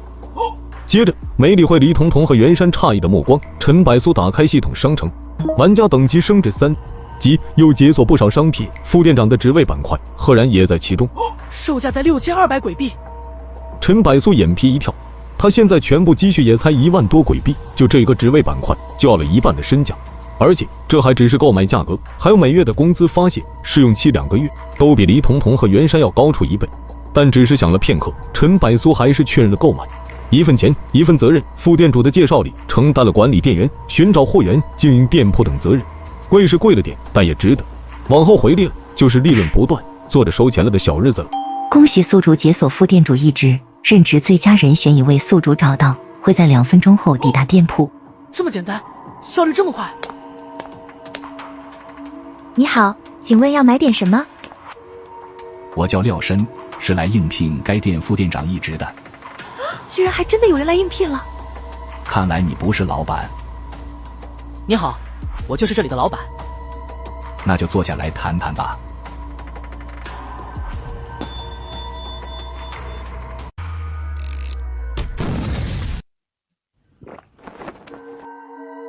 就是说，我目前需要做的就是先找到货源，这是目前最大的难题。可以，2天时间我会解决。后面就是竞争对手的问题了。帅气的老爷子，这个您能解决吗？这属于规划运营，想要将店铺运营到最大化，最直接最有效的办法就是解决掉竞争对手。彼岸便利店我已经有所了解，对方资历雄厚，规模庞大，难度很大，但对我来说可以解决。前提是需要满足一个小条件。你尽管说就行，我会尽量提供。财力，解决这样的强大的竞争对手需要1万左右的鬼币。这个小条件可以满足吧？抹去一个0，可以吗？你就单单解决货源的问题就行，彼岸便利店的问题还是我来吧。你来解决。我能当这个店长，不是凭空得来的，别小看我。可以，等我消息。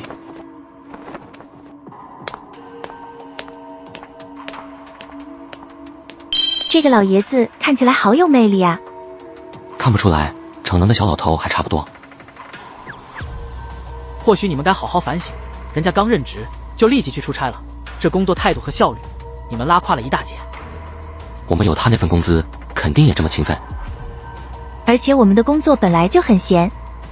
这么闲，那就给你们个小任务，2天时间帮我调查一下彼岸便利店的来头，信息越多越好。老板，你要做什么？小孩子别问太多，听老板的话就对了。说的好像你很大一样。阴泉餐厅你知道在哪吗？很简单，出门口上走100米，等404公交，第11个站点就是阴泉餐厅了。老板，你要出门吗？出差一下，不出意外，明天就回来。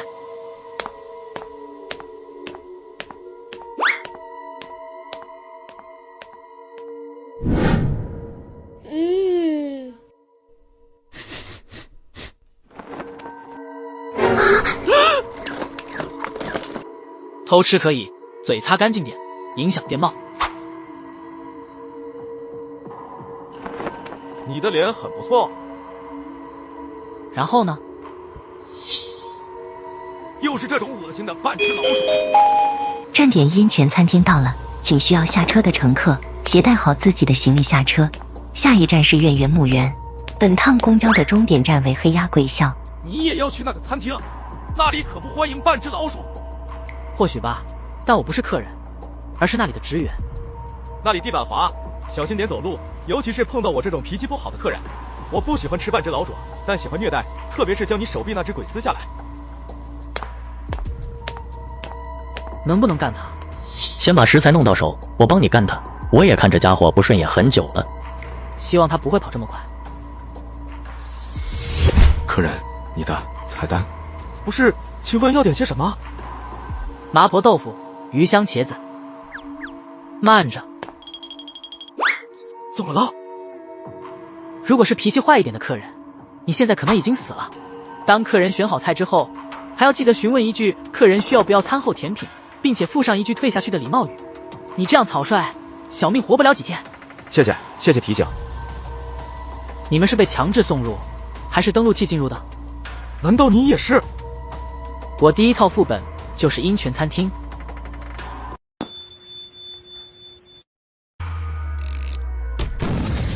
打好关系是第一条，当你跟游戏的 NPC 都打好关系，你会发现这款游戏一点都不惊悚，反而温馨又治愈，教会你很多东西。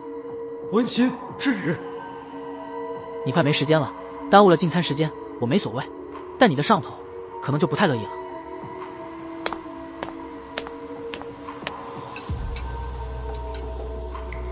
茄子不入味，麻婆豆腐生粉少了，炒的稀碎，跟烂泥一样。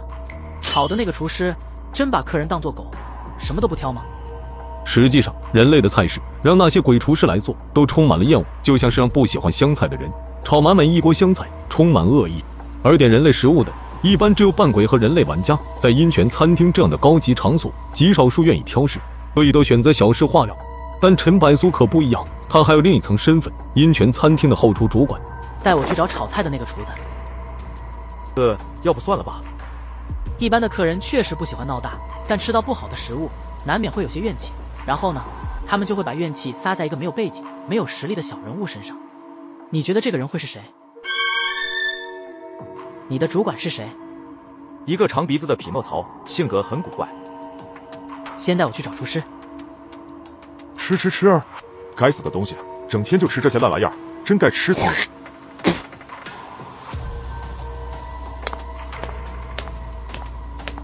这是后厨，闲杂人等不得进入。现在我不是闲杂人等，是餐厅主管。不要过来啊！姐，几只臭老鼠还敢跟我讨价还价？给你们吃的已经给足你们面子，再废话一句，一口吃喝的都没有。滚！少给老子装得很委屈！你们前面来的那些传菜实习生，哪个没有给老子搞过？你们几个算是幸运了，至少给你们东西都是能吃的。之前有一个臭小子，罪不知死活，长了点本事，就以为可以撼动老子的地位，拿着一把破电锯就想搞老子，老子直接特么一巴掌把他扇进墙里，扣都扣不下来，后面还要作死，老子把他头拧下来，丢到后厨那边给做成了菜。哦，那请问那个被送去做菜的人长什么样？什么模样？忘了。是不是长得像我这样？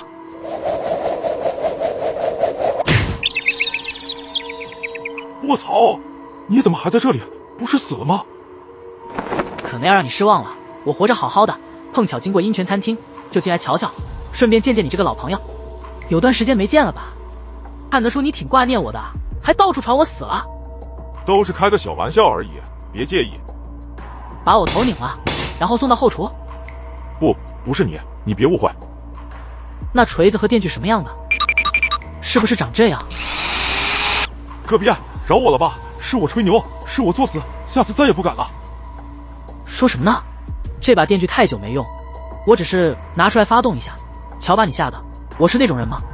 你特么当初自己受了闷气，二话不讲，上来就用电锯对老子泄气，你怎么有脸说这句话？先这样吧，老朋友，下次见。你刚回餐厅就对一个厨师动了手，菜太难吃，适当教导一下。我也是主管，要为餐厅着想，我不满意是小事，哪天来个大人物还是这样敷衍，餐厅名誉也会受影响的。你回来餐厅不只是吃饭这么简单。想要什么？我要买食材。食材餐厅多的是，去后厨自己挑。特殊食材，你要那个东西做。餐厅有几件，但价格不菲。最便宜的多少？4000鬼币，2号食材。买它足够了。成交吧。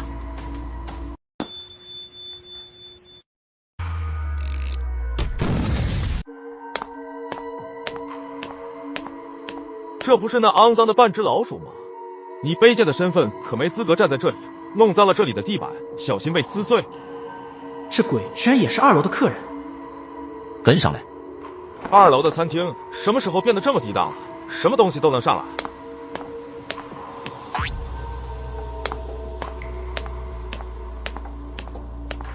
门口等着。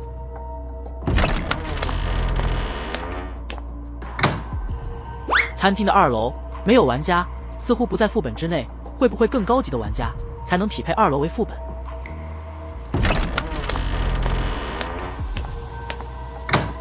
这个食材足够你体内那只鬼吞噬吸收。2楼的客人最好不要招惹，虽然你是餐厅的主管，但餐厅更看重的还是客人，尤其是2楼的客人。我不招惹人，就怕别人招惹我。打开盒子。你现在在这里吃？打开盒子，外边不如这里安全，特殊食材免不了被觊觎，现在吃也用不了多少时间。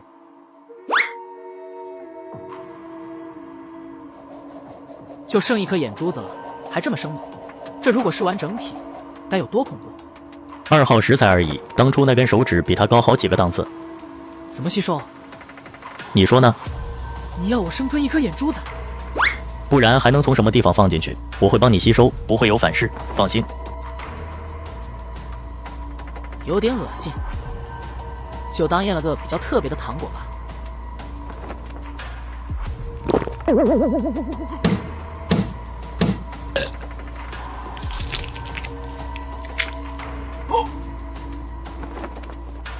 现在看起来挺强的样子。舒服，熟悉的感觉一点点回来了。你现在觉得自己行吗？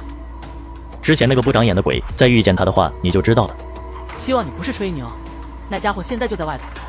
陈百苏笑了笑，实际上同为一体，他多少感觉得出现在邪眼鬼的实力。老鼠，我应该说过，你不该再出现在2楼的餐厅里吧？老子好好的食欲一下子全没了，滚过来！餐厅内气氛稍稍变得有些凝固，但客人们并没有因为这种变化影响了用餐，或者说他们已经习惯，只要没有影响到自己的用餐。有事吗？请你吃东西。不感兴趣。没什么事的话，就走了。吃完再走。人类不是都说吃什么补什么？吃颗心脏，胆子不就大了吗？我们的好意不领，就别怪我们了。在餐厅里，我不喜欢挑事，非要自讨苦吃的话，就别怨谁了。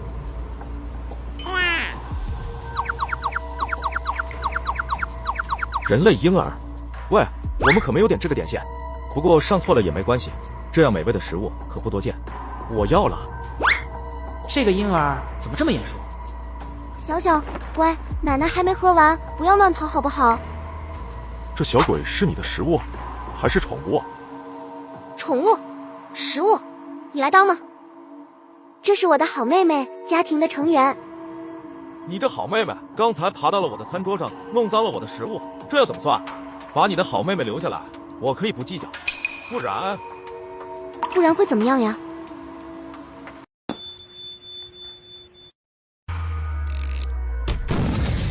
不然会怎么样呀？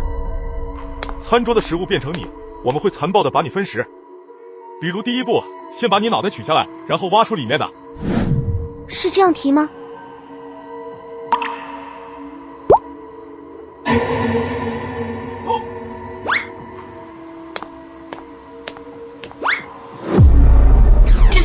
小姐，怎么处理？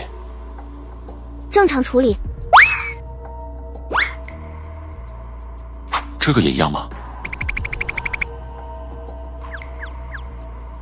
那个，好久不见。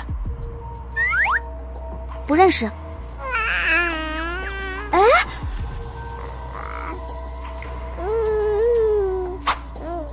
你是当初给我做奶茶的那个服务员？这丫头记性也太差了，还在喝奶的婴儿都记得起我，她却忘得一干二净。你做的奶茶很美味，还能给我做一份吗？我现在不是店员，来餐厅里坐坐。那好吧。惊悚世界里居然还有这么漂亮的女人，这女人一点气息都没有，不是普通人的话，就是比我强太多太多了。等等，我背后也有一个组织，或许你们该掂量一下。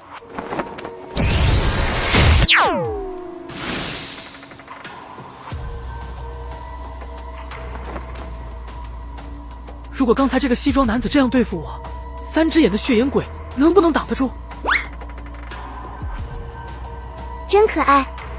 你该管住他，再乱跑惹是生非，就该把他扔了。姐姐，他这么可爱，你就一点都不喜欢吗？我最讨厌小孩，还有婴儿。不见得，我们打个赌，你迟早会喜欢小小的，到时候我要扔你都舍不得。那个谁，你来一下。姐姐，你之前不是说我口味变态，没人做得出我喜欢的东西吗？这个厨子就做出了我满意的奶茶，怎么样？你愿赌服输没？厨子，又见面就是缘分，我叫洛西。魅影。这次怎么多了一只鬼，还是受伤的？这丫头居然能看出血眼鬼是受伤的状态。我还有事，先走了。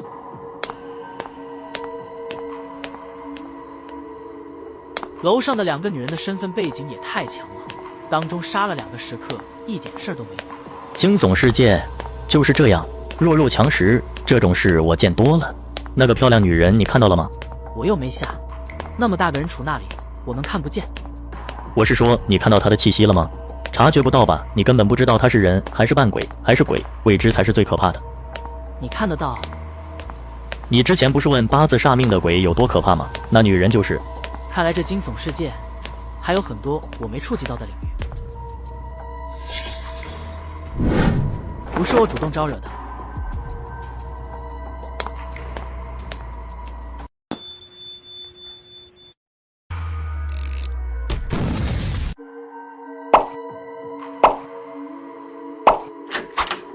老板，你这么快回来啦？老板，廖生还没回来？没有，刚才又有些东西在外面捣乱，我掐死了几只，剩下几只落荒而逃了。又是对面彼岸便利店派来的？除了他们，没有别人。每到晚上就派那些烦人的苍蝇来捣乱破坏。老板，你不是说要解决吗？有办法了吗？我原打算明天解决，但时间紧迫，今晚就行动吧。老板，你是要单枪匹马上去杀他们片甲不留，然后揪出那幕后老板，妥协签订不公平协议吗？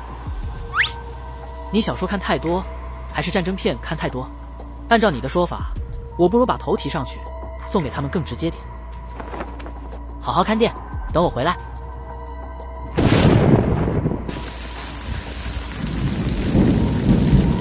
下雨了。老板，雨天走慢点，路面很滑的。谢谢。变化的天气和感情丰富的建筑，这个惊悚游戏到底是什么呢？不管了，刚得来的2个奖励似乎恰恰都派上用场。使用职位卡。因为你使用职位卡，请挑选私有产业。彼岸便利店，选定职位店长。代替职位失败，原因此职位上无空缺。原来是某个职位空缺的情况下才能完成代替。这店铺福利这么好，就没有一个普通工想要辞职的。从基层干起的话，难度就大不多。收银员自由范围太小，清洁工空闲时间不多，只能灵活一点。这么大个店怎么这么矮？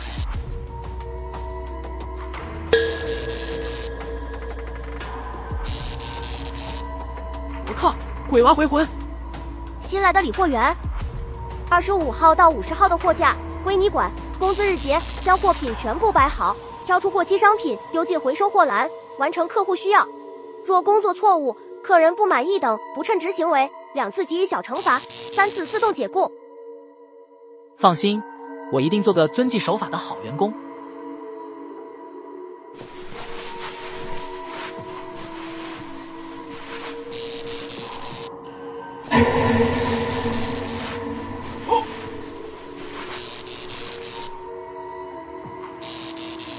哦，这算什么？鬼遮眼！我特么居然拿着一张人脸皮擦了半天的货架，我就说这抹布怎么黏黏糊糊的。淡定，就当它是一条正常的毛巾就行了。你越是怕，各种稀奇古怪的东西就越多。那鬼娃娃在暗中盯着你呢。这是对新员工的一种考验。陈百苏感觉后背一凉，与此同时，手里的人类突然卷住了陈百苏的手。若是一般人，就把毛巾甩了出去，身体本能的跳起来，弄得一片狼藉。这样的结果是，给监督的鬼娃娃抓住了小辫子，给予他口中的小惩罚。就是这样，包紧一点，能让我把货架里的缝隙都抠得干净一些。那小鬼娃好像很嚣张啊，怎么样？要不要我出手？我能帮你揍得他屁都不敢想一个。显眼鬼开了第3只眼后，就似乎充满了干劲，急于施展两手。看到谁都是一句话：你看他顺不顺眼？不顺眼我帮你弄他。现在身在敌方阵营，你干了他，那剩下的呢？暴露身份的话，我的计划也泡汤了。你有什么计划？慢慢看下去，你就知道了。人体拖把，这家便利店清洁的工具就没有偏向人类正常一点的？心理作用，你越害怕它是什么，它就变成什么。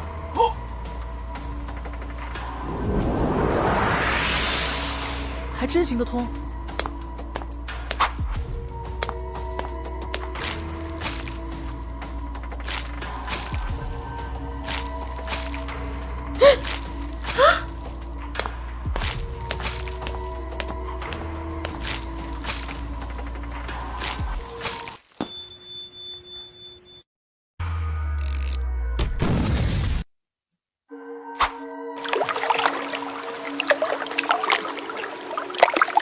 这拖把比我想的还要沉重，我抱的究竟是普通还是人体拖把？它是什么不重要，重要的是我认为它是什么，这就足够了。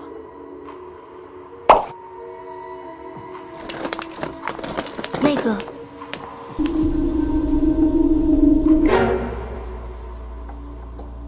客人想要点什么？陈百苏见惯了大场面，面色如常，只不过说话间，目光还不时瞄在女人的胸口上。胸口被别人盯着，女人似乎有些害羞。我想买一些针线，最好是耐用的那种。明白，确实要缝补一下，一直袒露胸口总归不太好。谢谢，你是第一个对我没有异样眼光的人。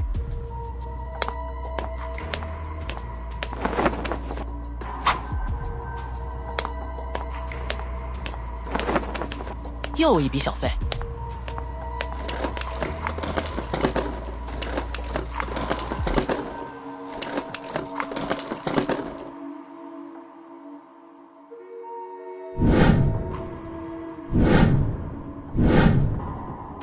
客人，这次需要找什么？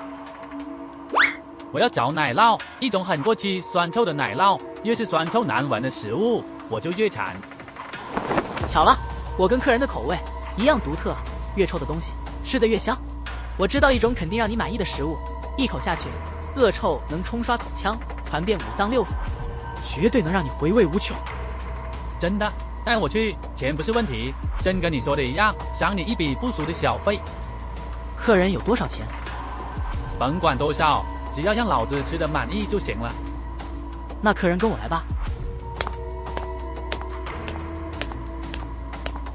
你说的那个东西在这里。别着急，咱们先聊点别的。磨成什么，还不赶紧拿出来？你敢耍我？你知道我是谁吗？你们主管都得对我客客气气，卑贱的理货员，我一个差评，不仅能让你丢了工作，还……等等，你想做什么？有话好好说。我入职这个职位，从来没有收过差评，你知道为什么吗？又是一笔不菲的小费。消除差评，保住工作的最好办法，就是把客人灭了，这样能保证零差评，把月业绩冲到最佳。第一晚上光是收小费，就收了接近2000的鬼币小费。要不是有目的性的潜入进来，我还真想干脆在这干理货员得了。天要亮了，把工具全部放回原位，完成交接后，回到自己的房间休息。到点钟后准时到岗位，过了时间记一次过。似乎是因为陈百苏扮鬼的身份，鬼娃娃盯着他的眼神总是透着一种阴险和不怀好意。这便利店还有白夜交接班，只工作6个小时，我去，这什么神仙工作？婆婆，拖布和抹布都给你放这了。放那吧，一会儿我来处理。乖孙子，别哭了，别闹了，奶奶洗完就陪你玩哈，很快就洗完了。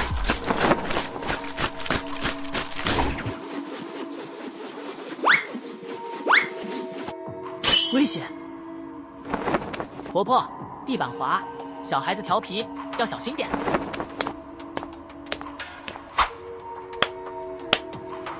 谢谢你啊，小伙子。婆婆，你来这个店多久了？忘了准确时间，大概2个月吧。店里员工之间相处的都挺融洽。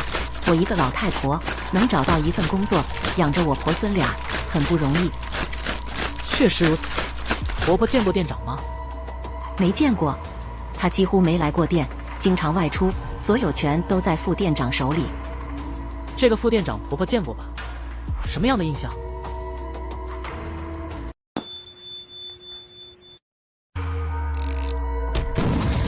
这个副店长婆婆见过吧？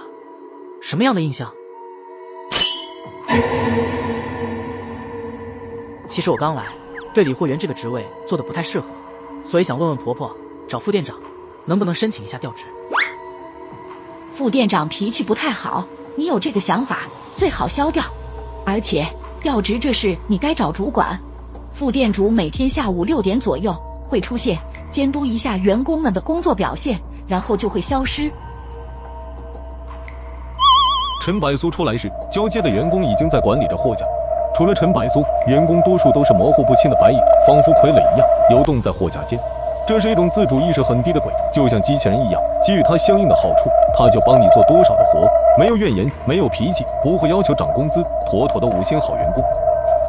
先去躺一下，今晚6点，等那副店长露头了，再见机行事。不知廖申那边怎么了？陈百苏喃喃了一句，便进入了睡眠。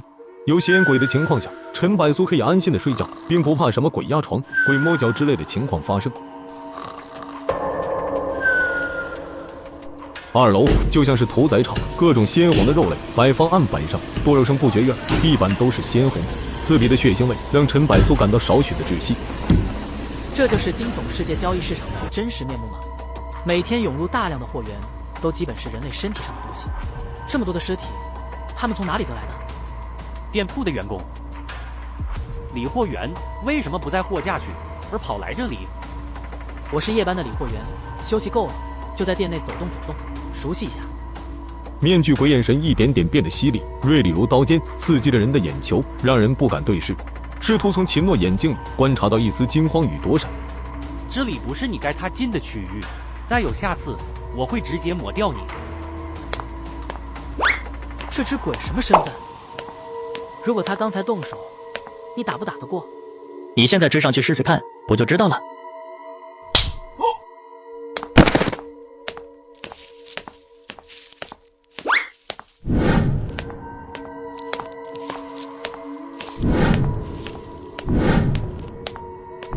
看来这个面具鬼就是副店长，目前手里握着最大的权力的鬼。我还是没搞懂你要做什么，费尽心思潜进来就为了给敌人打工。别急，我已经摸清了店铺内部，今晚就有好戏看了。当然需要好伙计你的帮忙。好处事办好，少不了。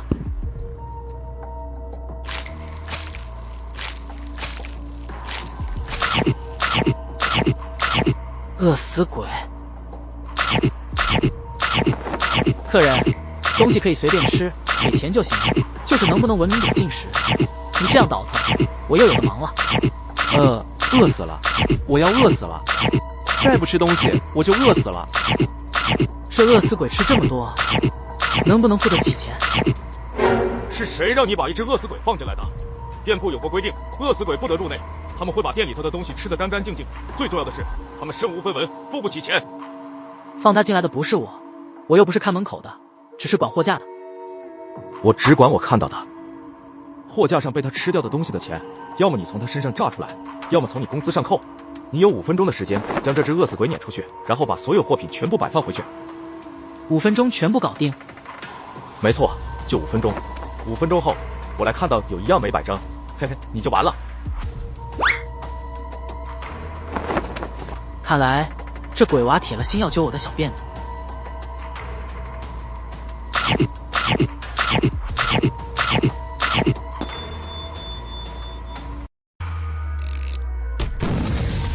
求求你，别赶我走，我真的很饿，再给我吃一点，我就走好不好？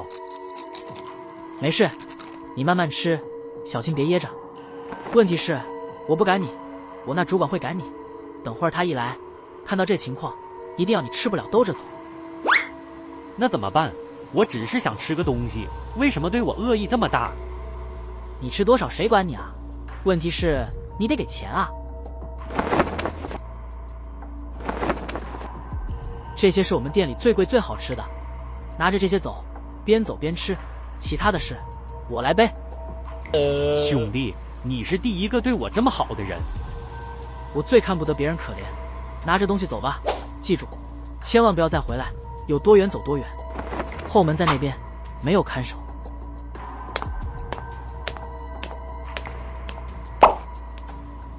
你又在打什么鬼主意？你小子精得跟猴似的，怎么可能这么好心，还见不得别人可怜，忽悠鬼呢？既然事情已经没办法收拾，那干脆把它闹得更大一些。嘿嘿嘿，时间到了，就算你把货架收拾得一干二净，地板如果残留有一点污渍，我都要给你小惩罚。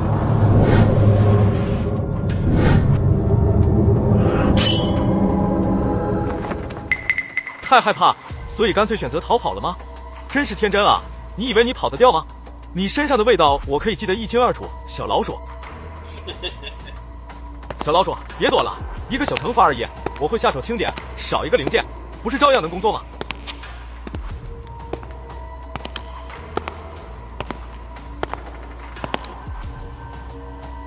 嘿嘿嘿，找到了！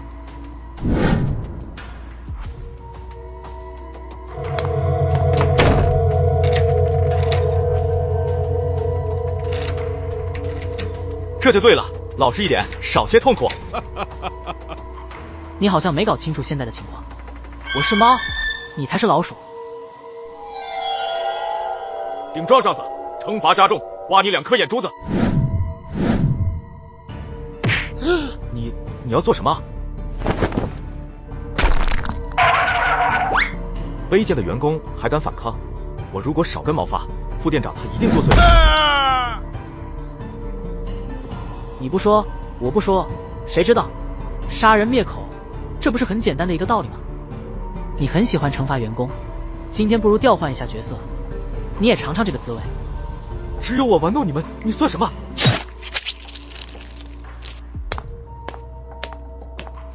这鬼娃娃刀子扎进去的时候，翻出来的是棉花，却流出鲜血，到底是灵魂附体娃娃，还是本身就是鬼？你这阴人的手法真是越来越娴熟了。鬼娃回魂，可是一代人的童年阴影。小时候躲在被子里瑟瑟发抖，看着窗边买来的新娃娃，都不敢抱着入睡。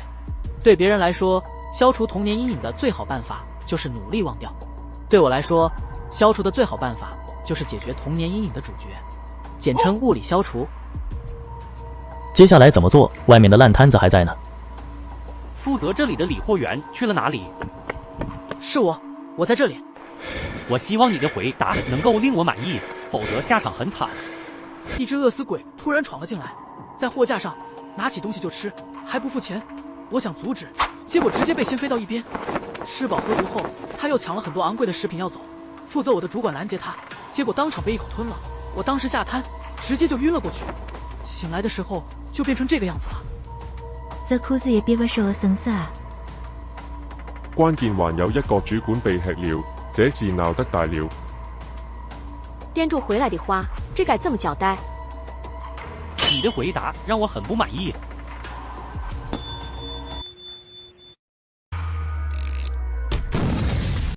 你的回答让我很不满意。这是你管理的区域内发生的事，而你没有办好这件事，需要一个背锅的。那饿死鬼我知道往哪跑了，我能带你去追，没跑远。不用了，损失的东西你全部赔偿，按照价钱，你至少得在这里工作50年以上才能还清。现在你有2个选择：一，我现在就抹杀你；二，跟我走，签订50年劳作合同，补偿损失。我选二。那好，跟我走。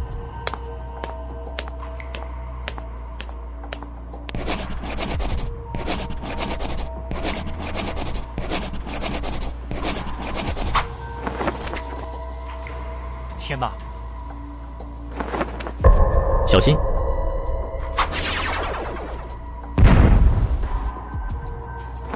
你身体里的鬼反应还挺快。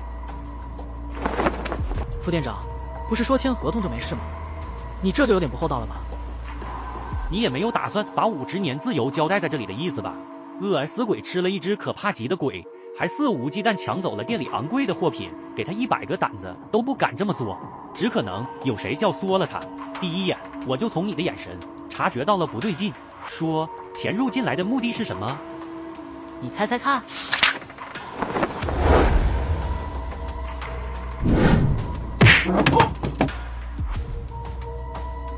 你体内的鬼太弱了，想依仗他对付我的话，只能说你很愚蠢。老实点，你能少些痛苦？你是自己交代，还是用我的方式来问？伙计，你不是说让我招惹他试试看吗？现在机会来了，到你表现了。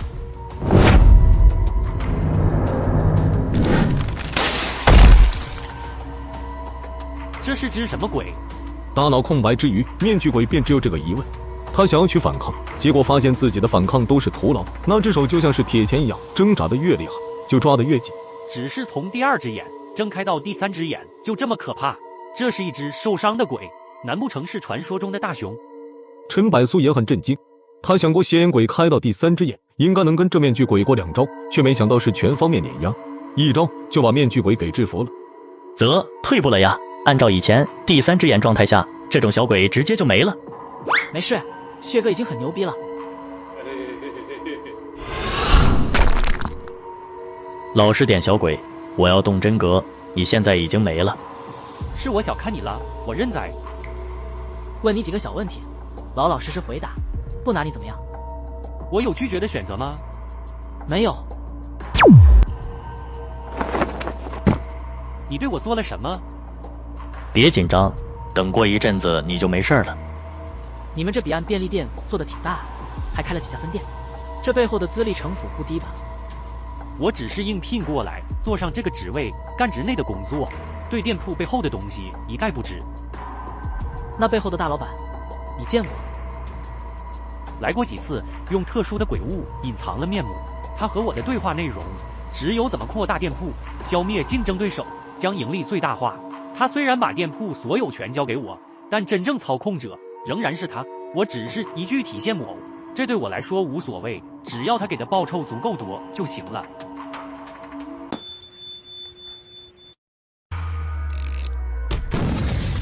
本来我是不想这么快对你们出手，但你们逼得太狠，没办法，就只能提前行动了。你是红月便利店的人？低调，只是个小小的店主罢了。现在要怎么做？一把火把这里点了，让他们损失惨重。不太现实。再说了，我还有别的办法。他既然把所有权都交给你，领土产业的合同也在你身上吧？不在我身上，在他身上。我喜欢跟爽快诚实的鬼打交道。你不说，大不了捏碎你的头颅，总有一只鬼会失去交代。这是我们2家幕后老板的对弈。你一个职员，没必要把小命搭进来。在保险柜里。哟，这小东西还挺别致。别摸我！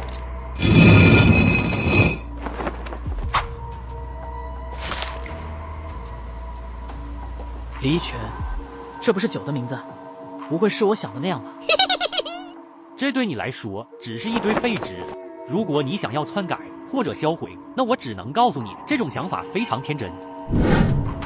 是吗？不见得吧。触发他人领土产业规划权，彼岸便利店。彼岸便利店规模3家分店，合计占地总面积为665平方米，产权转化成功率为91%，正在无条件篡改合同签署名，正在规划领土所有权，正在为您获取领土产业掌控权。规划成功，恭喜获得新的领土产业彼岸便利店。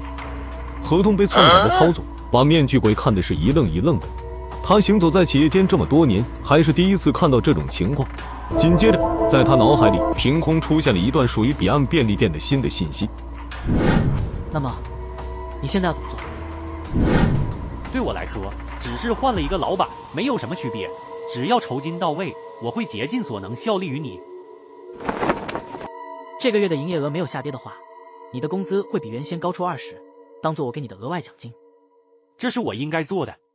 可能第一个月陈百苏到手盈利不会太多，但对他来说，支出的那部分钱作为留住面具鬼的酬劳更加的有价值。把你桌子上的那些地上那些针对红月便利店的方案销毁，我要你重新制定扶持红月便利店的几套方案，并且将所有带有彼岸2个字标签的东西全部销毁，换上红月。从现在开始，彼岸便利店彻底消失，只有红月便利店。半个月完成。你小子上到对面便利店还有我的2个好员工，你将他们按能力提拔一下。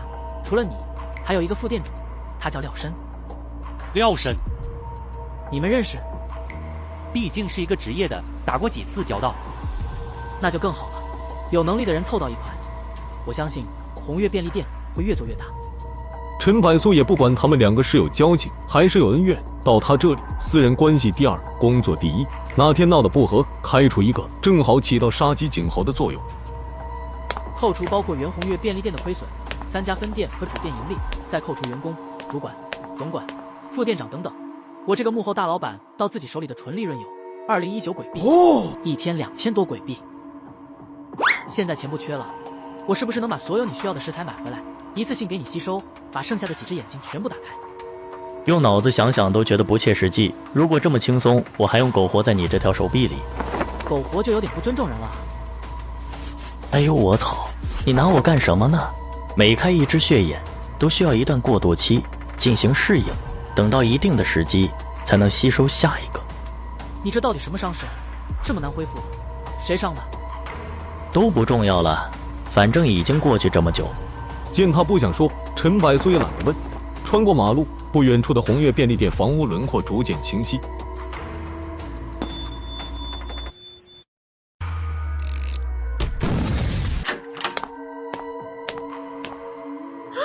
呀，老板你可回来了！你这一去就是2天，我还以为被对面的人抓起来了，正打算和袁山去救你呢。你这样的好老板没了，我们怎么办啊？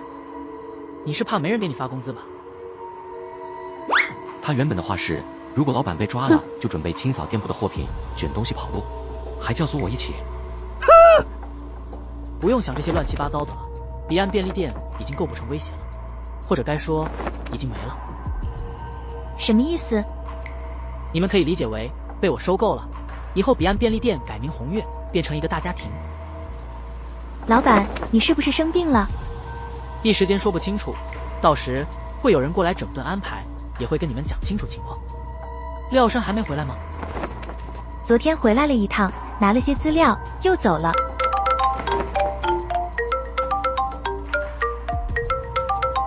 手机是能携带进入惊悚世界，但绝对无法跟现实世界的人打通电话。那这个电话是谁打来的？喂，接通了吗？这也就代表你已经进入惊悚世界，开始惊悚游戏了。你哪位？你父亲。父亲？你有什么证明？我叫秦风，你母亲叫上官言，03年那年你出生，然后。儿子啊，小时候你调皮，不小心碰到了煮好的锅粥，妈及时帮你挡住，手臂烫伤的疤痕一直留到现在，还记得吗？真是他们！2名店员感受到了陈百苏的情绪波动，不明所以的望着陈百苏。陈百苏脑海中浮现了这件事，当时因为严重烫伤母亲住进了医院，出院后那疤痕永远留在了那里，他愧疚地哭了好几天。父亲抽出七匹狼，严厉责骂，母亲护着陈百苏，柔声安慰的画面还历历在目，仿佛就发生在昨天。孩子，我们好想你，这段时间每当我闭上眼睛就梦见你，生怕忘记你的样子，还能听到你的声音，真是太好了。你照顾好自己吗？有没有吃好睡好？身体健康吗？电话能接通，唯一的解释就是父母也在惊悚世界，母亲仿佛跟以前一样爱唠叨，但那难以言喻的思念和关切，即便隔着电话都能亲切地感觉到。陈柏苏鼻子有些发酸。挺好的，我已经成年了，照顾得好自己。你们现在到底在哪？我该怎么样找到你们？还有，你们怎么突然就一声不吭的消失了？当初我和你妈正在回家的路上，突然一辆泥头车拐弯侧翻，压在了车子上。等我们醒来时，才发现被强制送入了惊悚游戏里面。我和你妈都有对惊悚游戏的经验，知道完成副本后就能回到现实世界。可是这套副本远没有我们想的那么简单，这是一套轮回副本。我和你妈触碰了禁忌，被永远的囚禁在了这里。轮回副本有具体的位置吗？没有，在这里我们甚至不知道时间过去了多久。我们想利用石子在墙上刻写，记录游戏的时间，但每天时间重置，刻写的痕迹就消失了。那你们这个电话是怎么打通进来的？我们此前触发了一项副本任务，完成后获得的奖励，电话打出的机会只有3次。电话无法与现实世界连通，所以我们只能等到你进入副本的一天。前2次我们失败了，但这一次我们成功了。我该怎么找到你们？副本会指引你，给予你答案。儿子，脚步不要停，继续完成副本，你就能找到我们，这也是唯一的办法。副本会给予答案。儿子，我们时间有限，不能跟你说太多，你一定要找到我们，还有一定要照顾好自己。爸妈，你们放心，我一定想尽办法找到你们，然后把你们救出来。我和我姐都很好，你们不用担心。不管怎样，先保护好自己的安全。你姐？姐姐她也很好。去年你们消失后，她考上了重点大学。你没有姐姐，我们只有你一个儿子。你们说什么？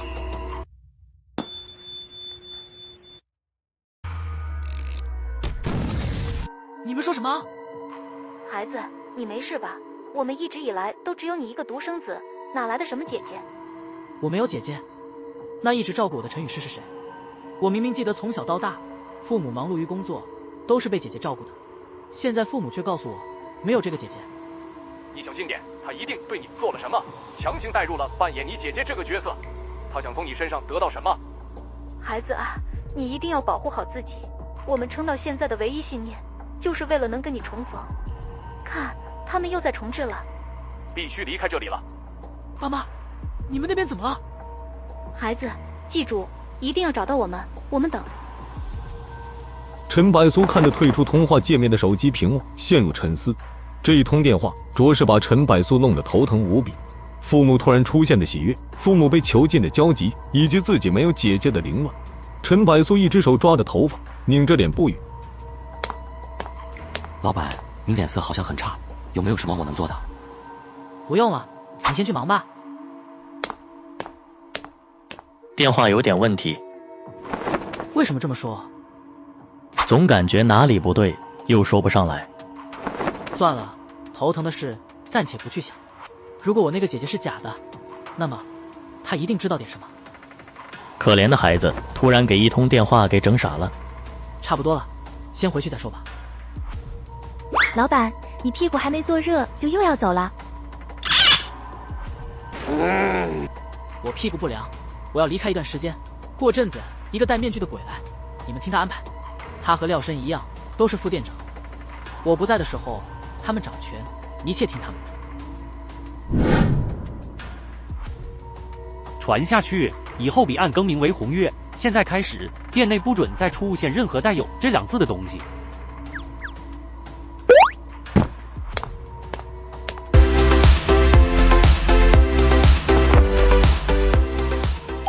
游戏提示，请注意，你在惊悚世界所建立的产业彼岸便利店已被剥夺，掌权人已被更替，剥夺玩家魅影。剥夺！终于回来了，才过了14天嘛。都说惊悚世界度日如年，现在是感觉到了。又是窒息的空气，闻着闻着就习惯了。我在惊悚世界也是这样度过的。你现在有什么打算？先调查我这个姐姐到底是亲姐姐还是凭空得来的姐姐。电话里那2个人说的话你就全听信了？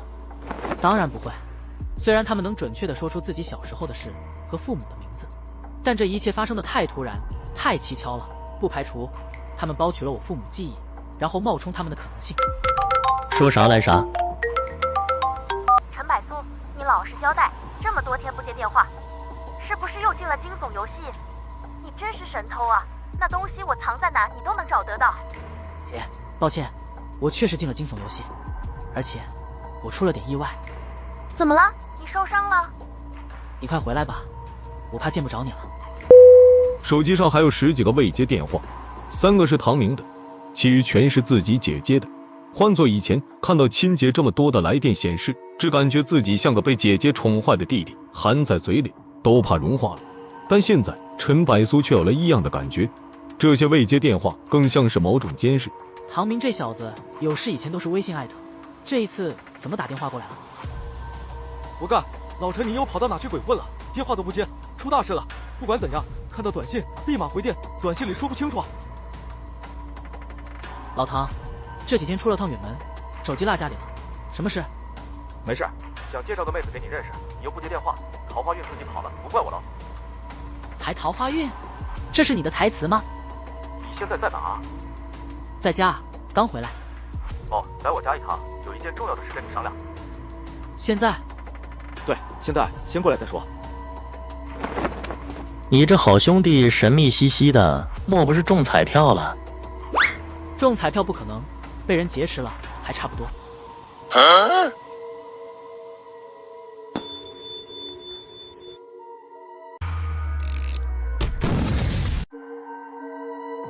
我对这家伙太了解了，自己都是单身狗，怎么还好心给我介绍女孩？语气也跟平时不同，很明显不对劲。说是给我介绍女孩，倒不如说是在给我发暗号。你现在要去救人？唐明一直强调我去找他，就代表背后的那个人找的不是唐明，而是我。我不去的话，唐明这小子就没了。况且对方也迟早找到自己的住址，躲不开，就看看对方什么来头。你这脑瓜子转得真溜，希望不是跟空气斗智斗勇吧？不然我都替你感到尴尬。先去唐明家坐坐，还是现实世界好啊，上个街都不用提心吊胆。这些人如果在惊悚世界，就是美味的食物会在一瞬间被鬼撕碎。你也喜欢吃？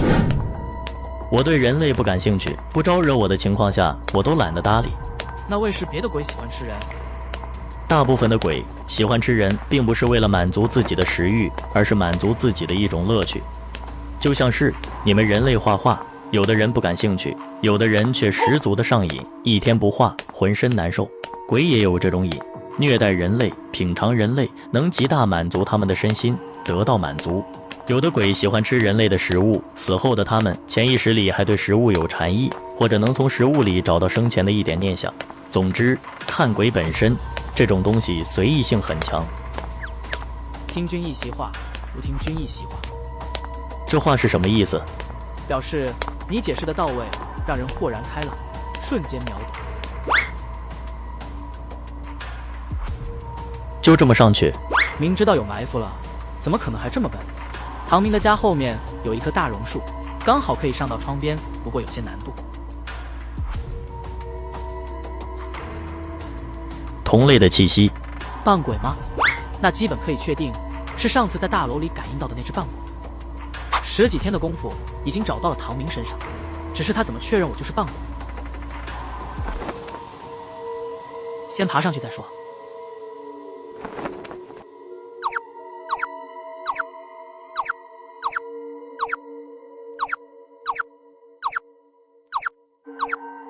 太费劲了。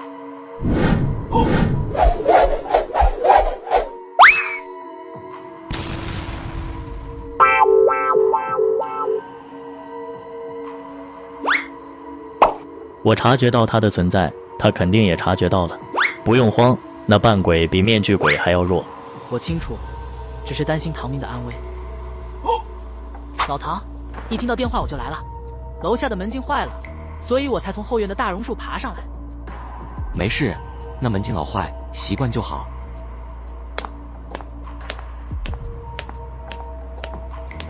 你找我什么事？这么着急，不能电话里面说吗？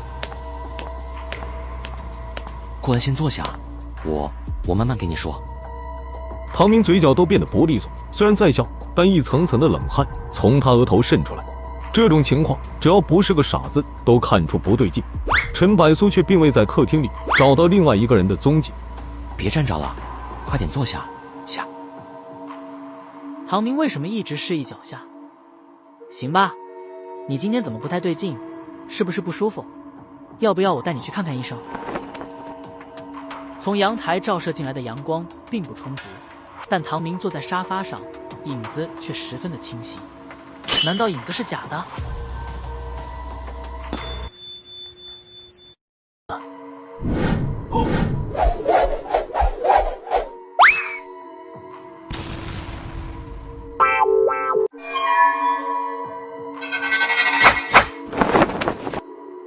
老陈，后面。你的反应倒是不慢，或者说，这不是人类该有的反应，是因为你体内的那只鬼。这不是叶明老师，真是好久不见，这什么情况？变戏法吗？你俩耍的小心思，我会察觉不到吗？为了找到你，花费了我不少心思。前面那几个学生，说起来可都是被你害死的。第一次被强制送入惊悚游戏，居然就跟一只鬼进行了契约，到底是说你运气好呢，还是太倒霉？叶老师，这里面是不是有什么误会？或许我们可以坐下来谈一下，没必要这么冲动吧。你可以继续装傻，等我撕开你，你体内那只鬼我会自己分裂开来。杀人是犯法的，叶老师，你也是警员吧？别冲动啊！看来你们还没搞懂现在的世界。自从惊悚游戏出现后，这个世界的黑暗面就彻底展露，很多秩序被打破，许多人为了惊悚游戏，每天都上演厮杀，都有不计其数的人死。这根本无法阻止，他们唯一能做的就是掩盖这黑暗的一面，骗一下单纯的其他人，比如你们。我现在杀了你们，不留下一根头发，没有人会调查到我身上。你们前面几个同学就是很好的例子。老陈，是我怕死，把你拖下水了。我以为他只是要点什么，就放了我们。这件事除了你，还有别人知道吗？放心，我会让你们消失的悄无声息，不会有人来救你们的。就你一个，恐怕吃不下我吧，叶老师。你以为我没做过调查吗？你一个18岁的学生，连杀人经验都没有，而我手里已经握着不下20条人命。你体内那只鬼，此前我也嗅到，他受伤了，构不成危险。更何况，现在你的身体被我的影子缠住，只要动一根手指头，你的喉咙就会被刺穿。你觉得你今天要活着的可能吗？把你体内的那只鬼叫出来，我能给你一个痛快。否则，先从你的朋友开始，再到你，我会一根根手指切下来，再到其他部位。如果是2周前你就找到我的话，我或许真如你所说，任由你宰割。但现在不同了。14天你能做什么？能做的太多了。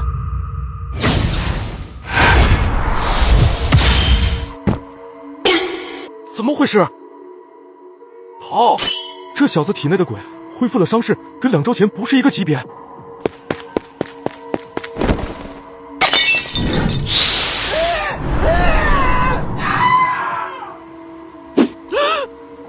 你能杀我？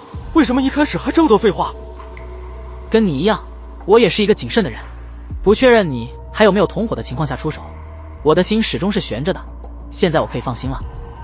我的工会一旦发现我消失了，一定全力调查，你一样逃不掉。以后的事儿以后再说。等会儿，我还知道个秘密，你一定感兴趣。说说看。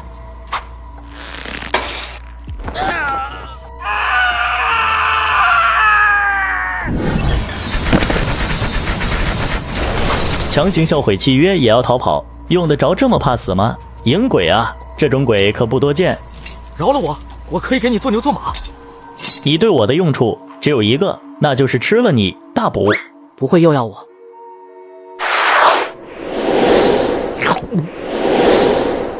爽了，伤势又恢复了一点。你妈！你自己能吃东西，你让我吃。宿主和契约的鬼之间还能强行分离？当然可以，任何一方都有这个权利，但代价也非常严重，就像躺地上的那个一样。同时，契约的鬼也要遭受极大的创伤，变得极其虚弱。这就是双方违背契约的代价。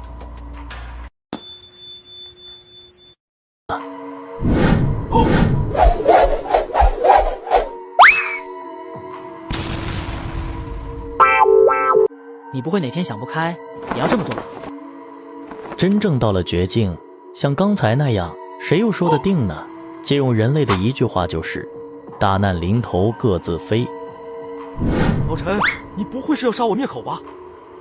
要真杀你灭口，你现在已经跟他躺一块了，这个怎么处理？交给我就行。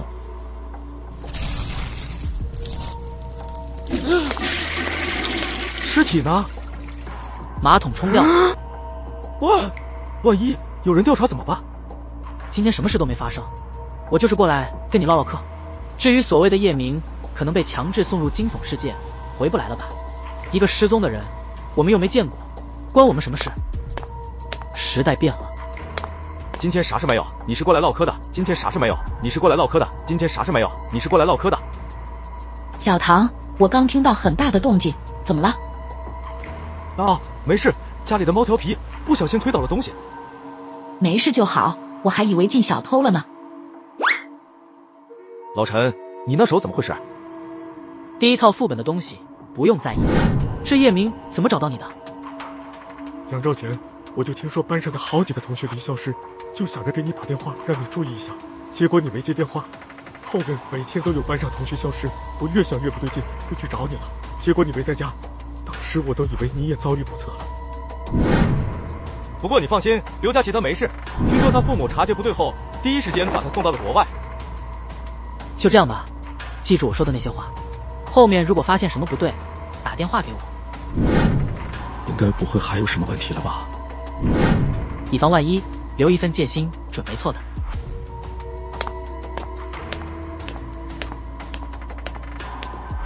按在叶明身上的感应器没信号了，看样子这家伙多半是没了。1周前这小子就不对劲，看来会长的猜测是正确的。叶明可是扮鬼，居然栽在这2个小子手里。会长，要我们现在就动手吗？你们能杀了叶明吗？会长，别开玩笑了，我俩联手都可能不是叶明对手，更别说杀他了。那你们为什么认为自己能拿下2个杀了叶明的小鬼？你们2个白痴，出去别跟人说是百草公会的，简直丢人！那你让我们在这里监视的目的是什么？叶明擅自行动，代表这2人身上肯定藏有什么秘密。工会一名干部莫名其妙的没了，总要讨个说法，从他们身边的人下手。之后的不用我来说了吧？姓唐的家人在外省，隔着1000公里，行动的话太麻烦了。倒是这姓陈的有个姐姐，就在隔壁的汝州，很好动手。那就先从他开始。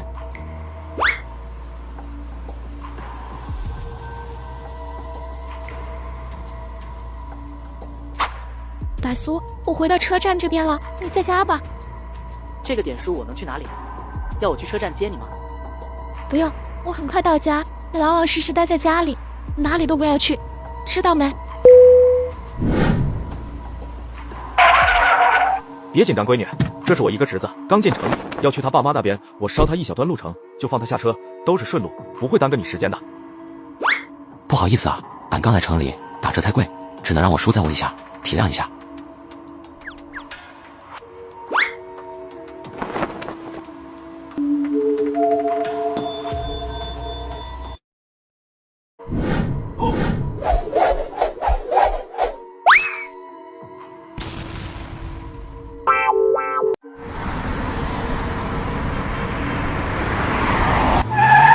你是这里下车吗？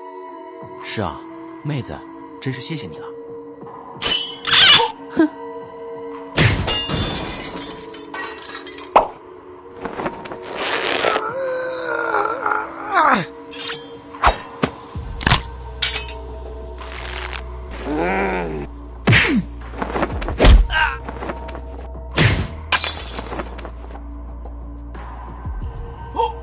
说，谁派你们来的？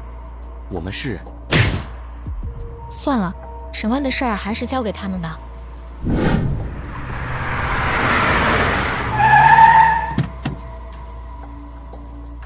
路上很堵吗？有点堵，顺便给你买了一些早餐。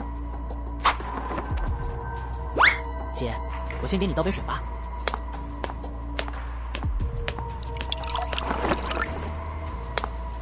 说吧，究竟出了什么事？我骗你的，就是太想你，想见见你。登录器呢？在我身上。姐，你干嘛这么一副严肃的表情？还不是你这臭小子让我不省心。登录器藏哪里你都能找出来，这惊悚游戏有什么诱惑力让你这么想去？单纯的想找刺激？别说了，登录器交出来，以后由我来保管。你知道原因的，爸妈他们突然离奇消失，很可能是被送入了惊悚世界。百苏，你该面对现实，就算爸妈他们真的被送入惊悚世界，现在还没回来，基本已经，你也不是小孩子，该往前看。爸妈他们知道你这个样子会有多难过。姐，你还记得爸妈叫什么吗？你不会进惊悚游戏，脑子都玩傻了吧？居然问这种问题。叫什么名字？我们的父亲叫陈雨生，母亲叫燕霞，你不会连爸妈的名字忘了吧？你说的一点都没错，我确实忘了他们的名字。姐，那你什么时候认识我的？百苏，你问的这些话怎么怪怪的？你不要吓姐啊！我是你亲姐，从小到大都是我照顾你，为什么会问出这种问题？是吗？那为什么我脑子完全没有你小时候的记忆？你不是我姐姐，你只是穿插进来扮演我姐姐的一个陌生人。你到底是谁？目的是什么？百苏，你是不是在惊悚世界看见了什么？你千万不能去相信，鬼迷心窍。我在惊悚世界接到了一个电话，男的叫陈峰，女的叫上官妍，他们自称是我父母，他们还说我没有姐姐，一直是独生子。不可能，他们是假的。你为什么这么肯定？因为你是一个孤儿，你从小就在孤儿院长大。根据院长所说，你还是婴儿的时候就被父母遗弃。陈百苏是院长给你起的名字。我是个孤儿？不对，那我小时候的那些记忆从哪来的？为什么他们能说出我小时候的那些记忆？那我问你，你能想起父母的样子吗？其实原因很简单，你得了一种怪病，或者说我也不知道这是不是一种病。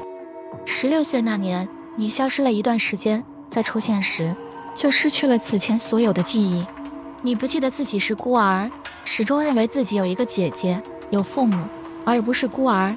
并且后来我们发现你的记忆很容易被篡改，简单的理解就是外人胡诌一段小时候的事，你的脑海里就会浮现这段小时候的记忆。所以医生都没见过这种怪病。后来我们为了从你身上调查清楚，就让我带入了你臆想出来的这个姐姐的角色。卧槽，你这真是把我也听懵了。所以我才这么肯定你在惊悚世界接到的那通电话必然是假的。等等，你说我消失过一段时间，消失是什么意思？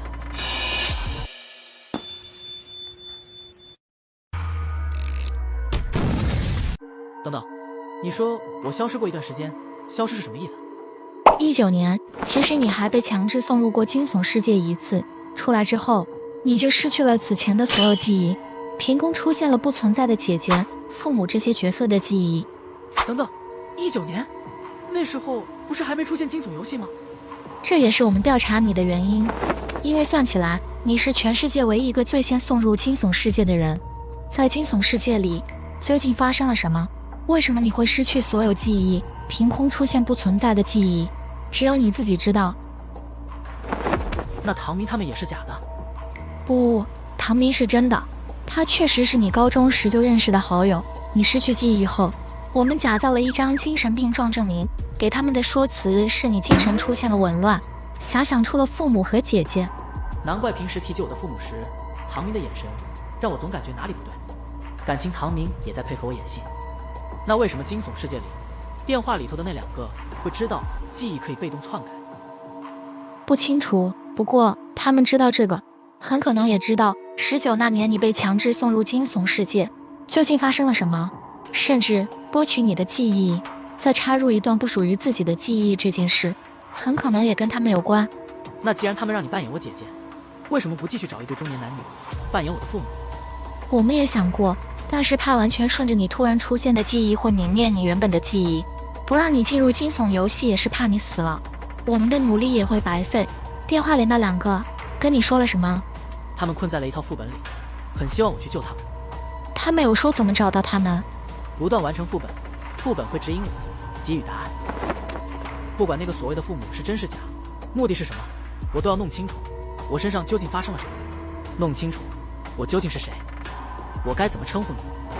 你就当我还叫陈雨诗，继续当我是你姐可以吧？那此前那个惊悚诅咒和王勋也是假的？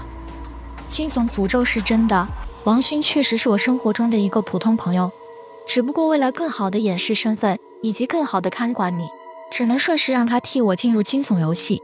扮演我姐姐这个任务到现在可以结束了。你背后是谁？工会吗？我们效力于国家，是为了探寻真相，我们的目的是一致的。我自己的事我会查清楚，从现在开始不用再监视我了。万一是陷阱呢？可能吧，但人活一世，不仅仅是生存，也要证明自己存在过。我们刚抓到2个人，他们自称是百草公会的，目标是你，是调查叶明的下落。叶明的资料显示，他参加过4次副本，还契约了一只鬼。他盯上你只有一个原因，你也是扮鬼吧？从你第1次回来我就嗅到了。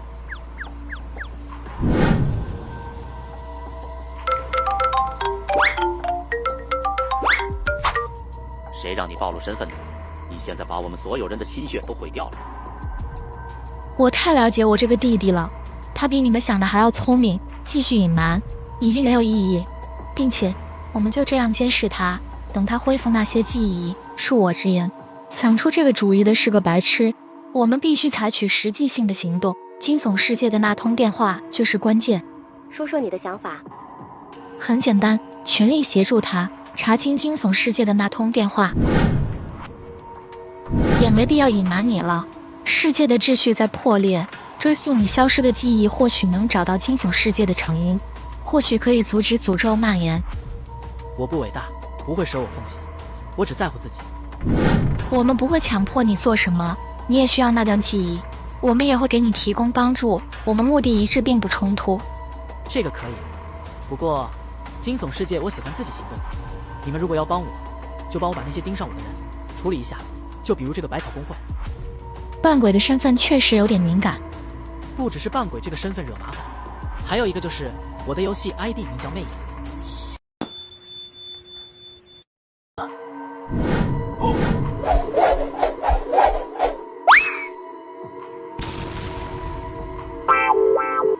魅影，这身份太招摇了，我会帮你掩盖好。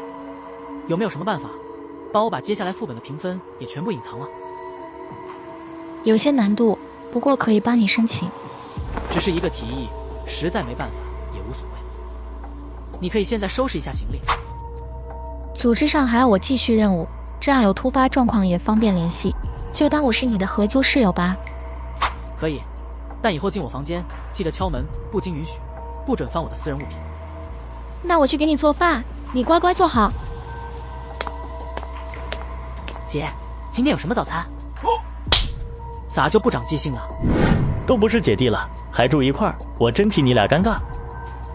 你的事我跟组织那边说好了，他们会尽力帮你，但谨记一点，一旦免死金牌用了，必须退出副本，游戏第2，生命第1。谁喜欢拿命开玩笑？我又不是傻子。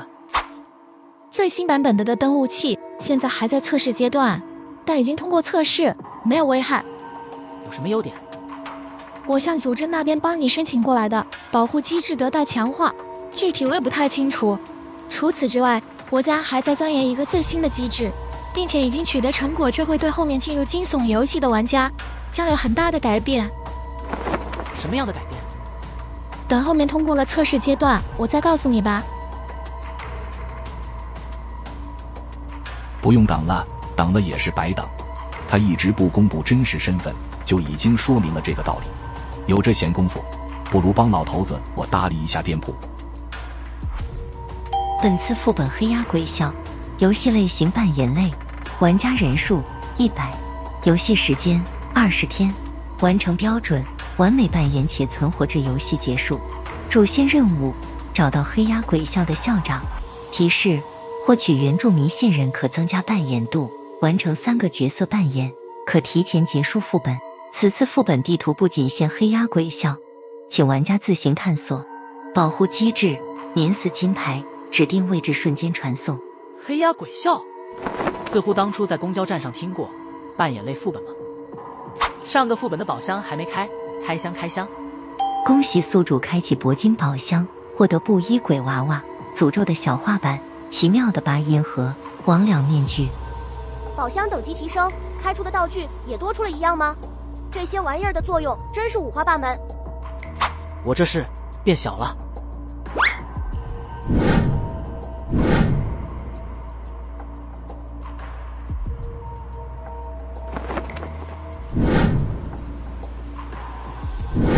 6年级3班，我扮演的是一个学生。扮演的角色虽然是个小孩，但难度丝毫不会比扮演大人低，甚至更难。一般的小孩很顽劣，充满各种变动性，很难揣测他的心理、性格、神态、语气，甚至一个习惯性的小动作不符合都可能被身边的人察觉不对。而我目前为止对这个小孩知道的仅仅是一个名字。93分，眼镜，应该是个斯文的学霸，看文具和眼镜的品牌，家庭条件应该也不错。小明，今天的作业完成了吗？待会儿可是严老师的课，听说作业没完成的可是要挨尺子。完成了，小意思。也是哦，你这么优秀，这些肯定难不倒你。小明，我记得今天好像是你生日吧？这是我专门给你的生日礼物，你一定喜欢吧？很漂亮啊，我喜欢，谢谢你了。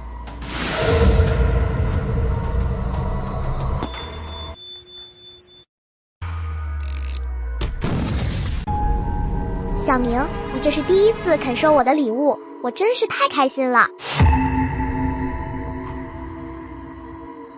李小明从来没收过这小丫头的礼物。按道理讲，他是个乖巧懂事的孩子，不像是会拒绝一个女孩心意的孩子。是因为不好意思？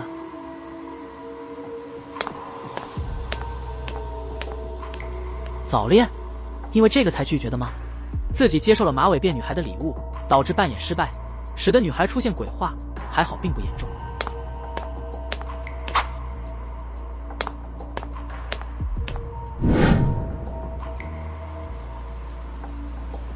看来这个李小明还是个被校园暴力的种。陈百苏感觉一阵心累。李小明看似3好学生，身边的麻烦事却不少。这才游戏的第一天就整出这么多幺蛾子来，后面的游戏估计也不会简单。放学后去还是不去？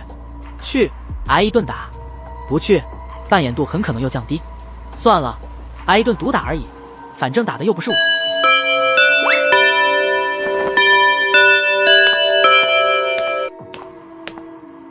看起来跟恐怖不沾边，为什么学生这么怕他呢？同学们好，下午的最后这节课是我的课程，昨天给你们布置的那个作业都完成了吧？完成了。那今天我就不检查作业了，抽几个同学上来作答吧。答对的同学有奖励，答错的同学可就要挨尺子了哦。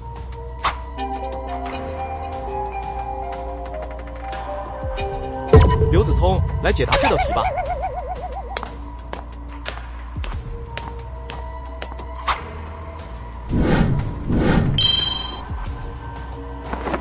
老师，我答不出来。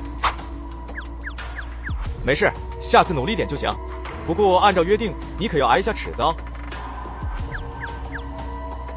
我会努力的，挨一下子尺子当作给我动力。真是个好孩子。太好了，完成扮演，增加了2扮演度。看你态度这么好，老师就轻一点吧。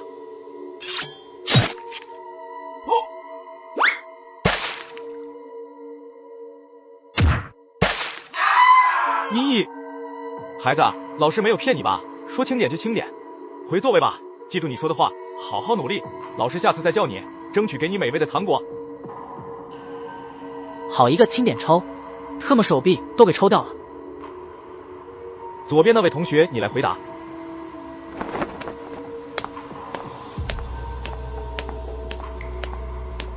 没事，大胆去写，万一就有糖果了呢？老师，这道题选 D。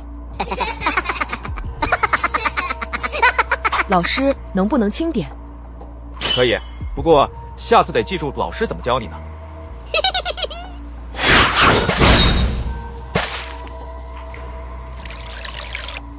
答错题居然会这么严重，没命都得搭出去。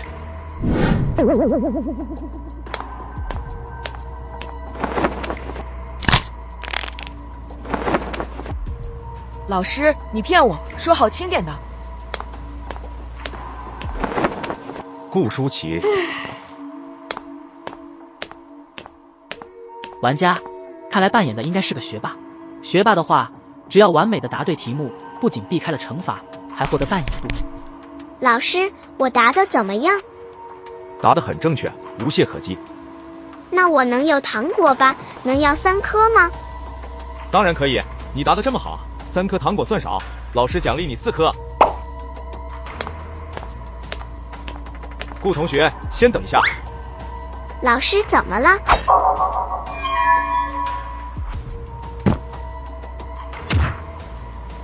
你回答得很好，但是我不满意。那么还有一点时间，谁来答呢？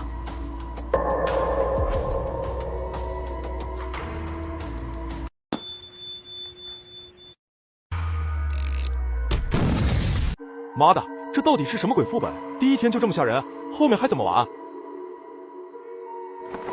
原来你也有这么怂的一面啊！我只是不想浪费一条命。这答错挨尺子，答对也挨尺子，太诡异了。这样吧，最后一题就让班长来解答吧，大家看怎么样？班长是哪个倒霉鬼？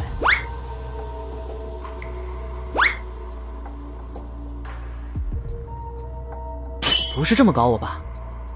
黎班长，你还在等什么呢？这种题对你可是轻而易举的，就当给大家做个榜样吧。我有点害羞。难怪这么多老师喜欢你，学习好，还这么爱幽默，真是讨喜的孩子。上去答，如果他要拿尺子抽你，我先把他抽了，那后果可能就更加严重了。你见过哪个3好学生在课堂会反抽老师的？我的扮演度会掉到负数，这副本直接就可以结束了。那你还有什么两全其美的办法？一定有原因的。班长，你好像不太想上来解答。老师，你误会了，我只是在想题而已。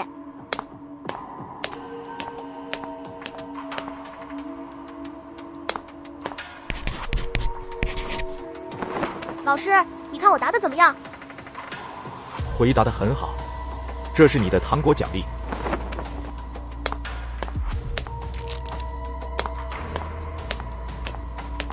等一下。怎么了，老师？你的作答，老师很满意。班长作为榜样，应该额外的再奖励2颗糖果。他是怎么做到的？还是说全看那姓严的心情啊？又或是碍于班长的身份没有惩罚？是运气吗？不是运气好，这个姓严的表面看着斯斯文文，实际心理扭曲。他阴晴不定的心理是因为心胸狭隘造成的。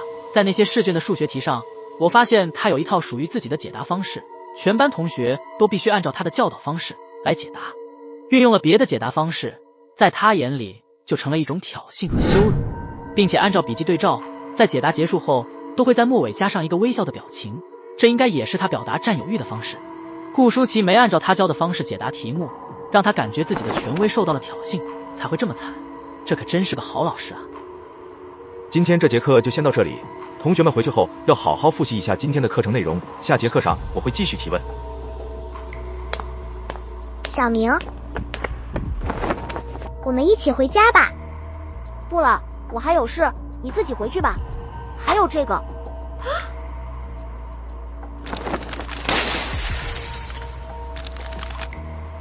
我知道了，你是不满意这个礼物，对吧？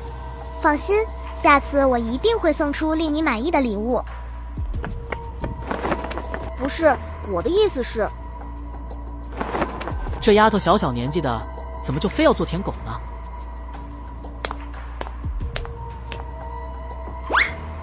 是我来的太早了吗？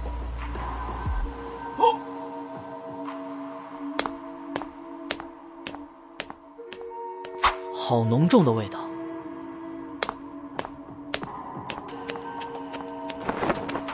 哥，我知道错了，今天能不能轻点？带上来。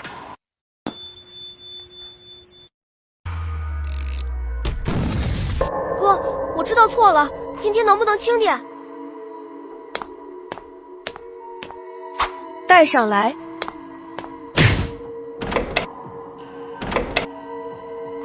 大哥，别玩了，这叛徒我们给你带来了，先给你教训了一下，按照大哥你定下的规则处理他吧。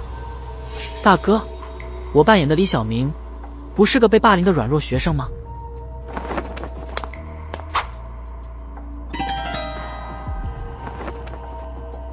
大哥，到你表演了。感情这个李小明不是被霸凌的学生，而是霸凌别人的孩子王。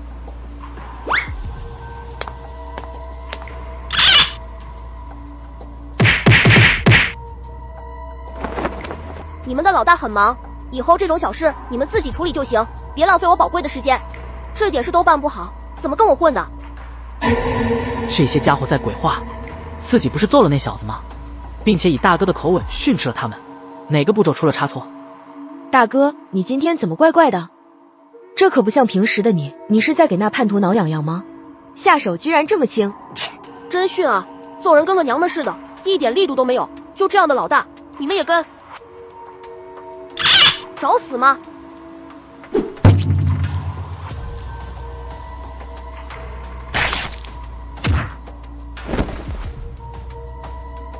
漂亮，这才是我们的老大。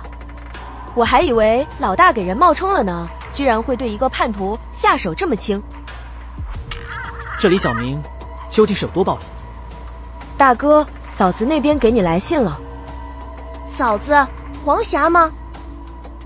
不是那丫头，你瞧不上，是另外几个嫂子。我原以为李小明是个三好学生，结果是校园老大，以为拒绝黄霞礼物是为了专心学习，结果压根是看不上。更离谱的是，这小鬼还特么脚踏几条船。知道了，让他别烦我。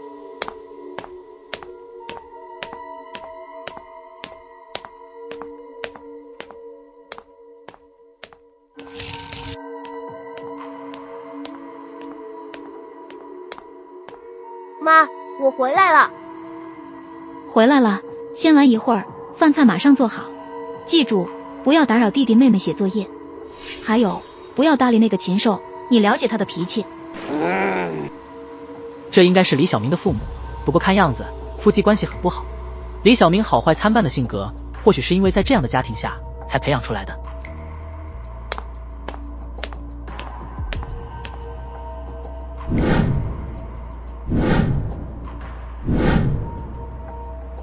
爱好倒是挺正常，不过书架上的书都已经积灰了，看样子好像并不怎么喜欢学习，应该是父母强塞的。即使这样，成绩也这么好吗？还真是令人羡慕。抽烟、打架、泡妞，真是个三好学生啊！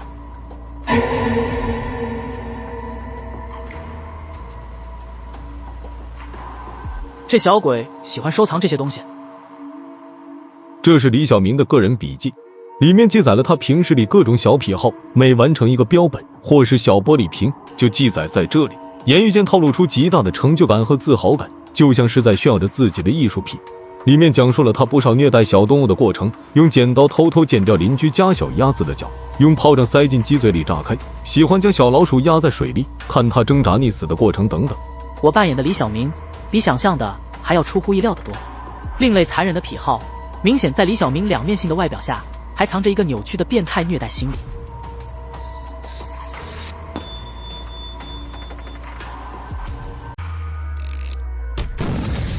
李小明这个名字听起来就是个好孩子，面相也符合这个名字，但谁能想到内心是这样的扭曲？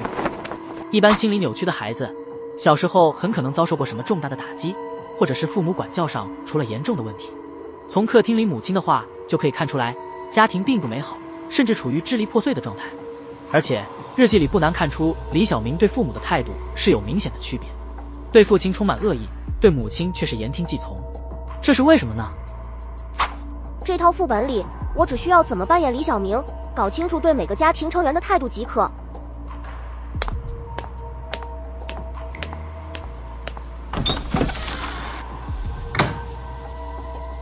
是弟弟还是妹妹？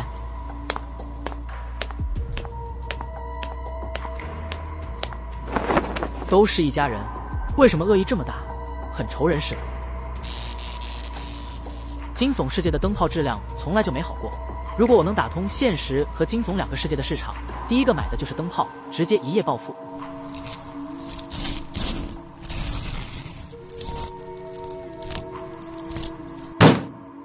我应该教过你，吃饭不要糟蹋食物吧。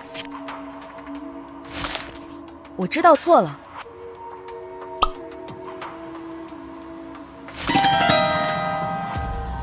这谁砍的？不会是两夫妻争吵的时候，母亲抄起菜刀劈过去的吧？这吵架方式未免太残暴了点。哼！你再看老子一眼，老子把你脑袋剁下来！什么仇什么怨？这真是亲生儿子吗？你敢动我儿子一根头发，我不介意在你头上放多一把刀。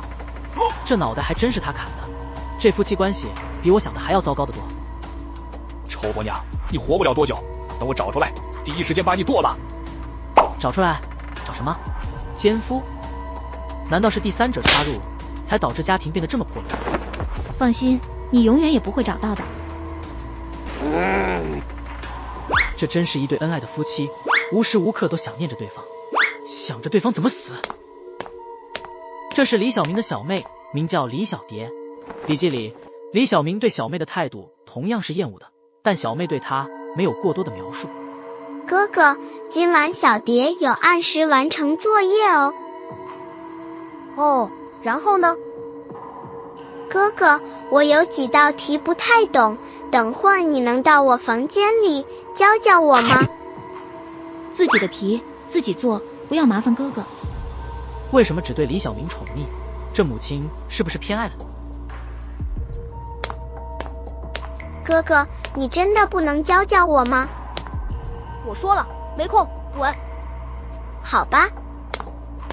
在餐桌上完成扮演标准提升了7扮演度，摸清自己对身边的人扮演的是怎样的一个形象，获得扮演度似乎也没有什么难度。小明，水热了，快下来洗澡。好。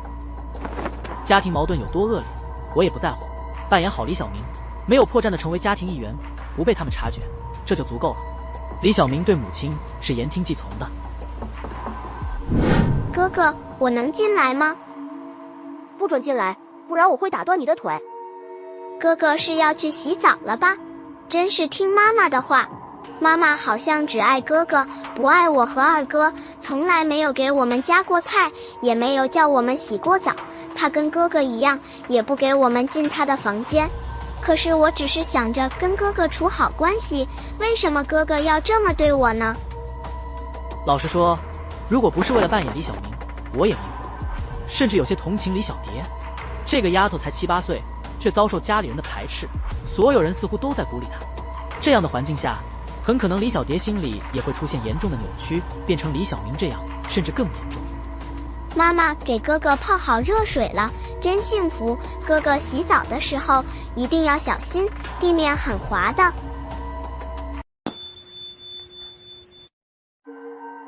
小象鼻子也很不适应。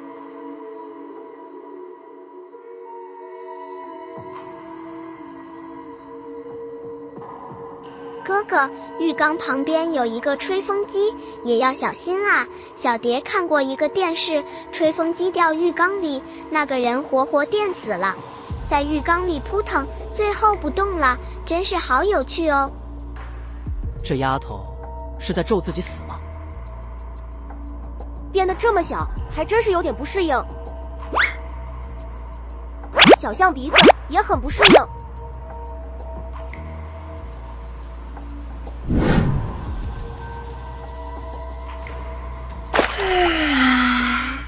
舒坦。哥哥，浴缸旁边有一个吹风机，也要小心啊。小蝶看过一个电视，吹风机掉浴缸里，那个人活活电死了。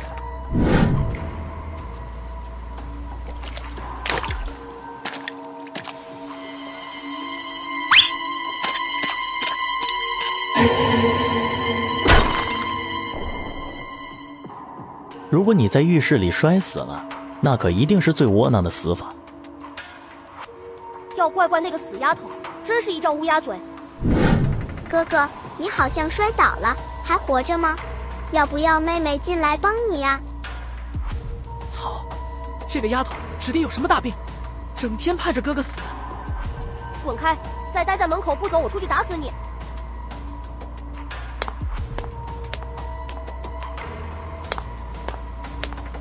哼！哥哥没事吧？闭嘴！哥哥就帮帮妹妹，辅导一些作业吧，不然明天老师会骂小蝶的。是吗？那你多几天没完成作业会怎么样？老师很凶，一定会打小蝶。那你加油，争取有老师打死你的那一天。这小丫头片子，还想跟自己玩套路。这李小蝶看着只有7、8岁，心却是腹黑的很，整天盼着自己的亲哥哥怎么死。还有那李小东，同样没好到哪去，只是一个偷偷摸摸，一个明目张胆罢了。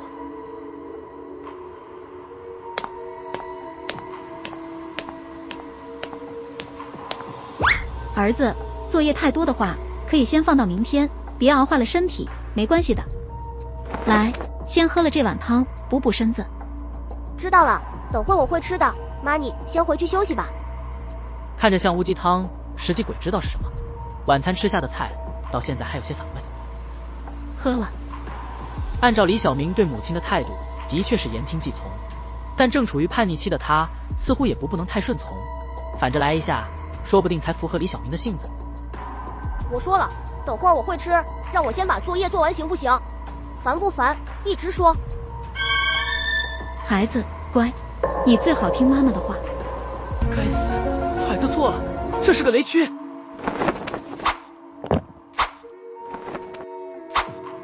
妈，我刚跟你开玩笑呢，你做的补汤，我怎么会不爱喝？放心吧，写完这一点我就去睡觉了，一定会作息好的，不用妈妈操心。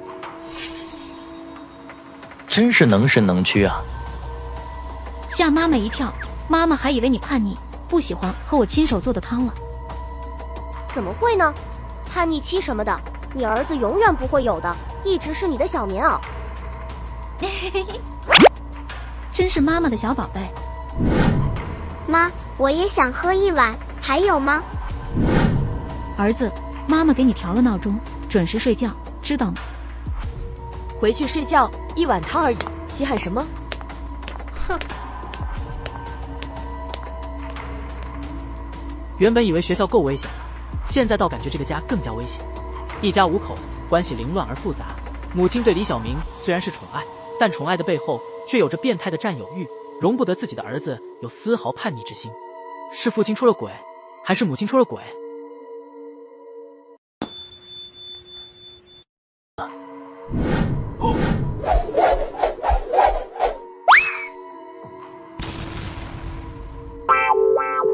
虽然没有多少困意，但保险起见，还是顺着母亲的意思准时作息。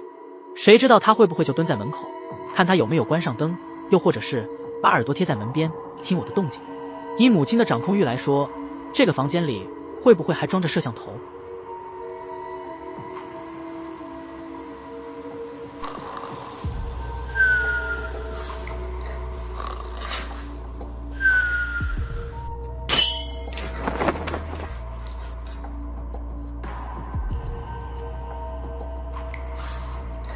是母亲，还是那弟弟妹妹，亦或是那脑门卡着菜刀的父亲？这一家子是不是都有什么大病？3更半夜不睡觉，敲自己的房门想做什么？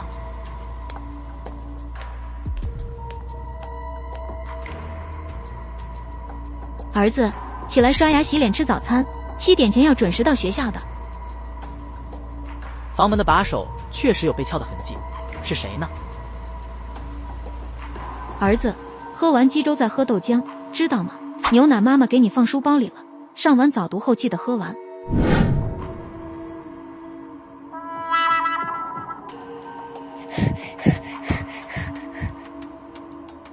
你这是做给老子看？在你眼里，另外2个就是畜生。别得寸进尺，我已经在尽力让这个家庭变得美满。这老登怎么一直这个姿势？难道从昨天开始就一直在这坐着？儿子，晚上睡眠不好吗？怎么翻来翻去的？还是说床上有螨虫？要不妈帮你洗一下吧。干，他怎么知道？这女人不会真的变态到在房间安装了摄像头监控自己吧？昨晚撬门的恐怕也是她，应该没想到我会反锁房间吧？没事，就是有点心事，昨晚睡得很好。长大了，有点心事很正常。遇到难解的心事，可以跟妈说说，妈是过来人，可以帮你解开心扉。我知道了。我都听到了，真是羡慕哥哥能得到妈妈的宠爱，连晚上睡得好不好都被关心。妹妹也想要这种关心，可惜妈妈并不在乎我。我真希望她把这种关心转移在你身上，让你试试这种被关爱的滋味。其实是可以转移的，只要哥哥死了，妈妈她就会转移这份关爱，落在我和二哥身上了，不是吗？让开！哥哥，昨天我听说楼上邻居安装了空调，我看过一个电视，安装师傅螺丝没拧紧，吹大风时掉了，砸死刚出门的主人，好惨的说。哥哥出门时也要多注意，抬头看看啊。妹妹这也是担心哥哥被砸死。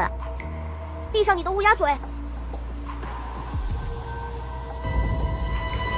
妹妹这也是担心哥哥被砸死。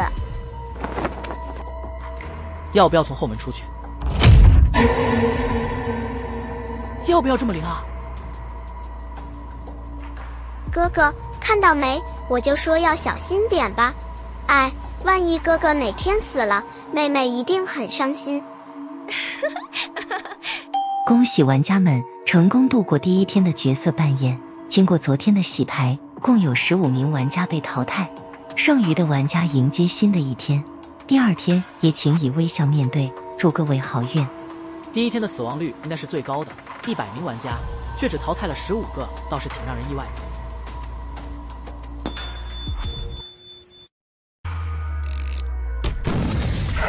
主课的另外2个老师看起来都很正常，没有新年的吓人，但可能都只是表面得来的印象，这些都不是人了。如果触犯了那些违背他们意愿的错误，谁知道会发生什么恐怖的事来。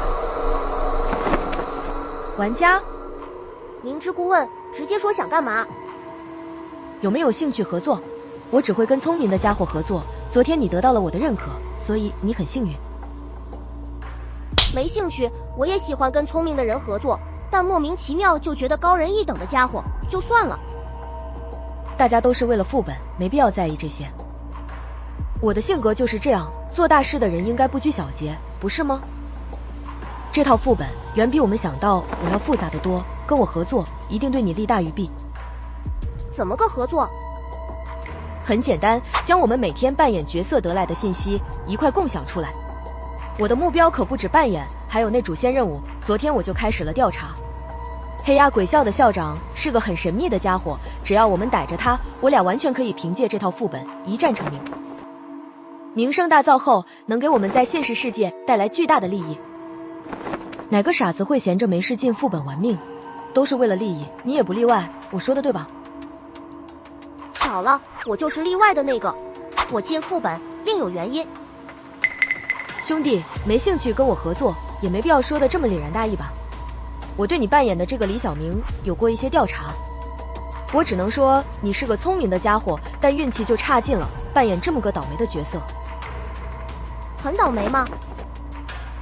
不用我说，你也应该察觉出来了。你那些家人不好相处吧？还好，家庭挺美满和谐的，父母恩爱，弟妹乖巧，我是没感觉到什么压力。希望如你所说。不过我得到的一些消息，李小明的家庭可发生过不小的事。当初在幽南小镇上还引起了不小的动静。你从哪里得来的这些信息？你看，这就是合作的好处。如果你刚才答应了，作为盟友，这些我不都告诉你了吗？现在合作也来得及，是吧，好兄弟？可我没兴趣了，因为我突然发现跟你合作好像有点亏，似乎是我太高看你了。李小明家里的事还是由你这个扮演的人自己去摸索吧。不过告诉你一句，你家里全是雷区，稍有不慎就砰。这个家伙似乎就没有合作的意思，只是为了说出这些话，戏耍一下自己，满足一下自己私欲心。小明，今天我给你准备了新的礼物，你一定满意的。你们两个很熟吗？他说要介绍个妹子给我，要我下午放学等他。你说什么？他在撒谎，别听他的。听说还是他妹妹暗恋我很久了，他想撮合一下。你这家伙！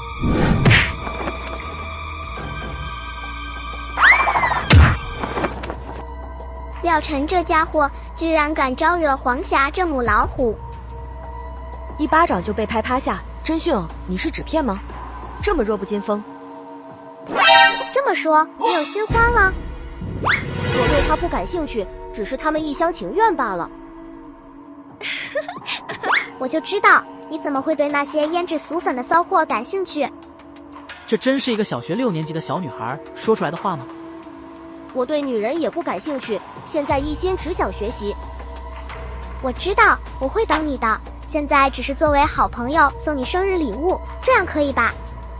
如果给黄霞知道李小明不仅有女朋友，而且还不少，不接受他，只是单纯的瞧不上他，会不会当场炸？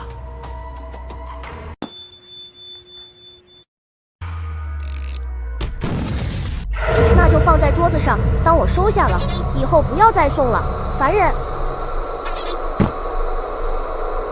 恭喜玩家在黄霞眼中达到完美扮演，获得扮演度6。对这个丫头越是冷淡，就越符合她心里的扮演形象嘛，懂了。李小明的家里当初发生的事是什么？如果只是单纯的夫妻某一方出轨，似乎不至于廖晨口中的那么严重吧。毕竟出轨这种事在当下社会不是什么稀罕事，经常发生，只是当作丑闻一样被众人传开。或许利用解析之眼，可以从李小明的家人身上得到解释。有些尿急，先上个厕所。这李小明年纪不大，却很频尿，该不会是肾出了问题吧？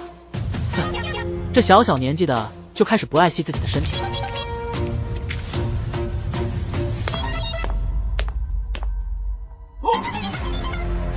小明哥好。都好。只要是不良学生都对李小明唯唯诺诺，这小子该不会是整个年级的扛把子吧？这多少有点发疯。这当不良少年的感觉还不赖。走路看路，同学。抱歉，你是学生？我是老师。这怪物一样魁梧的背影，也不知道哪个班级这么倒霉，这模样光是上课就吓坏不少学生吧。这不是上午撞的那个刀疤男子吗？感情他就是自己的体育老师。都说体育老师体弱多病，这位不会有这种情况出现。难怪这些小鬼这么老实，这长得跟杀人犯似的，谁见谁不老实。同学们不用紧张，你们别看穆老师长得吓人，实际最喜欢的就是小孩。上了这么多节课，你们没发现吗？那接下来同学们就继续上节课的伸展运动吧。伸展运动每天都要坚持做，对你们身体有很大好处，有助骨骼生长。很好，幅度再大一点。对，太棒了，前排的同学表现得不错，继续保持。后边的同学别偷懒，下边的腿动起来。穆老师，我的伸展运动标准吧？穆老师，你今天真帅。这些学生应该对穆老师非常了解了。为什么开始时会跟他们的反应一样感到陌生，现在又突然没了这种陌生感，态度180度转变。同学们斟酌想得到穆老师的表扬。老师，你快看，我这个厉害吧？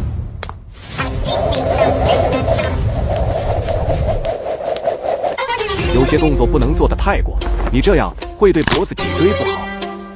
这脖子都直接断了，脊椎好不好已经没大关系了吧？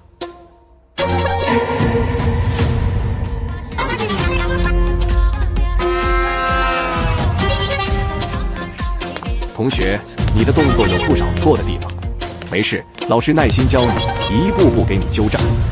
谢谢老师。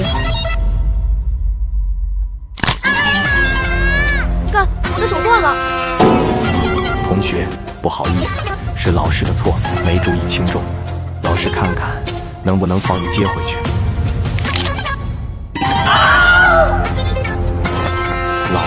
老师不是故意的，老师再帮你看看。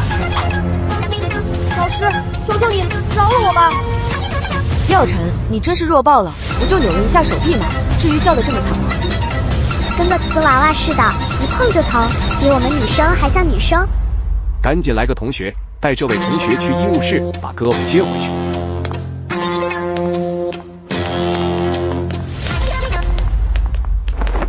现在的孩子啊，身体真是越来越不行，居然还有体质这么差的学生。同学们继续坚持5分钟，后面就是自由活动时间了。老师先去上个厕所。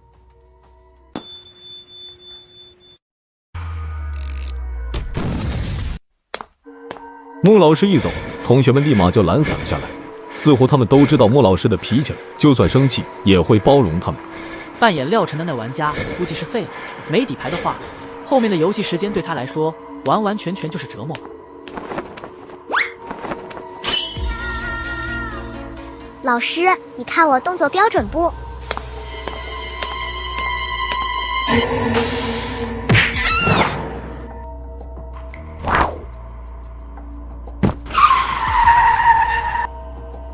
老子跟你们说过，5分钟内保持动作不变，你们把这话当作了耳边风。增加10分钟，有不标准的，老子亲自给你们纠正。你的身体是生锈了吗？老师，我也没动啊。跑10圈操场回来，重新再来。一群弱不禁风的废物，就这样的体质，这样的状态，出去别跟外人说是老子教出来的学生。老子最讨厌小屁孩，身体跟纸片一样，碰一下就碎。妈的，破了块皮就嗷嗷鬼叫，老子听的都嫌恶心。这家伙怎么去了趟厕所，就跟换了个人似的？难不成在他体内藏着2个截然不同的人格？小子，你是在挑衅我，认为我的脾气很好？老师，有东西落在我头上了，这是习惯性的动作。习惯嘛，那我帮你改改吧，以后不会再有这些小习惯了。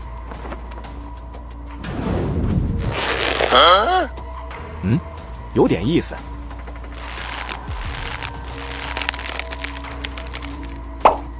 哪里？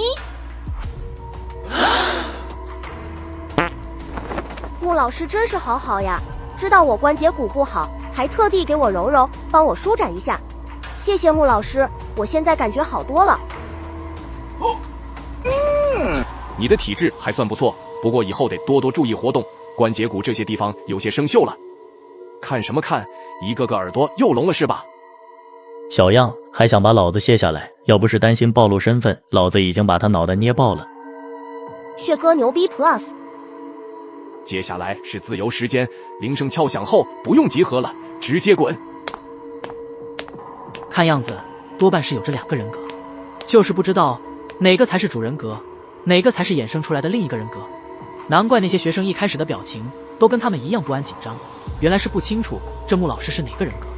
这学校居然招了个双重人格精神病人进来做老师，也是奇奇怪怪，应该丢去圣亚西精神病院才对，那里没有一个是正常的。副本介绍里说过，黑鸭鬼校的校长也喜欢扮演，这话的意思是他也有随意扮演哪个角色的能力。如果真是这样，那玩家还玩个屁，只要那校长没有蠢到自己跳出来说自己就是校长，都没可能找出他好吧。不过提供线索的话倒是另说，就是不知道这套副本存不存在任务副本，还是说单纯的只以扮演度来评定结束副本后的评分。惊悚游戏的自由度太高了，都说不准。廖晨这个倒霉鬼从哪里套来的信息？要不趁着这个时间买2个水果去医务室，友好的探望他一下。没人。恭喜玩家触发扮演任务。李小明是个心理丰富的孩子，他喜欢的东西跟同龄的孩子不太一样，除了折磨小鸭子、小鸡仔这些，也对流浪的小猫咪情有独钟。